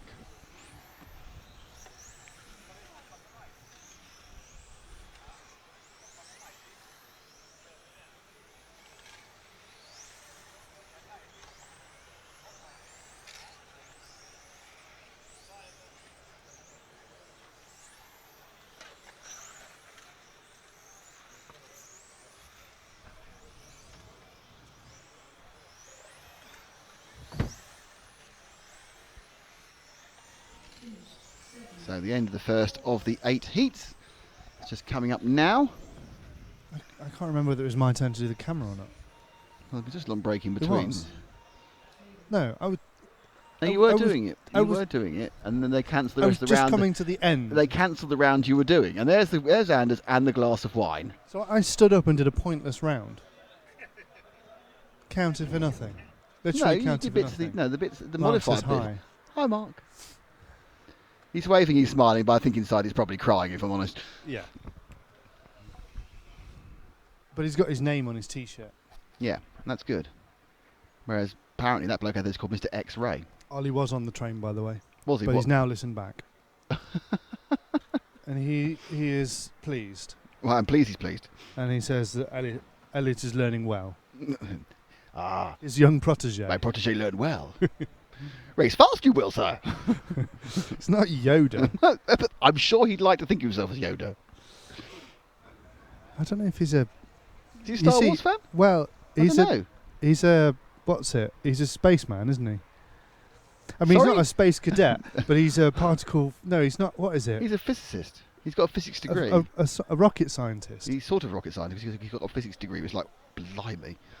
That's like brain bending. But is he? Do you know what? I do not know if what? Ollie likes things like Star Wars. I don't think so. He likes things like One Direction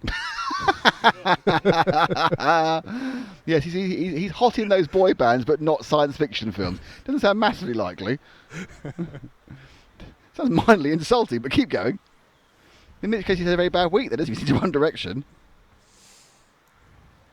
Less said about that, the better, I think. They're breaking up.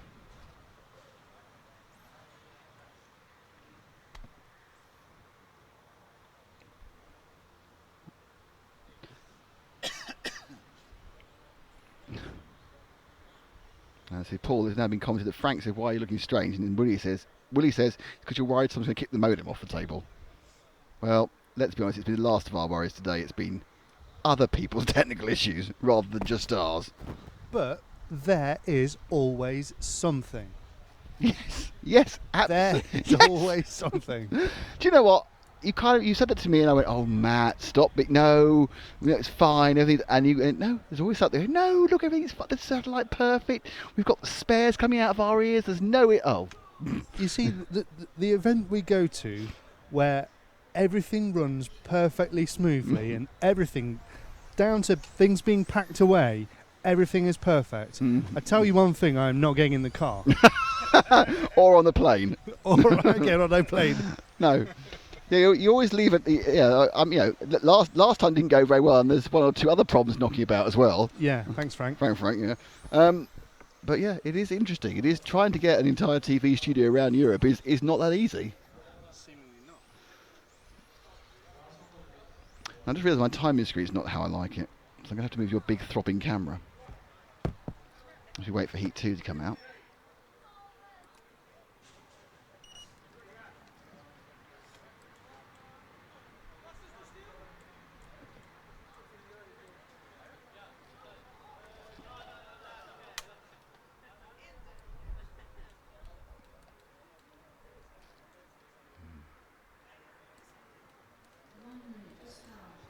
Ollie was back on. What's he said? Hang on. He answered the question regarding Star Trek. I'm not Yoda. Oh. I'm a fan of space.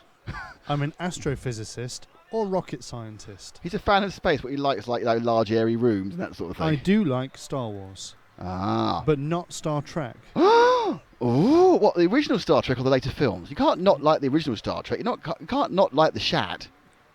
Beg your pardon? The Shatner, William Shatner. Oh. It's not about One Direction. All about Ellie Goulding, of course. Yeah, let's not go there. That's a very sad story that really doesn't need to be repeated. I'm pleased with Elliot's interview. I can't mentor his driving. Given in, pretty useless. Okay. It's good to know. It's all going well. Happy people. It's quite rare, isn't it? Happy people. Okay, so we've got Ride Almeida.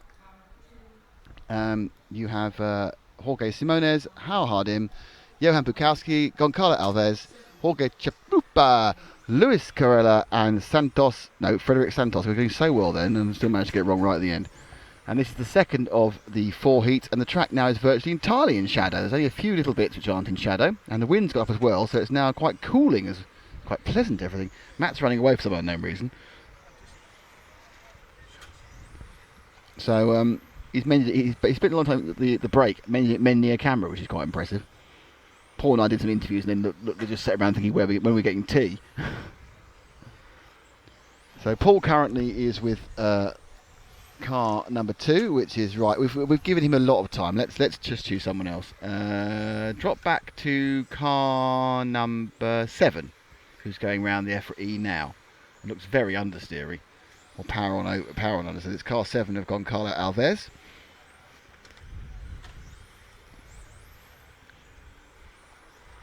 Alves now coming up the road.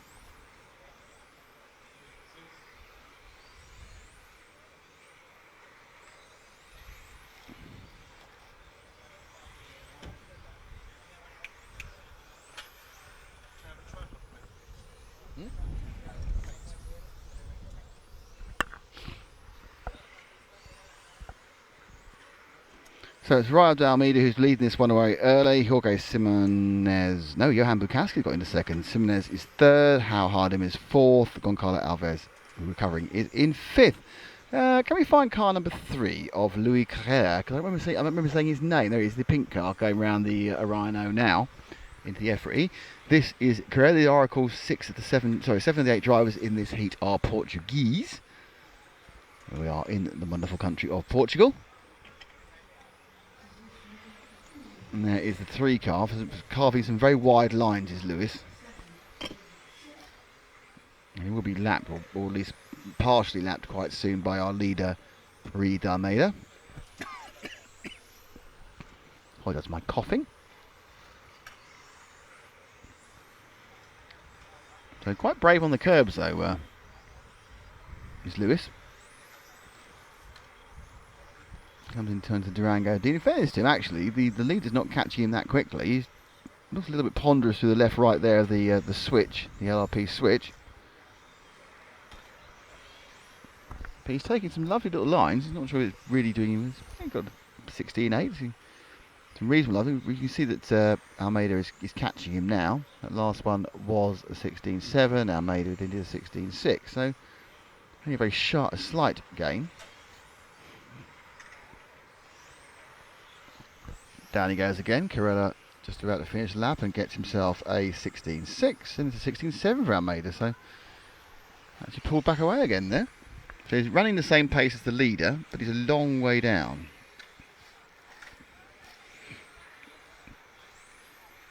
Here's the pink car, that's our Focus, which is Luis Carrera. That time round he did a 16.5 and again a 16.5 also for... Well, he's only someone who likes the pressure. He enjoys being followed by someone fast. So when he was on his own and a bit lost, he didn't know how fast to go. And now he's got a what theoretically faster car behind him. He's just turning lap after lap of quicker times.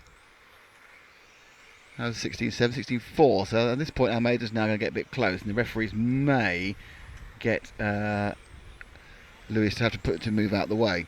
Mainly because Almeida put in a couple of good laps. Last lap they found Almeida was 16.4, Lewis 16.6. So yeah, he had to let him through because suddenly Almeida got the hurry up with himself. Started going 3/10 faster, and there he got his nose chopped off. Let's drop back one car to the 4 car, the orange multicoloured, then the green multicoloured, then green car. That's second place, Jorge Simones. There's no N. Jorge Simoes. Sorry, Jorge. So Simoes there.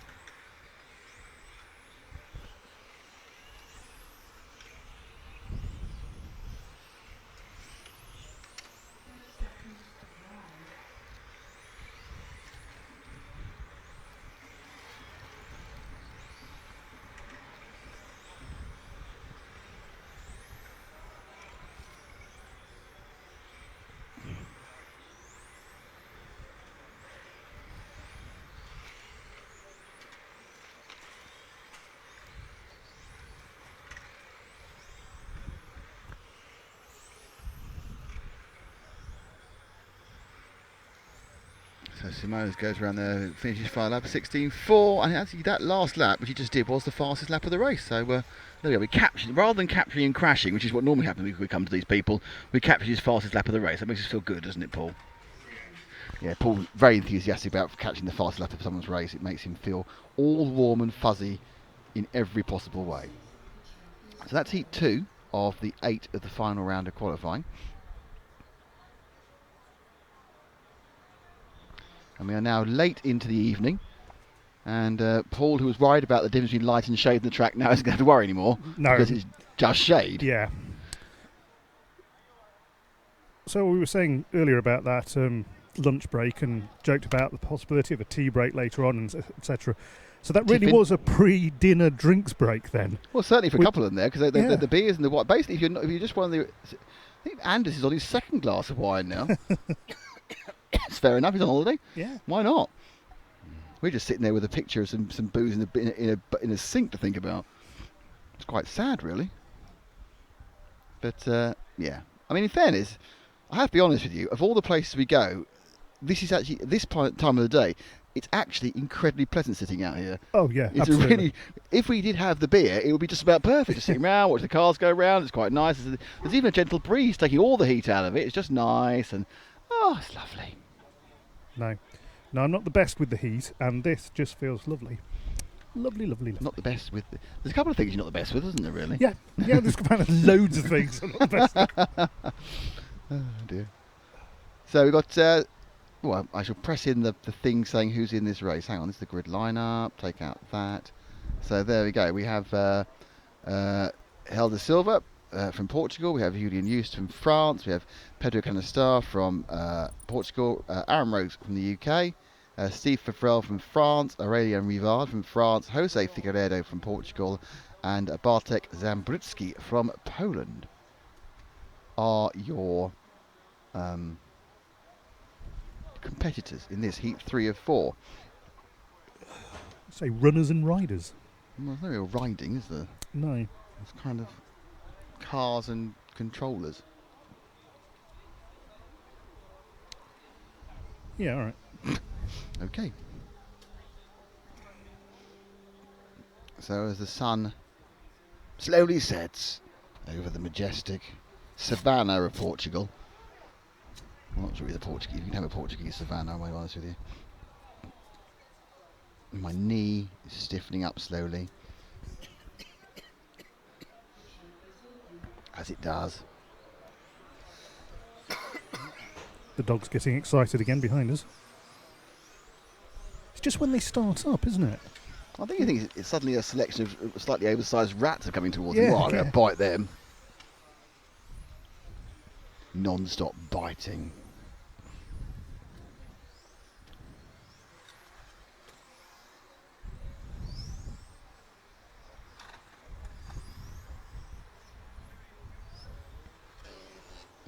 Oh dear. That car made a funny noise. It was a farty sound, actually.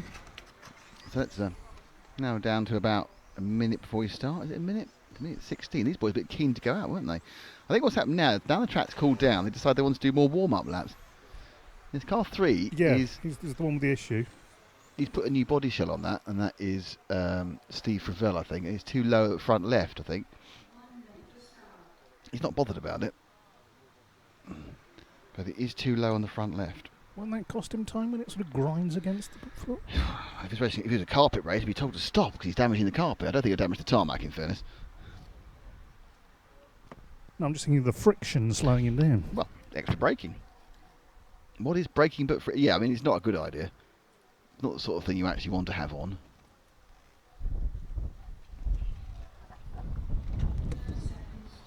And the wind whips up.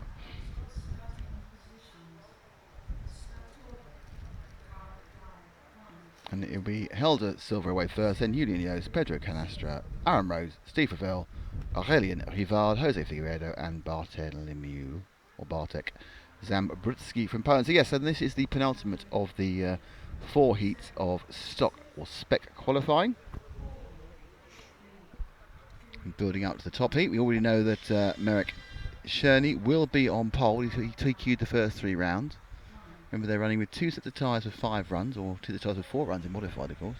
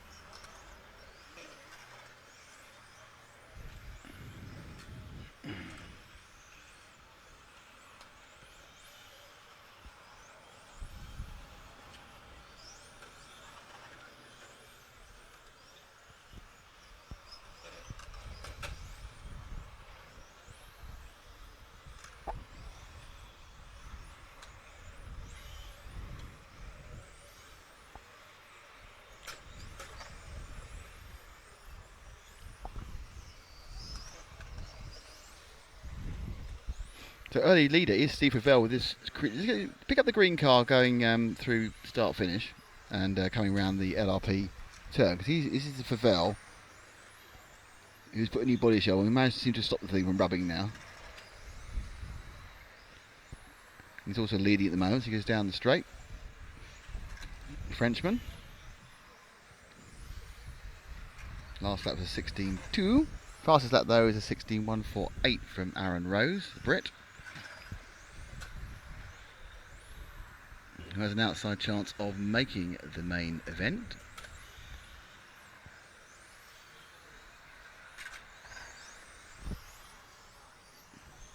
Now Steve Favel's put a 16 flat that last lap we saw.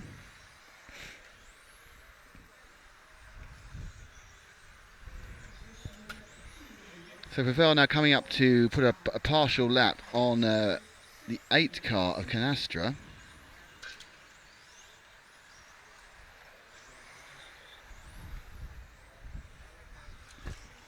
Oh, they're all going pretty similar speed. Oh, when he got a 2 wheels air there, they got away with it. Almost gained out being in the 2 wheels up in the air, so he has to get past Canastra. The next up will be Aaron Rose, who is actually second overall in this heat, so making up some good time is Favel. Helder Silva, who's led most of these so far, and Julian Joost are also there or thereabouts. Aaron Rose just did a fastest lap of all, 16.066. So he's found a bit of speed there, just gapping slightly for Favel, who's now got past Canastra, and did that with a 16.3. And he makes a little bit of a mistake and clunks and loses what, 3 or 4 tenths as he just clunked that. And he's still... You see what he actually did lose by clunking that one. Yeah, he lost about 4 tenths and he lost the lead as well, just by hitting that one thing. And now he's got the Canastra all over the back of it, which isn't going to help. So can you move forward one car to the orange car, because that's Aaron Rose who's leading, Paul, and with 3 minutes down.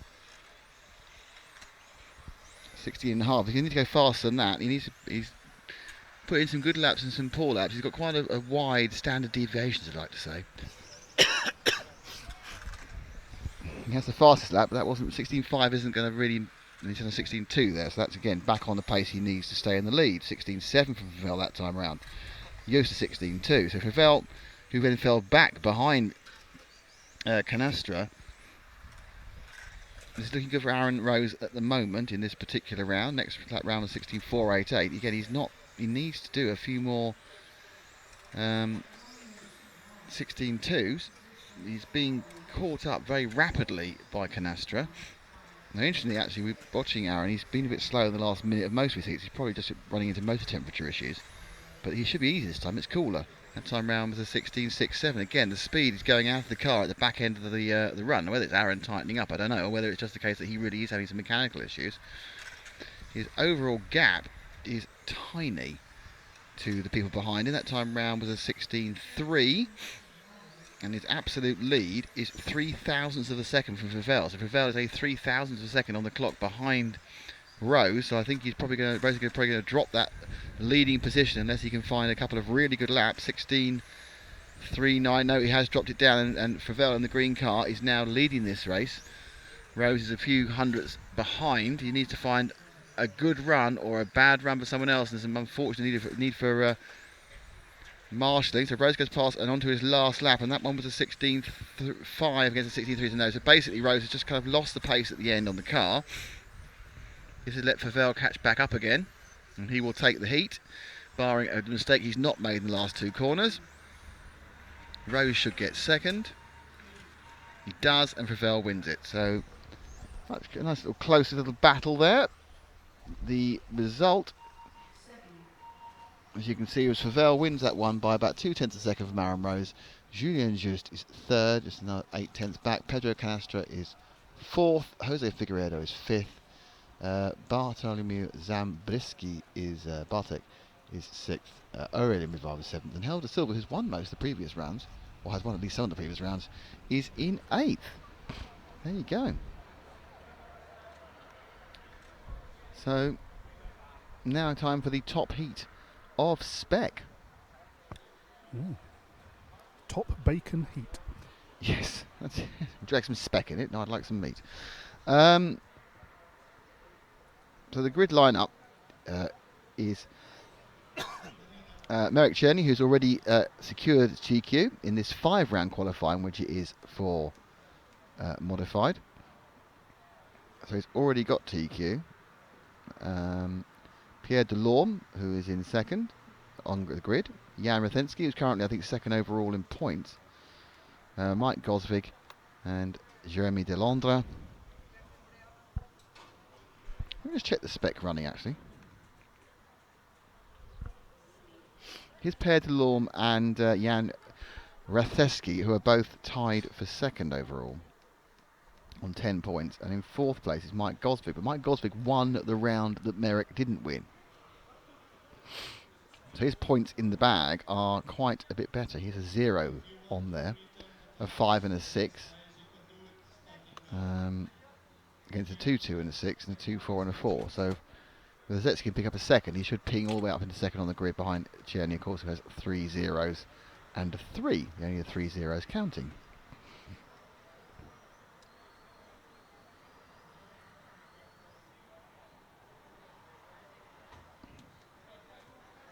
Currently the top 4 drivers and 5 of the top 6 are on X-Race.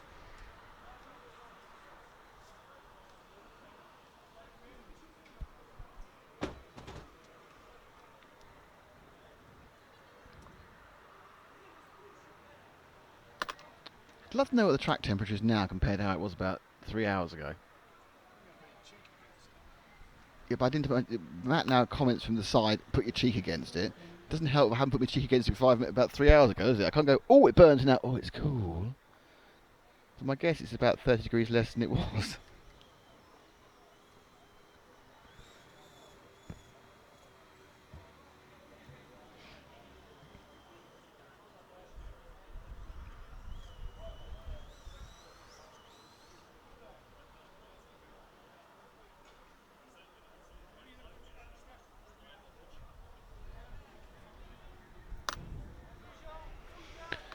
So as ever, they're leaving it as late as possible to put the cars down, even though they're not going to get hot from the track now, are they? That's why the tyres get chilblains. That can happen, you know. It's rare, in fairness. It's a rare time a tyre gets a chilblain.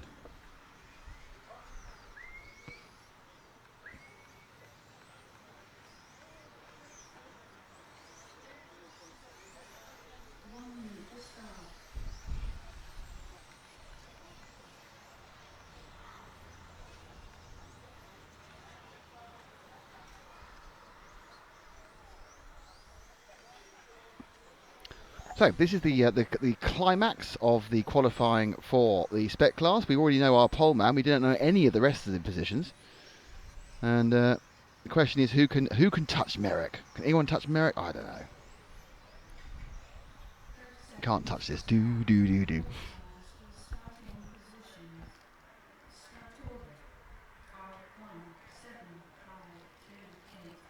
So it'll be Czerny off first because it goes off in points order. The order they are in qualifying.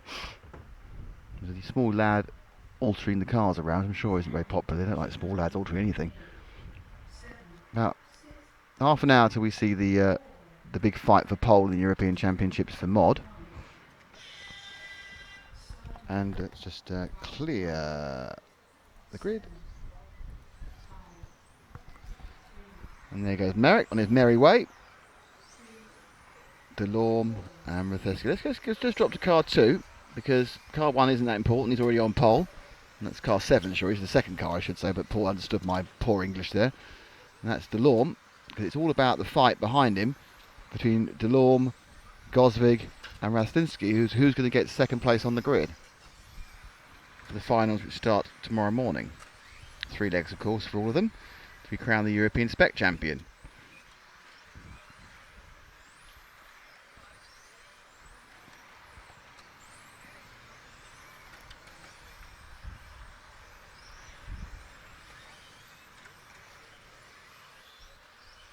So Delorme, actually, in car 7, has the early lead. With swapping with Gosvig and even Jeremy Delandre and Tony Strite. And at the moment, it's about 5 different people are all on 47 laps after 3 laps. It's the first 5 are on 47 seconds. So it's a very, very close indeed. There's no real gap here where they settle down. They all go ticking across. They all kind of overtake out. The only people really not going well. Hoffer not having a good one so far. And neither is Jean Delorme. And Merrick Czerny's actually dropped down. He's probably just running on these oldest tyres he's got. He really can't be bothered. He's probably about 17 run old tyres now. I think he found his bottom of his box. So let's drop back from Delorme to find Radflisky in car number 5 if possible. I think he's 2 cars back, I think. Car 5. There's one car back. You are right. So Rastowski now is leading this. His other main title contenders, Gosvig's not doing so well. He's back down by about a couple of seconds.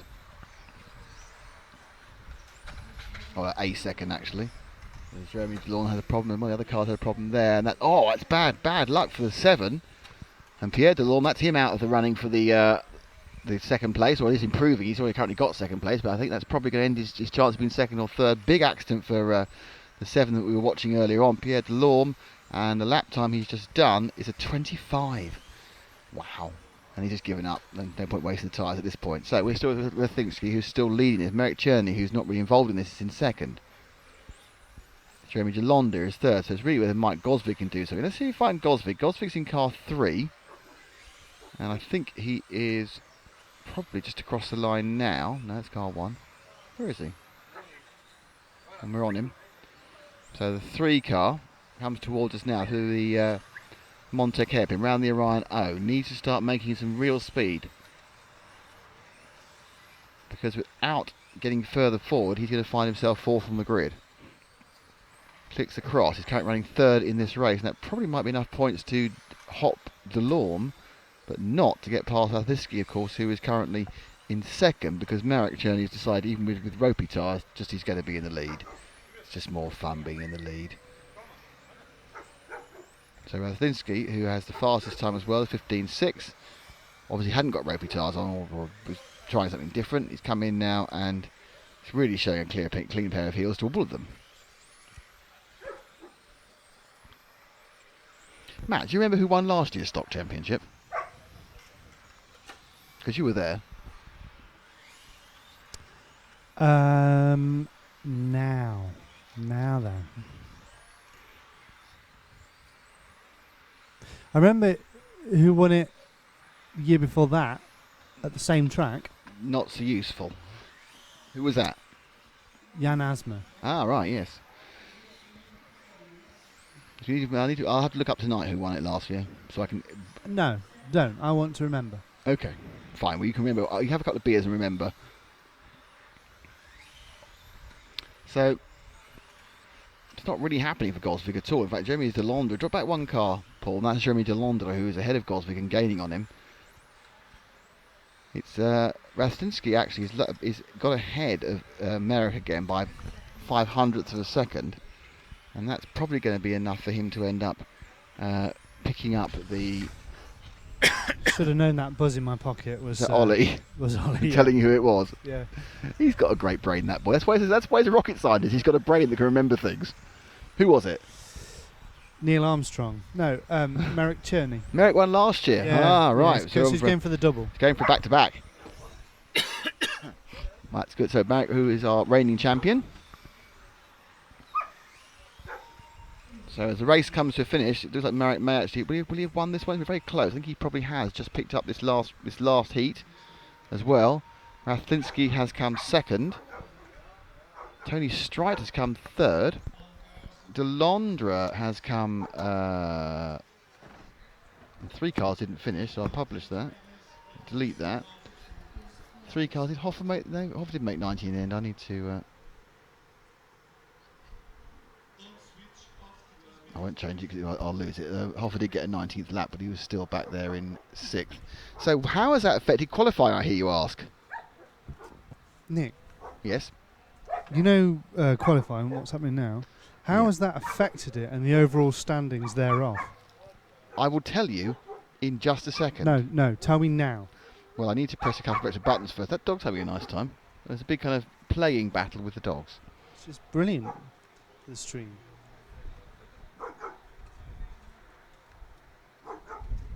Right. So. Oh, it's not updated yet. Come on, update. Right, we haven't got the updated result yet. Which just seems a bit unfair, really. Have they reconnected it since all the problems is the next question.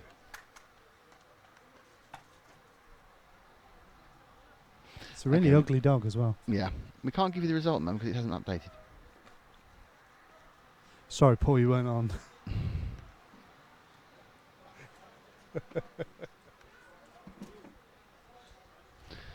So my RCM, which I'm trying to get the information, I don't think they've reconnected it since the 117 power supply issues.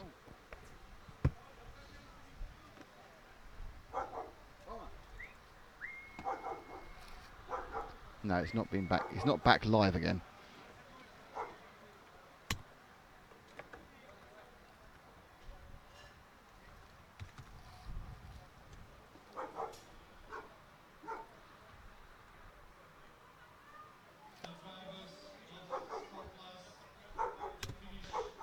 So interestingly, I don't know what it is because they haven't reconnected to the internet, so I can't tell you the overall lineup.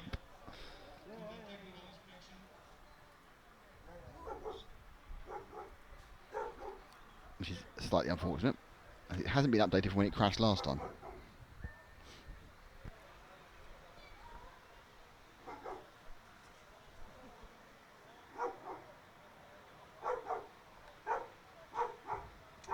There's a big dogfight going on.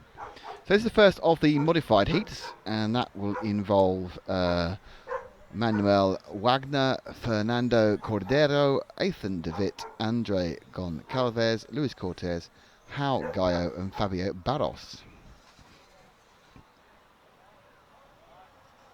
There's going to be some guessing about who's where at this, by the way. Can I help? Only if you can find the written printouts, which we haven't got because it's not online.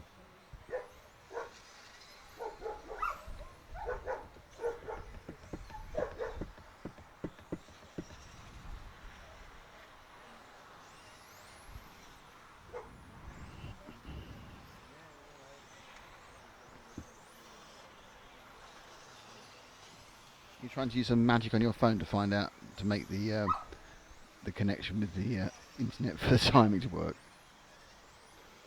I don't understand the problem. To get the listings, I have to use the MyRCM on the internet, and they've not updated it since the power cuts. That's my RCM's problem. Is that our problem? My No. RCM's problem. Yes, it's my RCM problem. Well, I can't fix that, can I? But you just offered to fix it. No, I said anything I can do to help. Ah, I see. Ah. You can shut those dogs up, that might help.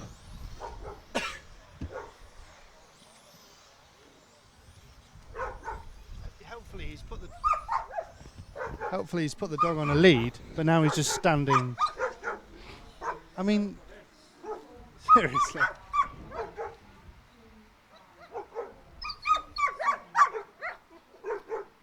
They appear to think it's the funniest thing ever, having two dogs barking at each other. Dogs aren't, they're not talking, they're irritated. Oh, about to get going, hang on.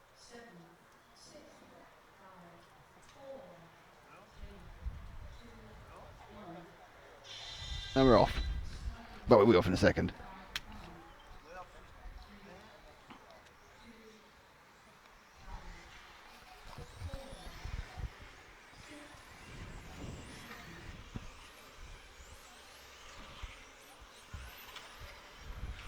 Immediately, the difference in speed is noticeable. Now, whether what's going to happen regarding lap times, given the fact that they are now on a much cooler track, and I'm sure I'm desperate to see what happens.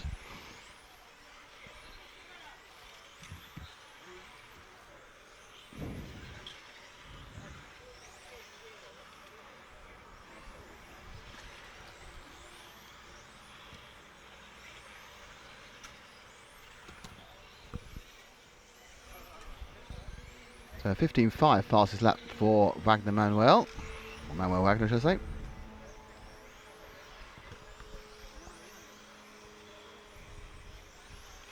Who we're with, the number one car in France. Let's drop back a car. It should be to car number 3 with the red roof, am I right?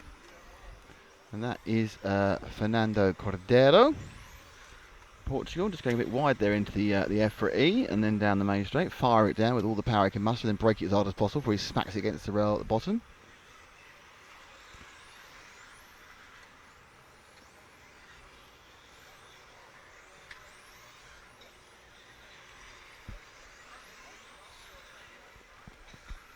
The Cordero now, his lap times aren't too far off. In 15.5, that was much faster than Wagner's. Both of them are doing 15 somethings. No one else is anywhere near that at the moment. Bit wide there, letting him through. That was the 6th car of Hao Gaio. Let's drop back 2 cars to the yellow and blue car 2 of Athan de Witt, the young Belgian.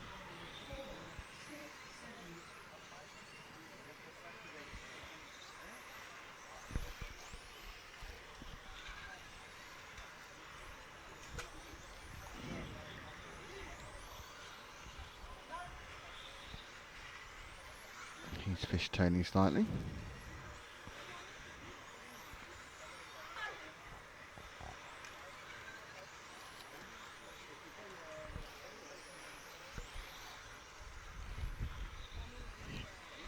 Do it. Oh dear. Oh no, that's not how you do it.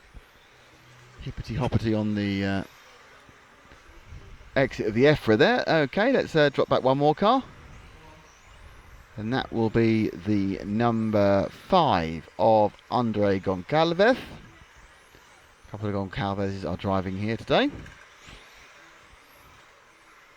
And the cars do seem a little bit happier in these cooler temperatures. One of this will play into Bruno's hands, where he can monster the car a bit more when it's not so hot. When we get to the final heat very soon, in about 20 minutes' time.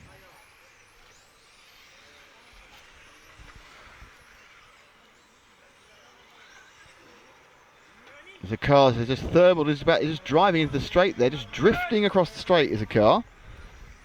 Trying to rescue it quickly, he's just completely lost all power. Who's that? It's car 4 who's had the problem. That's the Lewis Cortez machine. Just suddenly just stopped, just drifting like he just lost all semblance of any ability to control it. Luckily he didn't hit anybody or get hit, because that would have been very expensive to have with the modifier down the straight. It's, where are we now? We're just coming down a bit of the track really. Can you move forward one car, the green car? That's the 7 of Fabio Barros. It's about to get overtaken by a few people, which really he's the... Yeah, that's good. He's enjoying the power with not quite so much control as some of the others. Constantly trying to drag the nose in, and it's not always working.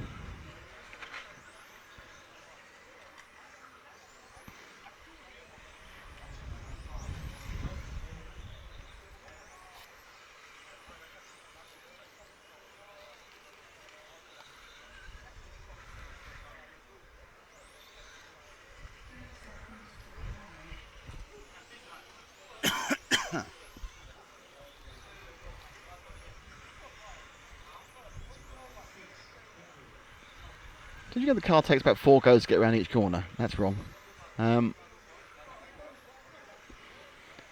It's pretty typical of a car that's been set up by someone like me, really, where both ends are kind of arguing with each other most of the time about who wants to grip and who wants to let go. Particularly there, so he turns in once, rear end goes, and he just backs off just to stop the thing from coming right round. Full power down the straight, brake it hard. That's good, that bit. It was nice.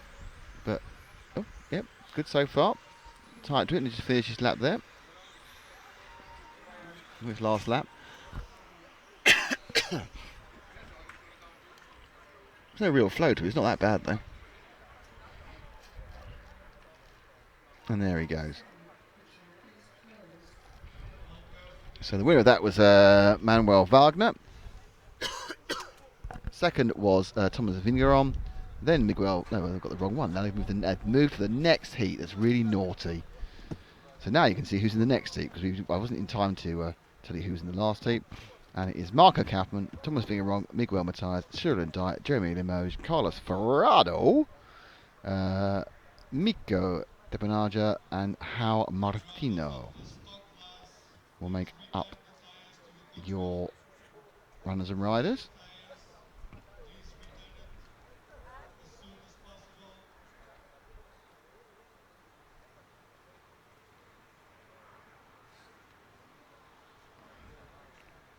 For this, the second of the 4 heats of modified, and this is the final round of qualifying.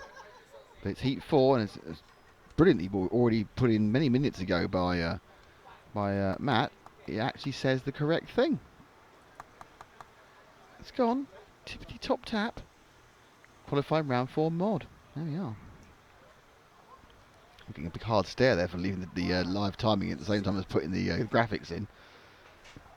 You're much nicer to me, you just do it. You don't tap the screen and make me feel bad. Don't break my heart with screen tappage. It's just my version of flappy hands, isn't it? Yeah, but you see, it's got a real kind of about it. Whereas, see, mine's much kind of more in mass frustration. Yours is basic superiority. I can't believe you've been so stupid and you just expect it. There's a difference.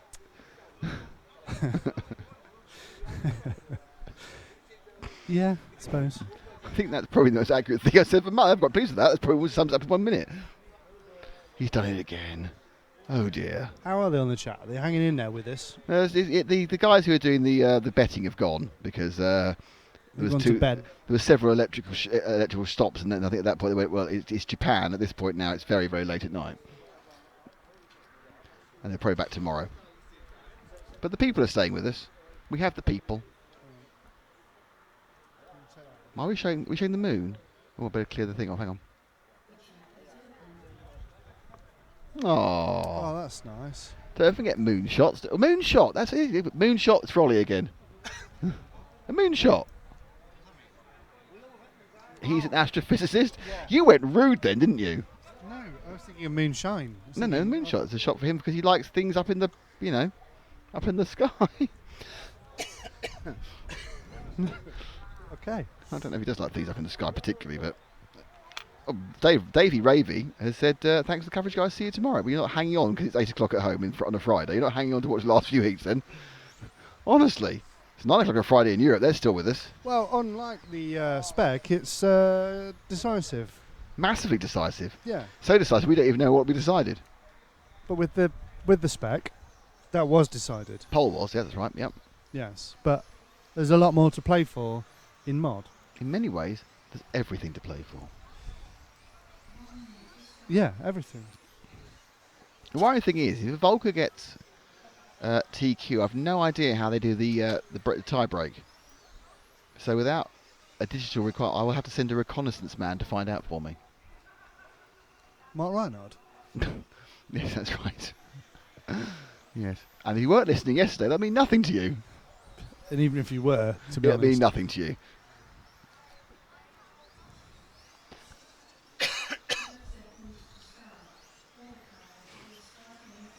It does seem like a very long day of broadcast, even though most of the time we've not been doing anything.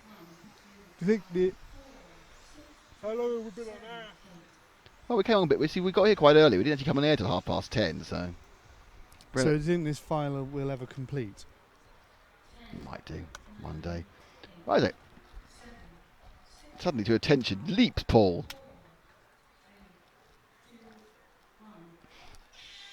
And they're away.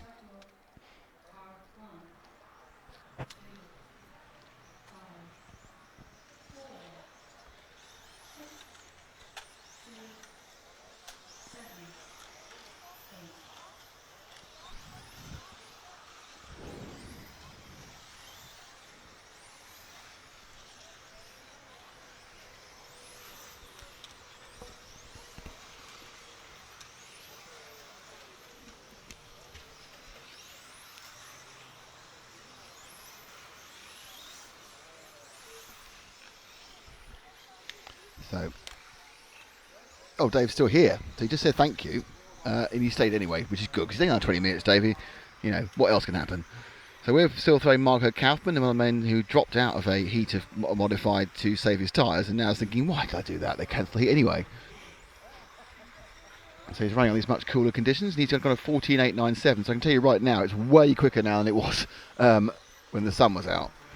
This is going to be a right rocket round. Some guys have got brand new tyres for a rocket round as well. So when we get 2 heats further up, there's going to be some cracking times out there. Kaufmann is burning up the track like a streak of lightning, go Reese Lightning. He's got car 80 in front of him of Hal Martino, who's going to have to get out of the way because Kaufmann's going like a bat out of hell, and he's gone. I'm sure he's got fresh tyres.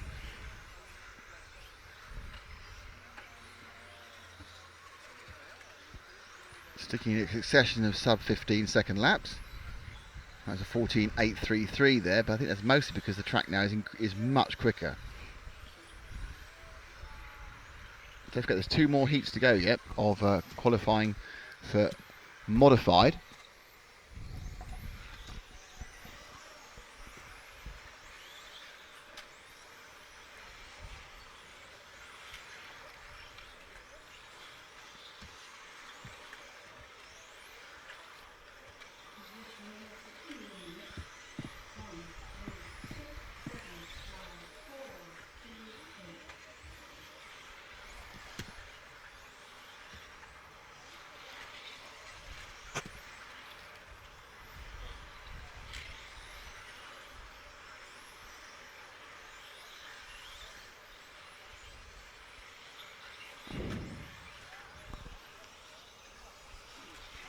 So Kaufmann's carrying on this speed there. 15, it's up in 14.93. And he is predicted for a 25 flat, so he's actually predicted to go 21 laps if he can just find a couple of extra tenths. And he is comfortably ahead. He's 7 seconds ahead of the next fastest man, who is Thomas Viron in car 3. Can we see car 3 anywhere? My guess is he's not going to be that far ahead of him. Is that 3 at the bottom of the corner now? That's 5. There he goes, the orange and white. Viron in second. He's not, his best lap so far is a 15.2, so he's 0.4 of a second slower with his best lap than Kaufmann, who's really found some speed. He's labelling that speed. Obviously, he's got some traffic to get past, which is slightly slowing him down. There's a couple of tenths getting past another bit of traffic there. And car 3 is indeed the one we have, white and the orange. Viron running in second. Third, it's Miguel Matias, who's getting to grips with this old funny old game of touring car racing, the Portuguese off-road. Let's see if we can find Miguel. He's in car number 5, and he's just finishing his lap now and coming towards us with the white and then the multicoloured middle patch. That is Miguel, well known to viewers of RC Racing TV, both the television programme and the live streams, because he has featured many times. Especially obviously in 1/8 off-road events. But actually he was at the 1/10 off-road this year, or in previous years, and I even remember him doing some other things in the past as well. So he's a local Portuguese man, lives about 100 kilometres from the track. Thought he'd give it a go. First time I think for many, many years he's even tried a touring car. Or any car on a flat bit of tarmac. But talent will out, he learned quickly, and probably if he came back into the all again, he'd be even much far higher up again. It's a very steep learning curve. We got all the help of the X-Ray team to do it. There's about 30 in there.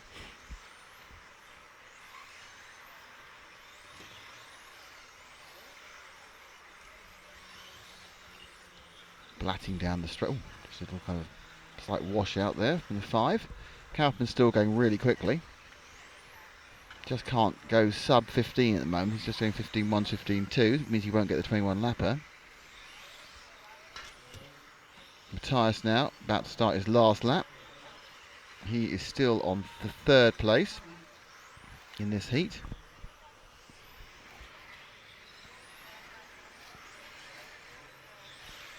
And Kaufmann has finished on a 25.79. So he's at a flat 20 flat. He's shown how much extra speed there is in the track now. It's cool.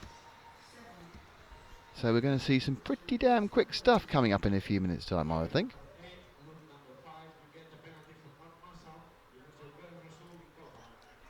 Someone's got a penalty, I'm not sure that was.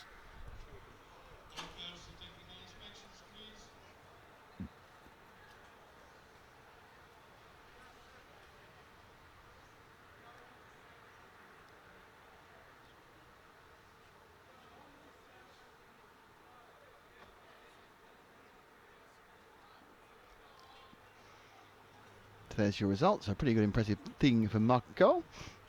And now the penultimate heat of what's going to be quite a short, quick day. It's almost over before it started today, isn't it? Yeah. And it's Oliver Bortnick will start first, then Martin Huddy, Christopher Krapp, Francesco Martini, David Abar, Michael Awlowski, Tim Val, and Javi Ferraido.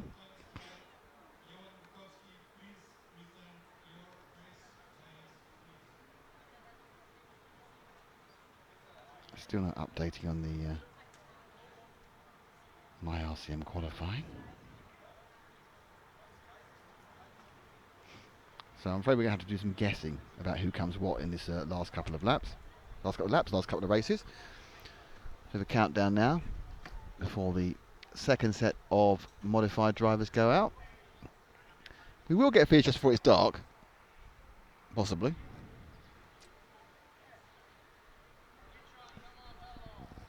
Matt's sitting there contemplating something. I'm not sure what it is. Are you contemplating how we're going to find out who's on pole? Yeah, I was just thinking that. Yeah. Or were you thinking, do I want extra nuggets? I do. I was thinking. You got the order from Romano, by the way. Matthew White. Yes. Commented. What did he say? He thinks. Well, he says tiebreak is likely to be fastest time, and Ronald probably has a set left. Ronald does have a set left. We know that. So there we Ronald's go. on new, but so's Bruno. So. Whereas Alex isn't. So there you go. kind of think it's been Ronald and Bruno for this heat. But weren't the X-rays doing quite well with the old tyres? Well, it seems to be better, but it was very, very warm. So it's really almost a reset because the temperature drop is so great, and tyres are the absolute key thing of any racing automobile, be it tiny or the size of a monster truck. It's the only contact with the ground you have. Everything else is super. It comes from that tyre contact patch. You can try and maximise it, but it's really quite key. And you've got the with the difference in temperature grading, who knows what's going to happen? By the way, what's going on? There's always a bit of a gap. What is it now? Just to wait. Tea and scones. No, what it is that the Ovaltine and the top guys, milk and cookies. Even though the track is break open, we have now. Yeah, even though the track is open, the top guys don't want to go out until right towards the end because they don't want to overheat their tyres on this massively hot track. So they all go out, do 2 laps, do whatever they need to do to get the tyres dry and the additive off, and then they'll come round with not much time towards it goes. Tim Crystal's back. He has some errands to run. He's lucky he's back because normally we had the power cut, we'd be long gone. We'd have had the McDonald's by now rather than just thinking about it. Well, that's why we arranged the power cut for him. And the beer. I think we're very nice that way, aren't we? Arranging power cuts for people. Yes. Roger Rooms. Hello, Roger. Matthew White says, but. Yeah. But. But. Ronald has a round TQ. He does. So there. So yes, but the point about it is that yes, if Ronald gets the TQ, he can probably, with this round being the fastest one, will take pole overall. But if Bruno gets the fastest time, he'll put his teammate on pole and go into second place because he'll have a better point score than Ronald. Mind blown. Oh yeah. But it would be a lot easier if my RCM was still working, and this isn't the heat we're talking about anyway. Yeah, we're one ahead of that. We are. This is the penultimate. Oh, I just love actually being able to see the screen. It's amazing. It's lovely, isn't it? Must do more indoor racing. Nah, I don't like that. Okay. Boring. So where goes Oliver Boltnick?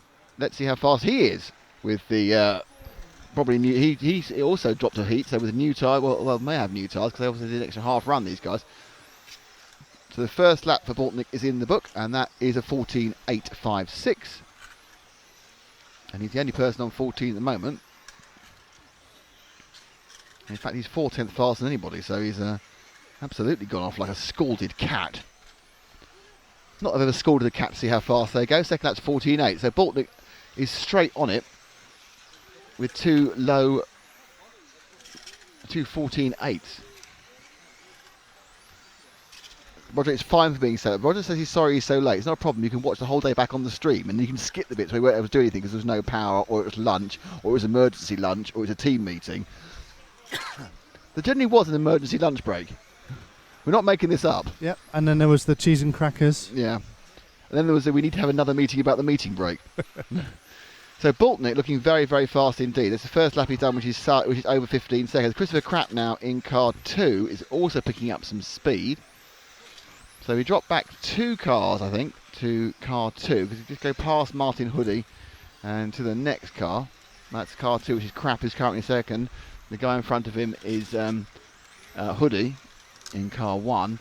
Apparently I said the word crap up the straight earlier and someone laughed. There was some sniggering when I said that. It's Krapp, and straight from the boondocks there was car 5. So a mistake by Boltnick. He's just lost the braking point. And that's Boltnick being overtaken there by first and by second. So Boltnick, who's going so well, lost it coming up underneath us, under braking, and that was it. Just clunked it, hasn't got it back in again. I think the tyres got dirty, and suddenly his great run has been completely blown by a lap of 18.5. So interesting stuff there. Crap, leading overall at the moment, and he is in fact just behind. So first and second are second and first at the moment. Crap and Hoodie.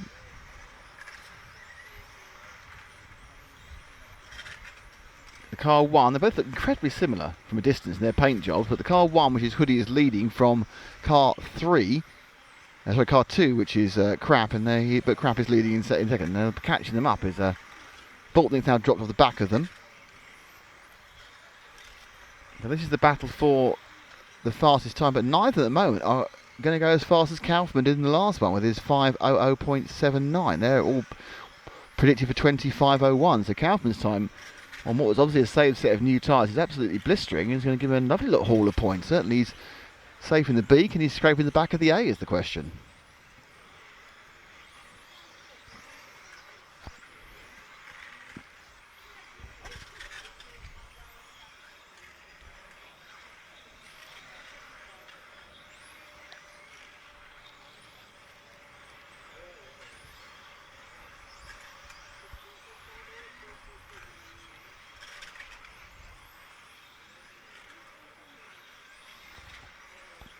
So the gap to Crap from Martin Hoodie is staying pretty much the same. They're lapping almost exactly the same. Crap was about 600ths faster now. They've both got a bit of a problem with car 7. Oh, come on!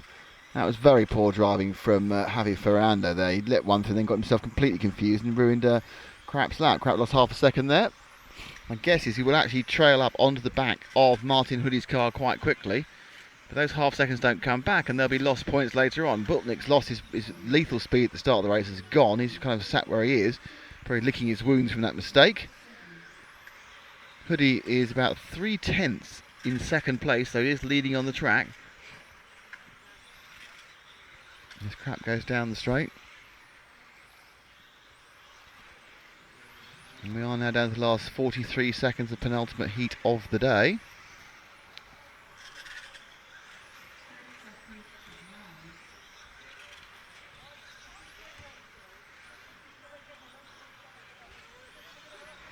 Still Crap from Hoodie. Hoodie actually looking like he's pulling a little bit bigger gap on Crap here. There's a possibility that with just one lap more to go, that gap is going to come down and Hoodie could steal the win of the heat. The gap reduces overall to 0.2 of a second. It's down whether Christopher Crap can win this one now. He's had about a lap. He got close to Martin Hoodie there.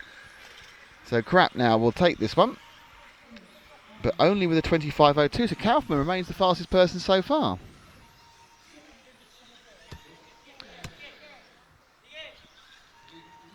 So you can't really argue with that. Boltnick ends up in 5th. Oh, one lap cock up and that's it. You make one mistake in one lap and end up in 5th when you should have ended up in 1st. And it is getting dark now. Well, you might not have a problem with Roger turning up now. I do. I've told him before. He turned up at 3 o'clock in Retford, and I said that wasn't good enough. What do you think you're doing turning up now? Come on, Roger. I didn't realise Roger was a serial latecomer. He no longer writes, he doesn't phone, nothing. Well, perhaps Hannah will write or phone to you. We can always hope that. No king on the sandwich, no Roger isn't. Right, so we're coming up for the last race of the day, everybody. Oh, really? Yes. This is when the power goes again. Yeah, and the whole round's gone again. Let me just say thank you for everyone who stayed with us all day and through the various ins and outs. And we are, of course, RC Racing TV. This is the voice of Matt. Hello. And this is the voice of Paul. Good evening. And this is the voice of me, Nick. And we are here thanks to EFRA, the European Federation of Radio Automobiles, who run and organise this event, which is the 1/10th ISTC European Touring Car Championships at the Cardicio Modelissimo circuit here in Torres Novas in Portugal. But we couldn't be here without our very good friends at LRP, our fabulous friends at Team Orion, our stupendous friends at Team Durango, and our unbelievable friend, I think it's one of them, at Montec, which is Alberto. So thank you everyone who supported us. Thank you for being with us. I'll tell you in advance, we're back at 10:30 tomorrow morning for finals day. The first final kicks off at 11:30. We'll have a bit of fun with the pre-finals. And that's interesting. A little bit of fun with the pre-finals. And So we weren't on something. That's fine, that's what I mean. Oh. Is that the mini camera's gone really dark? Yeah. Like a nighttime shot. So back at 10:30 tomorrow. 5 finals, 11:30. Oh, if you look on RC Racing TV or the EFRA page, all the times of the finals we published. Basically pretty soon, really, because we're going to do as much as we can here in 5 minutes, then leave to have some food. Tim Crystal says, awesome, been fun. I have to work tomorrow. I won't be able to watch live. Watch the replay, Tim. That's fine. I will let you off having to work, as you are also obviously looking after the kids as well. So perhaps working will be a blessed relief rather than having a 21-month-old with you. So anyway, so we are coming up to the last heat. Can anyone usurp Alex Hagberg from... But that really hasn't got a great iris. It's either dark or it's light. That camera really has decided it's gone to bed now, isn't it? That one looks lovely. That one looks alright. That one looks alright. That one's well compensated for the dark. Not so good. That one not so good. Auto iris not on that one. But that's how dark it actually is here. That's it. Yeah. It's not that dark. Yeah, that's a clear representation of how dark it is. And yeah, this is with the night vision on. Ah, okay. I must have night vision. It is quite bright. It's actually not as bright as that. That camera is helping out. Been bit boosted. Really? And what would happen if you did that? And what's the neutral density filter when it's at home? Oh, right. Well, I took mine off and then I lost them, so I've left on my head. Ooh. Yeah, that's all right. Don't forget to put it back on tomorrow. Breathe in. Breathe out. 10 CET. No, 2 we're back at 10 local time, which is 11 Central European time. Thank you very much to Radium 226.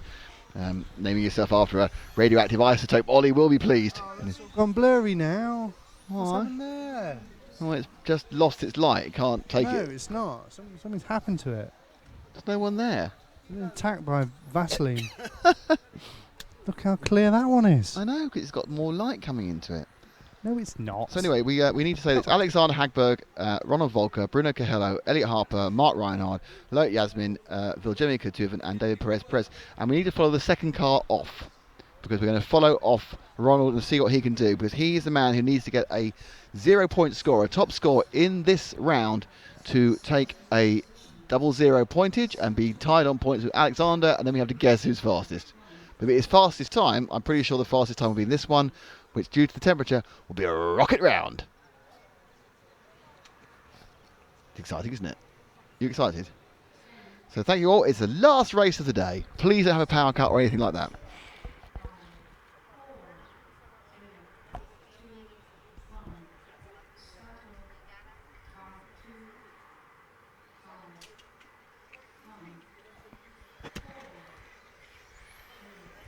So Ronald now goes round the Rhino and into the... God, that car looks lively. Suddenly the car has come alive with the extra grip and the new tyres, and Volker already gained something in the region of 0.6 of a second on Alex Hagberg in that first lap.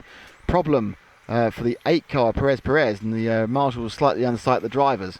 But they come away, and it's Volker from Cahello, from Reinhardt, from Kutoven, from Hagberg. Another problem that time for Harper's had an issue already, and that's it, he's giving up. So Harper's had a problem and stopped. So Cahello now takes over the lead with a 14.54 second lap. These boys are absolutely flying.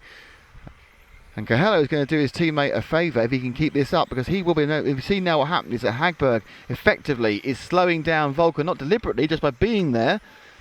And Bruno is getting closer and closer to Volker. So Hagberg looking good for pole, mainly because Volker has to get past him. 14.5, 14.6. In fact, Bruno has dropped back a bit, and Volker now is back on the top step. He is qualifying the fastest. The ambulance flushed by, so Hagberg, a very sporty there, Hagberg, let him through. Volker now has a clean run to put down the power of the UK one. Will almost certainly, if he can take the TQ in this round, will take pole, because this will be an ultra-fast run, because we're in ultra-fast conditions. With his new tyres, the gamble of the tactics have all paid off, because it's all come to Volker. If he can stay ahead of Coelho, and the distance at the moment is 0.3 of a second between Coelho and Hagberg, and Volker on time. They have Hagberg in between them, and Hagberg now will try and run some interference with the mind of Volker, the current reigning double European champion. Well, he's won about 7 European championships. He's won the last 2 in this class.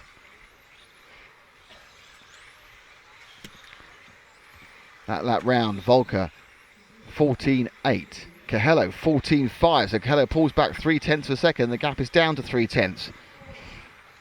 Is Bruno's car coming back to it? Let's drop those 2 cars. The white car of Bruno Coelho going down the straight and pick him up. So that is now Coelho, the 3rd place man.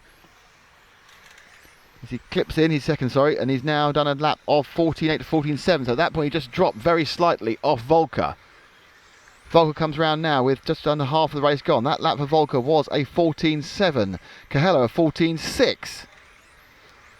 Ebbing and flowing. The actual absolute time difference is 0.3 of a second between the two of them. There's a green car in the middle, but whilst he's very much in play for pole, he's not in play for the win of this race, so he's 3rd overall. Reinhardt doing nothing either, in 5th at the moment. Pushing to the absolute maximum. Volker really in an absolutely in S or bust mode here. Looks very, very good. Car looks lovely. We're watching Coelho, who's desperately trying to catch up. Last lap down, it's a 14.7, 14.6. Again, just 700ths of a gain for Coelho. He needs to gain slightly more, and this time he looks a little bit closer. It's a real foreshortening as they go through the slower and the faster part of the section. Volker there, 14.76. Coelho, 14 to the thousandths of a second. Exactly the same lap time then for Coelho and for Volker. 7.62, 14.762. Both of them are running at a pace which no one can stay with, and they're on for fast 21 lappers. That lap round, Volker 14.707, Coelho 14.79, lost 900ths. He's up to nearly 0.4 of a second, the gap between 1st and 2nd. Volker now. Coelho needs to be absolutely inch perfect. He's got to find the extra speed in this last minute and a half of this race. If he can take Volker away from this run, which is going to give him pole, I think. Certainly going to give him 0.00, and the decider is on fastest time. We're going to see Volker in pole. Last lap round, 14.63, 14.6 for Coelho. Let's move forward to Volker now. Volker in 1st, has Hagberg in between them. Volker's lap now, 14.7, and again 14.7. One car further forward, that's how you go with Hagberg. Let's go to Volker. So Volker now. Minute to go. Obviously a half mistake will be too much. That lap round, 14.9, slightly slow for some reason. 14.8 for Coelho. Fastest person there was Hagberg. Gap between them is 0.2 of a second. Exactly. Can Coelho make up those 0.2 in these last 3 laps? Volker now, that lap round was a 14.7, a 14.7, 14.8, which is 700 slower. Coelho now sliding as he goes into the round. It's very much a case now where Volker just needs to keep these things straight on the ground. He's got 0.2 of a second and 3 laps to lose it or gain it. That round, 14.9 to 14.9. The fastest man on the track is Hagberg at the moment. He's really come to in the back end of this run. This will be one more lap for them. So Volker begins his last lap. His last lap, that is a 14.8. Coelho 14.9. So in fact, yes, it's going to go to Volker. He's got a 0.3 lead. Unless he makes a mistake on this one, he will take the round, and with this sort of speed, I'm sure he'll get the fastest run so far and should pick up pole for the European Championship. He finishes, takes it. I think that's it. We're pretty sure that is a dividing factor. It is. We have Ronald Volker, who will take the pole position, I believe, subject to official confirmation. Confirmation I'll need to get officially. I don't know where I get official confirmation from, if I'm honest. Let's go and see if I can grab a very quick word of Ronald, who has taken the round and the fastest time. Hagberg definitely will be second, and or second or first. Coelho will be 3rd. I'll be 1, 2, 3. Not sure whether it will be Elliot or Mr. Let's have a look up there. Do we know what the tyre brakes are? Let's see if we have it. Oh, let's go the wander up here, see if I can find out what the tyre brakes might be. Not sure their overall listing. There's people looking at times. No, that's no good. There's a wild goose chase walking up there. I think it might have the overall tyre brakes. Need to see if I can meander on round, see if I can find young Ronald. So they're asking the race time. It's all very lively, but I think Ronald's taking the congratulations of the crowd because I think he's picked up the pole. Let me grab Mr. Volker. Oh, he's moving fast. Ronald! Now, we think that means you've got pole because you had the fastest time. I did that. It was pretty much clear that it comes down to me get a chance for TQ or for Bruno to jump ahead of me. And I knew from the beginning, if I want to get TQ, I need to win the run against Bruno. And it was clear that the track was fast enough, so it was all about if he wins or I win, if nobody else is fast enough.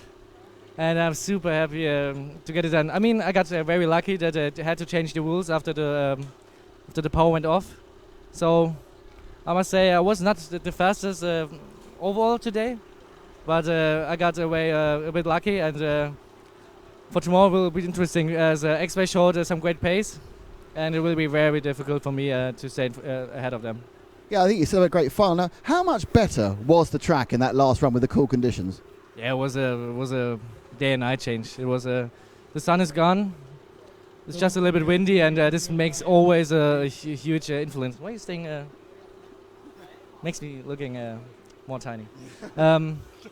Yeah, so it was clear that the track will be too fast, and Alex got unlucky because of because they had to change the rules because he used the second set earlier, and normally with 3 out of 5 it would have been okay for him. So for sure I got lucky, and but in the end against Bruno it was a race for me TQ or going down to third, and I'm very happy to get it. Well, Ronald, great. And your tactics now for the final, as you said, you've got to try and stay ahead of them. But I take it it's going to be what, 3? Well, at least, hopefully you think 2 races of effectively sitting on the line and not making a mistake. Surely, always it's an advantage to stay ahead. I think about the tires. I think we are all pretty much on the same strategy, if you say it like in Formula 1. And they showed some better pace than me. So it will be probably a hard time for me tomorrow. Well, looking forward to seeing it. And, well, we say get a good night's sleep, but it's virtually tomorrow already. But, well done. Congratulations. Thank you very much. Fantastic. Good stuff. So that is your TQ man, Ronald Volker, taking it in the last race of the day, which we always like to see. And this is the end of a strangely marathon broadcast. We didn't seem to eat very much, despite having 3 different lunch breaks and everything else. We've had a very interesting time. It is the darkest I can remember ever doing live coverage of an outdoor race. But it's all a bit of fun. So anyway, that's us for now. We're back at 10:30 local time, which is also 10:30 UK time, 11:30 CET, different times in the rest of the world. The first final is up at 11:30. And don't forget, that's us back, RC Racing TV. With thank you to Matt, thank you to Paul. I'm Nick, and we are here thanks, of course, to EFRA, our very erstwhile supporters of the European Federation of Radio Automobiles, and, of course, LRP, Team Orion, Team Durango, and the DX410, and Montec Bodies. And that is it for now. We will see you all tomorrow, well, in about 10 minutes' time. Oh, no, 10:30 local. See you all.